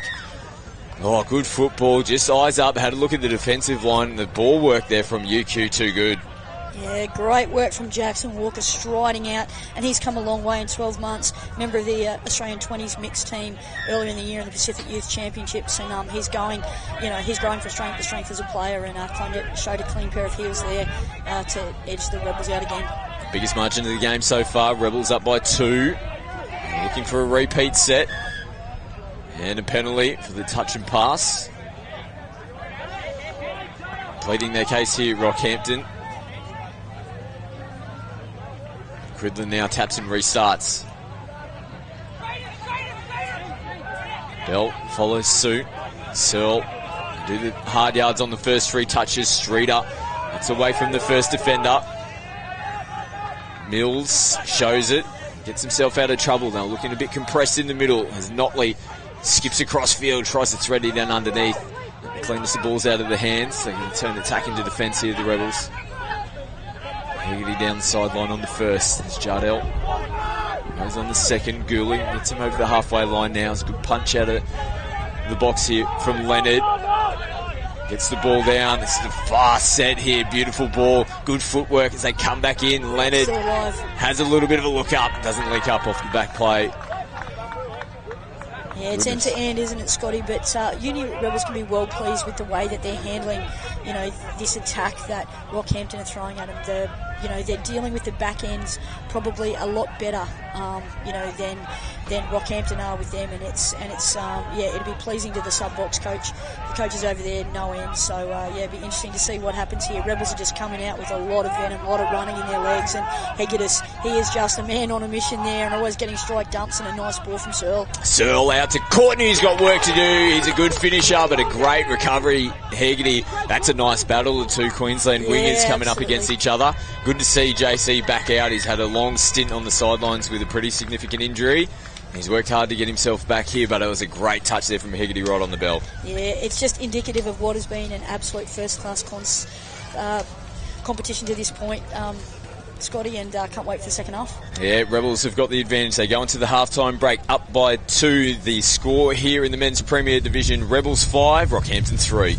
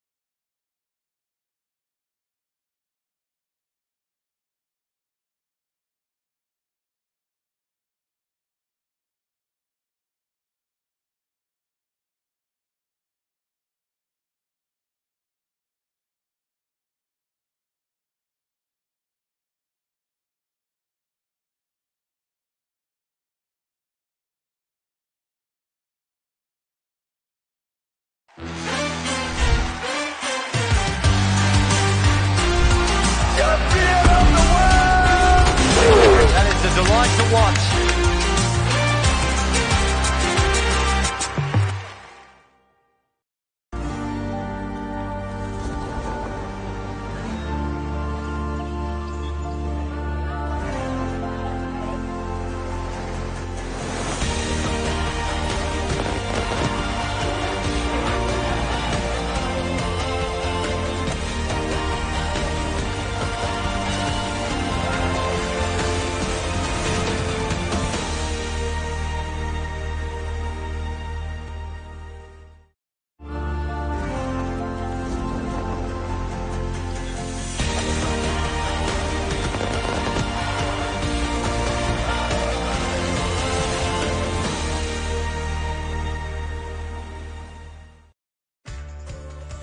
You don't do it for the mirror or for the scales.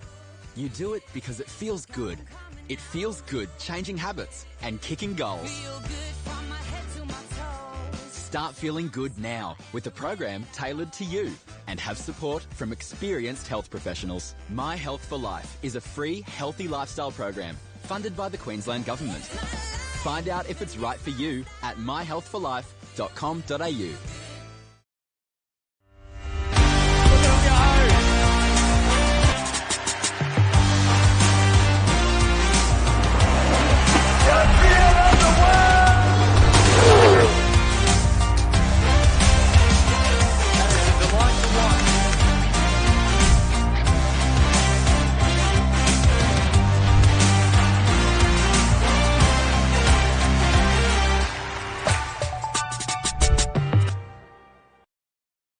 Start feeling good today with My Health for Life, a free healthy lifestyle program funded by the Queensland Government.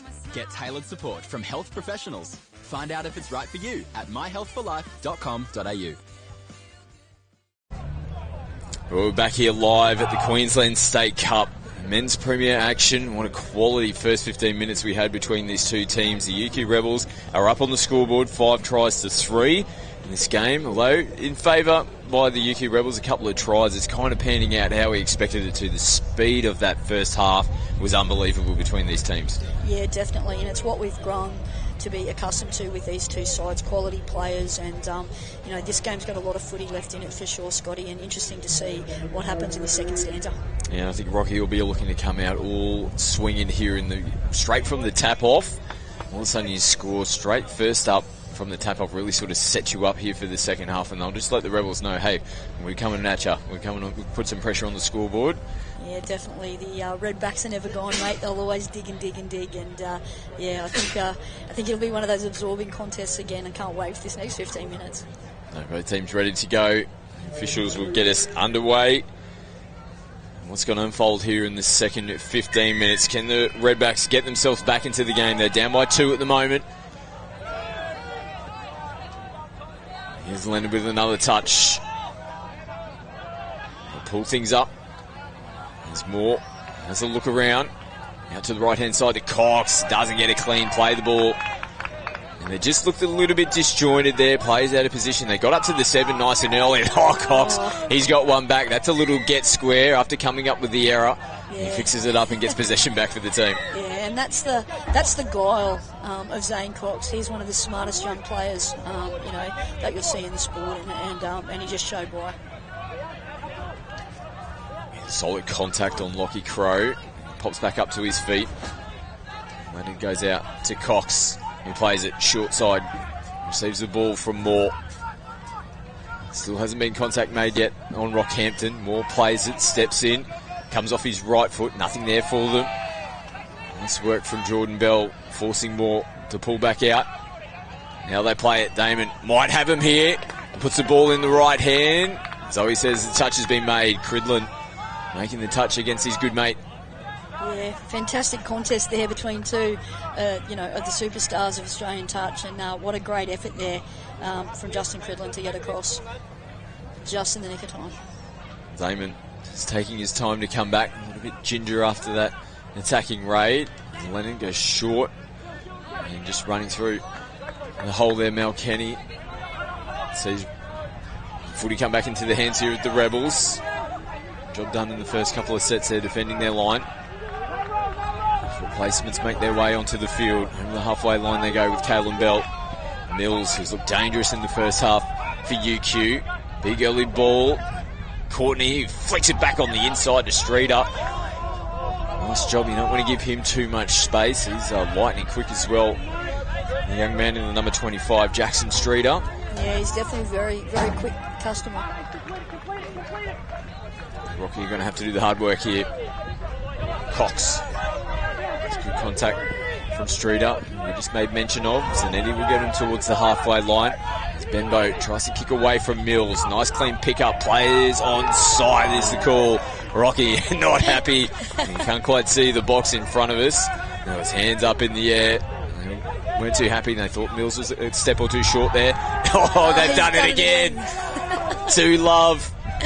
So it's back-to-back times where they thought, well, they turned the ball over, they did it, they got the ball back, and they thought like they got the call against them on that occasion. So they thought, right, well, we'll get the ball back one way or another. Yeah, fantastic piece of play there from Jaden Benbow, one of the most experienced players on the field, and he's just Mr. Consistency. He's one of the best players in the game, and he just comes up with big plays at the right time. Fantastic. Oh, they're going to get it done. Good footy from Rocky. It was great phase play. Hone and Benbow, they got a really good combination in the middle. Yeah. Slung that out to Zanetti. Isn't it? It's pay dirt here for Rockhampton. Those guys really have a well-honed combination. They're just going through things, and the experience of Dave Zanetti to throw the last pass. And, here we come.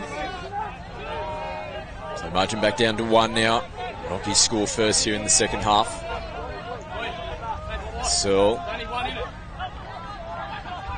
shows a big dummy there. Andrew Sell takes it to the line perfectly. The touch has been made. I say, geez, he's made some big defensive plays. They're going to get a repeat set here, the Rebels. Took a little deflections. We see the replay here. Searle sold everyone, sold me as well. Big touch though, mate. Zegas can't get away from Blake Moore. Back in field now to Jackson Walker.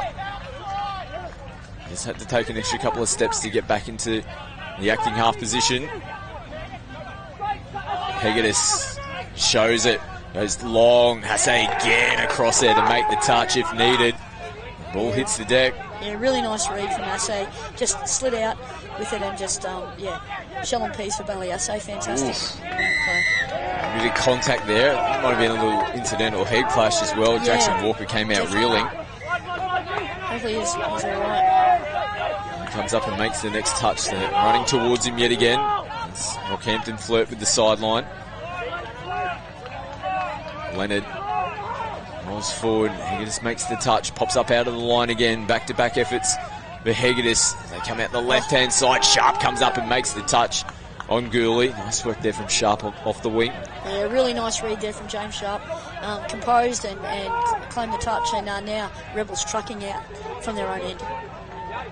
Sharpie will have to go back, just overstepping. Cridlin through the hands. Notley again, that footwork, and just runs away from the defence. Gets him on the front foot. Jordan Bell switches in. Receives it back. As Caelan tries to get him from half. There's been no hands on the football yet they can play on.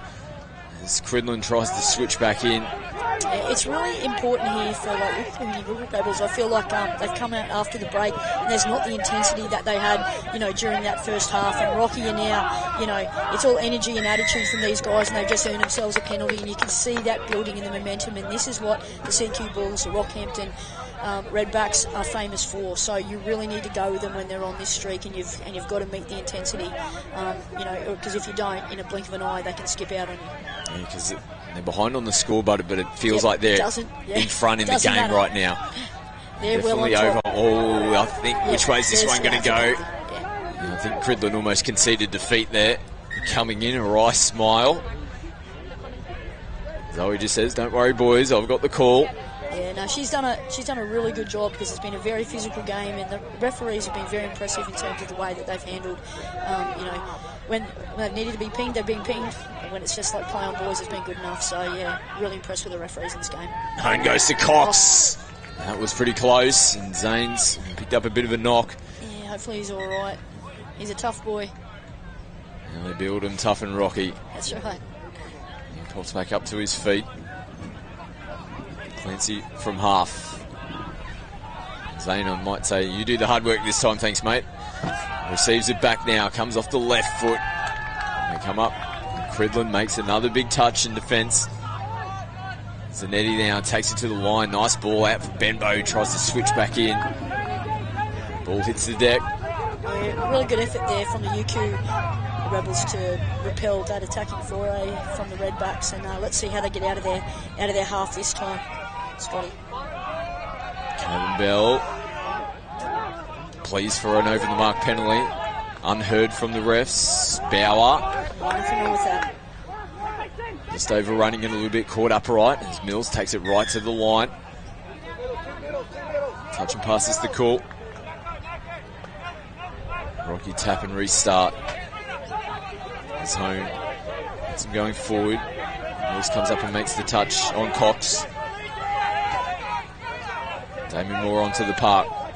Brother Blake now following suit. Jardel picks up, tries to get in between defenders. They get onside just at the right time to make the touch. Rebels back onto the football. As Courtney goes down the sideline. Mills, nice ball. Oh, Bowers turned himself inside out. The Bowser's down for the count, but he's up and he's on his feet again. Here he goes. Pops it on to Caelan Bell. He's back onto the park. Hegedus.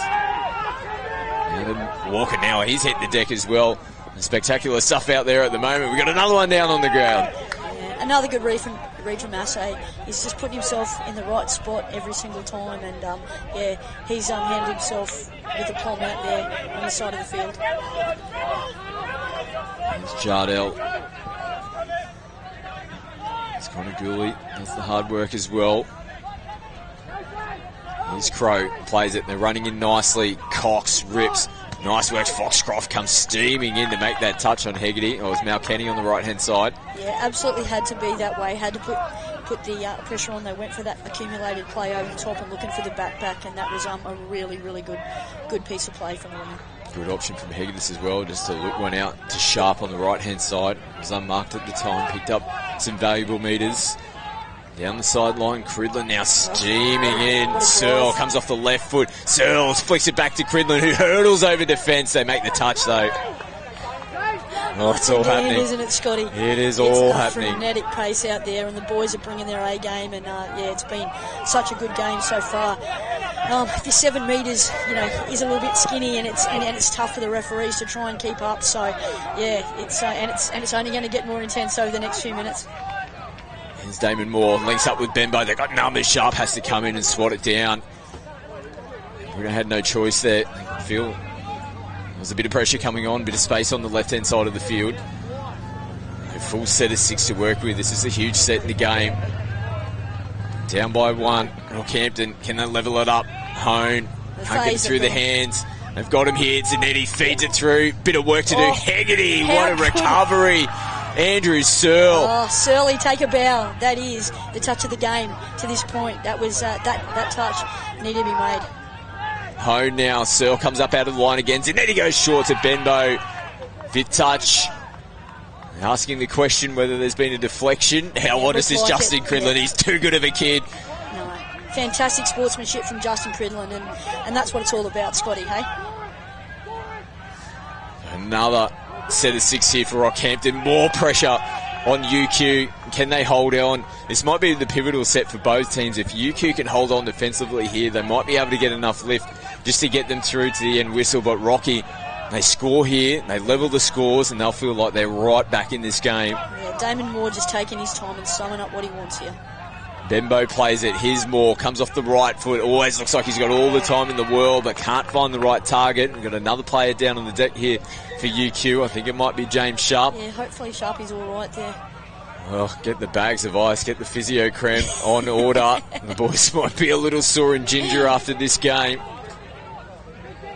Sharp goes out the back. Just gives the Rebels an opportunity to get some replacement players on the field. A bit of confusion off the restart. Had a false start there, didn't we? But they're away again now. Mills out in front. Caelan Bell. As Bauer does the hard work through the middle. They're going direct as they get themselves downfield. Bowen linking back up with Bell and casually flings one back over to Jackson Mills. Streeter finds himself infield. Throws a little dummy. Yeah, Quincy's too good defensively. He was in the right spot, stepped up, held, and hit late. And here they go trying to get out of their own end. But this is a great that looked late. They just got away with it. Benbow throwing the dummy, got away from the first time. Couldn't see the cover defence coming across. They almost came across and made the touch as the ball was thrown. As Jardel has to come back to the mark. And catch casually made there from Bauer. Yeah, I think the Redbacks have gone down this sideline corridor a fair bit, and it's sort of played into the hands of the UQ Rebels sitting back defensively, and they're able to sort of, handle whatever they're throwing at them because they're not implicating multiple defenders. And I think that, that's something that that the Redbacks will be looking at next time they meet. Space here again as Courtney headed towards the corner, and Kenny had work to do to come back at him. Did it perfectly. Ran him right into the corner where there was no more space. Great footy from both wingers yet again. Penalty here to Rockhampton.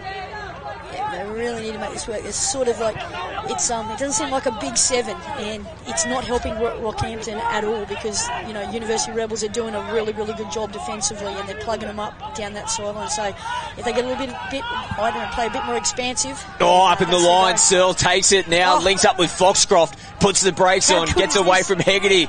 Now they'll just concede 0 touch on the halfway line. Rebels now with Hegarty continuing to run. Notley that man, Notley follows suit. They're on the back foot here, Rockhampton. They'll try and just suck their pressure and defence here and hold the Rebels up, which they do. Now Jordan Bell asking questions. Rockhampton still need to push forward off their line. Notley, can they put the game away here? As Jake dances away. Cridlin from half, out in front. Nice footwork from Bell. Comes back to Cridlin, who pulls them back out yet again. The Bell brothers now. Short ball, and Cridlin almost flopping his way into the line. Yeah, that was a really, really good set of 6 there from Uni Rebels. They basically probed. A couple of little variations, and they've done, so well in that situation. And, the Redbacks have done a really good job defensively now, and they're coming out of their own end. And this will be a critical set of 6 right here, Scotty. It's got to happen from right now. Benbow through the hands. You can hear the screams coming from Rockhampton in the box as Hone just flings it out to Hegarty. Shows a little dummy back on the inside. Sharp is back out on the park. He made a big touch there. It's an enterprising play. UQ continue to hold on here. They've found a mistake. Rockhampton, look at the desperation. They want to get onto the football and go straight away. There's still players making their way back. Mills, he might find himself in a bit of trouble here, Jackson Mills. He was definitely short of the line. Got himself all tangled up. We'll take a look at the replay. Look at Mills here. He's in trouble. He knows what he's doing. I think he might find himself down the other end, potentially. Could be a penalty try. It could very well be. There's plenty of questions. The hooter sounds in the background. This is a very big decision, and rightfully so. The referees will just have a quick chat. 2 very experienced referees here in Zoe Jenrick and Brad Smith. It'll be interesting to see what the call is. Zanetti hanging around like a seagull looking for a hot chip. He'll find out what the information is. This is going to be a big call. Is it going to be a penalty try? Is it going to be a penalty? It's going to be a penalty try here to Rockhampton right on the hooter. Wow, controversy to finish this game. I think at the end, that's the right call. It was absolutely the right call. Don't even need to see the replay, mate. There was no doubt in my mind that he never made the line, and really, really brave decision from the referees and the correct one. Wow, bit of drama here in this men's premier match between the Rockhampton and UQ Rebels. They both come in undefeated. Nothing can separate them at the end. 5-all in the end. That was everything and more, and it's what we expected between these 2 quality lineups. Yeah, wall-to-wall superstars, in both lineups, and they brought their A game today, and it makes for a mouth-watering proposition coming into the finals, doesn't it, Scotty? And talking about mouth-watering contests, international footy coming up now. Women's Premier, England taking on Japan. Stay with us. Plenty of action to come here from the State Cup.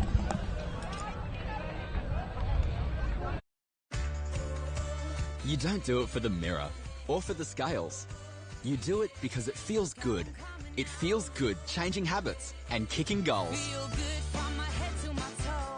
Start feeling good now with a program tailored to you and have support from experienced health professionals. My Health for Life is a free, healthy lifestyle program funded by the Queensland Government. Find out if it's right for you at myhealthforlife.com.au.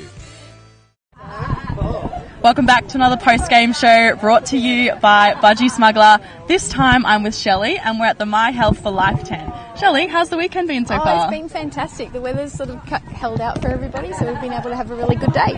Yeah, beautiful. So for people that are coming along to this tournament for the first time and they've never seen My Health for Life, what's kind of a rough summary of what you guys do? Well, I would like to sort of say, with the holiday season starting, there's never been a better time for us to start thinking about our health and thinking about our new decisions that we're going to make in the new year to make our lives healthier. Mm-hmm. You've been studying about some health checks that go on.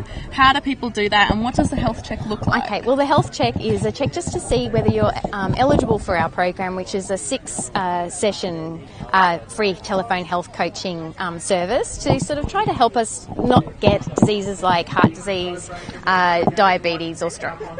And you're a big fan of community sport yourself. How's it been being out here? There's so many people of all ages and lots of diversity too. Yeah, it's about, like, everybody's showing a really good example here by doing some exercise and keeping healthy, and so we'd like to encourage everybody that's out here to even let their friends and family to go to myhealth.com.au or to just give us a call on, I've forgotten the number, 1374 75 and give us a call to sort of see if this program is good for you. And you'll also be back here next week for the All Nations, is that right? Yeah, absolutely, because anybody that identifies as a First Nation person is eligible for our service. Beautiful. Well, thank you so much, Shelley. It's been great to have you on. Great, thanks.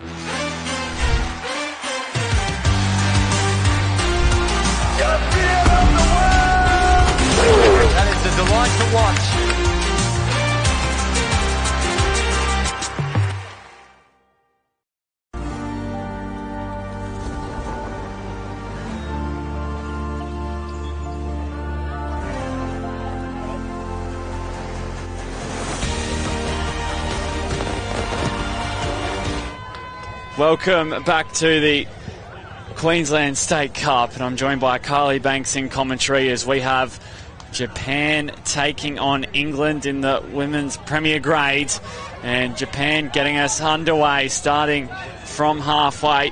They're in the red and black, England in the white and red, as these two teams are out in Australia visiting, just preparing for the upcoming World Cup in 2024 and taking a trip out down under.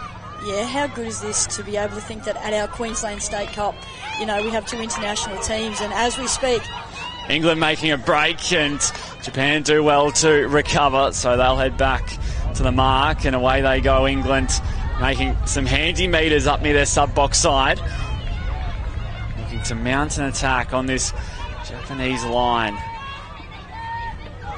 They jump inside the 7, England trying to jump underneath, and the touch will be claimed, so they'll head back to the 7. This is the last touch, so England looking to make it work on the last.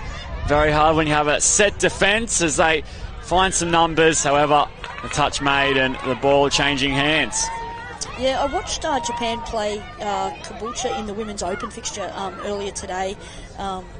and they were really, really impressive. They're very energetic, and they're always running around, always, wanting to recycle the footy and use their agility to get them down the park pretty smartly. So yeah, they're a very busy team, this Japanese one, and they're always full of running and close to the line. A number of these people were in the Trans-Tasman, the Tri-Series earlier this year in Brisbane, and they're very, very good down on the 7-metre line there. So expect them to cause some havoc if they get close to the line, Josh. Yeah, they play an exciting brand of touch to Japan, and now England back with the ball, so they'll start this set just around from halfway, and they'll have a fresh set coming towards the line of Japan. So they'll hover towards the 7, just trying to draw out the defence.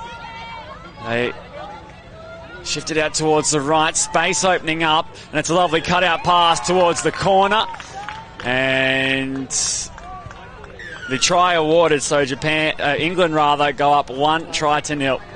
Yeah, nice little play there from England, grabbing the inside shoulder on that strike dump, and a quick release, and eyes up footy, and a nice little lob pass over the top, and a beautiful finish in the corner from the English winger, and they're off to a flyer, 1-0. So Japan now with a great opportunity to get back on the attack and get back in this match, breaking through half, looking for support. The pass over the top, just going to ground. But a nice little shot they fired there at the England line. Yeah, definitely, and really good defence too from England. They just posted up. There was no panic. They handled that attacking foray, with a lot of composure.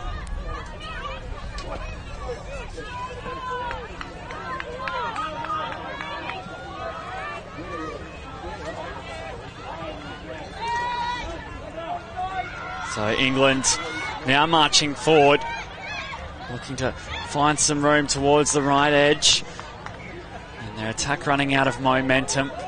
Japan coming back the other way.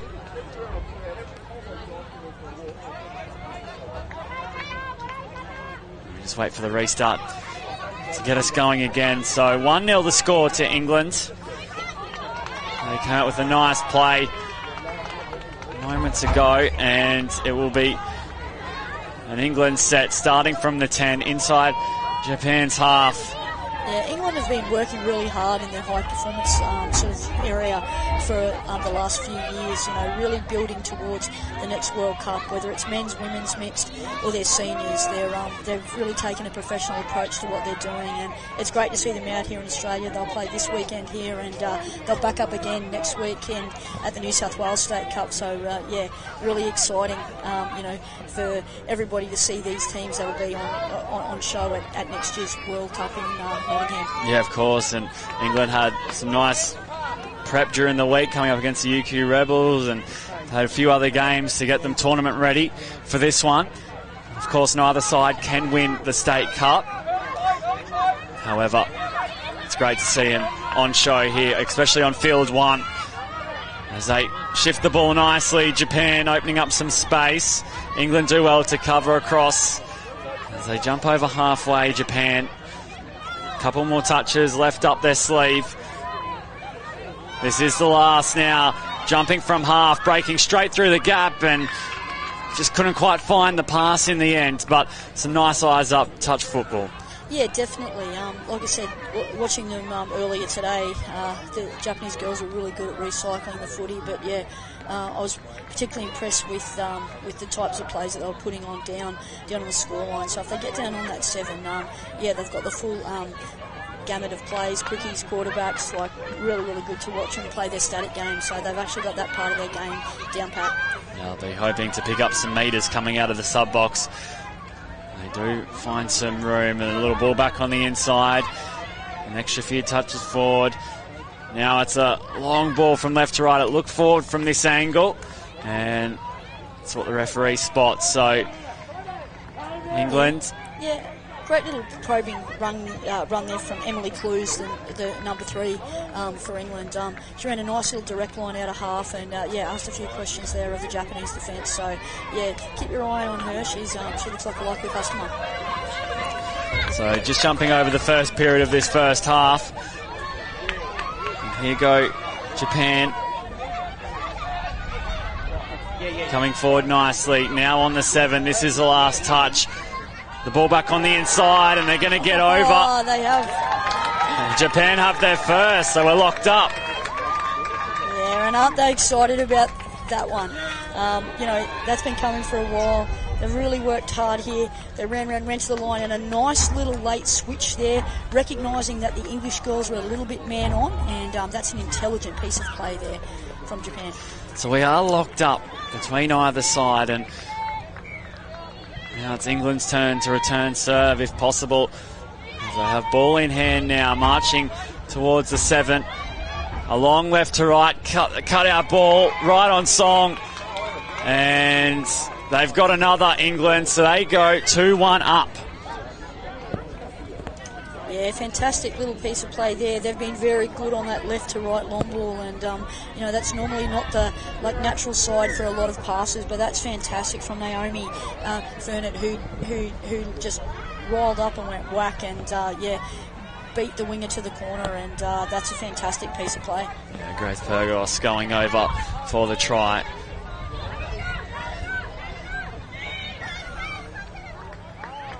And the penalty handed towards Japan, so the door opening for them here.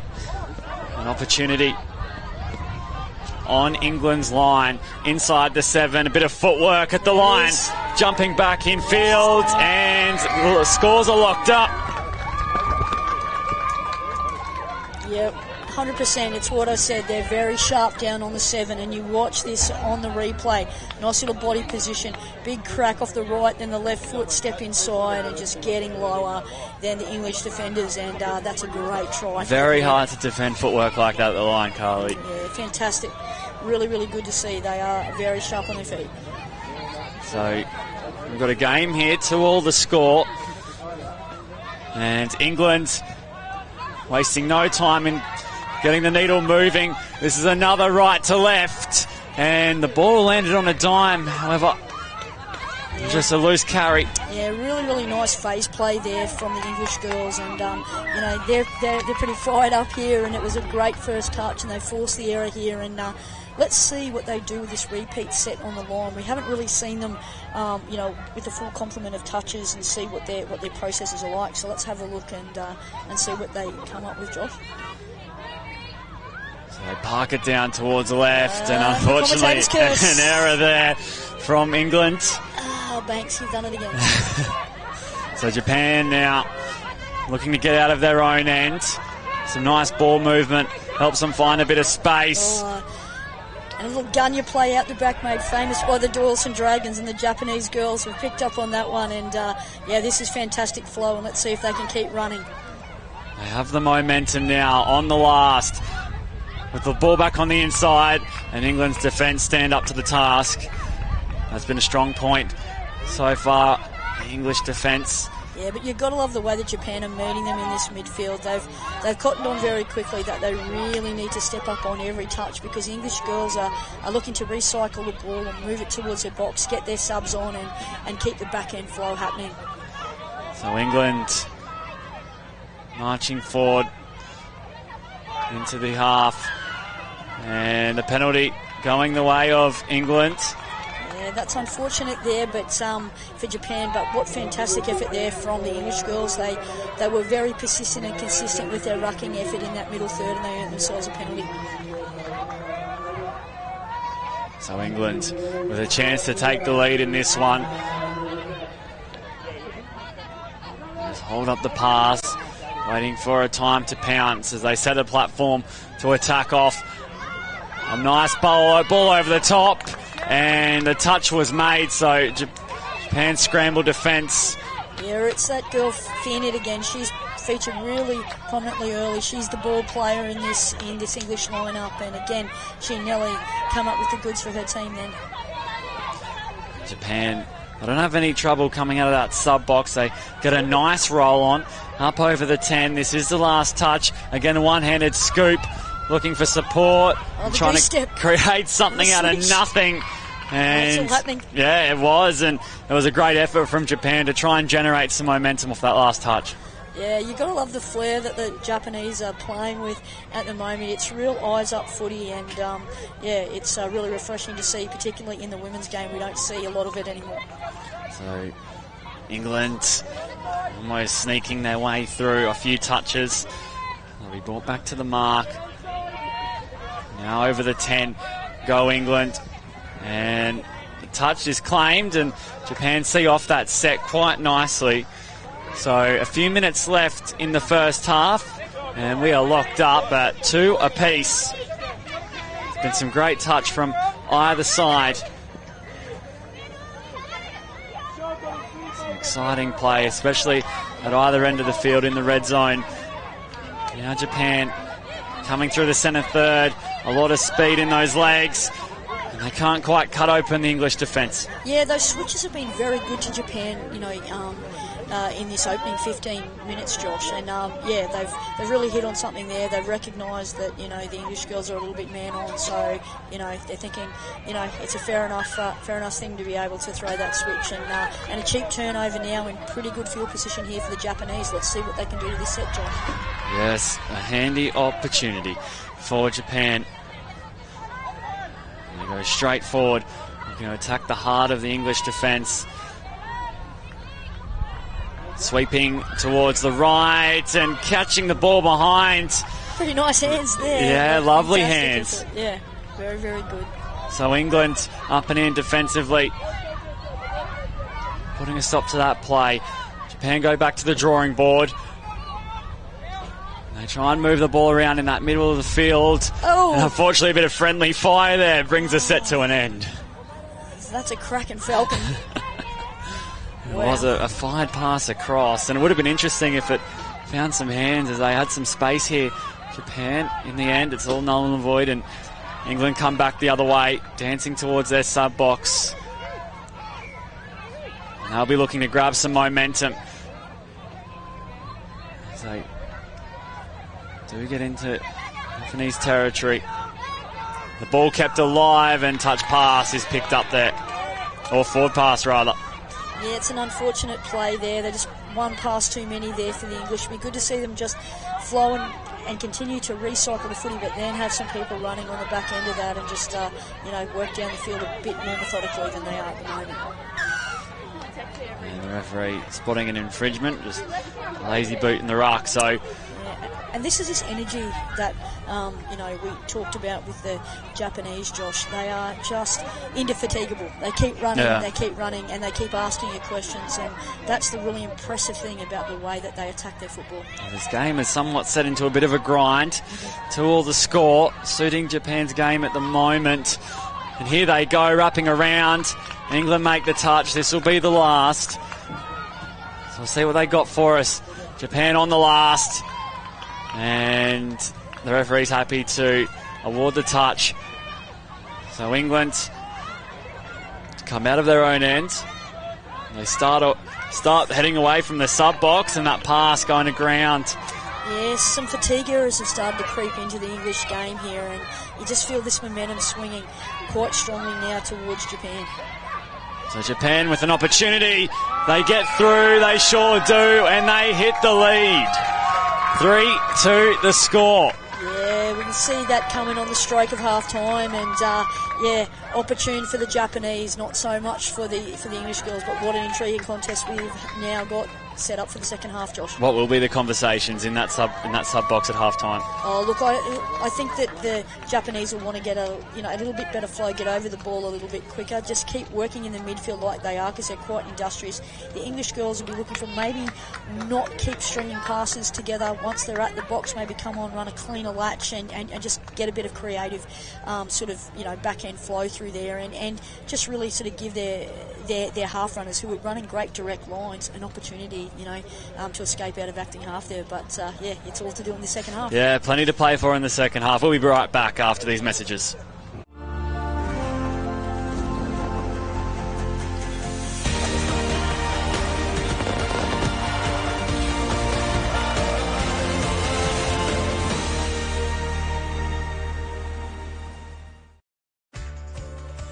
You don't do it for the mirror or for the scales. You do it because it feels good. It feels good changing habits and kicking goals. Start feeling good now with a program tailored to you and have support from experienced health professionals. My Health for Life is a free, healthy lifestyle program funded by the Queensland Government. Find out if it's right for you at myhealthforlife.com.au.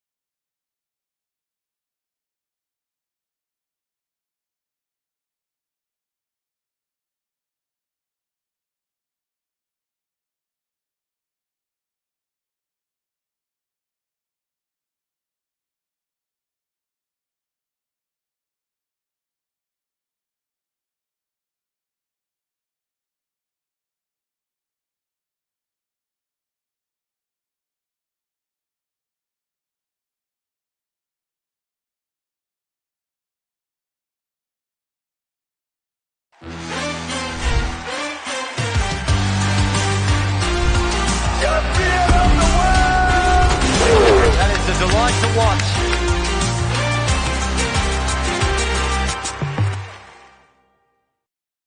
Start feeling good today with My Health for Life, a free healthy lifestyle program funded by the Queensland Government. Get tailored support from health professionals. Find out if it's right for you at myhealthforlife.com.au.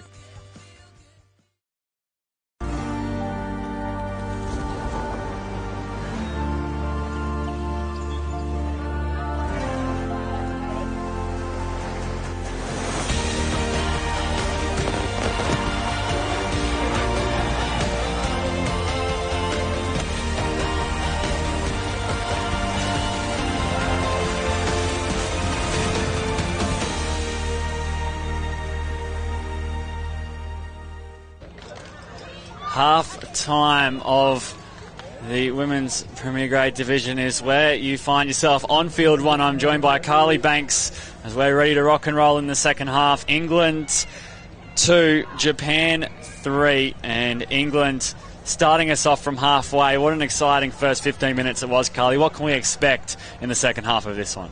Yeah, I think that this will be a very absorbing contest, Josh. It's been end to end, and I think both teams will really try and start the second half with a bang to try and kick out and get some ascendancy here. But it's anyone's ball game, and certainly looking forward to this 15 minutes. So England getting us going right on the hooter, wasting no time at all, and they try and make their way forward down the right-hand edge. Japan's defence has been very sound and solid throughout the course of this match. And such a tight game. We ended up in a bit of a grind midway through that first half. And now England trying to find the link hole. Ball going to ground. Yeah, right strategy, just the execution was off. Little sweeper, and they were looking for that link hole on the way back. Probably their passing execution's been a little bit off in this game, England, so they just need to, take their time and compose themselves. And Japan have earned themselves, a penalty in the ruck early, so a really good start to the second half for them. Yeah, so... okay. Yeah, another penalty, just too hard in the touch, yep. So Japan with a new set of 6. Get things going, and they spread the ball. There is space over here near the sub box, and that's where they head. And up pick up over the 10. So on come some fresh legs, trying to move their way forward towards this England line. Japan playing in the middle. Here they go, and just as they were ready to pounce, they come up with a bit of an error, but all in all, a great set there from Japan. Yeah, liking the way that Japan play. We see down in the sub-box, Touch Football Australia high-performance manager Wayne Grant, who's had a lot to do with this Japanese team over the last few years, and Grunter's expertise and experience here is definitely playing a part in the style that the Japanese girls are playing, and they've definitely come a long way in the last few years, and yeah, really, really exciting to watch them play. And as we were talking about off air just earlier, it's great to see that lending hand and, you know, just helping out where they can. And, you know, of course, we're lucky in Australia. We have the facilities and resources and great people involved in the game, and to be helping out other nations, it speaks volumes, right? Yeah, definitely. I mean, Australia and New Zealand, you know, really take it upon themselves to, you know, help develop the rest of the sport, because if we're strong, you know, across the border, you know, across the world, then the game is in good hands. Of course, with the World Cup coming up mid-next year, 2024. So much to look forward to on the touch calendar. So England up over halfway, finding some momentum in this set as they got bodies in motion at high pace. This is the last touch.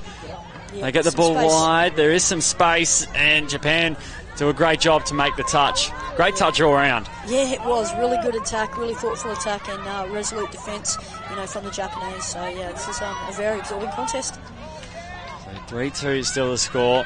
No tries in this second half as of yet. On come the replacements for Japan. Driving forward, initiating the touch. Oh, great direct line out of acting half. She's an absolute superstar for the Japanese. She's been one of their great players. Unfortunately, we don't have the Japanese players' names down here. Probably just as well with the way that we might mess up the pronunciations. But she has been an absolute superstar. She was a standout over when I watched them play the Caboolture girls earlier today. And, yeah, just love the direct line out of acting half. Winger finish off beautifully. And, yeah, very impressive effort so far from the Japanese. Yeah, had some lovely touches in all things good for Japan. So England behind by 2 now. They're well and truly capable of clawing their way back into this one. Of course, still a lot of time to go on the clock. So England looking to return serve, and again, just handling error brings the set to a close. Japan numbering up nicely in defence. And away they come towards their sub-box again. They've been picking up some handy meters coming out of the box, but England jamming up in defence, showing a lot of proactive intent. Now it's the last. And Japan kill the ball on this near sideline, and they force England to manoeuvre their way towards their sub-box. And they're starting to push some passes now, England, and you know, their rucking sort of broken down a little bit. They just need to get a little bit more composed here and just keep powering on, and that's a better latch, and they're coming on and they're driving with a lot more intensity in this set. This is their best set of this second half. Now England with some space opening up, and they'll get a fresh set of 6 here. And that'll be very encouraging for the English girls. They've been on the back foot a little bit in this second stanza to start with, but now an opportunity. 6 touches, play out some purposeful shots and really put the pressure on Japan. So England down towards the 7. They get the ball singing out wide, and again, if they catch a few of these balls, they'd have a few tries under their belt. Unfortunately, whether it be a tough pass to catch or just a handling error, it's come undone a few times. Yeah, again, right play, just execution was off, you know, for the English girls. But they'll be encouraged by that. The idea is you just keep working until you get it right, and that's some really robust defence there from the English winger. Grace Kurgos has done a really, really good job there to force the error and to give her team another shot to get this right. I'd love to see the English girls be a little bit more patient with the footy. You know, even though that was the right play before, it was on touch 1 off a repeat set. Just take your time, you know, have have a couple of probing runs at the line, maybe a few dives at the line, a few little quickie plays, and then work into what you want. Here they go in towards the 7, and a turnover, gifting Japan the ball. Yeah, Coach Killer, those ones. Just not a square roll ball, and that's what we said about trying to be a little bit more composed. Take your time. Don't panic when you get down there and you get a chance at a repeat set. Just need a little bit of composure. Just take it easy and just wait for the money shot that you want. So Japan up over halfway, and they earn the penalty. Yeah, right decision, and the English defender put a hand up and said, that was probably a little bit over vigorous, and fantastic sportsmanship there. But good decision by the referee there, just to err in the play of the ball. And what we're seeing with probably both these teams is a couple of errors. It's been a long day. I mean, it hasn't been as hot as it was yesterday, Josh, by any stretch of the imagination. But we're expecting a lot of these people to come out, in the Australian summer and play in these conditions, and it's pretty tough. So we're going to see some skill errors, some tired errors that happen, and sort of stuff like that. But these guys will be so much better for what they've learnt this weekend and what they'll learn next weekend at the New South Wales State Cup. Yeah, you can't blame anyone for feeling the pinch late on day 2 at the State Cup and trying to drive through. The end of the set, touch made. Japan hold on, they repel the English attack, and they hold the lead by 2. So they're ticking a lot of boxes at the moment, Japan. Just going along nicely. And they'll also earn a penalty to go with it. So now we're starting to see these midfield penalties that we saw in the first half that England are leaking, and they're tired errors, and it's really important that they dig in and they grit their teeth and they don't give Japan too much field position down here on the 7, because these girls are absolutely lethal close to the line. And it's a long ball. I think she may have dropped that. The sub-box think they've scored. They're going to take it back and play the touch, and that's a very sensible decision by the referee. So, Japan threatening, very dangerous. This is the last touch. Again, they favour the left-hand edge. They keep the ball alive, and they're going to slice through for another. Nice little late wrap there. Fantastic piece of skill there from the Japanese girl. She just held up the pass enough, so we'll watch it on the replay here. It'll look good. A little rooster line, dummy, pump, a little late pass around the back, and just slicing through, and that's a beautiful try on replay, Joshy, and that takes them out to a 5-2 lead now. So England behind on the scoreboard. As we said, they've got a lot of quality in their outfit, and they can certainly find a couple of quick tries, although time is ticking. Under 5 minutes left in this match here on Field 1 between these two international lineups in the Women's Premier Division of the Queensland State Cup. So here come England. Numbers towards the right. And a little execution error once again. And they're not far off England. They just clean those small 1%ers up, and they're right and well and truly in the game. A little bit of a miscommunication there, lost in translation. England have got a chance here now. It'd be really great to see them play a really patient set of 6 here on this line and realise they have the capacity to score tries. Just take their time and be a little bit more patient. So they come away to the left. And that's what we're talking about. A couple of dives early, Josh, early in the count, try to compress the defence. Then when you maybe want to run an expansive play like a rooster or a sweeper late in the count or an ML platform, you're sort of in a position where you've already trained the defence and compressed them, and that's what England need, a little bit more of that type of guile in their game. So down on the 7, England going to throw the jugular. And again, it's just out in front. They're creating the space on either side of the field. Yeah, and we're seeing a thing, something that I've just picked up in this game is the way that they're shaping. If they could get the ball up and get it into passing profile a little bit earlier and get the top hand to flatten out over the top, those balls would be flatter and they would not go forward. So we're seeing a release, and they're releasing it sort of up and over like a Harbour Bridge effect, and that's what's causing the forward passing. So it's a little skill error and something to work on, but it's been maybe 4 opportunities they've blown because of that little skill thing. So but it is something that you can work on in training. So these guys definitely have it all in front of them. Yeah, it's the intricate details that they're slowly building and will build into their game. And they can only be better for it after having hit-outs like these.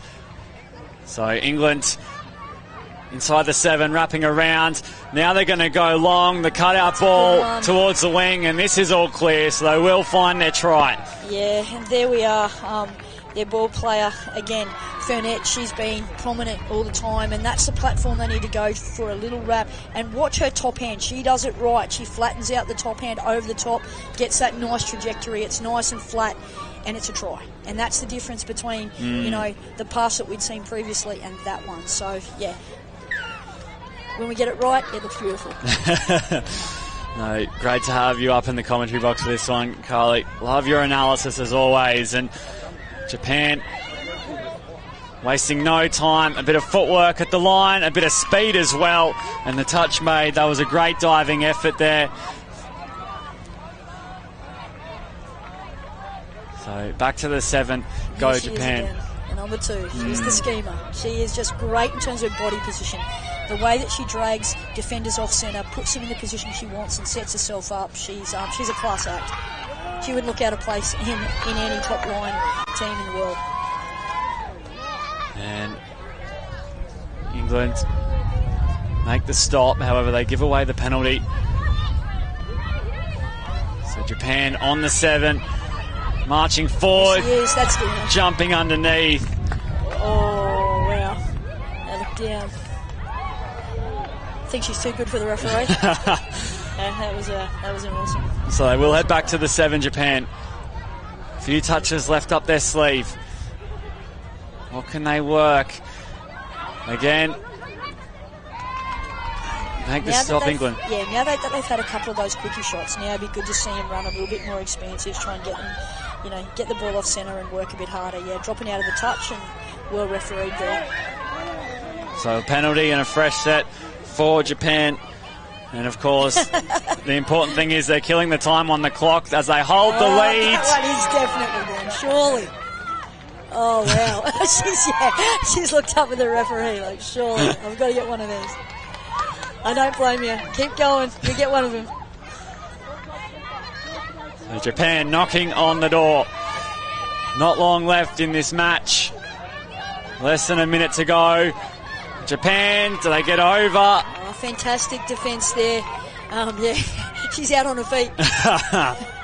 But what a great defensive play there from the English. They've handled, everything that Japan have thrown at them in this set, and they can be well pleased with the way that they've defended this set so far.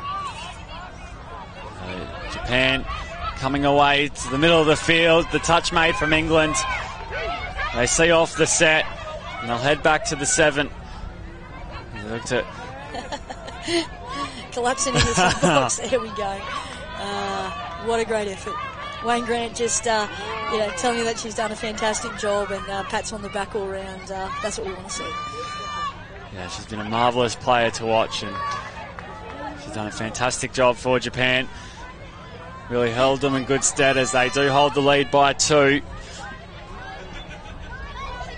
It can't be long to go at all as a wayward pass falls for England. And it's great that England is still trying to get one on the board here, and that's the type of spirit and the type of attitude that you want the players to be playing with. So I think this coaching box can be well pleased with the attitude and the energy that the English girls, have played with in this game. So England, here goes the One siren. And they run out of time there, so Japan come away with the win, and what a great game we see here on Field 1, Carly. Yeah, absolutely. The crowd have gone nuts here for the Japanese girls, and so they should. It's been a fantastic performance from them. Look, they're still running to shake hands. They are just indefatigable, the Energizer Bunnies. They've done a fantastic job, and what a great contest, and such a good thing for international touch to be here on the Gold Coast at the Queensland State Cup. Thank you very much for joining me in the commentary box. A great game here on Field 1. A few more games left here in the day, so don't go anywhere. We'll head down to our post-game interview thanks to Budgie Smuggler.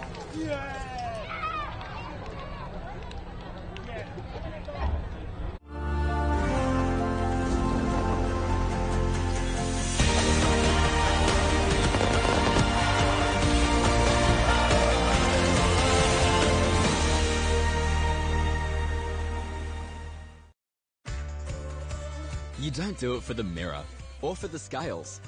You do it because it feels good. It feels good changing habits and kicking goals.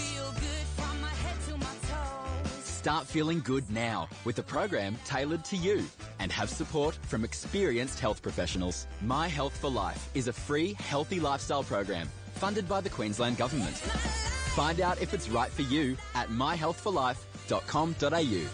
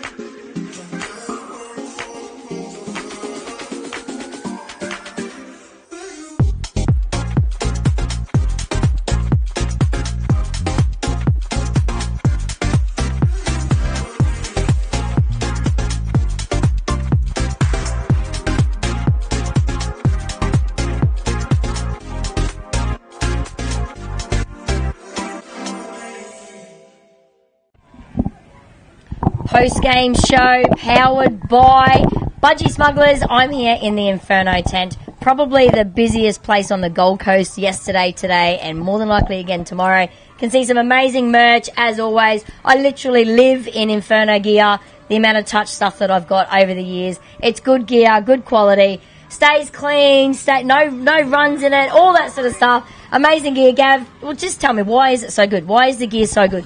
Well, we believe in quality, so the thing is we make sure we source the best fabrics, the best inks. So just our theory and our mantra is about quality. So we just try and make certain we make good quality gear, and that's probably the whole crux of it. Yeah, absolutely. Quality is everything, and Yeah. I can 100% agree with that. Like I said, the gear stays good forever. I mean, I've got Inferno clothes from many, many years. I think I was one of your first customers back in the day when you got started.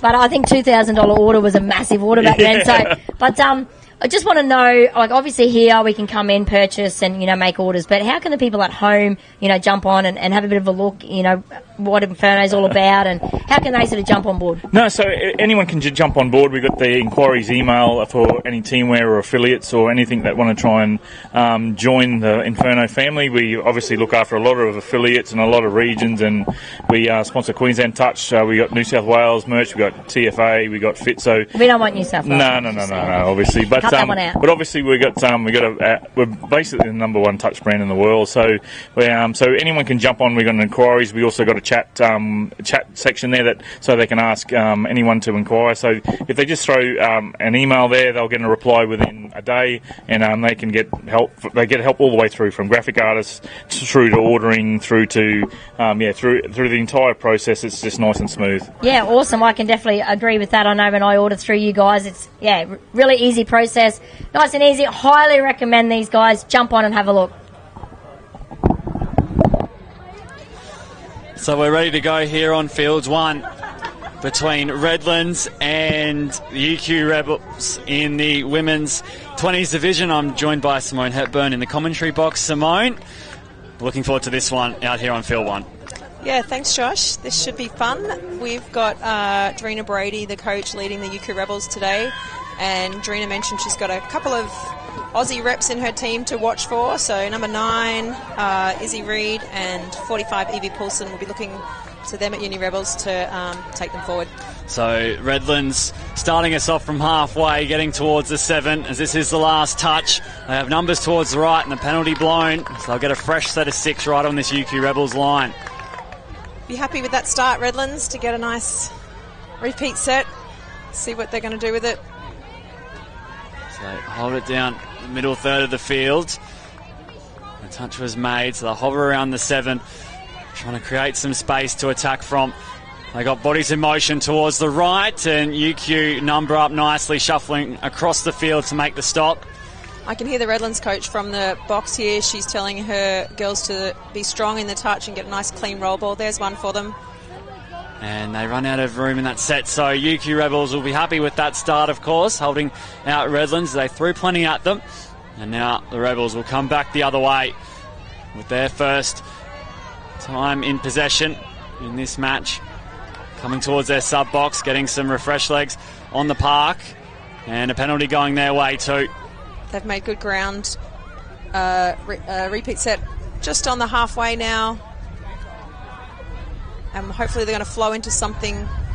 I can see Evie Clarkson in the middle there at 15 with the long ponytail, working with 93 she's wearing, Oshie Graham. So Clarkson and Graham are the two at the moment. This is the last touch. Big right foot step. There she goes. Plenty of time. Can she find someone? Beautiful. Great setup. Great repeat set all the way through. And Evie Clarkson from half. The first try going the way of the UQ Rebels. As you said, great step, great speed through the line, and then finding support. Kiara Denny for the try in that link space out there. So they're on the board early, the UQ Rebels. 3 minutes into the match. And now Redlands get things going as they've had a good look at the UQ Rebels line. They'll be hoping to make their way forward and cross that line, of course, as they're inside the 7. A little play set up. However, Rebels read it nicely and they will earn the penalty. So another fresh set coming the way of Redlands. They've got to watch that. That's a couple of offside penalties on the line. If they get 3 repeat sets, they will have a player sent off for some time. So let's hope that doesn't happen. Yeah, I hope they keep their discipline early on in this match. So Redlands, ball back on the inside, and it comes undone there, but a nice shape there and a nice little shot at the UQ Rebels line again. So Summer Pride in 11 and 5's Kate Johnson in the middle for Redlands. They've gone an expensive set, away from their box this time to change things up. Now over halfway go the Rebels. They all stay on the park. This is the last. Driving from half. Keeps the ball alive, and then a lovely chase there from Kate Johnson to shut down the plate and earn the ball back for Redlands. Back they come towards the sub box. On come placements. And driving forward. That's some nice momentum, a bit of a heavy touch there, and they will pick up the penalty. Doesn't like that. The refs trying to keep this game nice and clean. Redlands need to capitalise now. Another repeat set here. Let's see if they can push the UQ defence. Yeah, Redlands yet to find the line, so Rebels holding a 1-0 advantage for the moment. They've had some opportunities, have Redlands. Inside the 7 and the ball just going to ground, so the Rebels will come back the other way. You assume this time they'll head over towards the sub box as they push the pass, and it works out nicely for them. It's Jess Notley. Tess Notley with the offload there. Tony being Tess's mum. And now there we go. Breaking away are the UQ Rebels. Looking for some support. Half. There it is. And another great try. Little miss through the middle, and she just burnt away with that. Probably off the back of a really neat subset and some nice flow on. See it again. There she goes. Yeah, so Caitlin Teakle it was from half. Looking for support. And Evie Clarkson with the finish. Arriving right on time, so 2-0 now the score. UQ Rebels jump ahead in this one, kicking away. And Redlands haven't been without their opportunities as they come down the field for another. Searching for that elusive first try. Ball kept alive. Yes, of course, great hands. This is the last. Bodies in motion to the right. They decide to go against it. And UQ Rebels hold on. Number 9, Izzy Reid. Well read there from half. And they're going to do a subset again and try and themselves out of trouble. Yeah, they pick up. First touch, what great yards. Yeah, great yards Here comes indeed. some nice flow. Second, third, they're now finding the middle. Beautiful, looks good, that running game. Set for the half scoop. Big step, love it. No touch, play on. Still alive are the Rebels. Oh, yeah. Ref is happy, all clear. Well done. That was a beautiful passage of play by Uni Rebels. Just getting momentum. Everyone did their job. They knew what they were going to do. Let's watch it on the replay. The last finish. Good composure, holding it up, trying to find a support player. And she found 31, Jasmine Jin, to finish off. And again, the support from the UQ Rebels, it can be a part of the game that is a hard one to manage, especially it's such an effort area when the ball's still alive and you've got to make that attempt to get on the ball and help your teammate out. And UQ Rebels have done that twice now. So fantastic effort from them. And Redlands down on the scoreboard, looking to find their way back into this match. As we're over halfway in this first half. Inside the 7, it's a big long ball. Yeah, nice long ball. The right idea, it just doesn't quite come off. So now the Rebels will get us going again, bringing it out from their own end. Again, a subset is the one they run. And they've had a bit of joy coming out of the box. Find the middle now. Let's see if they repeat their strikers. Last time the half goes. Looks. The ref is happy with 6 more. Yes, jumping in the passing lane there. So 6 more touches coming the way of the Rebels. They've been very dangerous so far, right on the line. Sweeper goes back open.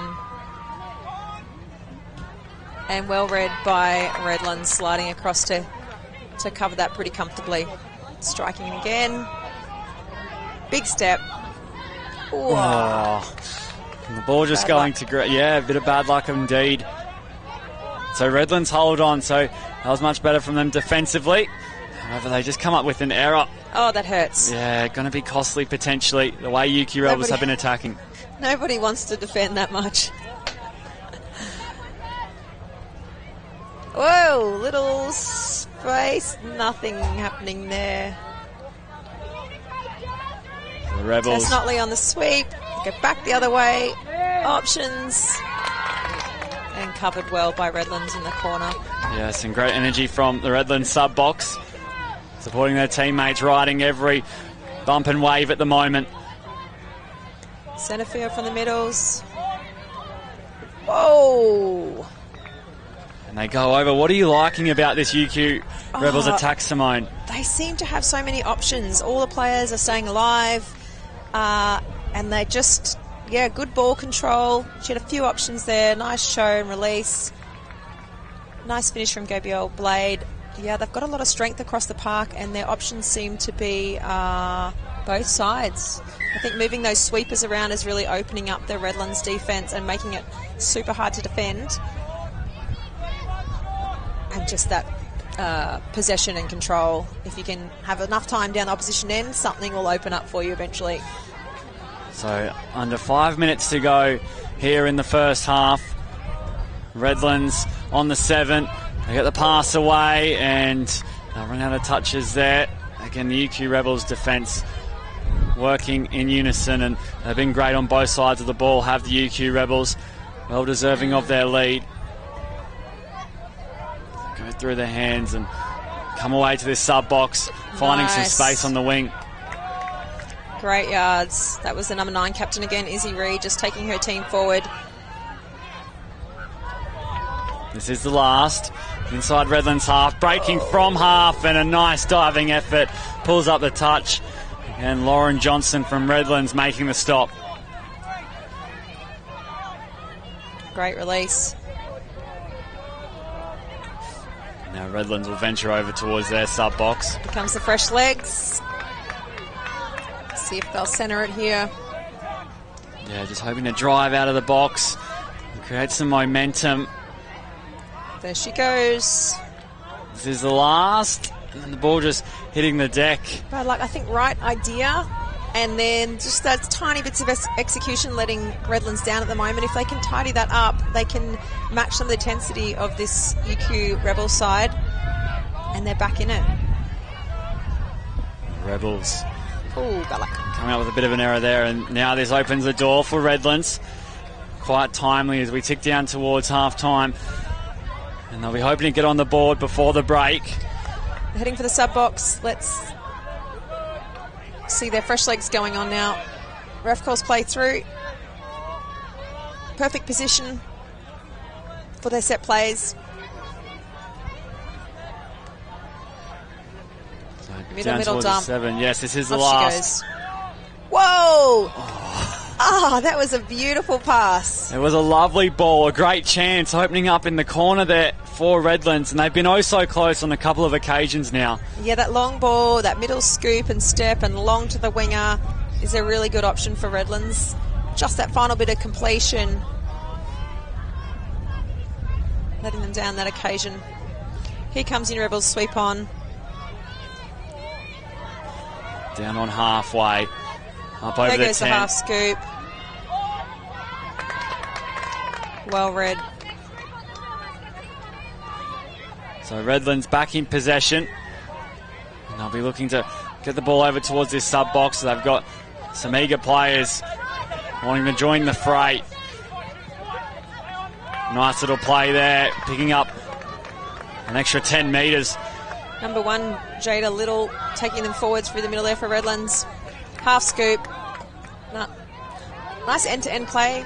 Good control that set, Redlands. They got their fresh legs on. They made decent ground. Now they've got to put some pressure on Uni Rebels and see if they can force a turnover. And they do that. What can Redlands adjust in their attack? Oh, I think it's just that little bits of completion and their strong roller balls. The coaches onto that early, just being strong in the play the ball and setting their platforms for. They've got some really nice half runners and some nice steps happening. Great long balls happening. Putting that all together in one passage.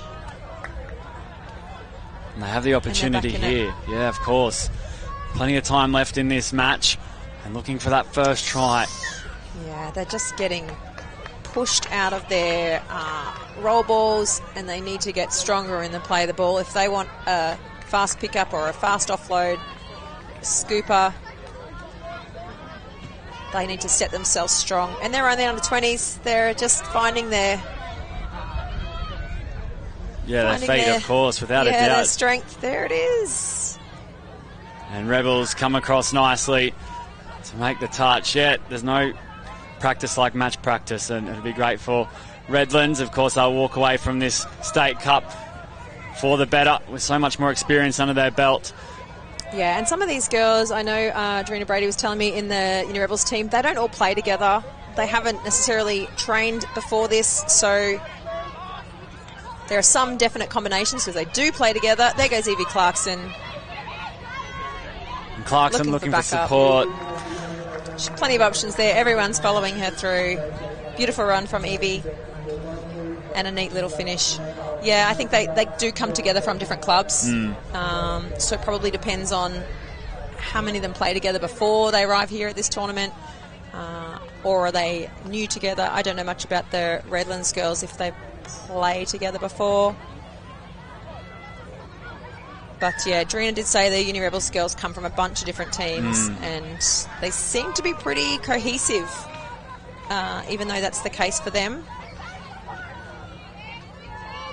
So the ball going to ground there, and the Rebels bringing it back the other way over towards their sub-box. They shape away from it, rather, as the siren sounds for the end of the first half, and they'll be happy with that. 5-0 the score in favour of the Rebels. Quick analysis on that half, Simone. Well, I think Uni Rebels have asserted their dominance now. It's going to be a tough grind from here from Redlands to lift and combat that. I think Uni Rebels has been stronger in their defensive touches, especially in that 7-metre red zone. They've kind of pushed them out of their strike plays. Couple of repeat penalties, but yeah, Redlands have definitely got to get stronger in that space if they're going to compete at this level with Uni Rebels. And they'll have a chance to talk it over in the sub box as we have the second 15 minutes of this match coming your way right after this break.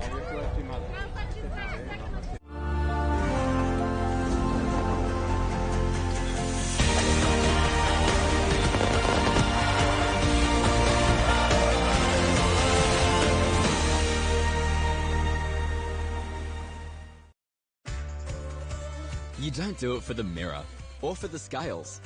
You do it because it feels good. It feels good changing habits and kicking goals. Start feeling good now with a program tailored to you and have support from experienced health professionals. My Health for Life is a free healthy lifestyle program funded by the Queensland Government. Find out if it's right for you at myhealthforlife.com.au.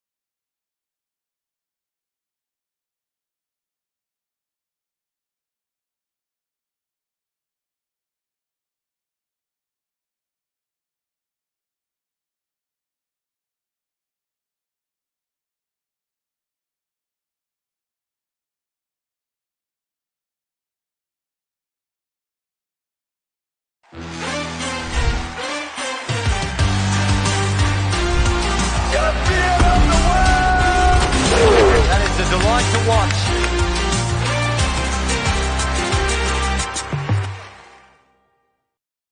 Start feeling good today with My Health for Life, a free healthy lifestyle program funded by the Queensland Government. Get tailored support from health professionals. Find out if it's right for you at myhealthforlife.com.au.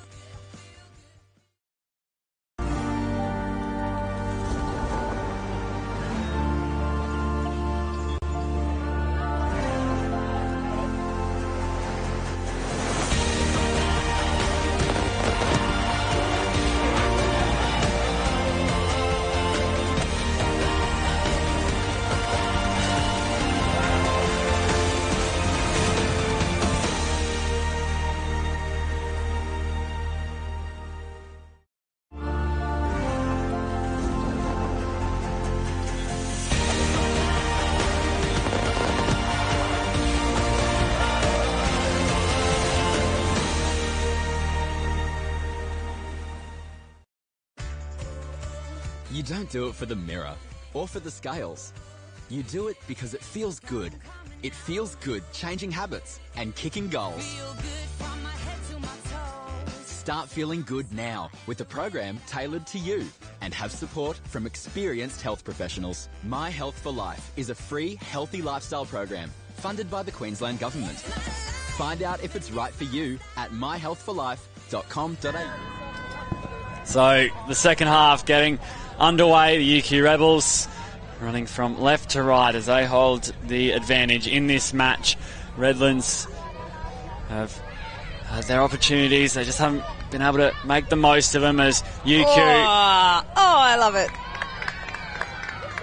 had the space there, just couldn't find the man. Yeah, nice sweeper play, and Redlands got pulled over and they turned it back the other way, and lots of space on that short side. So Redlands coming back the other way. They'll venture towards the sub box. Wow, that's not the start they want, and here they come. They get a new set on as UQ Rebels come forward with the lead, looking for their first try of this second half. And they're parked up in the middle there. Olivia Aikens with the ball. Tess Notley, sweeper from the link. Whoa, the trial back inside. The ref is happy, taking a big step back, checks his sidelines. Happy days. They've got, again, so many options at their line. A platform, and then they option off that. Really hard to defend for Redlands. And the energy for Redlands looks like it's dropping a little bit. I'm just watching players walking off. Yeah, and you can understand at the end of day 2 of a 3-day carnival, it's going to take a toll on the body. Of course, this is round 6 of the women's 20s division. So they've had a few hit-outs before now. Redlands need to grind now and hold their composure and stay in this game. So Redlands down the middle. On the last, can they find that try? And UQ Rebels just shut the door. What do you like about the Rebels' defence? We spoke about their attack in the first half, but the UQ Rebels' defence, what do you like about the way they go about it? Yeah, it seems like they all know their policy and they're just following their structures well, like a cohesive unit. Even though they don't play together much, they're obviously understanding their policies and being strong in their touches. Nice. Recycling. Let's see if there's a finisher. Wow. There it is. 91, Kiara Denny from UQ finishes it nicely. Lots of hands there. Oshie Graham had a hand on that. The winger had a hand on that. Yeah, that's very hard to defend no matter who you are. They kept the ball alive. Just nice eyes-up touch. Yeah. And players in motion supporting their teammate. Yeah, they've got a bit of momentum now. Uni Rebels looking pretty comfortable with their lead. So Redlands back on the attack. Nice drive up the middle from Redlands. 14 with the ball, Abby Golston working with her other middle. Bad luck. And unfortunately, the turnover lands in the hands of the UQ Rebels. Off she goes. Tess Notley. She's got that nice little jink in her and step as she runs, like her brother Jake or her dad Scott. Bit of a touch royalty family. She's obviously been trained well by mum and dad and all the coaches she's had. I like watching her play. There she goes. Oshie Graham from half, taking her time with the ball, holding it up. Couple of options there. Ref pulls it back and is happy. So another try for the Rebels, and everything they touch is turning to gold at the moment.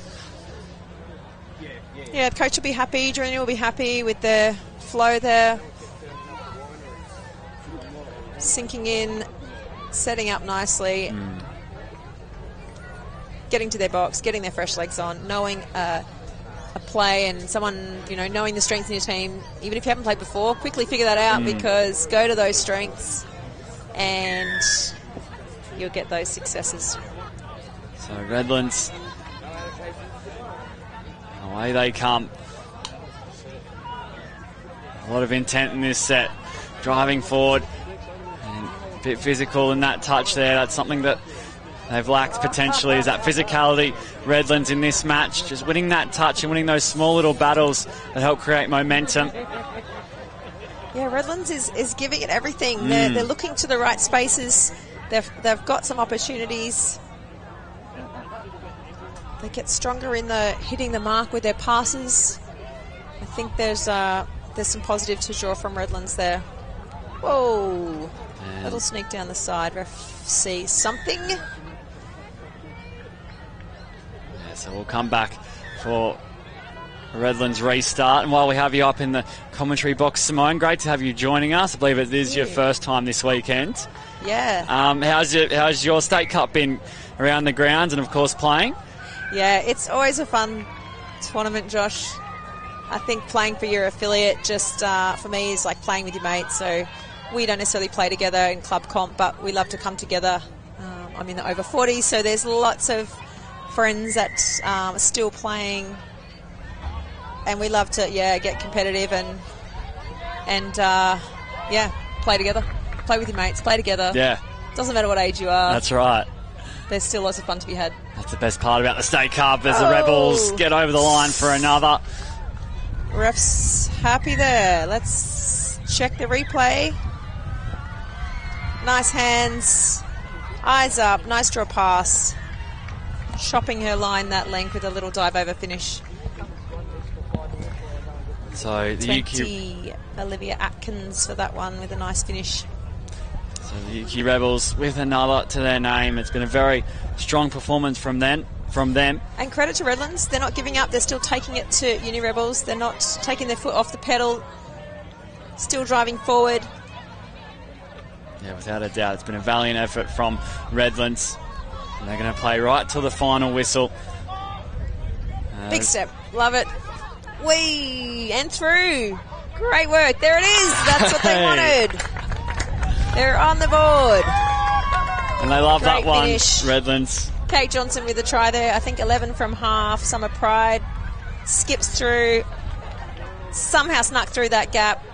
And there's her backup. Standing in the perfect spot on the try line. Behind where the half runner goes. And it's somewhat a surprise. The first try comes now. They've threatened time and time again on that line. They've had a few opportunities, just lacking the execution. But it's great to see them finally cross the stripe. Yeah, good on them. This might lift them a little bit and lift the intensity now in the last couple of minutes. Yeah, with about 6 minutes remaining here in this one. Now the Rebels breaking from half. Great job from Redlands to repel them on that occasion. That little play from Uni Rebels where they're dumping in that link channel and the the link is taking off infield looking for runners. They look really, really strong in that space. Someone running the ball, lots of people hitting holes. Very hard to defend. So now the Rebels march back. There it is. The other way. Redlands getting a little bit stronger in there. Line D, jink jink. Nice read from the winger. 10 for Redlands. Aliyah Ferris had the read there, chopped in on her link to squash that one. Yeah, they just ask so many questions in attack to the UQ Rebels. As again, they go towards the line and it won't come off for them on that occasion. They're so dangerous. And then you spoke about it in the first half, Simone. On either side of the field, they have options and they can run just about whatever play they wish. Yeah, a nice unit. These guys would have to be competitors come semis and finals time. We probably see them back tomorrow for sure. Yeah, they're strong. And ball going to ground, so the Rebels. It's tempting as you're running off for that sub. It's tempting to just, oh my God, get it down. I need to get out of here. But that last play the ball is so important. The fresh legs getting on is so important to stay strong all the way to the end. The Rebels, they get on some refreshed legs of their own. Coming towards the Redlands line. This is the last. A bit slow from half. They'll try and create something. Redlands number up nicely. The ball's still alive. And eventually the set comes to an end. They killed it on the far side though, which makes it harder now for Redlands to work their way over to the box. Yeah, so small details that go into a game that you don't necessarily think of unless you play or coach, you know. Yeah, everything's got a little strategy. And the clever players, you don't even know what's happening. Yeah, that's right. You wonder why you get confused because they've got these little plays and strategies that are just really hard to defend. And we've been very blessed on Field 1 over the course of the 2 days to see some cracking games out on this field and some fantastic players. Of course, we had the international match prior to this one between Japan and England in the Women's Premier Division. Yeah, they look fun. Yeah, it was a great game and great to see the international sides travelling out for the Queensland State Cup. And Japan had a lot of supporters here on the sideline. They gather a bit of a crowd when they play Japan. They're just they're so cute. They're a very electric team to watch, aren't they? Yeah, they're so light on their feet. I really enjoyed that game. Right now we're here with the women's 20s, and Redlands come up with a drop ball, so opens the door for Rebels, starting the set inside Redlands half. Under 3 minutes to go here in this one. Rebels initiating the touch, working their way forward. Going back to their middle. No. They're just moving with nice width now. Oh. And touch was made, so great defence again from Lauren Johnson. Shut down the play. This is the last. Goes. Lots of space. There it is. Wow, that middle from Redlands just defended, went back and forth, defended, and they just kept going at her space, and that is so hard to defend. Yeah, most definitely. I don't know, if you watch that set of six back, she probably made the four touches before that, and then someone else runs at you. Yeah. And someone else runs at you. Someone else runs at you. And that's the thing you got to remember, of course. Yesterday was quite taxing conditions. Today has been a much more pleasant one for the players out on the field, but after 2 days of throwing your body in the contest, naturally you're going to fatigue. Yeah, and that's strategy again. Like, Uni Rebels would be purposely targeting one poor defender to just make a lot of touches until they're burnt. And then they strike again. So Redlands with another chance, and they won't get over this time. It's nice defence. They'll head back to the 7. They loft the ball out wide. And they finish it in their preferred corner, so they can try and put some pressure now on the Uni Rebels drive out of their in goal and see if they're going to the box or going direct. Looks like they're going to their box.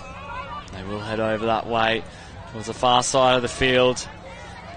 Not long at all remaining in this match. Oh, that's on the third touch. A great half run. She's half, though. She's looking for someone to back her up. There she is.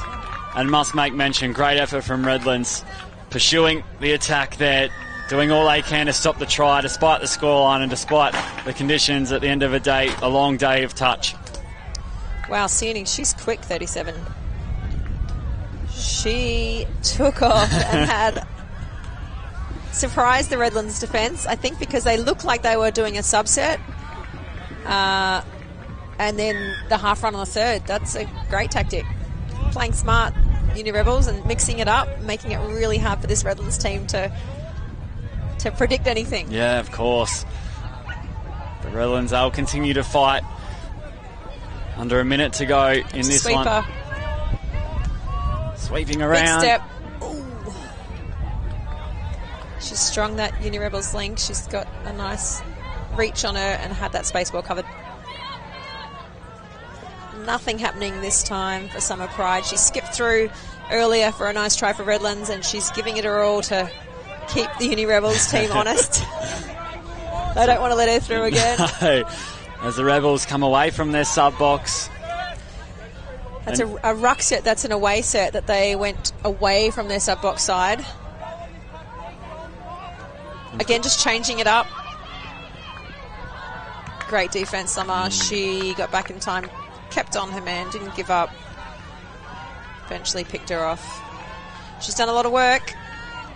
Are they coming to their sub box? Here they come. See if they can keep going forward while they get their fresh legs on. Nice hands, nice ball control. Not quite the halfway yet. Setting up for their strike play now. On the last. Ooh. The penalty blown as the siren sounds. So the UQ Rebels running away winners in this one. We'll just have this last bit of play. Throw it around. Go on. Sharpen. Simone, a great game for the UQ Rebels, but Redlands valiant in defeat. Yeah, they gave it everything, and I like their effort, Redlands, and their ideas were the right way to go. Just the execution for them now, something that they can work on. I'm sure their coach will go back with that information and work on, the things that she was talking to them about. Of course. But Uni Rebels, they're exciting to watch. That was fun. They had some fantastic tries. So a great game here on Field 1. We have one more left for you. It is the grand final of the inclusive division coming your way on Field 1. We're ready for that. That's going to be fun too. We're ready for that. So hang around. We'll head down to the Budgie Smuggler post-game interview and plenty more coming your way.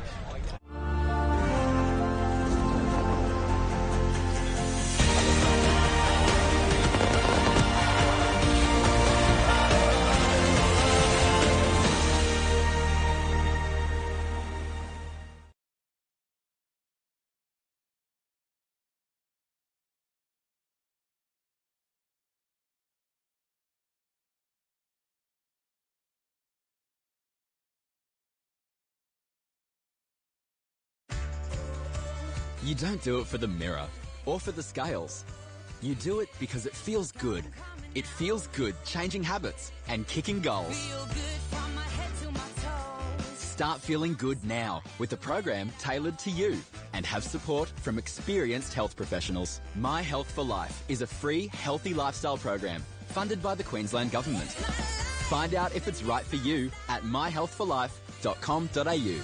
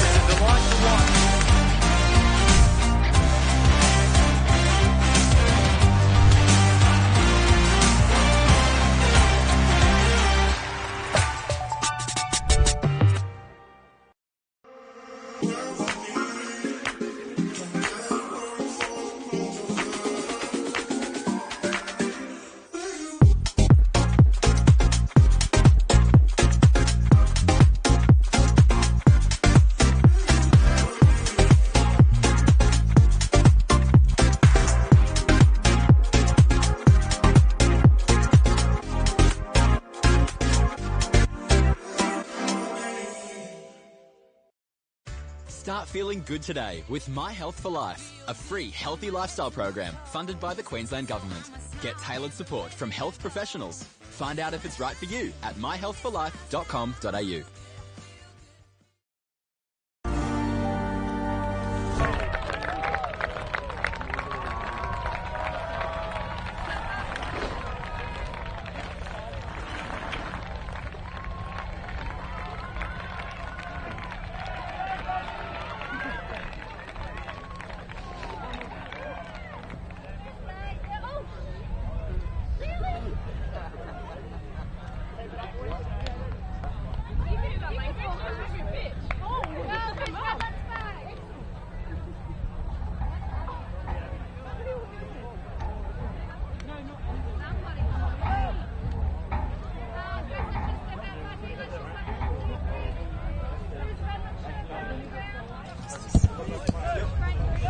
Welcome back to the 2023 Queensland State Cup. We have the grand final of the inclusive division, and here are your team lists for the match.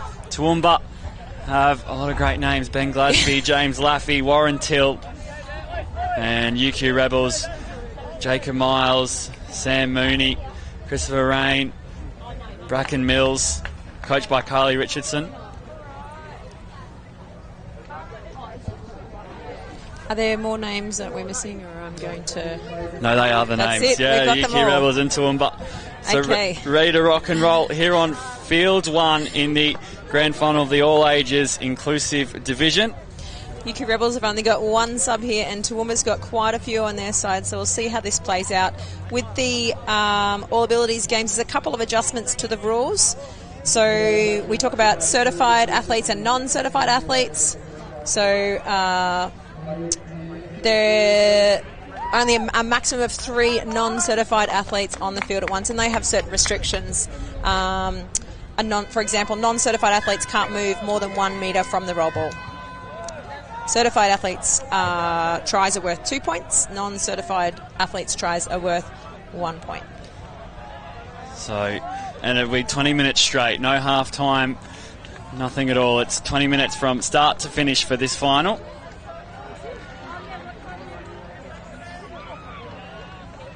So the whole team has an unadditional rule. Defenders can't move until the half has either passed the ball or moved outside 1 metre from the roll ball.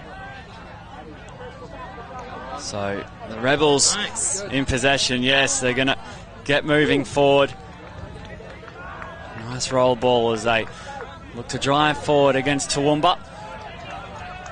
And these two teams both battling out in Pool A. Toowoomba finishing on top with 8 points. UQ Rebels finishing second with 7 points. They face off in semi-final clashes and they both make their way here in the final. Of course, there were 2 pools of 4. And, of course, in Pool A, we also had BMTA and Gold Coast. And in Pool B, we had Redlands Ballina making the trip.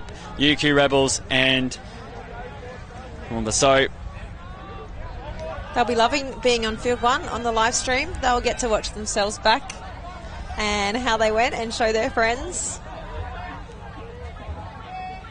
So it's exciting. Yeah, UQ Rebels with an opportunity here, sweeping around towards the left. And the touch made down the centre third. Looking to open the scoring in this final. Ooh.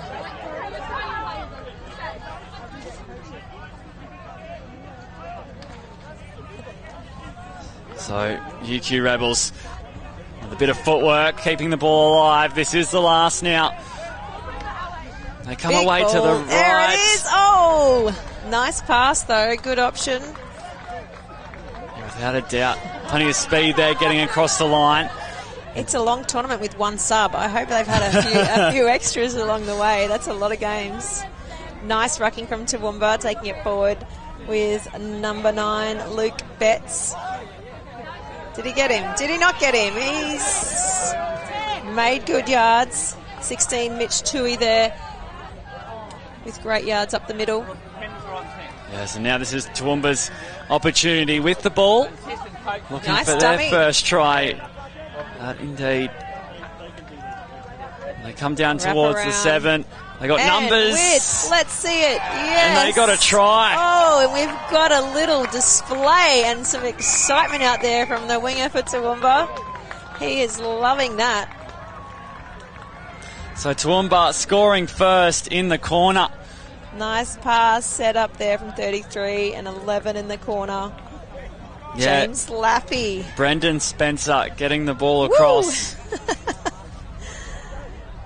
Love it. The joy, the fun. It reminds us why we love this game, right? Exactly. And 2-0 the score, of course. So I love a player that gets excited about a try.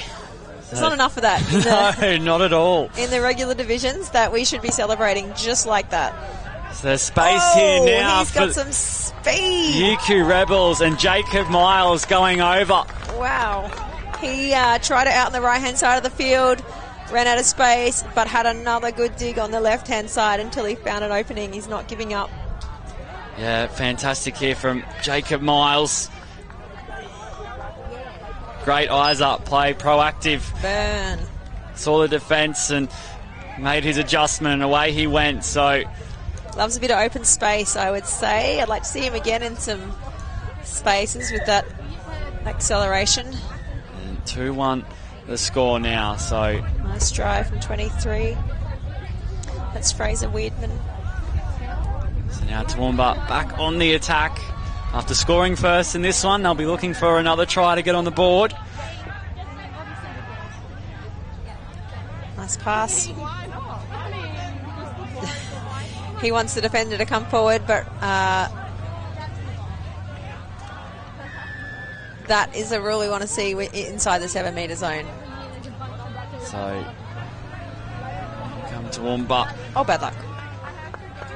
A little bit of confusion there. Who was the pass going to? Yeah. Looking to each other, and We've got a couple of girls on in the middle there on the Toowoomba side now. Can't quite make up their numbers yet. Nice call, big loud call. He did get him on the shirt. 18 from Toowoomba, Alex Meldrum with that good touch there. So here he is again. He wants to have another run. Where's his face? Step, step, step. Oh, there it is. Oh, the footwork. Jacob he Miles loves it. down the wing. He was the player of the final in 2022 in the Fit Lab Inclusive Division, and he has another try to his name. What a nice little step. Here it is again on the replay, the finish. Great defensive effort from the Toowoomba 18. Yeah. Alex Meldrum trying to chase him down, but he is electric. Gives his coach a big slap and a hug. Yeah, and with one sub, UQ Rebels, they draw level. He gets a little rest now, and I'm sure he'll be hungry for the ball again when we see him back on the field. So Nice Toowoomba. yards. Up the middle from Toowoomba, coming into their green zone. Whoa, step, step. And they have a try themselves, so they hit straight back. Step, step, dive. Ben Glaspie. Right up the middle there. One step. And find some space. Nice finish and dive. The Uni Rebels defence coming across, and he slid under there. He really wanted that. Putting their bodies on the line. Nice drive. So the UQ Rebels back with the ball now. As you said, a nice drive, and it's a lovely pass towards the wing. Toowoomba will have the ball back as they look to get moving in the other direction.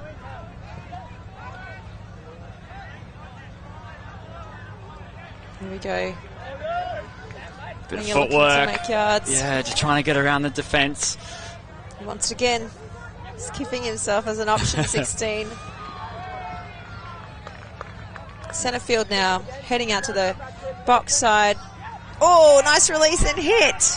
Breaking through the hole. Looking. Trying to find support. And the support was coming. And the UQ Rebels do a great job to scramble across defensively there. Unlucky there. Nice space opened up for Toowoomba to give them an opportunity for a try there. There are definitely some options happening now. Some spaces opening up. Cover defence flying across, disrupting that. So the Rebels now back on the attack. They've got a couple of touches up their sleeve. Nice long ball out of half there into some space, but 7 again. Jacob Miles, they're finding him and giving him a bit of a extra opportunity. So you know he's their Yes, speedster. Exactly. He scored their tries this afternoon. We talked about that in the last game, like knowing the strength in your team and trying to work it to space. And there he is again in some space. And what a pass right over the top. Beautiful. Sweeper's going round the back. Yeah, Christopher Lyons there opening up the space and getting the ball out towards the wing. They're really pushing the ball side to side Yeah. at this field, the Uni Rebels team, and passing it around nicely. Finding the centre of the field now for the first charge from Toowoomba. So Toowoomba jump over halfway. Bailey Ferris with the ball in hand. He looked... Oh, sorry, is that the right... No, sorry, Ben Glaspie, 10 with the ball. Oh, the dummy again. He's had a few dummies. Luke Betts, I'm hoping he'll get someone suck it in and charge through. Touch there made by Miles. Now Toowoomba found the line a couple of times this afternoon in the final. Recycling, that's Yeah, Ben lovely again. work.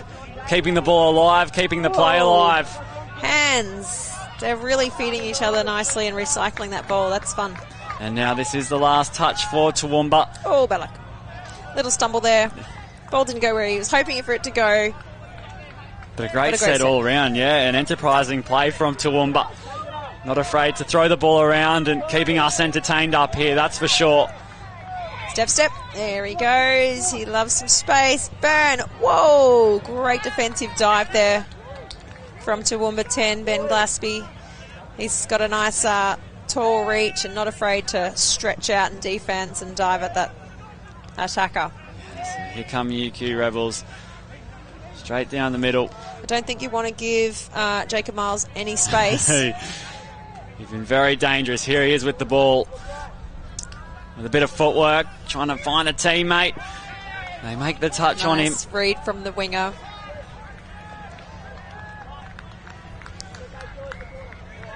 And that's a set of 6 seen out, taking it to their opposition 7-metre line. It was a good set from Uni Rebels, and keeping it on their side of the field makes it harder for Toowoomba now to try and get some subs on.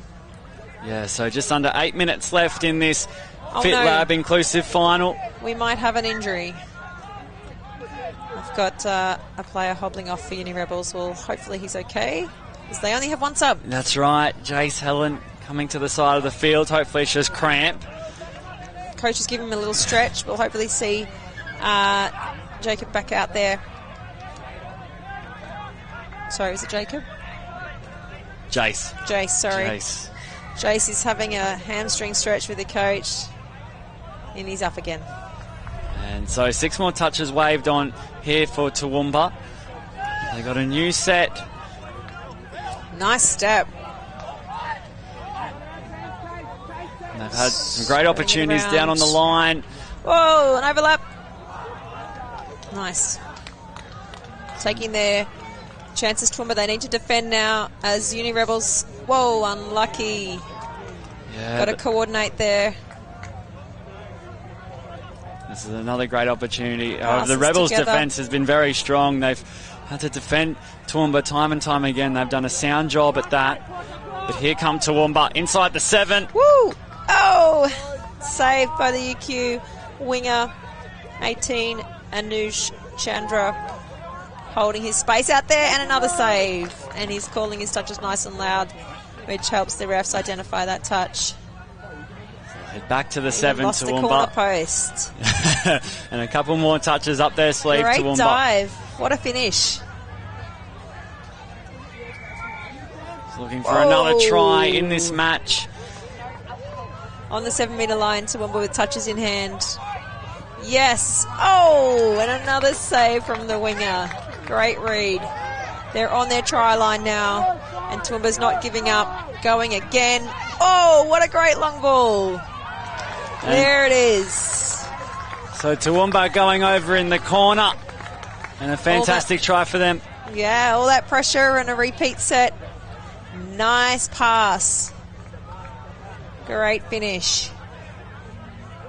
Toowoomba number 9, Luke Betts with the setup there. We've seen him with a few dummies earlier, and now he gets the offload and sets his teammate up in the corner.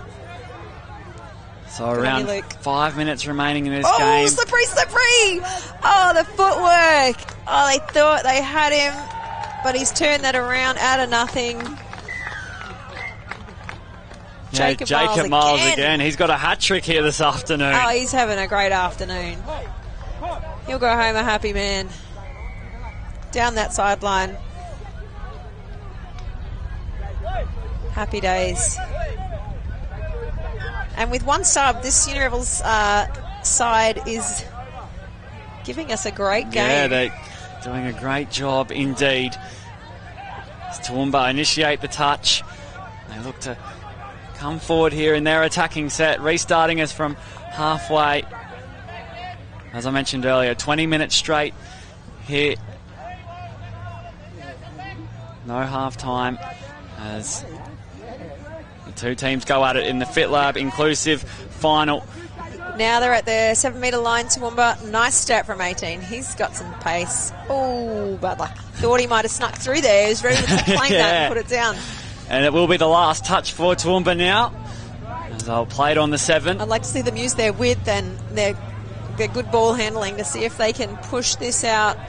They're going to their box side, which is a good strategy. Nice hands, a little bit of footwork. And an offload recycle. Oh, bad luck. So close. But a great job from Toowoomba to kill the ball on that far touchline. unlucky. That's not like him. He's unhappy there. Jacob, he was ready to run, I think. He had he'd already run with the ball before he had the ball. Nice pressure defence. So we'll play on here at the Fit Lab Inclusive Final. That's not the No, that's time not for us. them. No, not for us. That hooter you heard was the other fields going to their half-time. Yes, so we'll play on for a few more minutes here. Oh, bad luck. The ball going to ground. So yes, the siren sounding was for the other fields here at Coomera. But for the final, we still have a couple minutes remaining. And Toowoomba on the defensive end. As the EQ Rebels coming back with the ball. UQ Rebels coach Carly Richardson's giving them a nice clap in the box. She's happy. And far side, we're looking at coach Janet Reid out there helping her team along, giving them the big claps.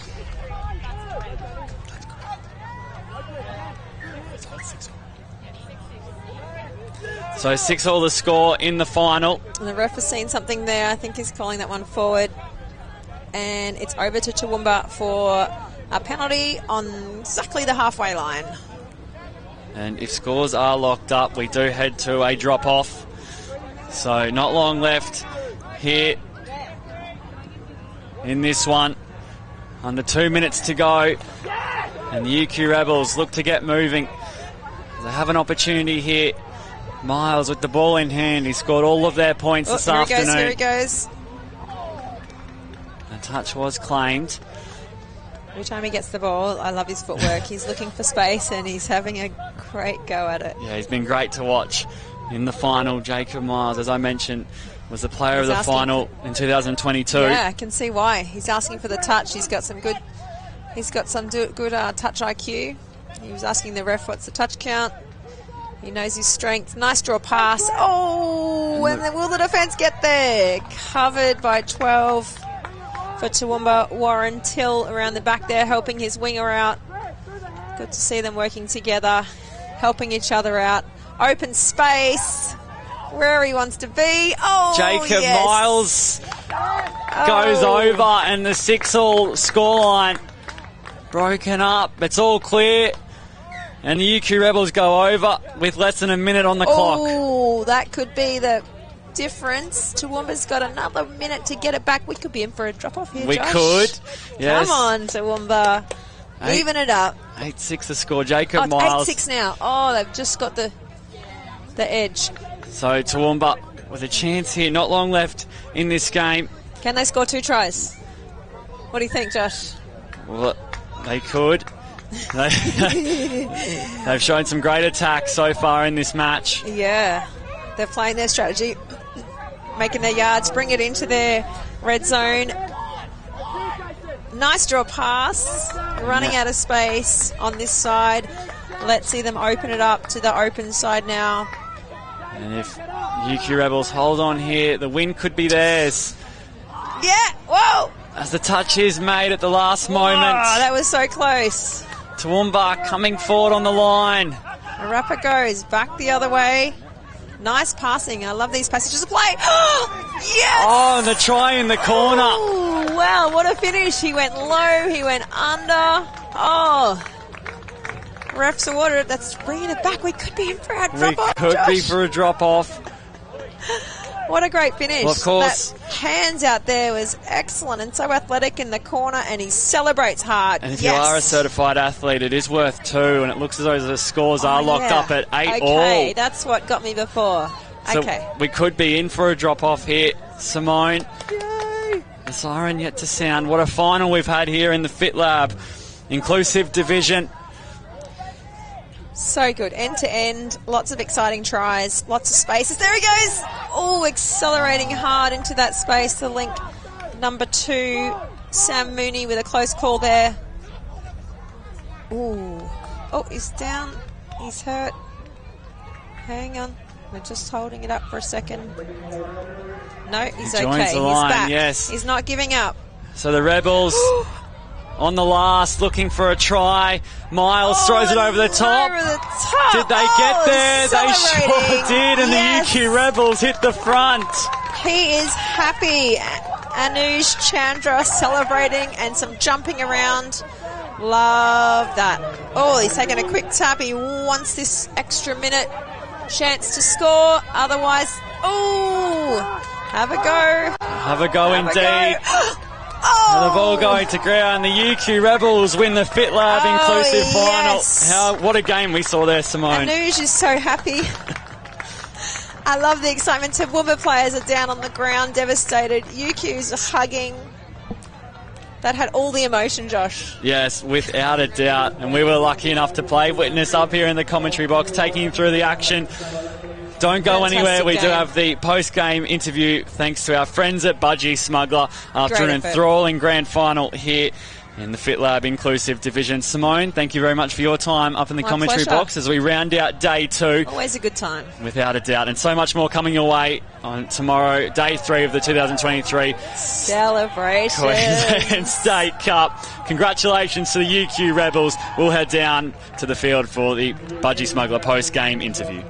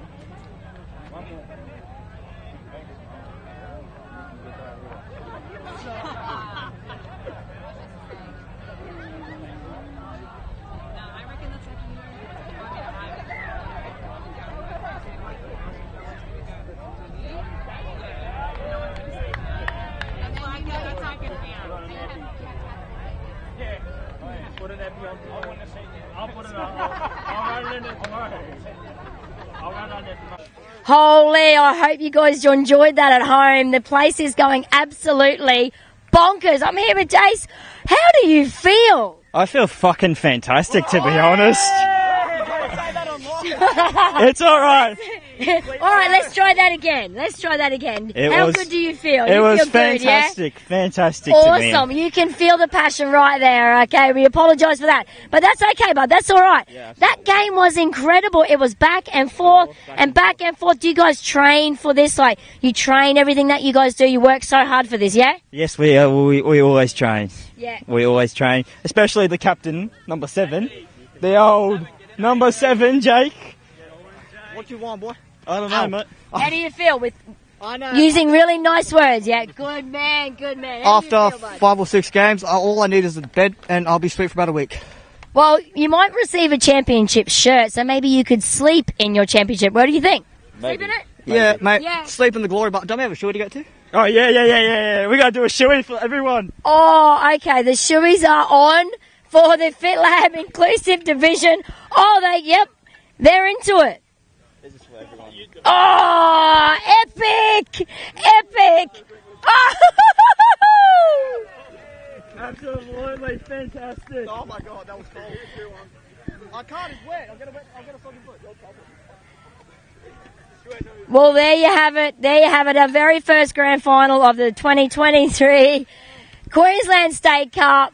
UQ Rebels, well done. That wraps up our day of live stream for you guys back at home. But we have some more amazing games. We kick off at 8 o'clock in the morning, and our second time slot, we kick off our grand finals and all our semi-finals. So Have a good night. I'm just lost for words. These guys are absolutely incredible.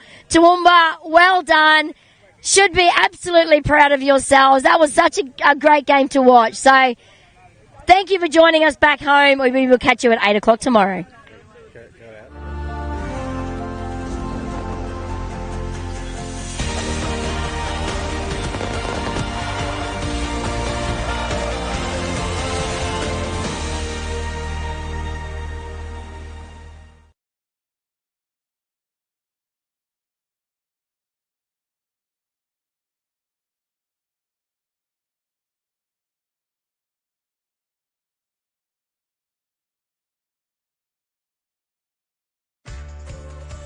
You don't do it for the mirror or for the scales.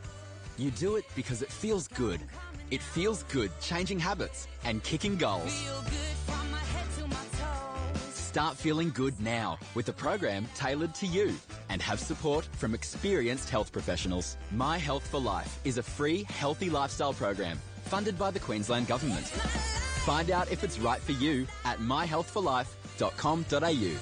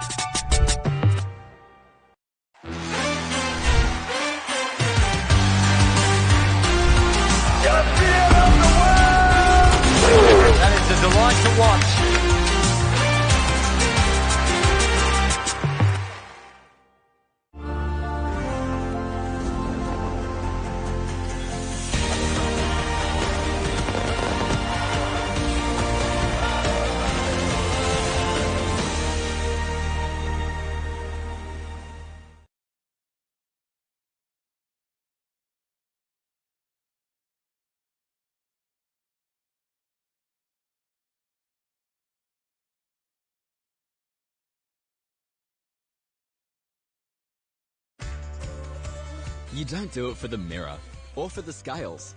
You do it because it feels good. It feels good changing habits and kicking goals. Start feeling good now with a program tailored to you and have support from experienced health professionals. My Health for Life is a free healthy lifestyle program funded by the Queensland Government. Find out if it's right for you at myhealthforlife.com.au.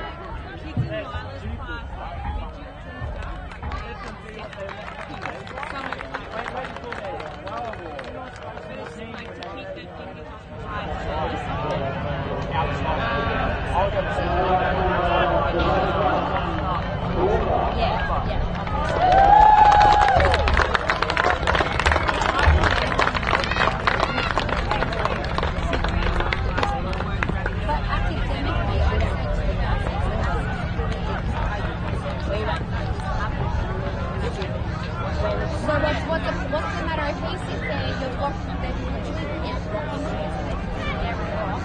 That's their bloody problem.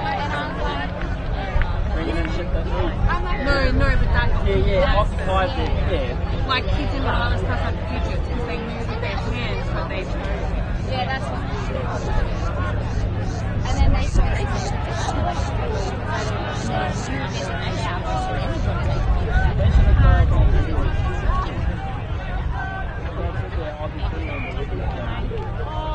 No, they don't though.